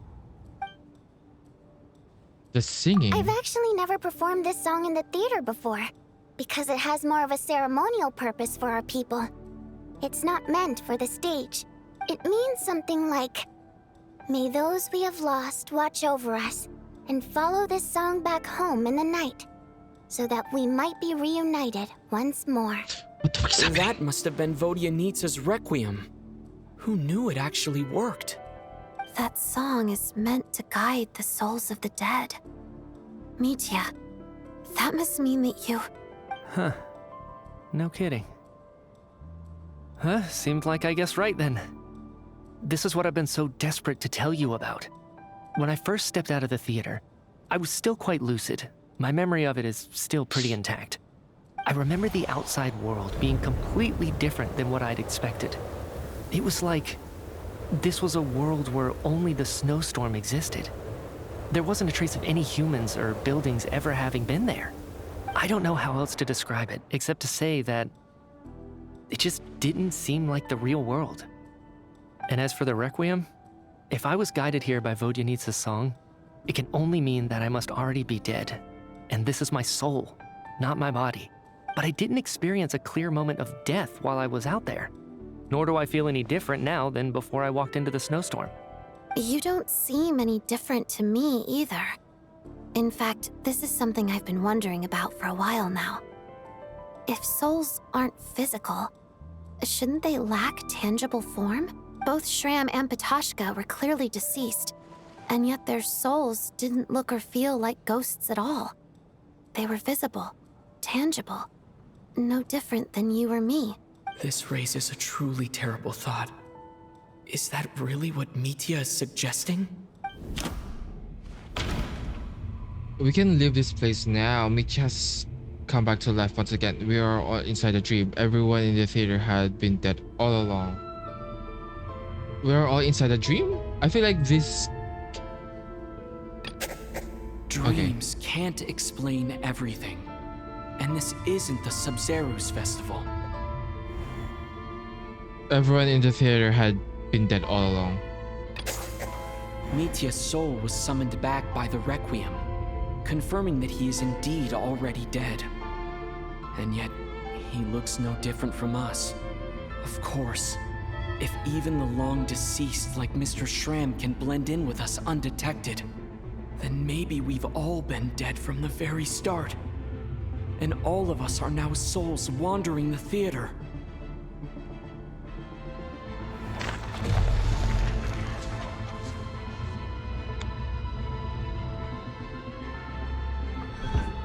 Yes. I think that this is probably the afterlife. What did you say?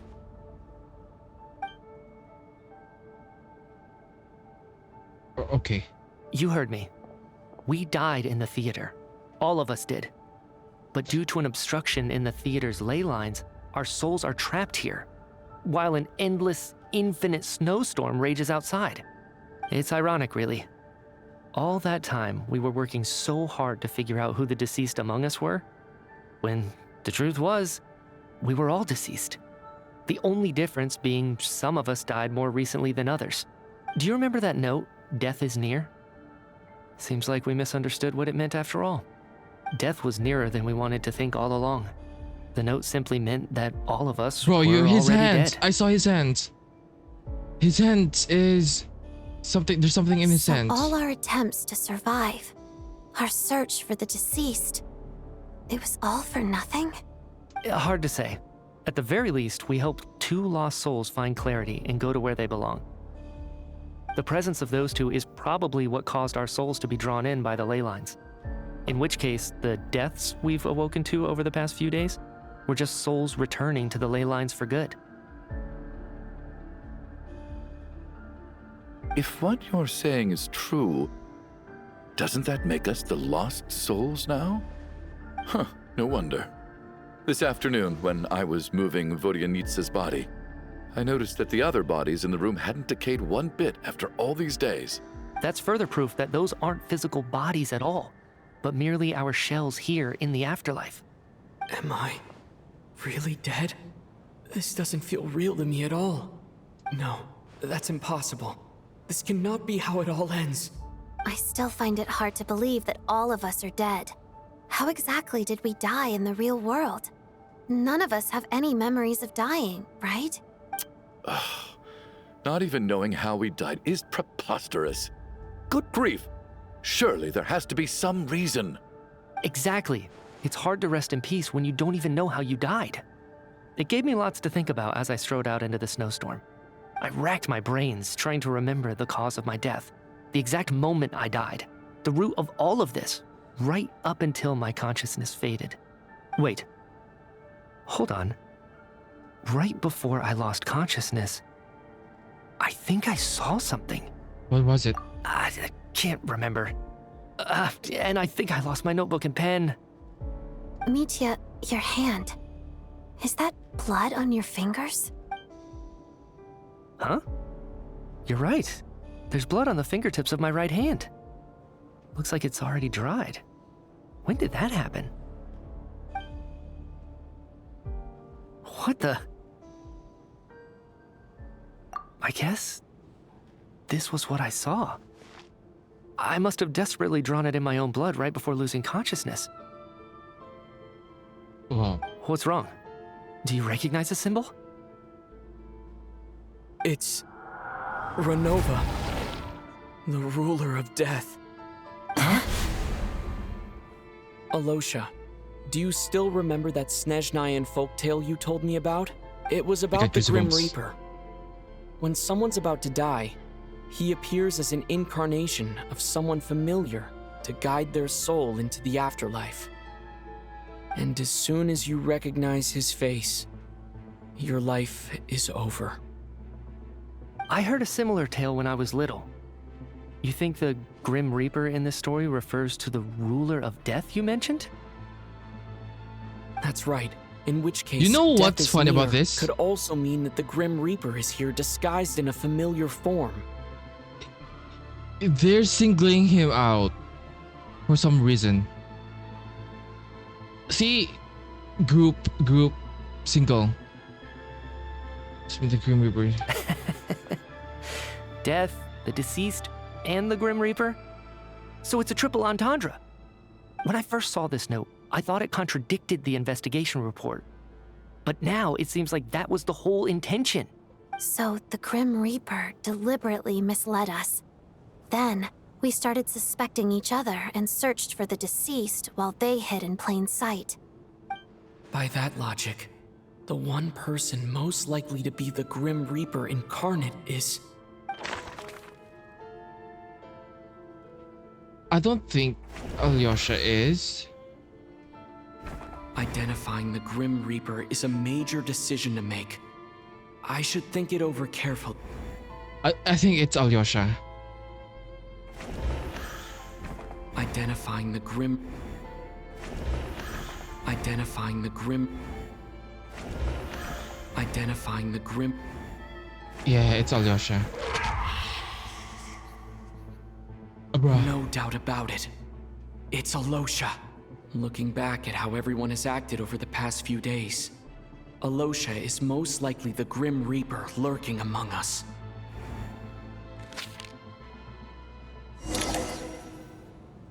Is it you, Alosha? You were the first to discover the investigation report, and you had plenty of time to slip the note inside to mislead us. So? Surely you can't suspect me based on that alone. What if someone else found the investigation report first, slipped the note inside, and then put it back without telling anyone? There's no denying it. The note could easily have been slipped in much earlier than it was discovered. That's not all. I've also noticed that although on the surface, Valeri, Mitya, and sometimes I were the ones taking charge of the situation, looking back now, even though you didn't say much, you were always subtly guiding everyone from the sidelines. What do you mean? You were the one who emphasized how dangerous it was outside and insisted we all stay here. It was also you who suggested that we all sleep in the same place. And earlier today, you tried to convince Patashka to stay. I don't understand why, but it was out of character. So, you didn't understand my intentions, and now you're assuming the worst. Seems pretty unreasonable if you ask me. He still won't admit it. Fine. Let's see how he responds to the most damning evidence of all. The biggest question I have right now is, if the Grim Reaper is impersonating Alosha, then where's the real Alosha? When did they switch?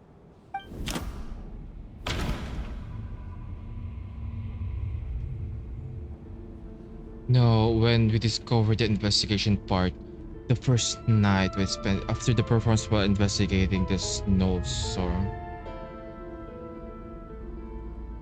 The first night we spent in the theater? After the performance while investigating the snowstorm? That's right. This was the moment. Right at the start. Before any victims had even emerged, Alosha was switched with the Ruler of Death while everyone's guard was still down.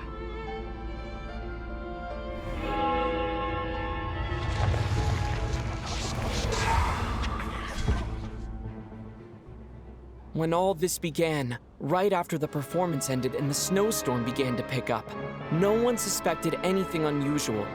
We just assumed we were snowed in. It wasn't until we discovered the bodies the morning after that we realized something out of the ordinary was going on. But it's clear now that the oddities actually started earlier than that, when Dimov walked into the snowstorm and never came back. Right. So Mr. Dimov was the first victim, not Sobolova and Torgov. And if we pinpoint that moment as the beginning of this incident, then one thing becomes clear. Alosha, you are the only person who walked into the snowstorm and came back without the help of Volyanitsa's Requiem. Oh yeah. More precisely, Alosha never came back at all. The one who came back was the Grim Reaper. Not bad. Well, since you've backed me into a corner, I suppose there's no point in keeping up the act anymore. The cape is cute. Cape change. Alosha? You're the Grim Reaper? I am no such tired cliché. Mortals should address me as the ruler of death. Before being wiped out for good, you identified the two deceased, and even sensed my presence. A commendable achievement. Far beyond what I expected. I heard you can ferry souls. Those deaths each night. Were they your doing? Your initial conclusion was correct. Due to the existence of the two deceased, the ley lines yearned to reclaim those long-lost souls.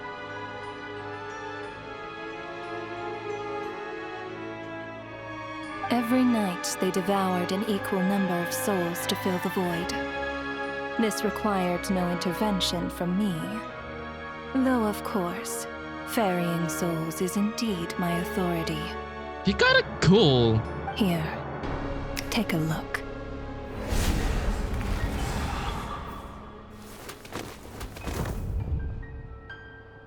Odette? Mr.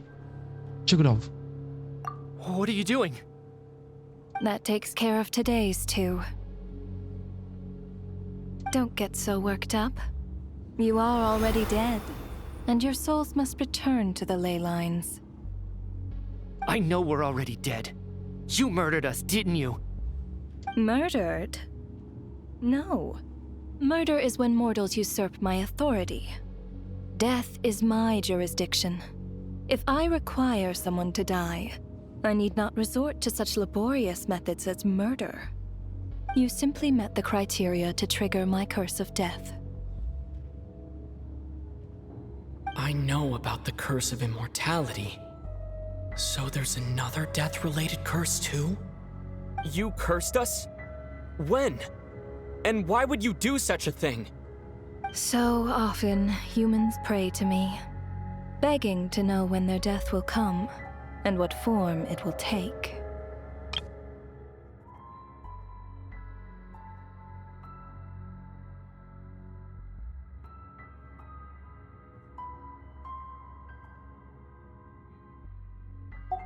But few people ask why. If you must have an answer, know that death comes simply because one's time has come. So you're not gonna tell us the truth? Hold your tongue. By all rights, you shouldn't even be allowed to speak with me. Those angels from the past are to blame for the reckless renovation of the ley lines here. It's made my work on this occasion infuriatingly complicated. Work? So trapping us here, making us watch our friends die, that's just another day at work for you? You clearly have a lot of questions. Fine. As a reward for your remarkable accomplishments over the past few days, I shall answer a few of your inquiries, provided they aren't too unreasonable. After the physical body dies, the soul must return to the ley lines for that person's death to be considered complete. My work encompasses the entire process of death, including, naturally, the guiding of souls into the ley lines, with which you are now so familiar.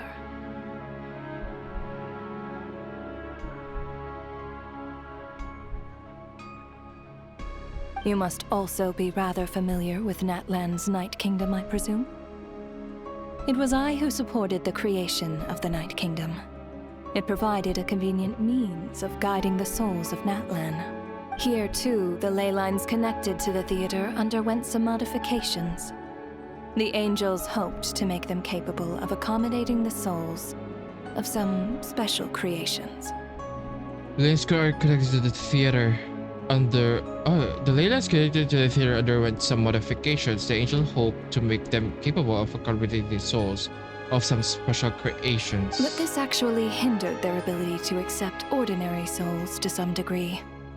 This effect manifested itself after you died from the curse in the theater, leaving you stranded in the afterlife, unable to achieve a complete death. But if souls who die from the curse of death fail to return to the ley lines within a short window of time, they will miss their chance for good. Then, they will remain forever suspended between life and death, no longer subject to the authorities of either. So if you don't resolve this matter soon, and see all our souls return to the ley lines before long, we'll escape your control. If you don't resolve this matter soon and see all our souls return. Mitya is sharp. This must be what Renova was worried might happen, and the reason she got involved to begin with. But if you have the authority to guide souls, why didn't you just show yourself and get it over with? Why hide among us in the form of Alosha? You seek to understand the mind of a god. Very well. I'll tell you. This is a theater, and I decided I wanted to watch a show about death. That's why I encouraged you to take the events to the stage. I found myself getting quite immersed. I suppose the entertainment you provided makes up for all the trouble you've caused me by being so defiant in the face of death. There. Are you happy with my answer? Can't say I am. Really? But it fits the stereotypes you humans have about gods. Just moments ago, you were complaining about how infuriatingly complicated your work here has been. Work is work, I get it. There are times when it's a huge pain, but you just have to get it done, right? That's a rather unique perspective for a human. You are in fact correct. There is a pain point in this case.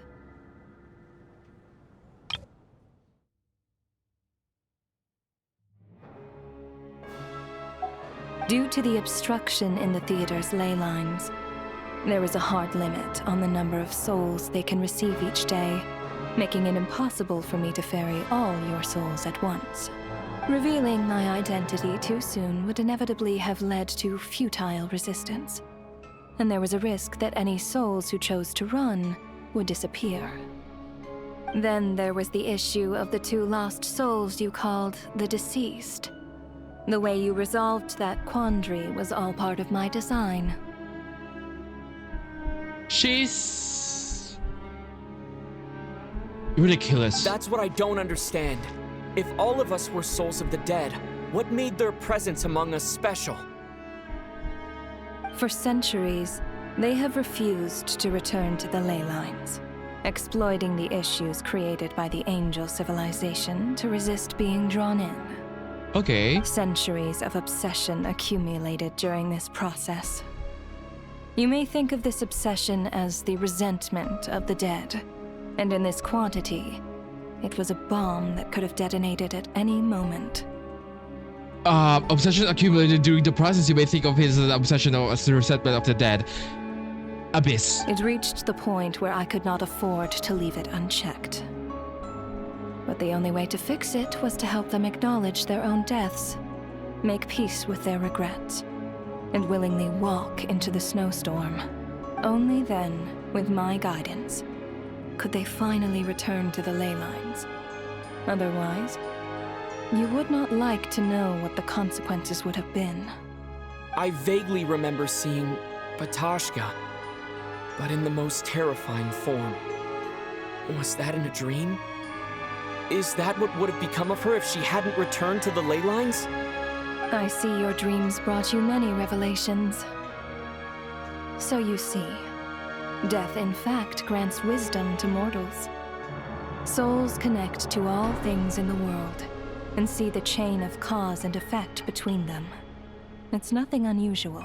Anyway, giving psychological counseling to lost souls is not my strong suit. That is more of an angel's role. It was something I could not resolve directly using my authority, so I decided it was easier to leave the bomb defusal to you. Meanwhile, of course, their presence caused the souls of other members of your party to return to the ley lines each night. From where I stand, that was killing 2 birds with 1 stone. As both issues slowly resolved one another without me having to lift a finger, all I had to do was stay close by and keep the situation under control. Then use my authority to wrap things up at the end. And, of course, while I was at it, I thoroughly enjoyed watching this drama, dealing with death from a mortal perspective, play out on the stage. Sounds like you had it all figured out, Grim Reaper. I just did the math. You said there's a hard limit to the number of souls the ley lines here can receive each day. It's 2, isn't it? That much is obvious, even to a fool. It's time to review this whole affair. If the ley lines can only take in 2 people per day, I need to go over the deaths from these past few days again.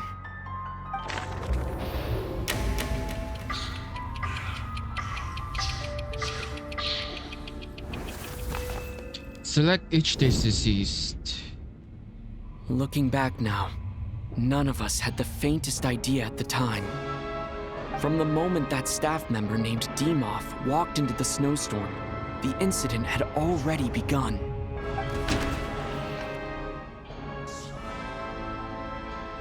Day 1 was like... Here's one. No.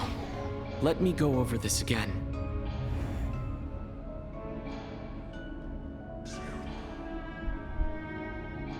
The selected character is not diseased yet.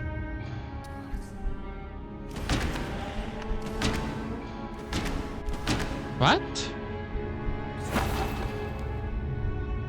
No. Let me go.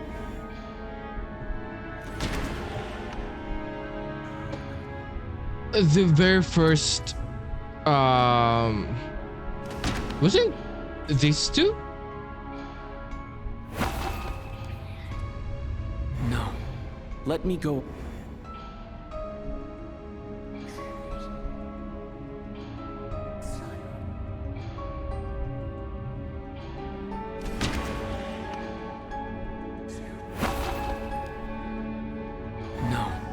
let me go over this again. The selected character is not deceased yet. Oh, selected is not deceased yet. Wait, why is it not deceased yet? What do you mean by that? I thought he's dead.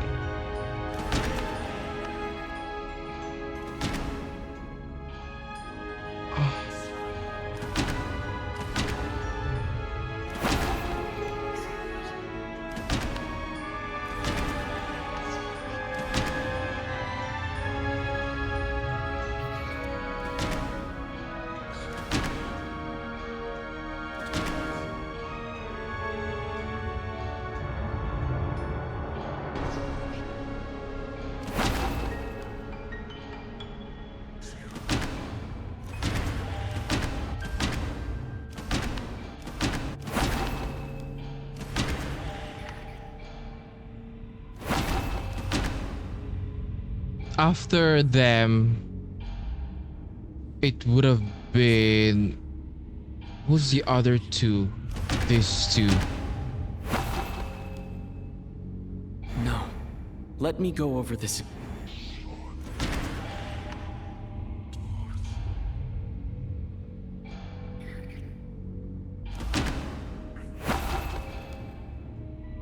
No. Let me go over this again.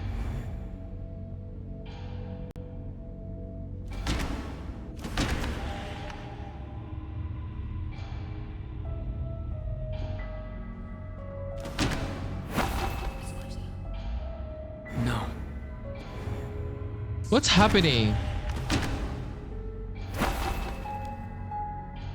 No. Let me go. Oh wait. He's the dead one. Oh my god. Was the second to walk into the snowstorm after Demoff to investigate. Yes. During this process, the ruler of death assumed his identity, making him one of the victims. Then after that one, choose a character who died. During our first night in the theater, everyone was caught up in the novelty of it all. No one could have expected there would be victims the very next morning. Despite all the confusion, and with the help of hindsight, we finally began to realize that something was amiss with the snowstorm. I think, yeah, sorry to the lanes on the first night. And then them. The ley lines devoured Torgov and Sobolova on the first night. At the time, we thought this might be a murder case connected to Lelik.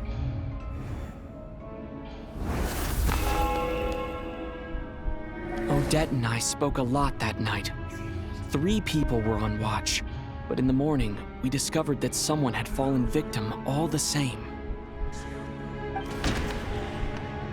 Him?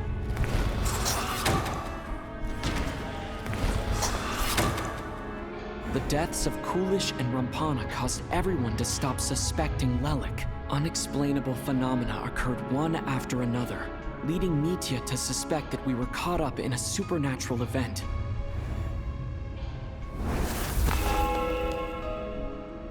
Later, we discovered that there seemed to be an extra person among us, and subsequently discovered the existence of the deceased. Shram. Mr. Schramm realized he was the deceased and walked into the snowstorm to return to the ley lines of his own accord. It turns out there really was a dead person among us. And then the next who died is him.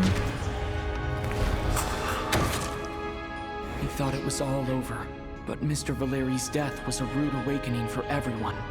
The ley lines consumed him during the night regardless. A lot happened today. Mr. Valeri's death led us to discover the connection between the number of deceased and the number of victims during the night.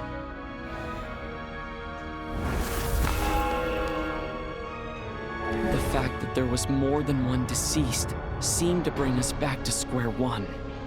Odette revealed some information she had been keeping to herself.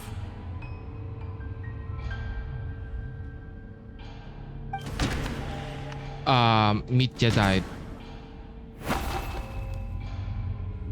Although Mitya did indeed walk into the snowstorm that day, he returned from the ley lines with the help of Vodyanitsa's Requiem. The void in the ley lines hasn't been filled, so let's rule out Mitya for now. Her. Vodyanitsa was swallowed by the ley lines in her sleep, but the Requiem she sang before falling asleep was quite a game changer. And then... As it happened, Ptashka filled the void left by Mitya's return from the ley lines by walking into the snowstorm this morning. The girl I thought was child's sister Tonya turned out to be another of the theater's deceased. Come to think of it, Ptashka was about to walk into the snowstorm at that time. What's about? And Renova, unaware that Mitya would return, was concerned that her soul would overflow from the ley lines. That's why she used Alosha's voice to try and persuade her to stay behind. Oh my god. Looking back, I suppose that was an early slip-up on her part. Oh my god. No one could have expected anyone who walked into the snowstorm to return. But just after nightfall, Mitya returned, bringing crucial information with him. Various truths began to surface, including that all of us were already dead and that the ruler of death was here among us. Then, after revealing her true form, Renova callously claimed 2 souls.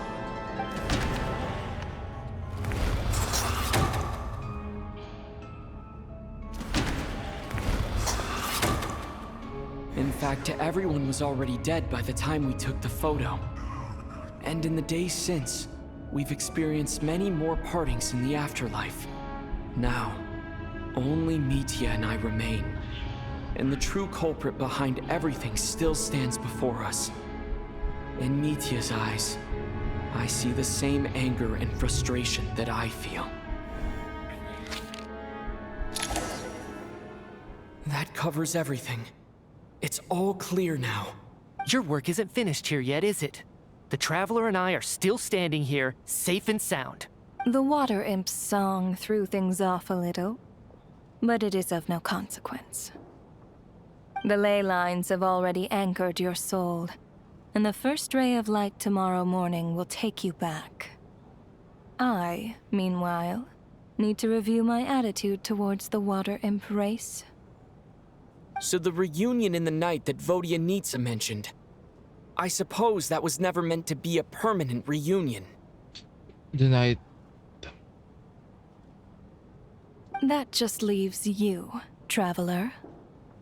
My power only allows me to temporarily separate your soul from your body. The ley lines of Tevat would not accept you. And your soul is firmly anchored to your body by your will. For a descender like you, who is not bound by Tevat's rules, your death can only be brought through the most violent of means, such as directly destroying either your body or soul. But you haven't done that yet, have you? Thanks for letting me know that at least I can still be saved. I have no interest in involving myself with Descenders. For now.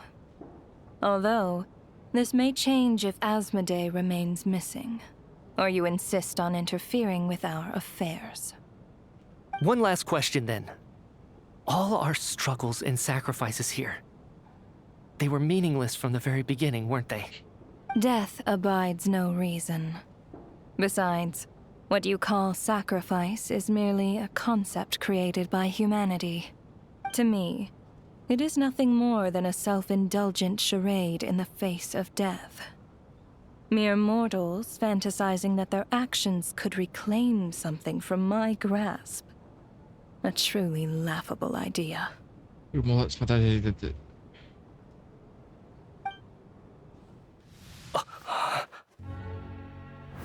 Grim Reaper, you really know how to get on my nerves. I'm not here to ingratiate myself with you. I kill merely because your deaths are necessary. Oh, you've made that quite clear. But humans don't take well to being scorned. Not even by the gods.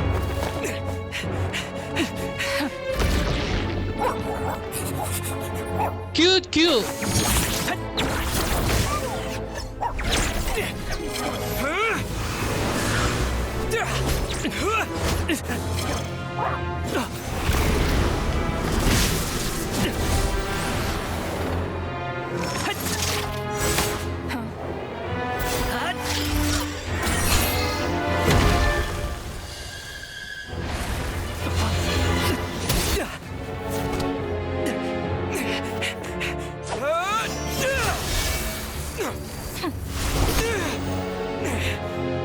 This is futile.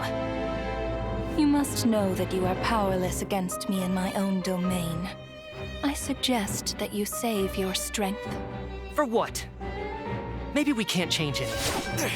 But if nothing else, we can at least teach you to have some respect for the dead. Audacious. Oh my god.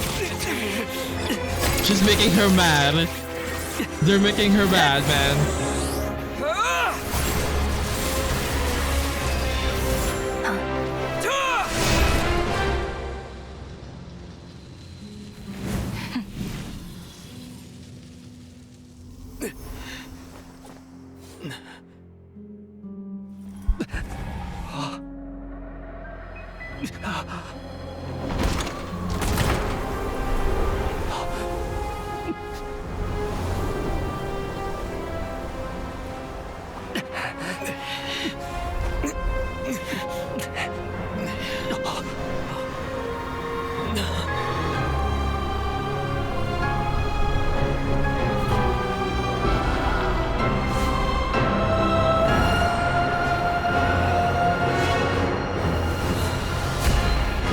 Look, gulp.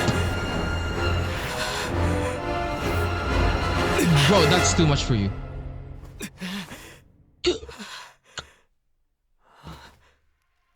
Oh my god. Okay.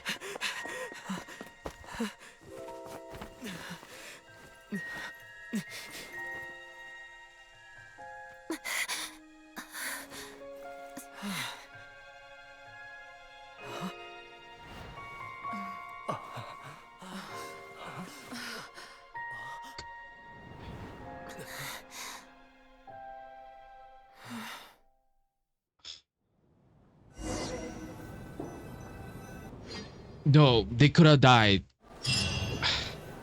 They could have died. Oh my god. How are you holding up, Odette? What happened to me? How much do you remember? What do you mean? Is the performance over? I can't seem to recall what happened. Has Odette already forgotten? What about Mikia? Wait, is Mikia still dead or nah? Mitya? Oh, I'm sorry. I guess I spaced out there for a second. Remind me who you are? Don't you remember anything?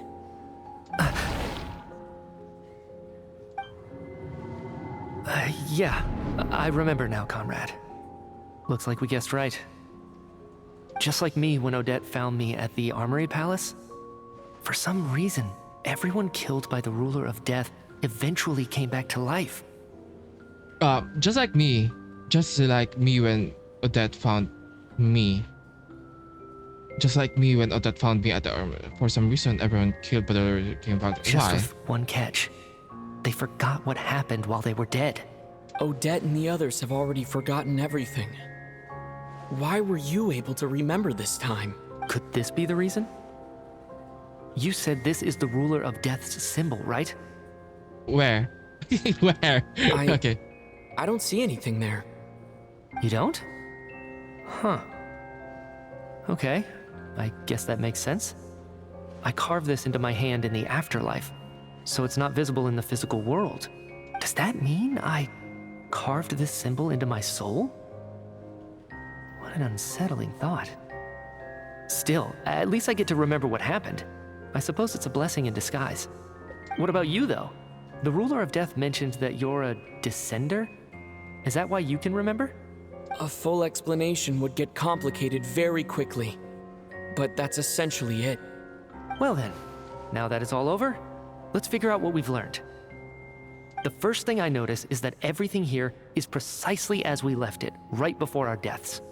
This confirms that time passes differently in the afterlife than in the real world.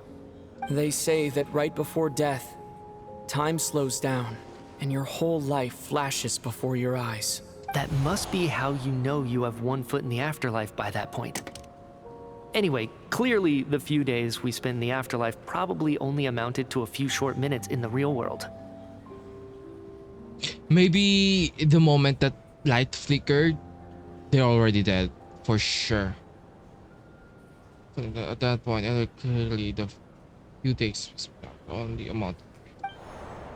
This also aligns with previous reports of widespread temporary memory loss among the Armory Palace personnel. Now it seems likely that those were all brief deaths caused by the Grim Reaper's so-called curse of death. This also aligns with the previous reports of the widespread temporary members of the Armory Palace personnel. Now it seems like that those were all brief deaths caused by the Grim Reaper. To those unaware of the truth, dying and coming back to life must feel similar to a short bout of catatonia. You know what? Who the fuck is that? Who the fuck is that, Aranara? Loss of memories is also considered as death. Oh my god. So fucking good, this game. This leaves me with a couple big questions. What are the conditions that trigger this so-called curse of death? And why are we resurrected after we die? I don't know. If nothing else, I think it shows that killing us wasn't her ultimate goal. We still don't know her true reasons for subjecting us to death. Right. This time only got complicated because of the situation with the theater's ley lines. That's why she had to approach it differently. If the previous incidents of amnesia among the researchers are anything to go by, killing us is usually a pretty routine matter.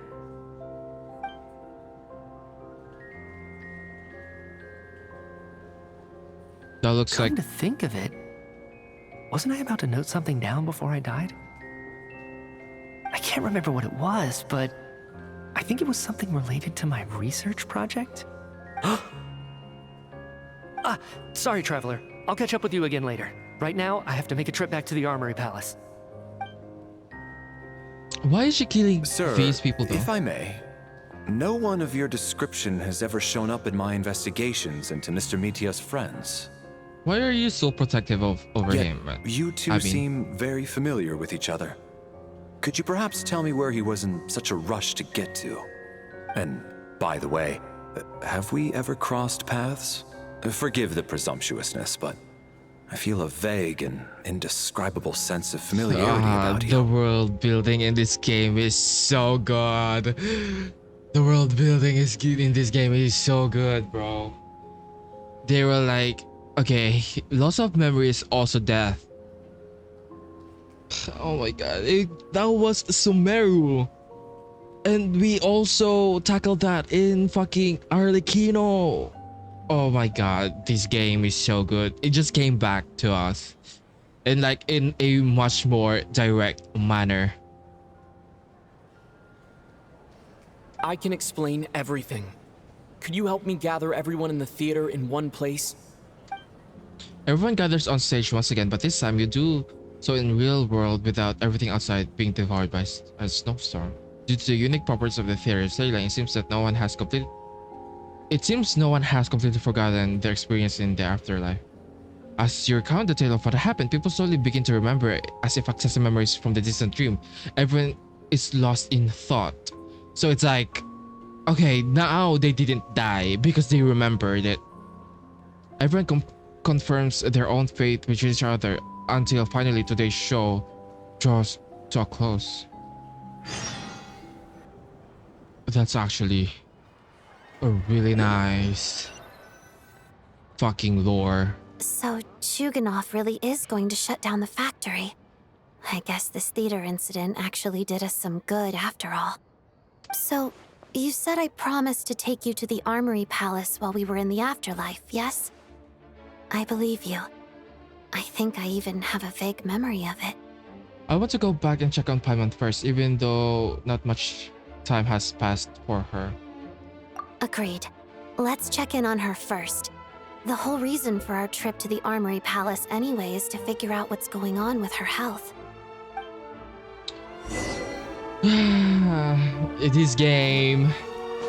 This game and their fucking antics and their fucking, oh my god, yes, you can do this fucking world building with their fucking deaths and whatnot. This is actually a really nice direct fucking lore drop. Like it's like a direct review of how the world is in this game. Yeah, I think at first you would thought it's like it feels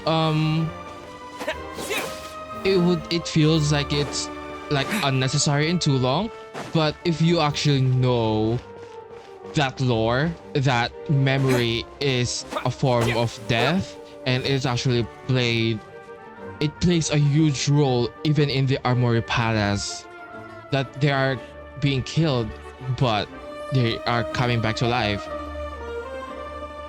But in that instance, they were just like memory loss, but memory loss is also like death in this game. It's so good. It's so good. Like right now, it's just so in our face. It's more so directly they are being straightforward about it, and it's good. I like the world building.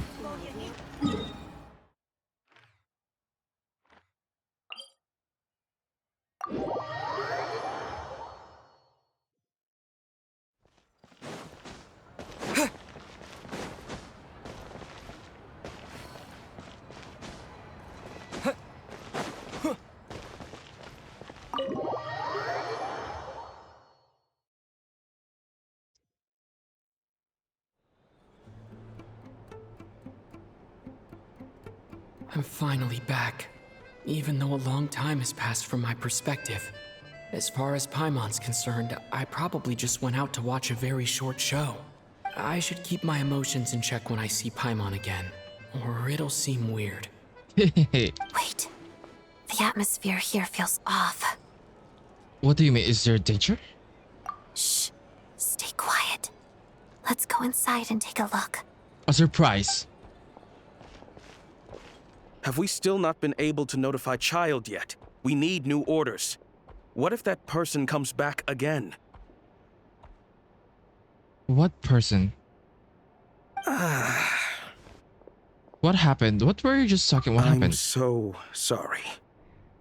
Under the circumstances, there was really nothing we could do. Tell me, what happened to Paimon? It was the Jester.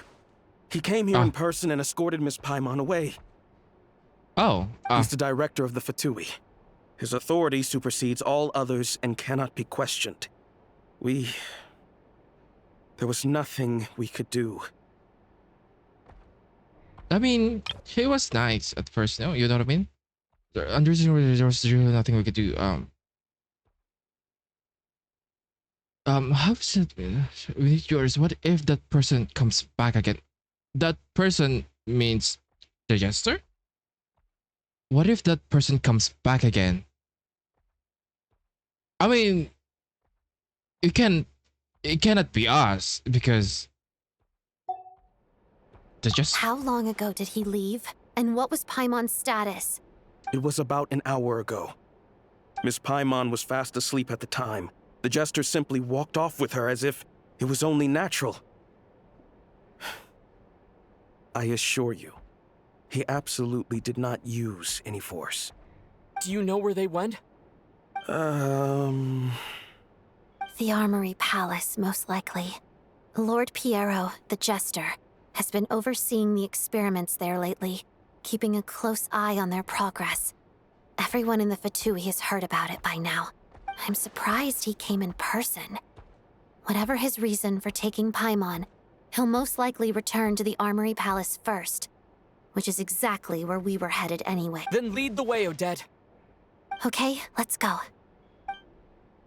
We need Paimon, bro. You, yeah. I mean, the Jester was like a dad, you know what I mean? He's like a daddy. It's but, just up ahead. So I can't Quick, be. let's get inside. No, I'll go alone. You know I'm planning to force my way in. You're with the Fatui, so you should stay outside. I was hardly planning on taking you through the official channels anyway. I'm here to force my way in, just like you. I was hardly planning on taking you. I may be a Fatus, but I'm also Lelek, enemy of Project Stuja. Paimon's safety is paramount right now. With me around, you'll have an extra pair of hands. No, we can There might do be it. devices inside that are easier for an insider to deal with. If you say so. Let's go. There's no time to hesitate. You don't have to.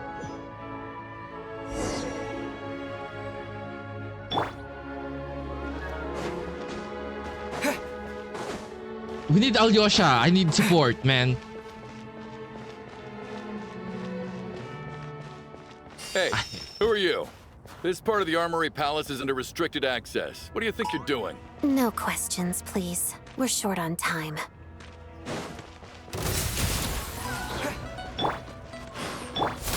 One down.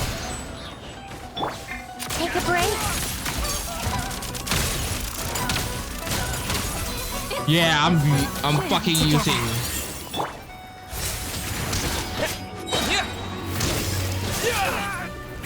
No, you could have fucking died then and there.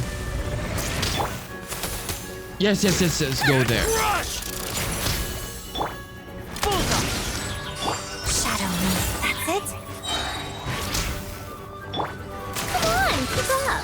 Let's test my hypothesis. Mission over. Bro, I'm still so.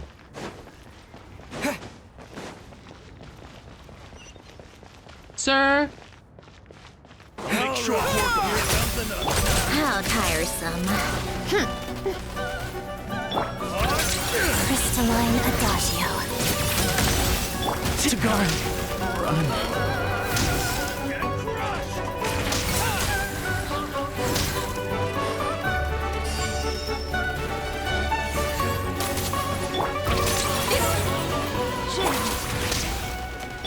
Come on, keep up. Were my calculations unsound?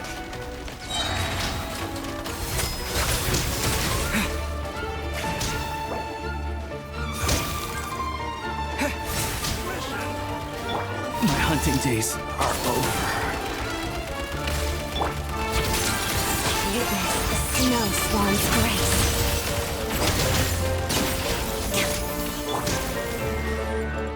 Cryostorm!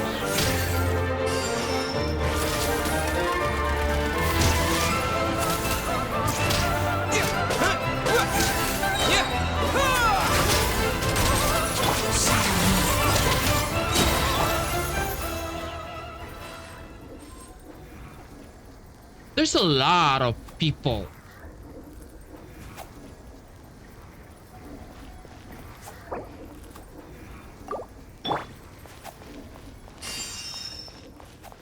Do I need...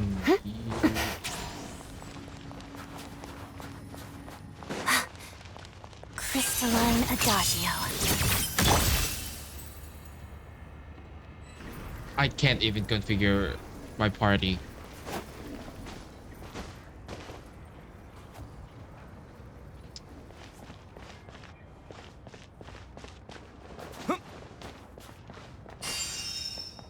Can we just plow through it?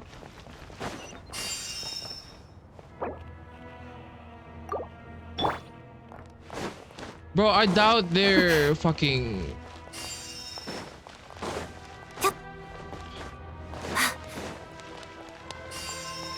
Bro, but like I'm dying.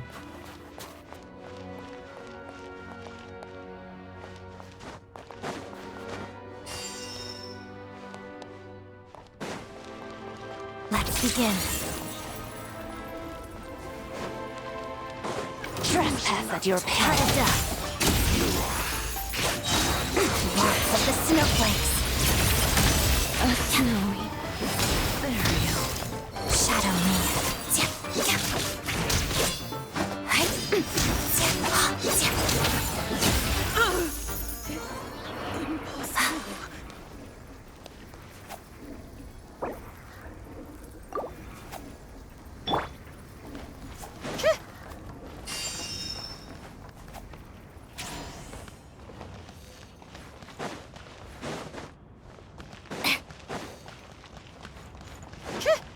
We don't have Electro.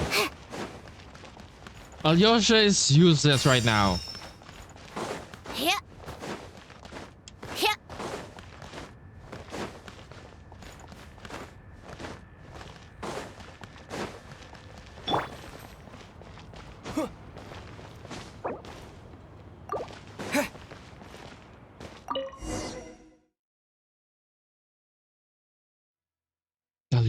Alyosha is useless.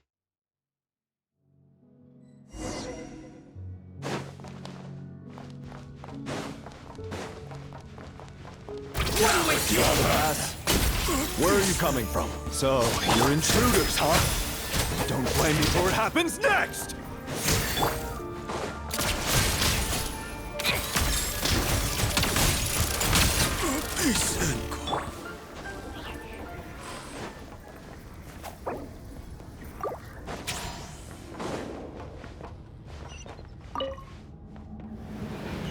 The Armory Palace is hidden this deep in? This place is much bigger than I imagined. They're conducting top-secret research after all. The deeper it's hidden, the better, is standard Fatui logic.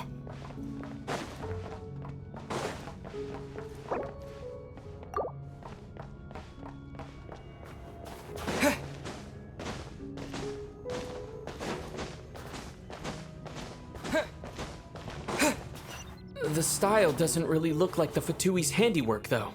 They must have requisitioned some structures from a past civilization.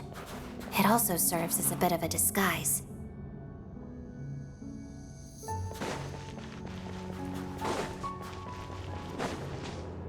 Thank God. Intruders! Stay alert!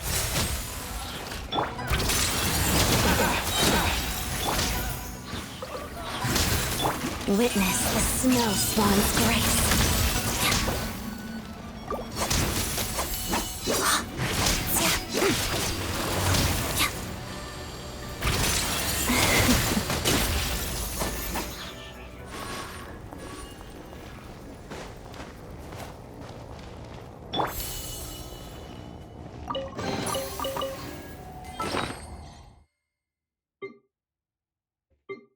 I'm stressed. I'm stressed. Alyosha, you need to fucking replenish yourself.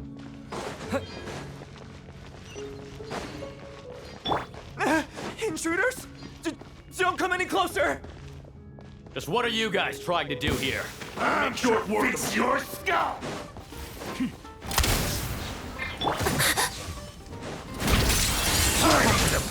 No one interferes with a jester's work! Crystalline Adagio.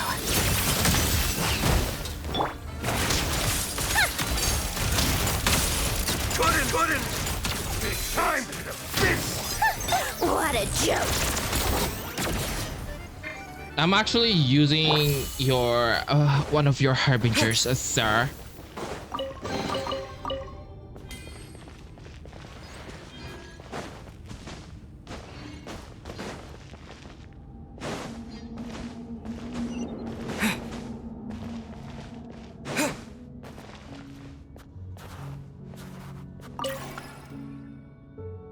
How can you even do this? Huh, Piero?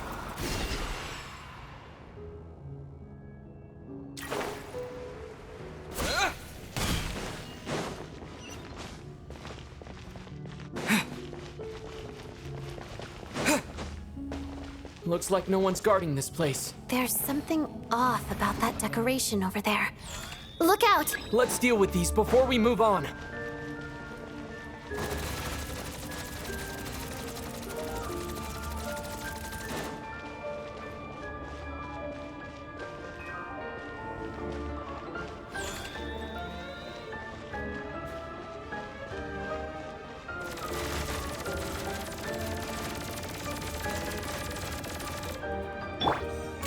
tiresome.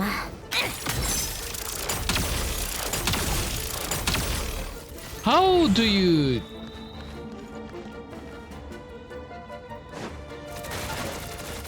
Come on, keep up.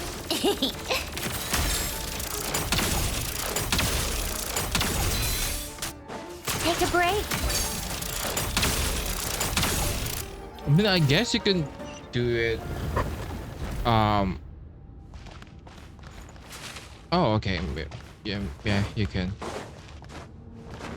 But I assume it's gonna freeze you. So fucking.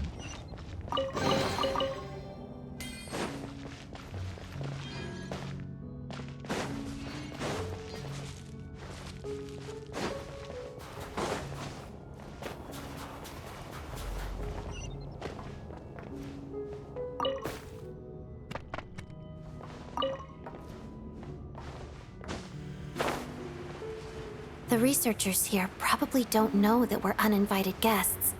Let's try not to hurt them. What's the big star from the theater doing here? That's Miss Odette. She's a member of the Fatui. Don't tell me you didn't know that. Hi.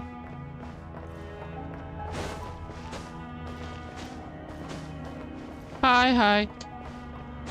Hi, hi, hi.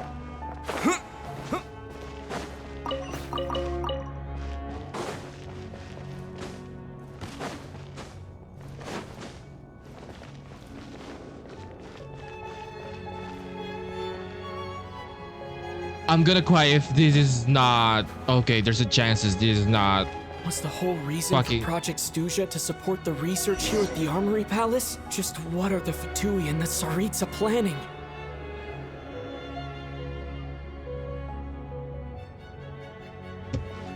I'm gonna be sad if this is not explorable, which they're actually not explorable. Hi. Hi, hi, hi, hi, hi, hi, hi, hi.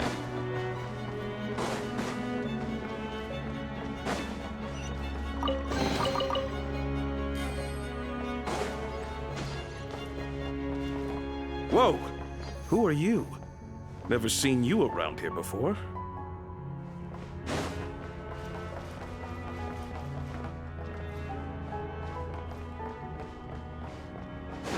Looks like there's no way through here. Maybe using the power of this prism could help?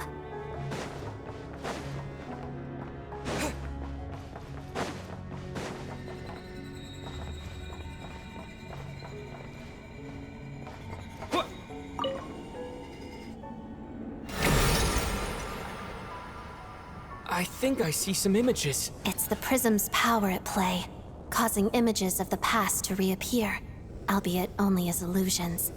Let's make our way through here. Let's teleport over. What do you mean Paimon. teleport? And the Jester. Is this another scene from the past? Yes. It looks quite old, though. I don't think it happened in the recent past.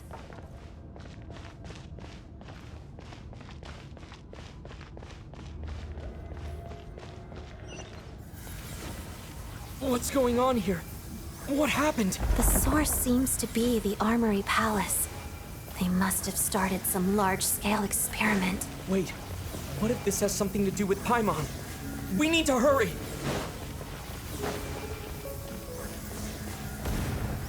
It feels like it's raining. Is it raining?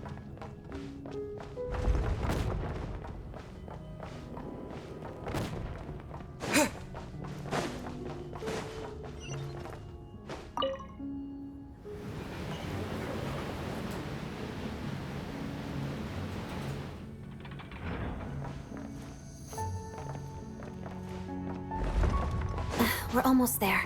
The Armory Palace is just up ahead. Paimon, please be okay.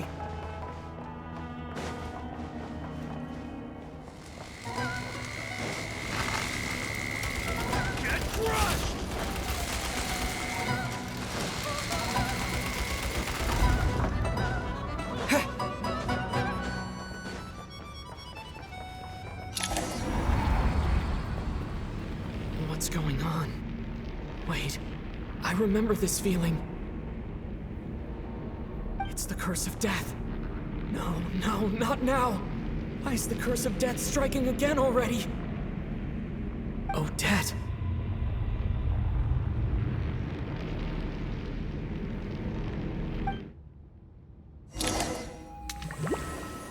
Another dream?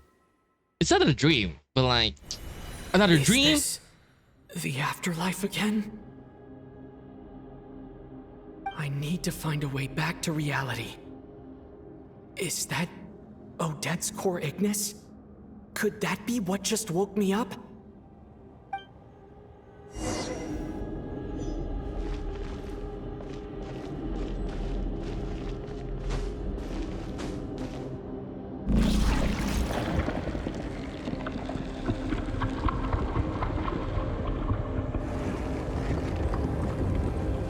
Ma'am, that's the only you can do? Fucking remove a shit.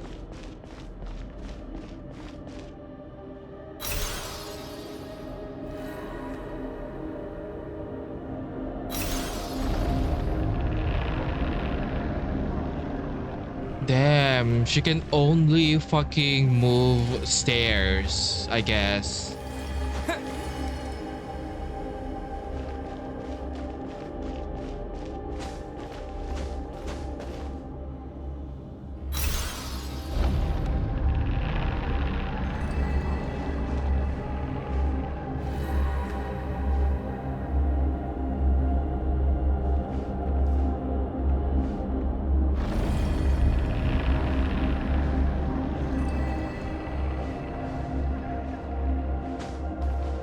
Hurry!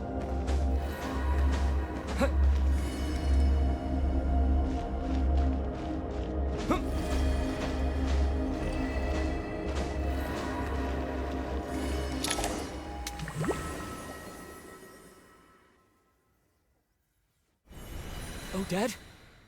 Odette! No signs of life. But past experience says that she should be resurrected before too long. Right? Did Odette intentionally use her core Ignis to guide my soul? I feel like something similar happened in a dream I had before. Thank you, Odette.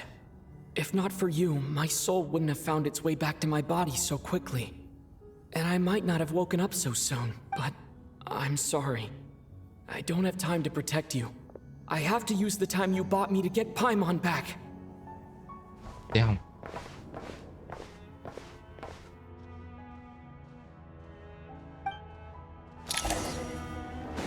Damn, he just left her there.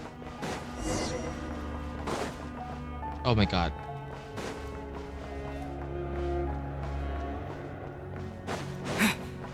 Sure enough, everyone here has been affected by the curse of death.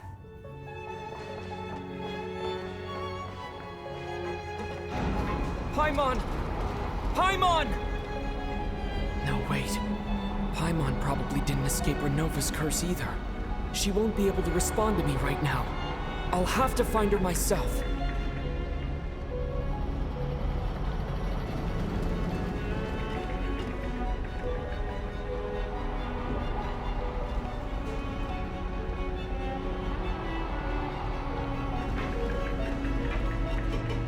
Mitya! Is this the laboratory he works in? What happened here to trigger the curse of death again so soon? I'll have to ask him when he wakes up. Finding Paimon has to take priority now.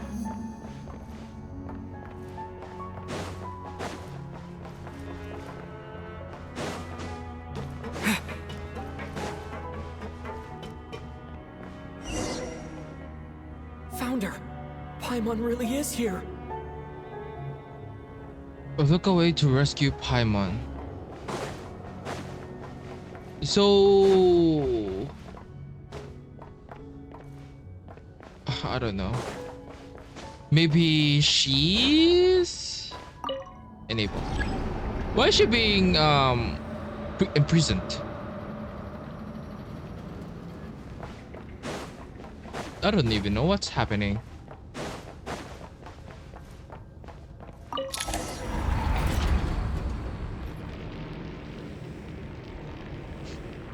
What the fuck is...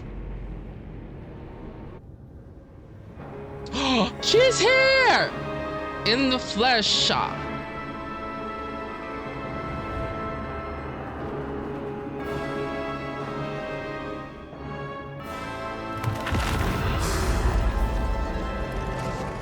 Ruler of Death. Oh my god. You don't learn, do you? I don't. Run over? Also, I need that. Renova is the ruler of death, one of the four shades of the heavenly principles. In carrying out their will, she fulfills the duty appointed to her. For what reason does death come? Only because the destined hour has arrived. Renova. You've already been involved in one mass death, and now you show up at the scene of another. This might have Master. passed for a coincidence the first time, but a second time? Am I to assume you are intentionally interfering in Snezhnaya's affairs? Judging by your expression, it seems that you understand little of what is going on here. In that case, a word to the wise. Do not interfere in Snezhnaya's affairs. A civilization that fails to learn its lesson constantly depletes its own worth. It will one day lose any reason for its existence. Also, that's why. Oh, so that's her voice then. And as a descender, you are perfectly suited to be the lifeline to which a dying civilization might desperately cling. Consider your position carefully.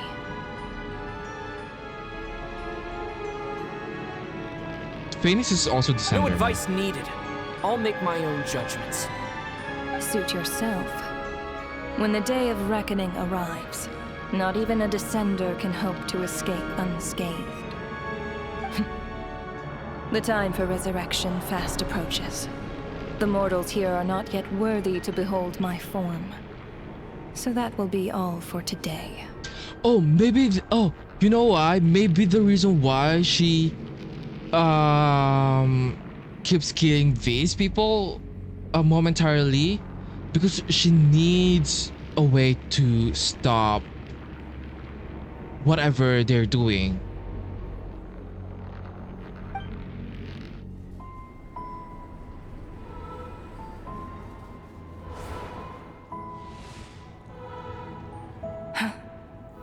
That thing is coming with me.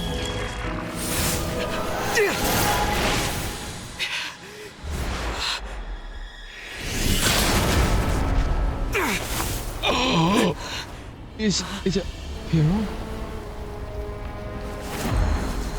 Director of the Fatui. Okay. Oh my god. You awoke sooner than I thought. The curse of immortality is stubborn, unable to enter the ley lines, yet not content to remain a spirit. Ruler of Death, what do you want? You perplex me. Both you and you. That thing may be a creation of Celestia, but it possesses none of Celestia's power, let alone authority. Your obsession with it baffles me. No matter, the resurrection will soon begin. It's worthless anyway. I'll reclaim it next time. What do you mean by that?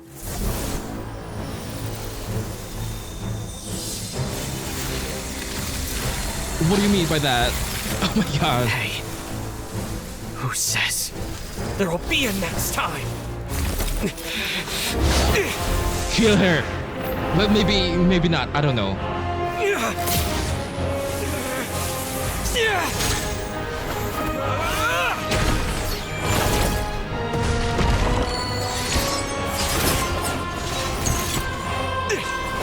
Damn, he's mad.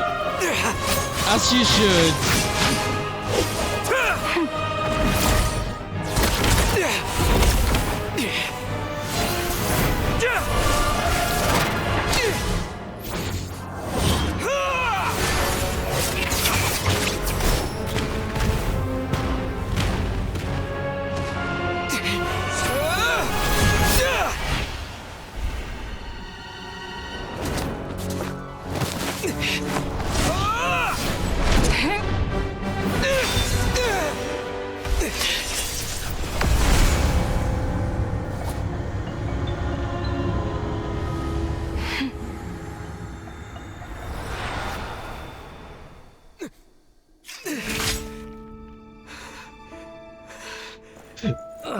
She wants Paimon. I was fucking right. Huh?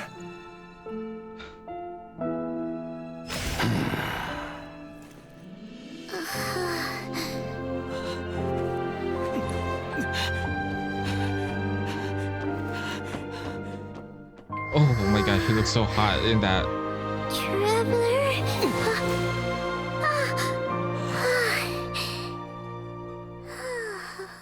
I'm gonna cry. That sucks. So sweet.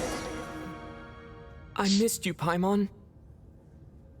What are you talking about? We haven't even been apart for that long, have we? It was different this time. You seem to be in pretty good shape. Yeah, Paimon's back in tip-top condition. I'm gonna cry. Weirdest thing. Paimon fell asleep earlier, and when she woke up, she found herself here. The jester and that guy talking to him used some kind of energy on Paimon, and she could kind of feel it canceling out that other thing that was making her feel unwell. What the fuck is that? We need that. We need fucking all of your fucking all of your inventory of that. We need that. So, Mitya helped too? Apologies for leaving in such a hurry at the theater earlier. I was in a rush to verify some theories. Rest assured that your companion is perfectly safe. We reversed the effects that the experimental energy had on her. The jester specifically instructed me to do so. I suppose this is our first official meeting, Traveler. I could not let Paimon suffer in her condition for a moment longer, and so I simply took her without explanation. I hope you do not mind. Well, you definitely gave me a scare. For my part, I hope you don't mind that I beat a few people up on the way. But why would a big shot like you care about what happens? I'm gonna cry, actually. As I said when you first arrived in Snezhnaya, we once spent some time together. Oh yeah, you did mention that. Paimon did think you seemed strangely familiar the first time we met. What? As I said when you first arrived in Snezhnaya, we once spent some time together in the distant past. I'm afraid the reminiscing will have to wait. Mitya, let us continue with the report.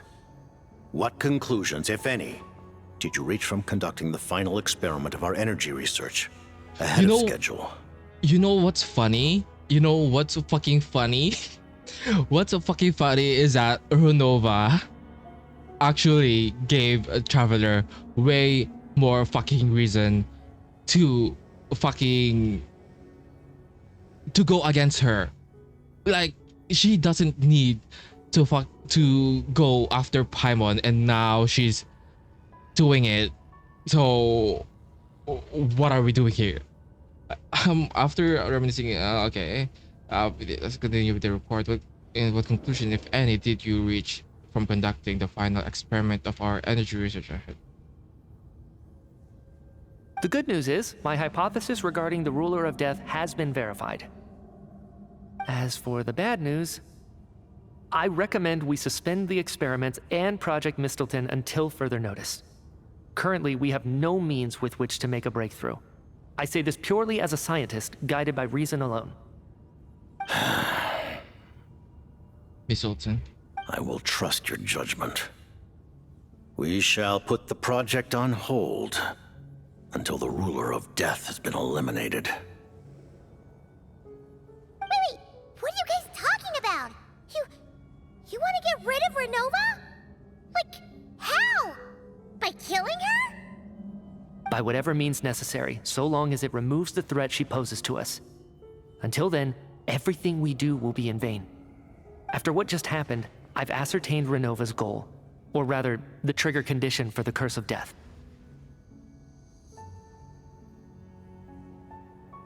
Okay, let's hear it. What she's doing is blocking Snezhnaya's technological progress, preventing us from possessing any means with which to threaten the heavenly principles. Just like the little lapdog she is. I would agree to that, but at the same time, maybe she's afraid that the heavenly principles might awoken. So maybe like she's like, I don't want to work. I don't want to work, bro. So, any ideas, research, or experiments that lead to technological progress can trigger the curse.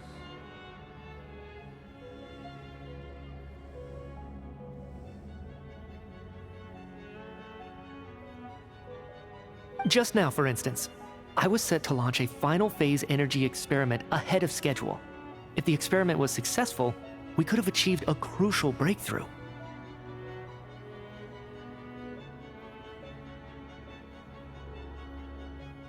As expected, though, the moment the experiment began, all the researchers, technicians, and witnesses died from the curse. All that effort, Oh my God, I not was to mention right. the energy and materials we relied on Project Stuzia to gather for us, went to waste. In the end, nothing was gained. Not to mention the energy and materials we relied. Does that mean something similar happened when we were at the theater? That's right. During the performance, I thought of an important breakthrough regarding the experiment, and wound up dragging everyone into this. So the nature of the curse seems to be something like, when moments of technological progress occur, all life in the vicinity is taken away. What a violent method.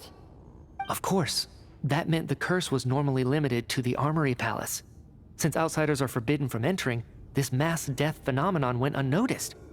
Until Odette came along. I believe she was the first witness. The curse of death was triggered just before she infiltrated the Armory Palace that day. But you mentioned something about a final stage experiment. Doesn't that mean you've actually made some progress? That's right.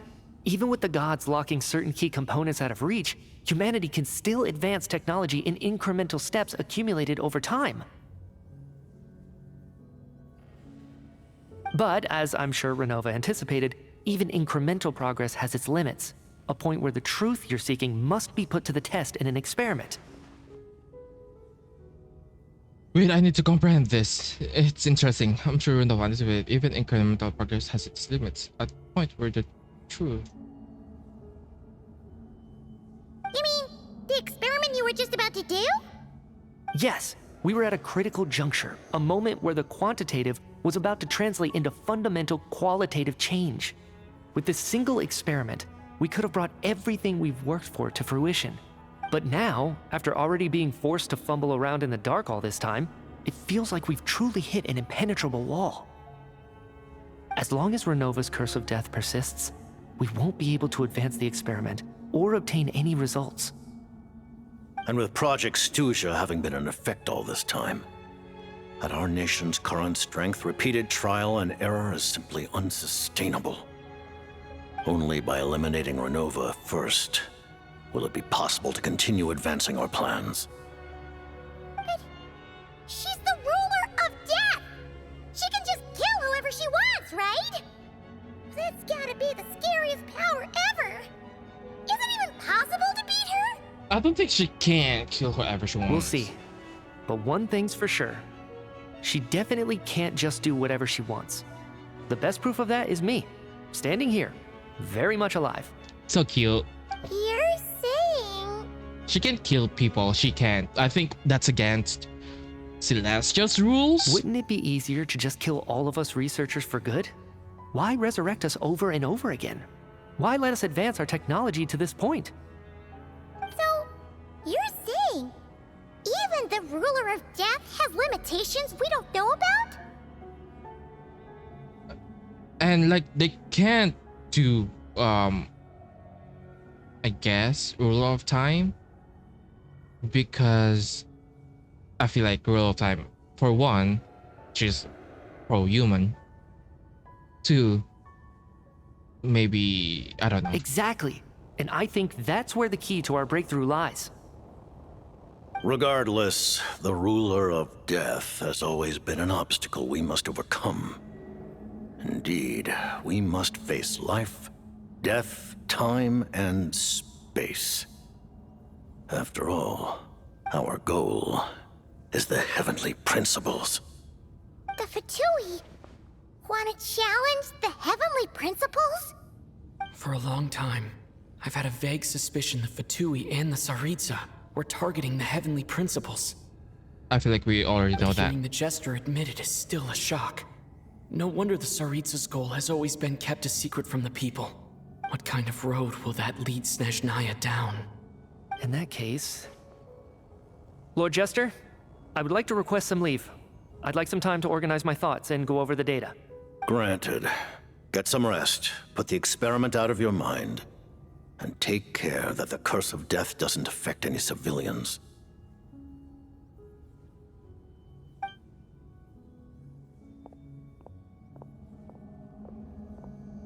She's kind of hot though. He's kind of like a daddy.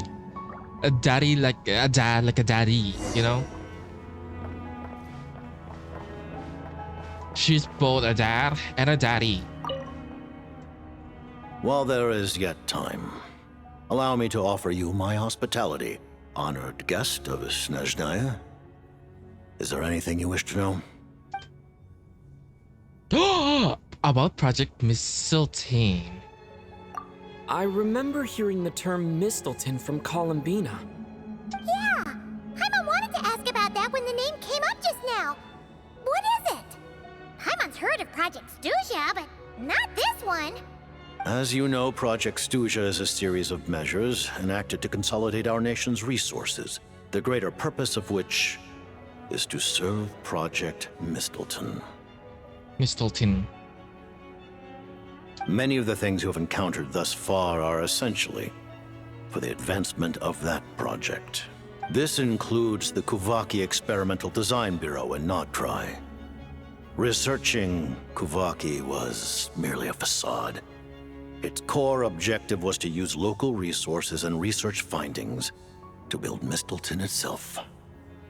And that's a weapon built for the final battle against the heavenly principles, isn't it? Huh? How did you know that? I was given some intel, and I made some deductions. Wait. You must mean that thing over there. Oh, Paimon's gotta take a closer look at this thing. Especially after you guys sent so many people to Nocturne to work on it.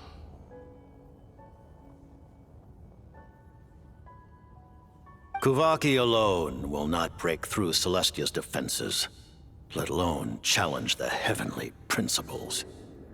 The heavenly principles are no doubt accustomed to combating the power of the light realm, and elemental energy is simply the power of the human realm, converted to that form by the heavenly principles themselves. Any attempt to use this power against its creator would be a futile endeavor. The heavenly principles is no doubt accustomed to combating the power of light realm, and elemental energy is simply the power of the human realm converted to that form by the heavenly principles themselves. Any attempt to use this power against its creator would be futile endeavor. Use the abyss. Make the abyss like usable and use it against the heavenly principles, since they seem to be scared of that. For now, therefore, we have set our sights on the form of energy associated with the third descender and the stellar linchpins. I feel like this may hold the potential to allow Mistletoe to contend with the heavenly principles. Content is actually not a really solid like plan.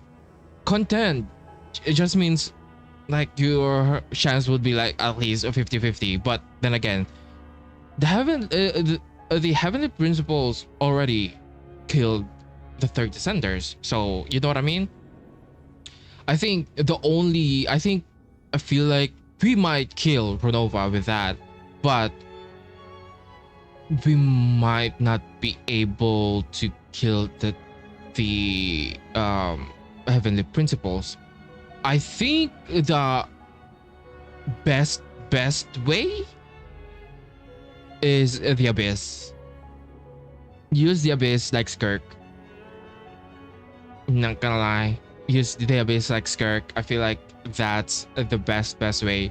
Not the abyss with like hate. That I feel like there's two types of the abyss. The one in Narland that's full of hate, and the one like Skirks that you can actually you can manage to use You could say that by reverse engineering the stellar linchpins to extract the energy within, we have obtained a source of anti-Celestia energy. By reverse engineering strategies to extract. Okay. So this means that the energy research that Micha is in charge of, I never imagined. It was such a major project. Bro, it was a major project. You see Valerie being like her dog, like his dog. I think it's because Valerie needs to also keep him from talking, just like the scarf. So this energy research that Mitya was in charge of. Kulagi Experimental Design Bureau, Project Stusia, and the new energy experiments. Huh. So, Project Mistleton is what ties it all together. And it looks like your plan is almost complete. No wonder the Ruler of Death came after you. The Tsaritsa of Snezhnaya. Her Majesty the Tsaritsa has embarked upon an expedition to vanquish a monster. Were it not for this, I imagine she would have been delighted to grant you an audience. Seems like the powers that be in Snezhnaya don't intend to hold my past conflicts with the Fatui against me. Seems like the powers that be in Snezhnaya don't intend to hold my past conflicts with the Fatui. The Harbingers have been granted significant autonomy in retrieving the Gnosis. But by the same token, they do not completely represent Snezhnaya's official stance. The Harbingers have been granted to me. Okay. You read my mind. Speaking of the Gnosis, Paimon's been dying to ask this question since forever. Why exactly does the Tsaritsa want to collect them? Is it something to do with the fight against the Heavenly Principles? Because, third descender thingy. The Gnosis will undoubtedly serve as a key bargaining chip when she confronts the Heavenly Principles. Beyond that, you had best ask the Tsaritsa herself. I am not sure if this information is mine to disclose. What do you mean, not sure? Don't you make the rolls? You're the highest ranking Harbinger! Ugh, never mind. Taking on the Heavenly Principles is something most people wouldn't even entertain in their wildest fantasies. Why is the Tsaritsa so fixated on this? Into that today, civilization is nothing but an illusion. Something whose very existence can be negated at any moment. Our civilization may very well be destroyed in the struggle, but as things stand, the Heavenly Principles could choose to negate our existence on a passing whim. And we must not sit back and accept that fate. Only by changing the state of affairs, only by overthrowing the Heavenly Principles, can our civilization truly be said to have taken root. I'm not gonna lie, his eyes looks like the eyes of the kid, but maybe I'm just imagining it. It's like the same shade of blue, like the eyes. I don't know. Only by changing the state of affairs, only by overthrowing the Heavenly Principles can our civilization truly be said to have taken root.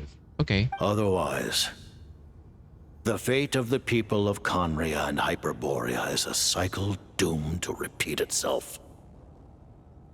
Accepting potential destruction in return for getting to control your own fate.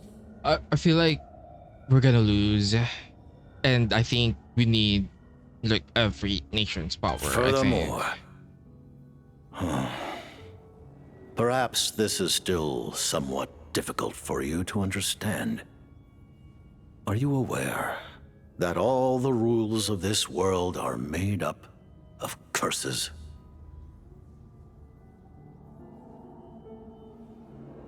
The rules of the world are made up of curses. Huh? All of them? Paimon knows about the curse of death you mentioned. And the curse of immortality that you and Dainsleif have. What type of curses? Like you can't create other humans? That's a curse? Then the birth of the Hilly Churls, the rules of Natlan's Ode of Resurrection. Those are curses too? Farina's long life seems to stem from a curse placed on her by Focalor as well. Yes. Yes.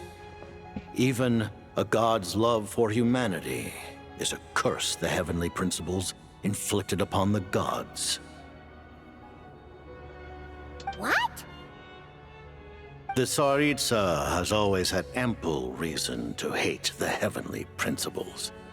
If she can seize their authority, she will reconstruct the entire world, and when that time comes, humanity will be completely liberated from curses and lies. Look forward to it. It will be a world beyond your imagination.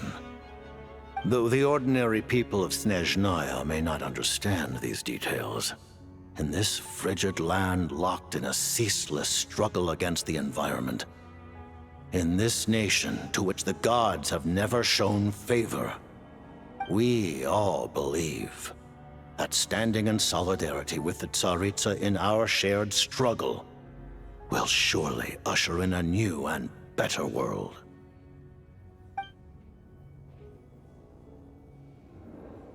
Okay. About your relationship with Paimon. Paimon really doesn't remember. He's basically a stranger. You gotta believe Paimon. Relax, you're freaking out over nothing. Allow me to explain.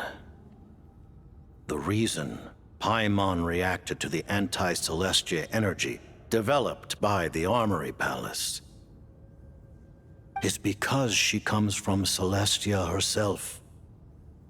More specifically, she is one of its creations. Okay. Paimon? A creation of Celestia? Wait. I feel like this is kinda okay, I need more information about right. this. I was blinded by anger earlier, but thinking back on it, Renova also said that Paimon is a creation of Celestia. But she lacks Celestia's power or authority. As you know, the lunar fragments in Nodcry were pulled down from the sky using Fatui technology. The lunar fragments in the okay. But the first application of this technology was in Conria over 500 years ago. But the first application. I used this technology upon the heavens, and the response I received was none other than Paimon descending from Celestia.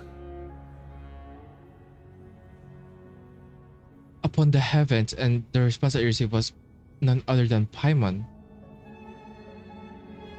Over 500 years ago? Over 500 years ago, Phanes was asleep. Phanes slept 500 years ago. I have a thought. I have a theory. I presented her to the Vinster King, but he took no interest in this gift, nor did it satisfy him. Paimon then took up temporary residence in my palace until, of course, the arrival of the Cataclysm.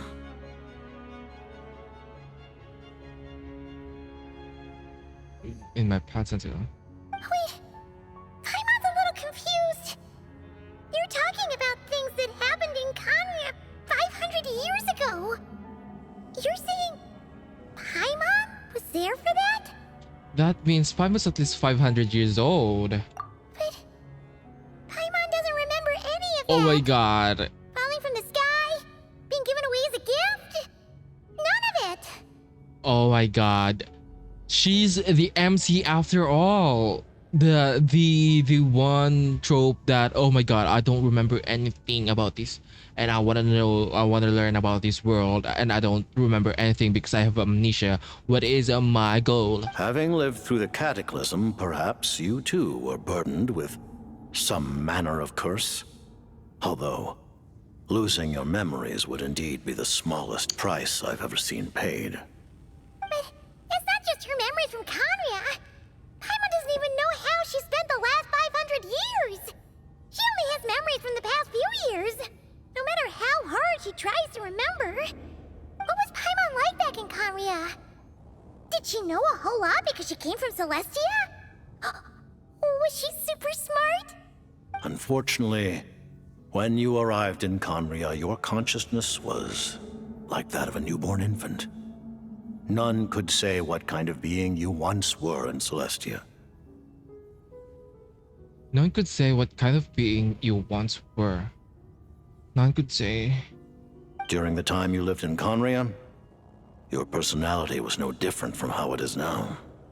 No surprise, the Winter King wasn't exactly taken by your charm. At least it sounds like you were able to fly under the radar. I mean... Aw, man! Paimon's plan to get her memories back and become super smart is ruined before it could even start. You know, even though Paimon lost her memories, she still feels weirdly close to you for some reason. That must mean you took pretty good care of Paimon back then, huh? He's a daddy. On the contrary. Oh. I completely ignored your existence. I was entirely focused on my struggle against Troptatir the Wise. The fuck?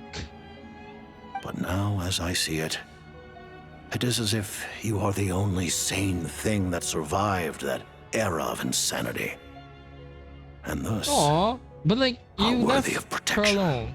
You left her alone, so I don't know how to feel about that. You ignored her existence, but now you're like the father that came back from the store after buying some milk or something. But she's like, I don't even need you. Noted. Man, Paimon's gotta stop projecting friendship on everyone she meets. But, Traveler? Even though you know Paimon's some creation of Celestia now, you still want her, right? You're not going to abandon her? You're still Paimon to me, Paimon, as long as you're not the heavenly principle, so we're good. About that. About that.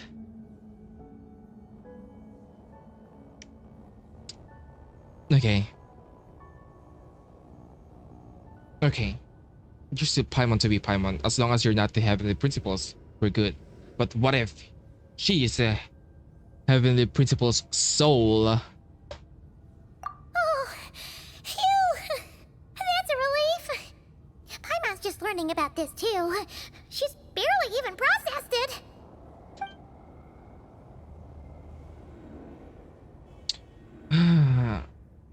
I don't have any more questions. Let's talk about what's next. Thank you for telling me so much. I'm a bit surprised, honestly. I didn't expect you to be quite so transparent with me. Given the circumstances, the Fatui need not hide anything from our allies. Allies? To advance Project Mistleton, we must first resolve our issue with the Ruler of Death. And if I presume correctly, you have no intention of letting her actions go unpunished either, do you? That's right. Ever since she said she intends to reclaim Paimon when we next meet, I figured reconciliation was out of the question. Against an opponent of this caliber, deliberating over our allegiances would waste time we do not have. We must join forces unreservedly with whomever we can, if we are to stand anything like a fighting chance. You're going to challenge the Ruler of Death? Just for Paimon? But Paimon's only... No, but I won't back down when it comes to you, Paimon. Yeah. Thank you! Oh, thank you! Oh,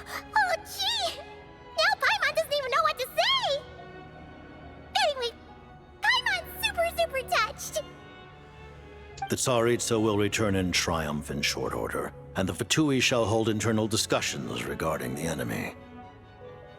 The time for us to meet again will come very soon. Got it. Thanks for your help with Paimon. I'll be sure to look after her for you. There was just one other thing. Well, it's just a request, really. Paimon really wants to see what this Mistelton thingy you're gonna use against the Heavenly Principles looks like. Of course, Paimon knows it's top secret and stuff, but she just had to ask. It's okay if the answer's no. Certainly you may. Oh, okay. Yes, Daddy. Oh, for real? Actually, maybe it's best not to. What if Renova suddenly pops up again? She might take this chance to... While the technology is not yet fully developed, it has nevertheless reached the stage where Celestia's creations are unable to damage it. In that regard, you may rest assured. Oh. Wow. No wonder Paimon felt so out of sorts recently, even though it was super far away. Alright then! Paimon's ready to take a sneaky peek at this top secret super weapon!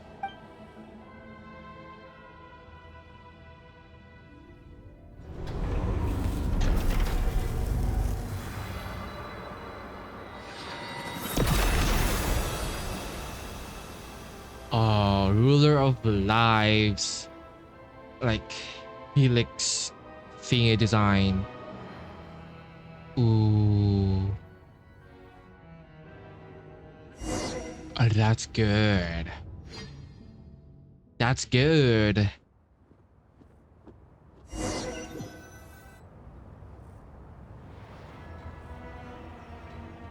Huh? Oh, hey there, Odette! Paimon? You're okay. Thank goodness. You look well. Have you recovered? Long story short, yep, Paimon's all better. What are you doing here? Were you waiting for us? That's right. When I woke up, I wanted to go in after you, but the guards had woken up as well. It would have been tough to take them on alone, and there was no easy way to sneak past them. So, I returned the way I came and waited for you here. It was thanks to you that my soul found its way back to my body so quickly. Thank you. Huh. That actually worked? Nice. I just figured I'd try my luck when that ominous feeling struck me. Really, you should be thanking this thing instead. Anyway, and now that things here are all taken care of, I have other things I should get back to.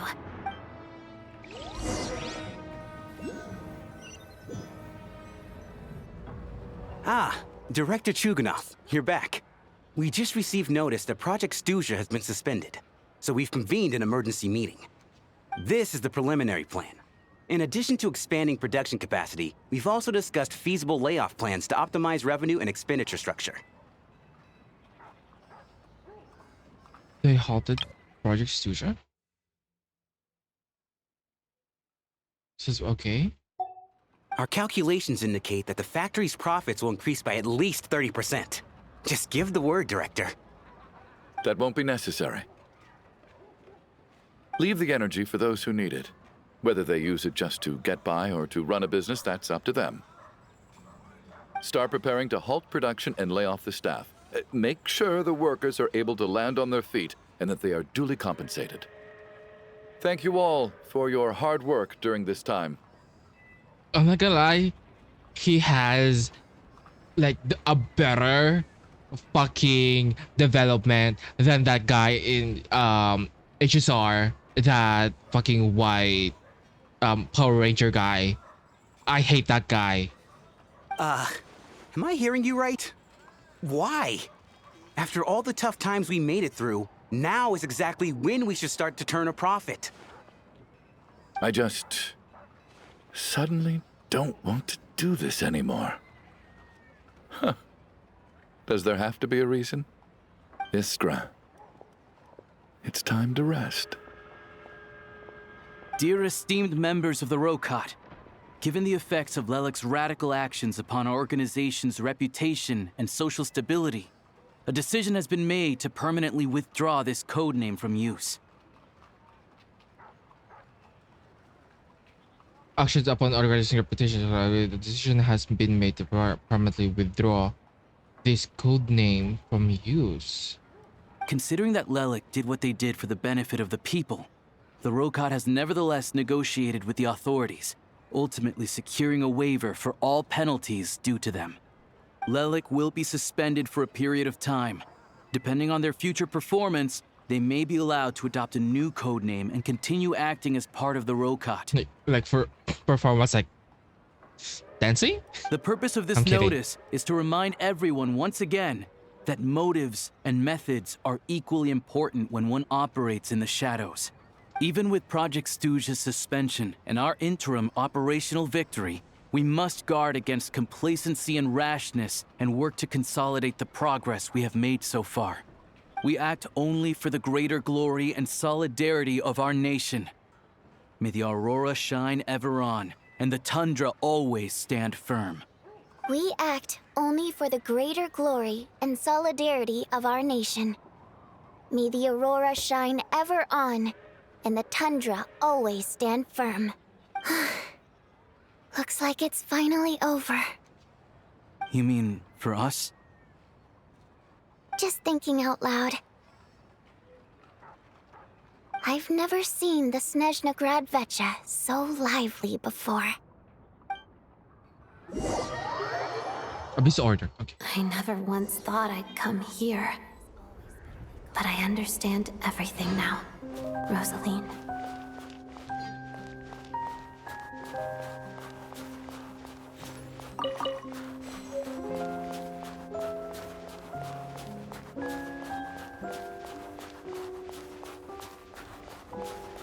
La, la, la,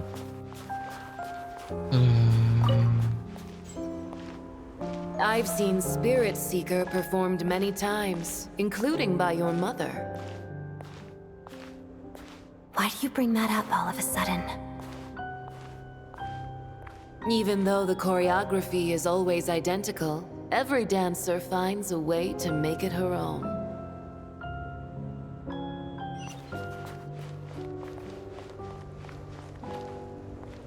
So you actually want to talk to me about ballet? I just think it would be a pity if the dance was lost to history.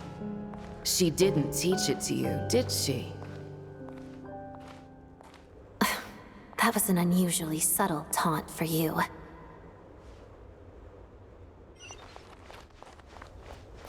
Aww.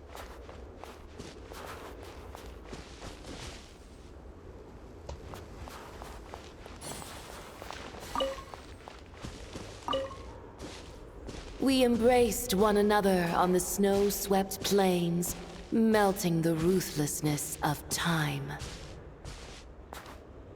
But when our bodies, in pieces, are cast to the winds, what of our love will remain behind?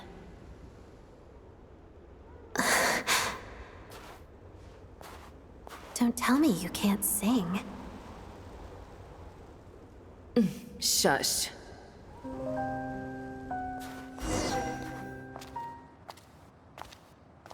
Aww. I understand her hatred. The Fatui robbed her of the life she should have had. I never opposed her dancing. Yet still I became an enemy of her ballet. I'll just keep my distance. Many despise me. I'm used to it.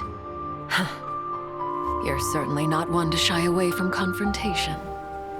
But children, they need a different approach.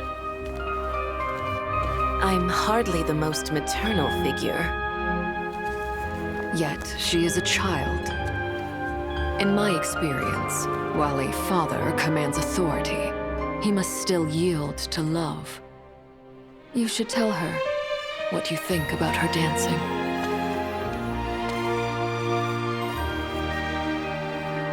A Odette will soon take the stage at the Korolyevsky Theater. This could be your chance.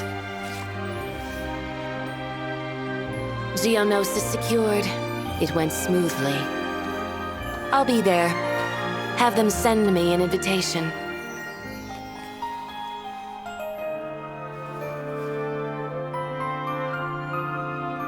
Sadly, things didn't work out. Her final words are inside that block of ice. This? Aren't these for monitoring her subordinates? Not yours. This one isn't her witch's flame, but my two worlds' flames. The two worlds' flames can burn away memories. It was my parting gift to Rosaline.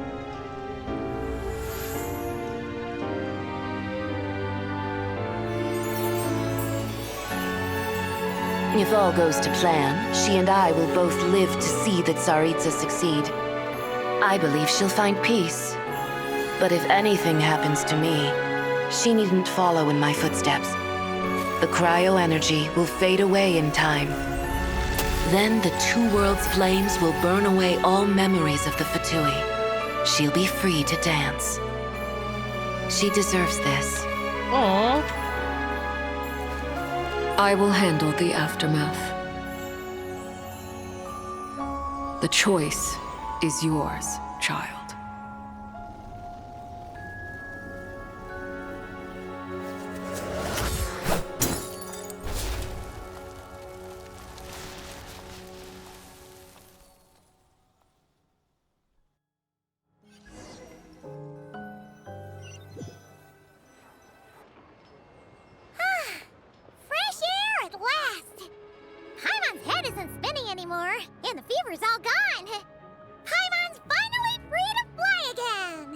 Why is the fucking music so fucking intense? Oh, it's nice to finally know where Paimon came from, too. It did make Paimon a little nervous at first, but it's such a relief now. Like, who cares if Paimon's a creation of Celestia? She's probably not anyone that important. Probably just the fairy of food and fun or something. What if she's the key to awaken the heavenly principles? And like you said, this doesn't have to change anything between us. You're not gonna just... Hey! Hurry up! Why are you walking so slowly? You've spent the last few days lying in bed and stuffing your face. I didn't think you'd be able to fly this fast. Who? Paimon's as agile as ever! They don't call her White Floaty for nothing! Paimon originally wanted to check out the bookstores in Snezhnaya, but she's more in the mood for flying around right now, so let's save that for later. Wait! They've got light novels from Yai Publishing House here, too! Huh? And this is Paimon's favorite mystery story from Fontaine! Wow! They got a sequel! The local Snezhnaya books look pretty interesting too, but also kinda heavy. Not the easiest things to look around. I thought you were in the mood for flying around. Paimon can read while she flies. Hey! Look at these two dolls! Which do you like better? Why would you fucking both are better? Points want to look at what Janitza. Okay. Alright! Boss, we'll take both. Paimon will have the other one. Oh, I thought we were only getting one. All right, fine. I'll pay. There you are. Thanks for visiting. Paimon will grab this and then... Huh? Huh? Huh?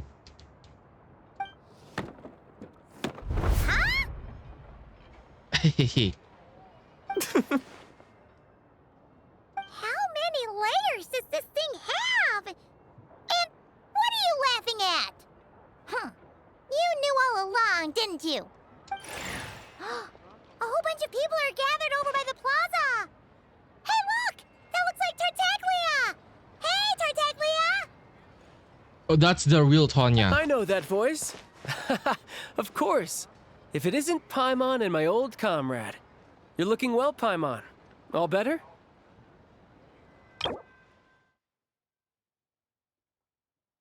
Wait, they didn't show Tonya? Or they removed it? Wait, I fucking remember something about coughing. Did I read that? Yeah! The Jester knew what was wrong and fixed Paimon right up! Thanks for sending someone to keep Paimon safe, too. Oh, yeah, about that. That was kind of embarrassing. Who could have known that our director would go looking for you in person? So sorry for the misunderstanding. Oh, right. Let me introduce you. This is my little sister, Tonya.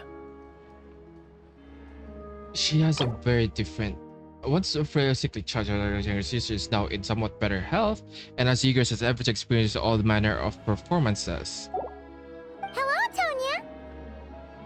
Hello. Firstly, I'm really sorry about my brother. Sounds like he's caused you no end of trouble. Hey now, why'd you have to start with that? Not that it isn't true, of course. So she's the real Tonya. Okay. She said you two didn't manage to meet up at the theater. She waited ages for me, and when I didn't show, she got a little worried and went outside. Wait, you mean you didn't even tell Tonya I'd be going in your place? I know, right? He didn't bother to say a word to me. I searched up and down the city for him, and he only told me about it when I finally caught him at the gates of Glupov. So she's not there at all. I've been rushed off my feet lately, so I didn't get the chance to go home. I just figured the Traveler would fill you in when he got there. Well, the snow was bad, and you're never late. So I was really worried about you. How was I supposed to know that you'd stood me up? I'm sorry, Tonya. I really am. I'll make it up to you somehow. Just... please don't tell Mom and Dad.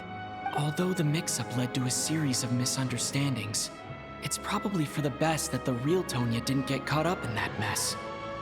Besides, it's obvious that Tartaglia isn't usually one to break a promise. He only gave his ticket to me because he had to look into Lelik. It's really my fault for being late. I should have come to find you first. No, it's fine. It just meant I didn't get to see the show in the end. By the way, what did you think? You were one of the first people to see it, you know? I would say... traumatic. The best is yet to come. Huh? What kind of review is that? Hey, look!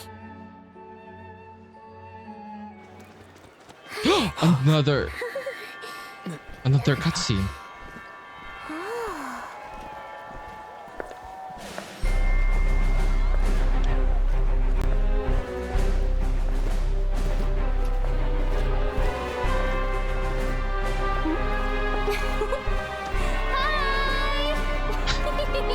She sounds so fucking enthusiastic. Bro, that linchpin is so...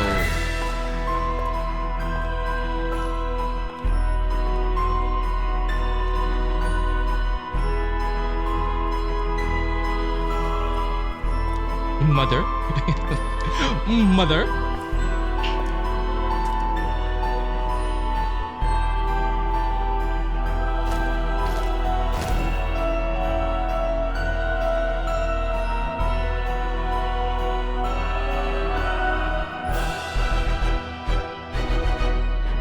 Yeah, we gotta kill Renova, man. We gotta kill her. Wraith and Nocturne. Okay, to be continued. That's a really good quest. This is a really good quest. Wait, what's that? Is that a world quest? Okay, it's a world quest, so... Okay, so we just did the quest, and I wanna give time to marinate my thoughts about this whole thing, so that I am not just vomiting my thoughts, and I want a structured opinion, you know, because it deserves one. Wait, should I make the I kind of want to make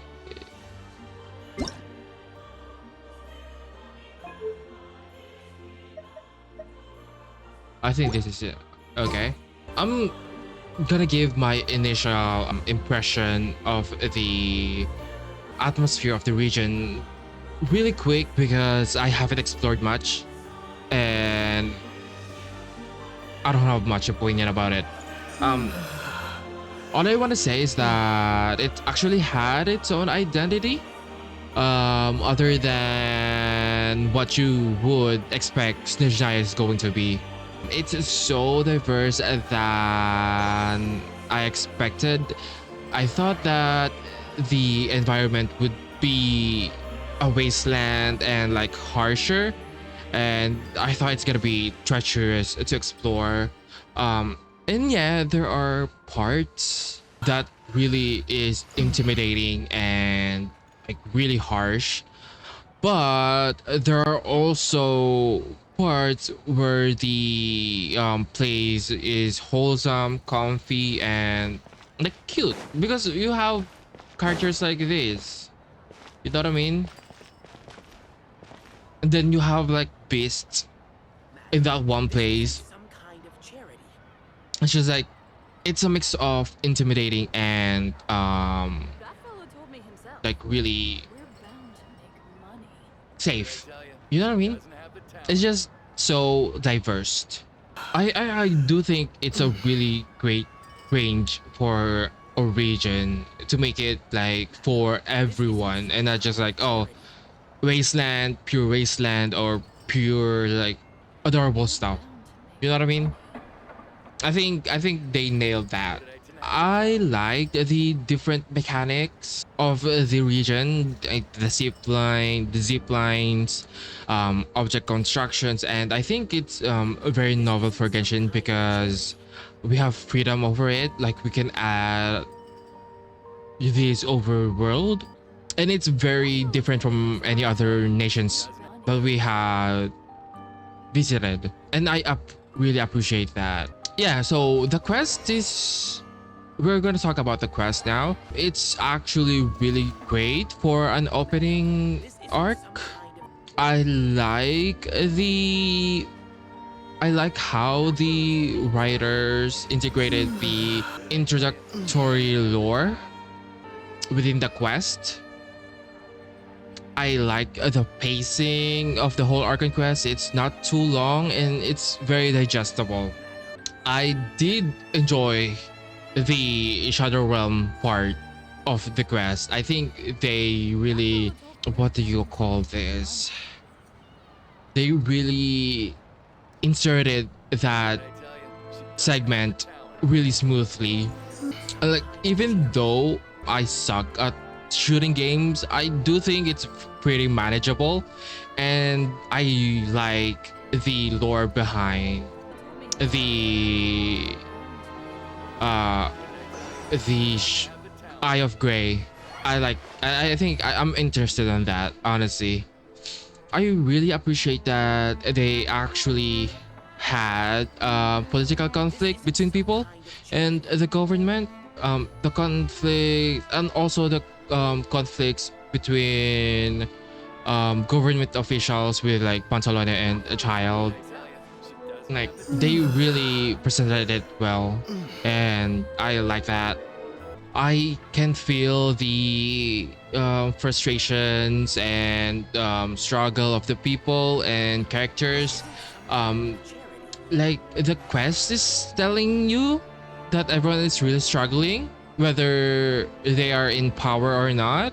Everyone is like really just trying their best for the nation. My favorite part of the quest is actually the murder mystery in the theater. I already know from the start that the perpetrator is Renova because of the live stream, but I can say it's predictable because I really don't know what's happening at the time. Like, I know it's Renova, but I don't know her connection I don't know her connection in the quest itself. That's why I was worried that that portion of the quest is taking a little bit long, and I'm worried how they'll tie it all together. and connect it to Renova. I think they did it well though, so I'm misplacing my doubts here. I was thinking that it's kind of silly for a shade to meddle with humans like Renova, but after learning about the Fatui's plan and Mitya being like this brainiac, I actually understand her more. It actually makes sense for her to meddle. Yeah, I also appreciate that part of the quest. Seemed deliberate and well connected. For example, when Mitya came back from the snowstorm, he was able to came back because of Vodyanitsa's song. That song was requested by Tonya because she was worried and like feeling sad and anxious about Valerie. So they are well connected, like the cause and effects. I mean, they could have just made it so that Mitya would be able to come back because of luck, but they just like well connected it, and I think it scratches my brain. Honestly, I like that. But then that part of the quest, the theater part, I can see people compare it to the Fortress of Meripit. I feel like they would compare it to that part of the quest. I mean, I enjoyed both, but I think people would complain. Some people would complain about it. I like how also that part of the quest, I like how it was like a refresher to the existing lore that we had, like the angels fixing the ley lines, then memories is like death. I think that's a good presentation of Genshin's world building. I like how they brought it back.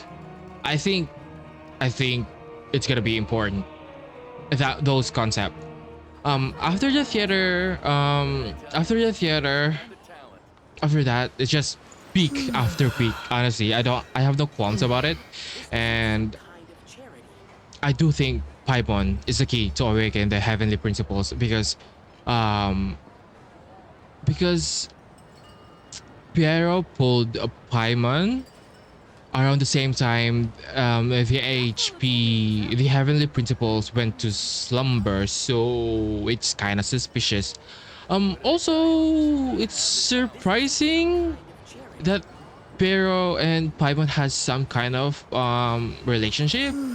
So I wonder if our twin knew about Paimon. It would be like a good plot twist. What if Paimon is like another companion? You know what I mean? It would be like fucking a good twist, honestly. I also want to add that they used all the characters really well, especially Alyosha. He had a lot of meaningful screen time, and I appreciate that. They actually fleshed out Odette's character really well in the quest, and even Signora's character was being expanded. I think what Odette wanted was closure, and I don't think she misses Signora, and I don't think she hates her right now, because in her perspective, there's no point on hating Signora because she's already dead. I think what she wants is closure, so that she is able to move forward. I think that's what she wants most. I don't think there's like a bad blood or regret or sadness. I just think she just wants closure and to move on. I do think that Signora is one of the best of Genshin. Her and Odette's relationship is so complex that I can't even describe it properly. The thing about Senora is that she's way too proud of a person, even though her heart is saying otherwise sometimes, which you understand because of her past, but that doesn't really mean anything if she treat people like dirt. I don't know. Odette was a victim of it, and the accumulated trauma and her action towards Senora is actually realistic, and I can sympathize with that. Even though in Senora's eyes, I think it's the best way. In other words, Odette's reaction makes sense, and she is valid. So yeah, I liked how they really fleshed out Senora and Odette's character through Odette's. You know what I mean? It's like it's so good, honestly. So good, so good, so good. Anyway, I think that's it though. So what do you guys think about Snezhnaya so far? I haven't really explored. So yeah. What do you guys think? I enjoyed it. So see you guys next time, I guess. See you guys next time. What do you guys think about Snezhnaya? I'm excited for the next version. I think that's it, I guess. Anyway, bye bye.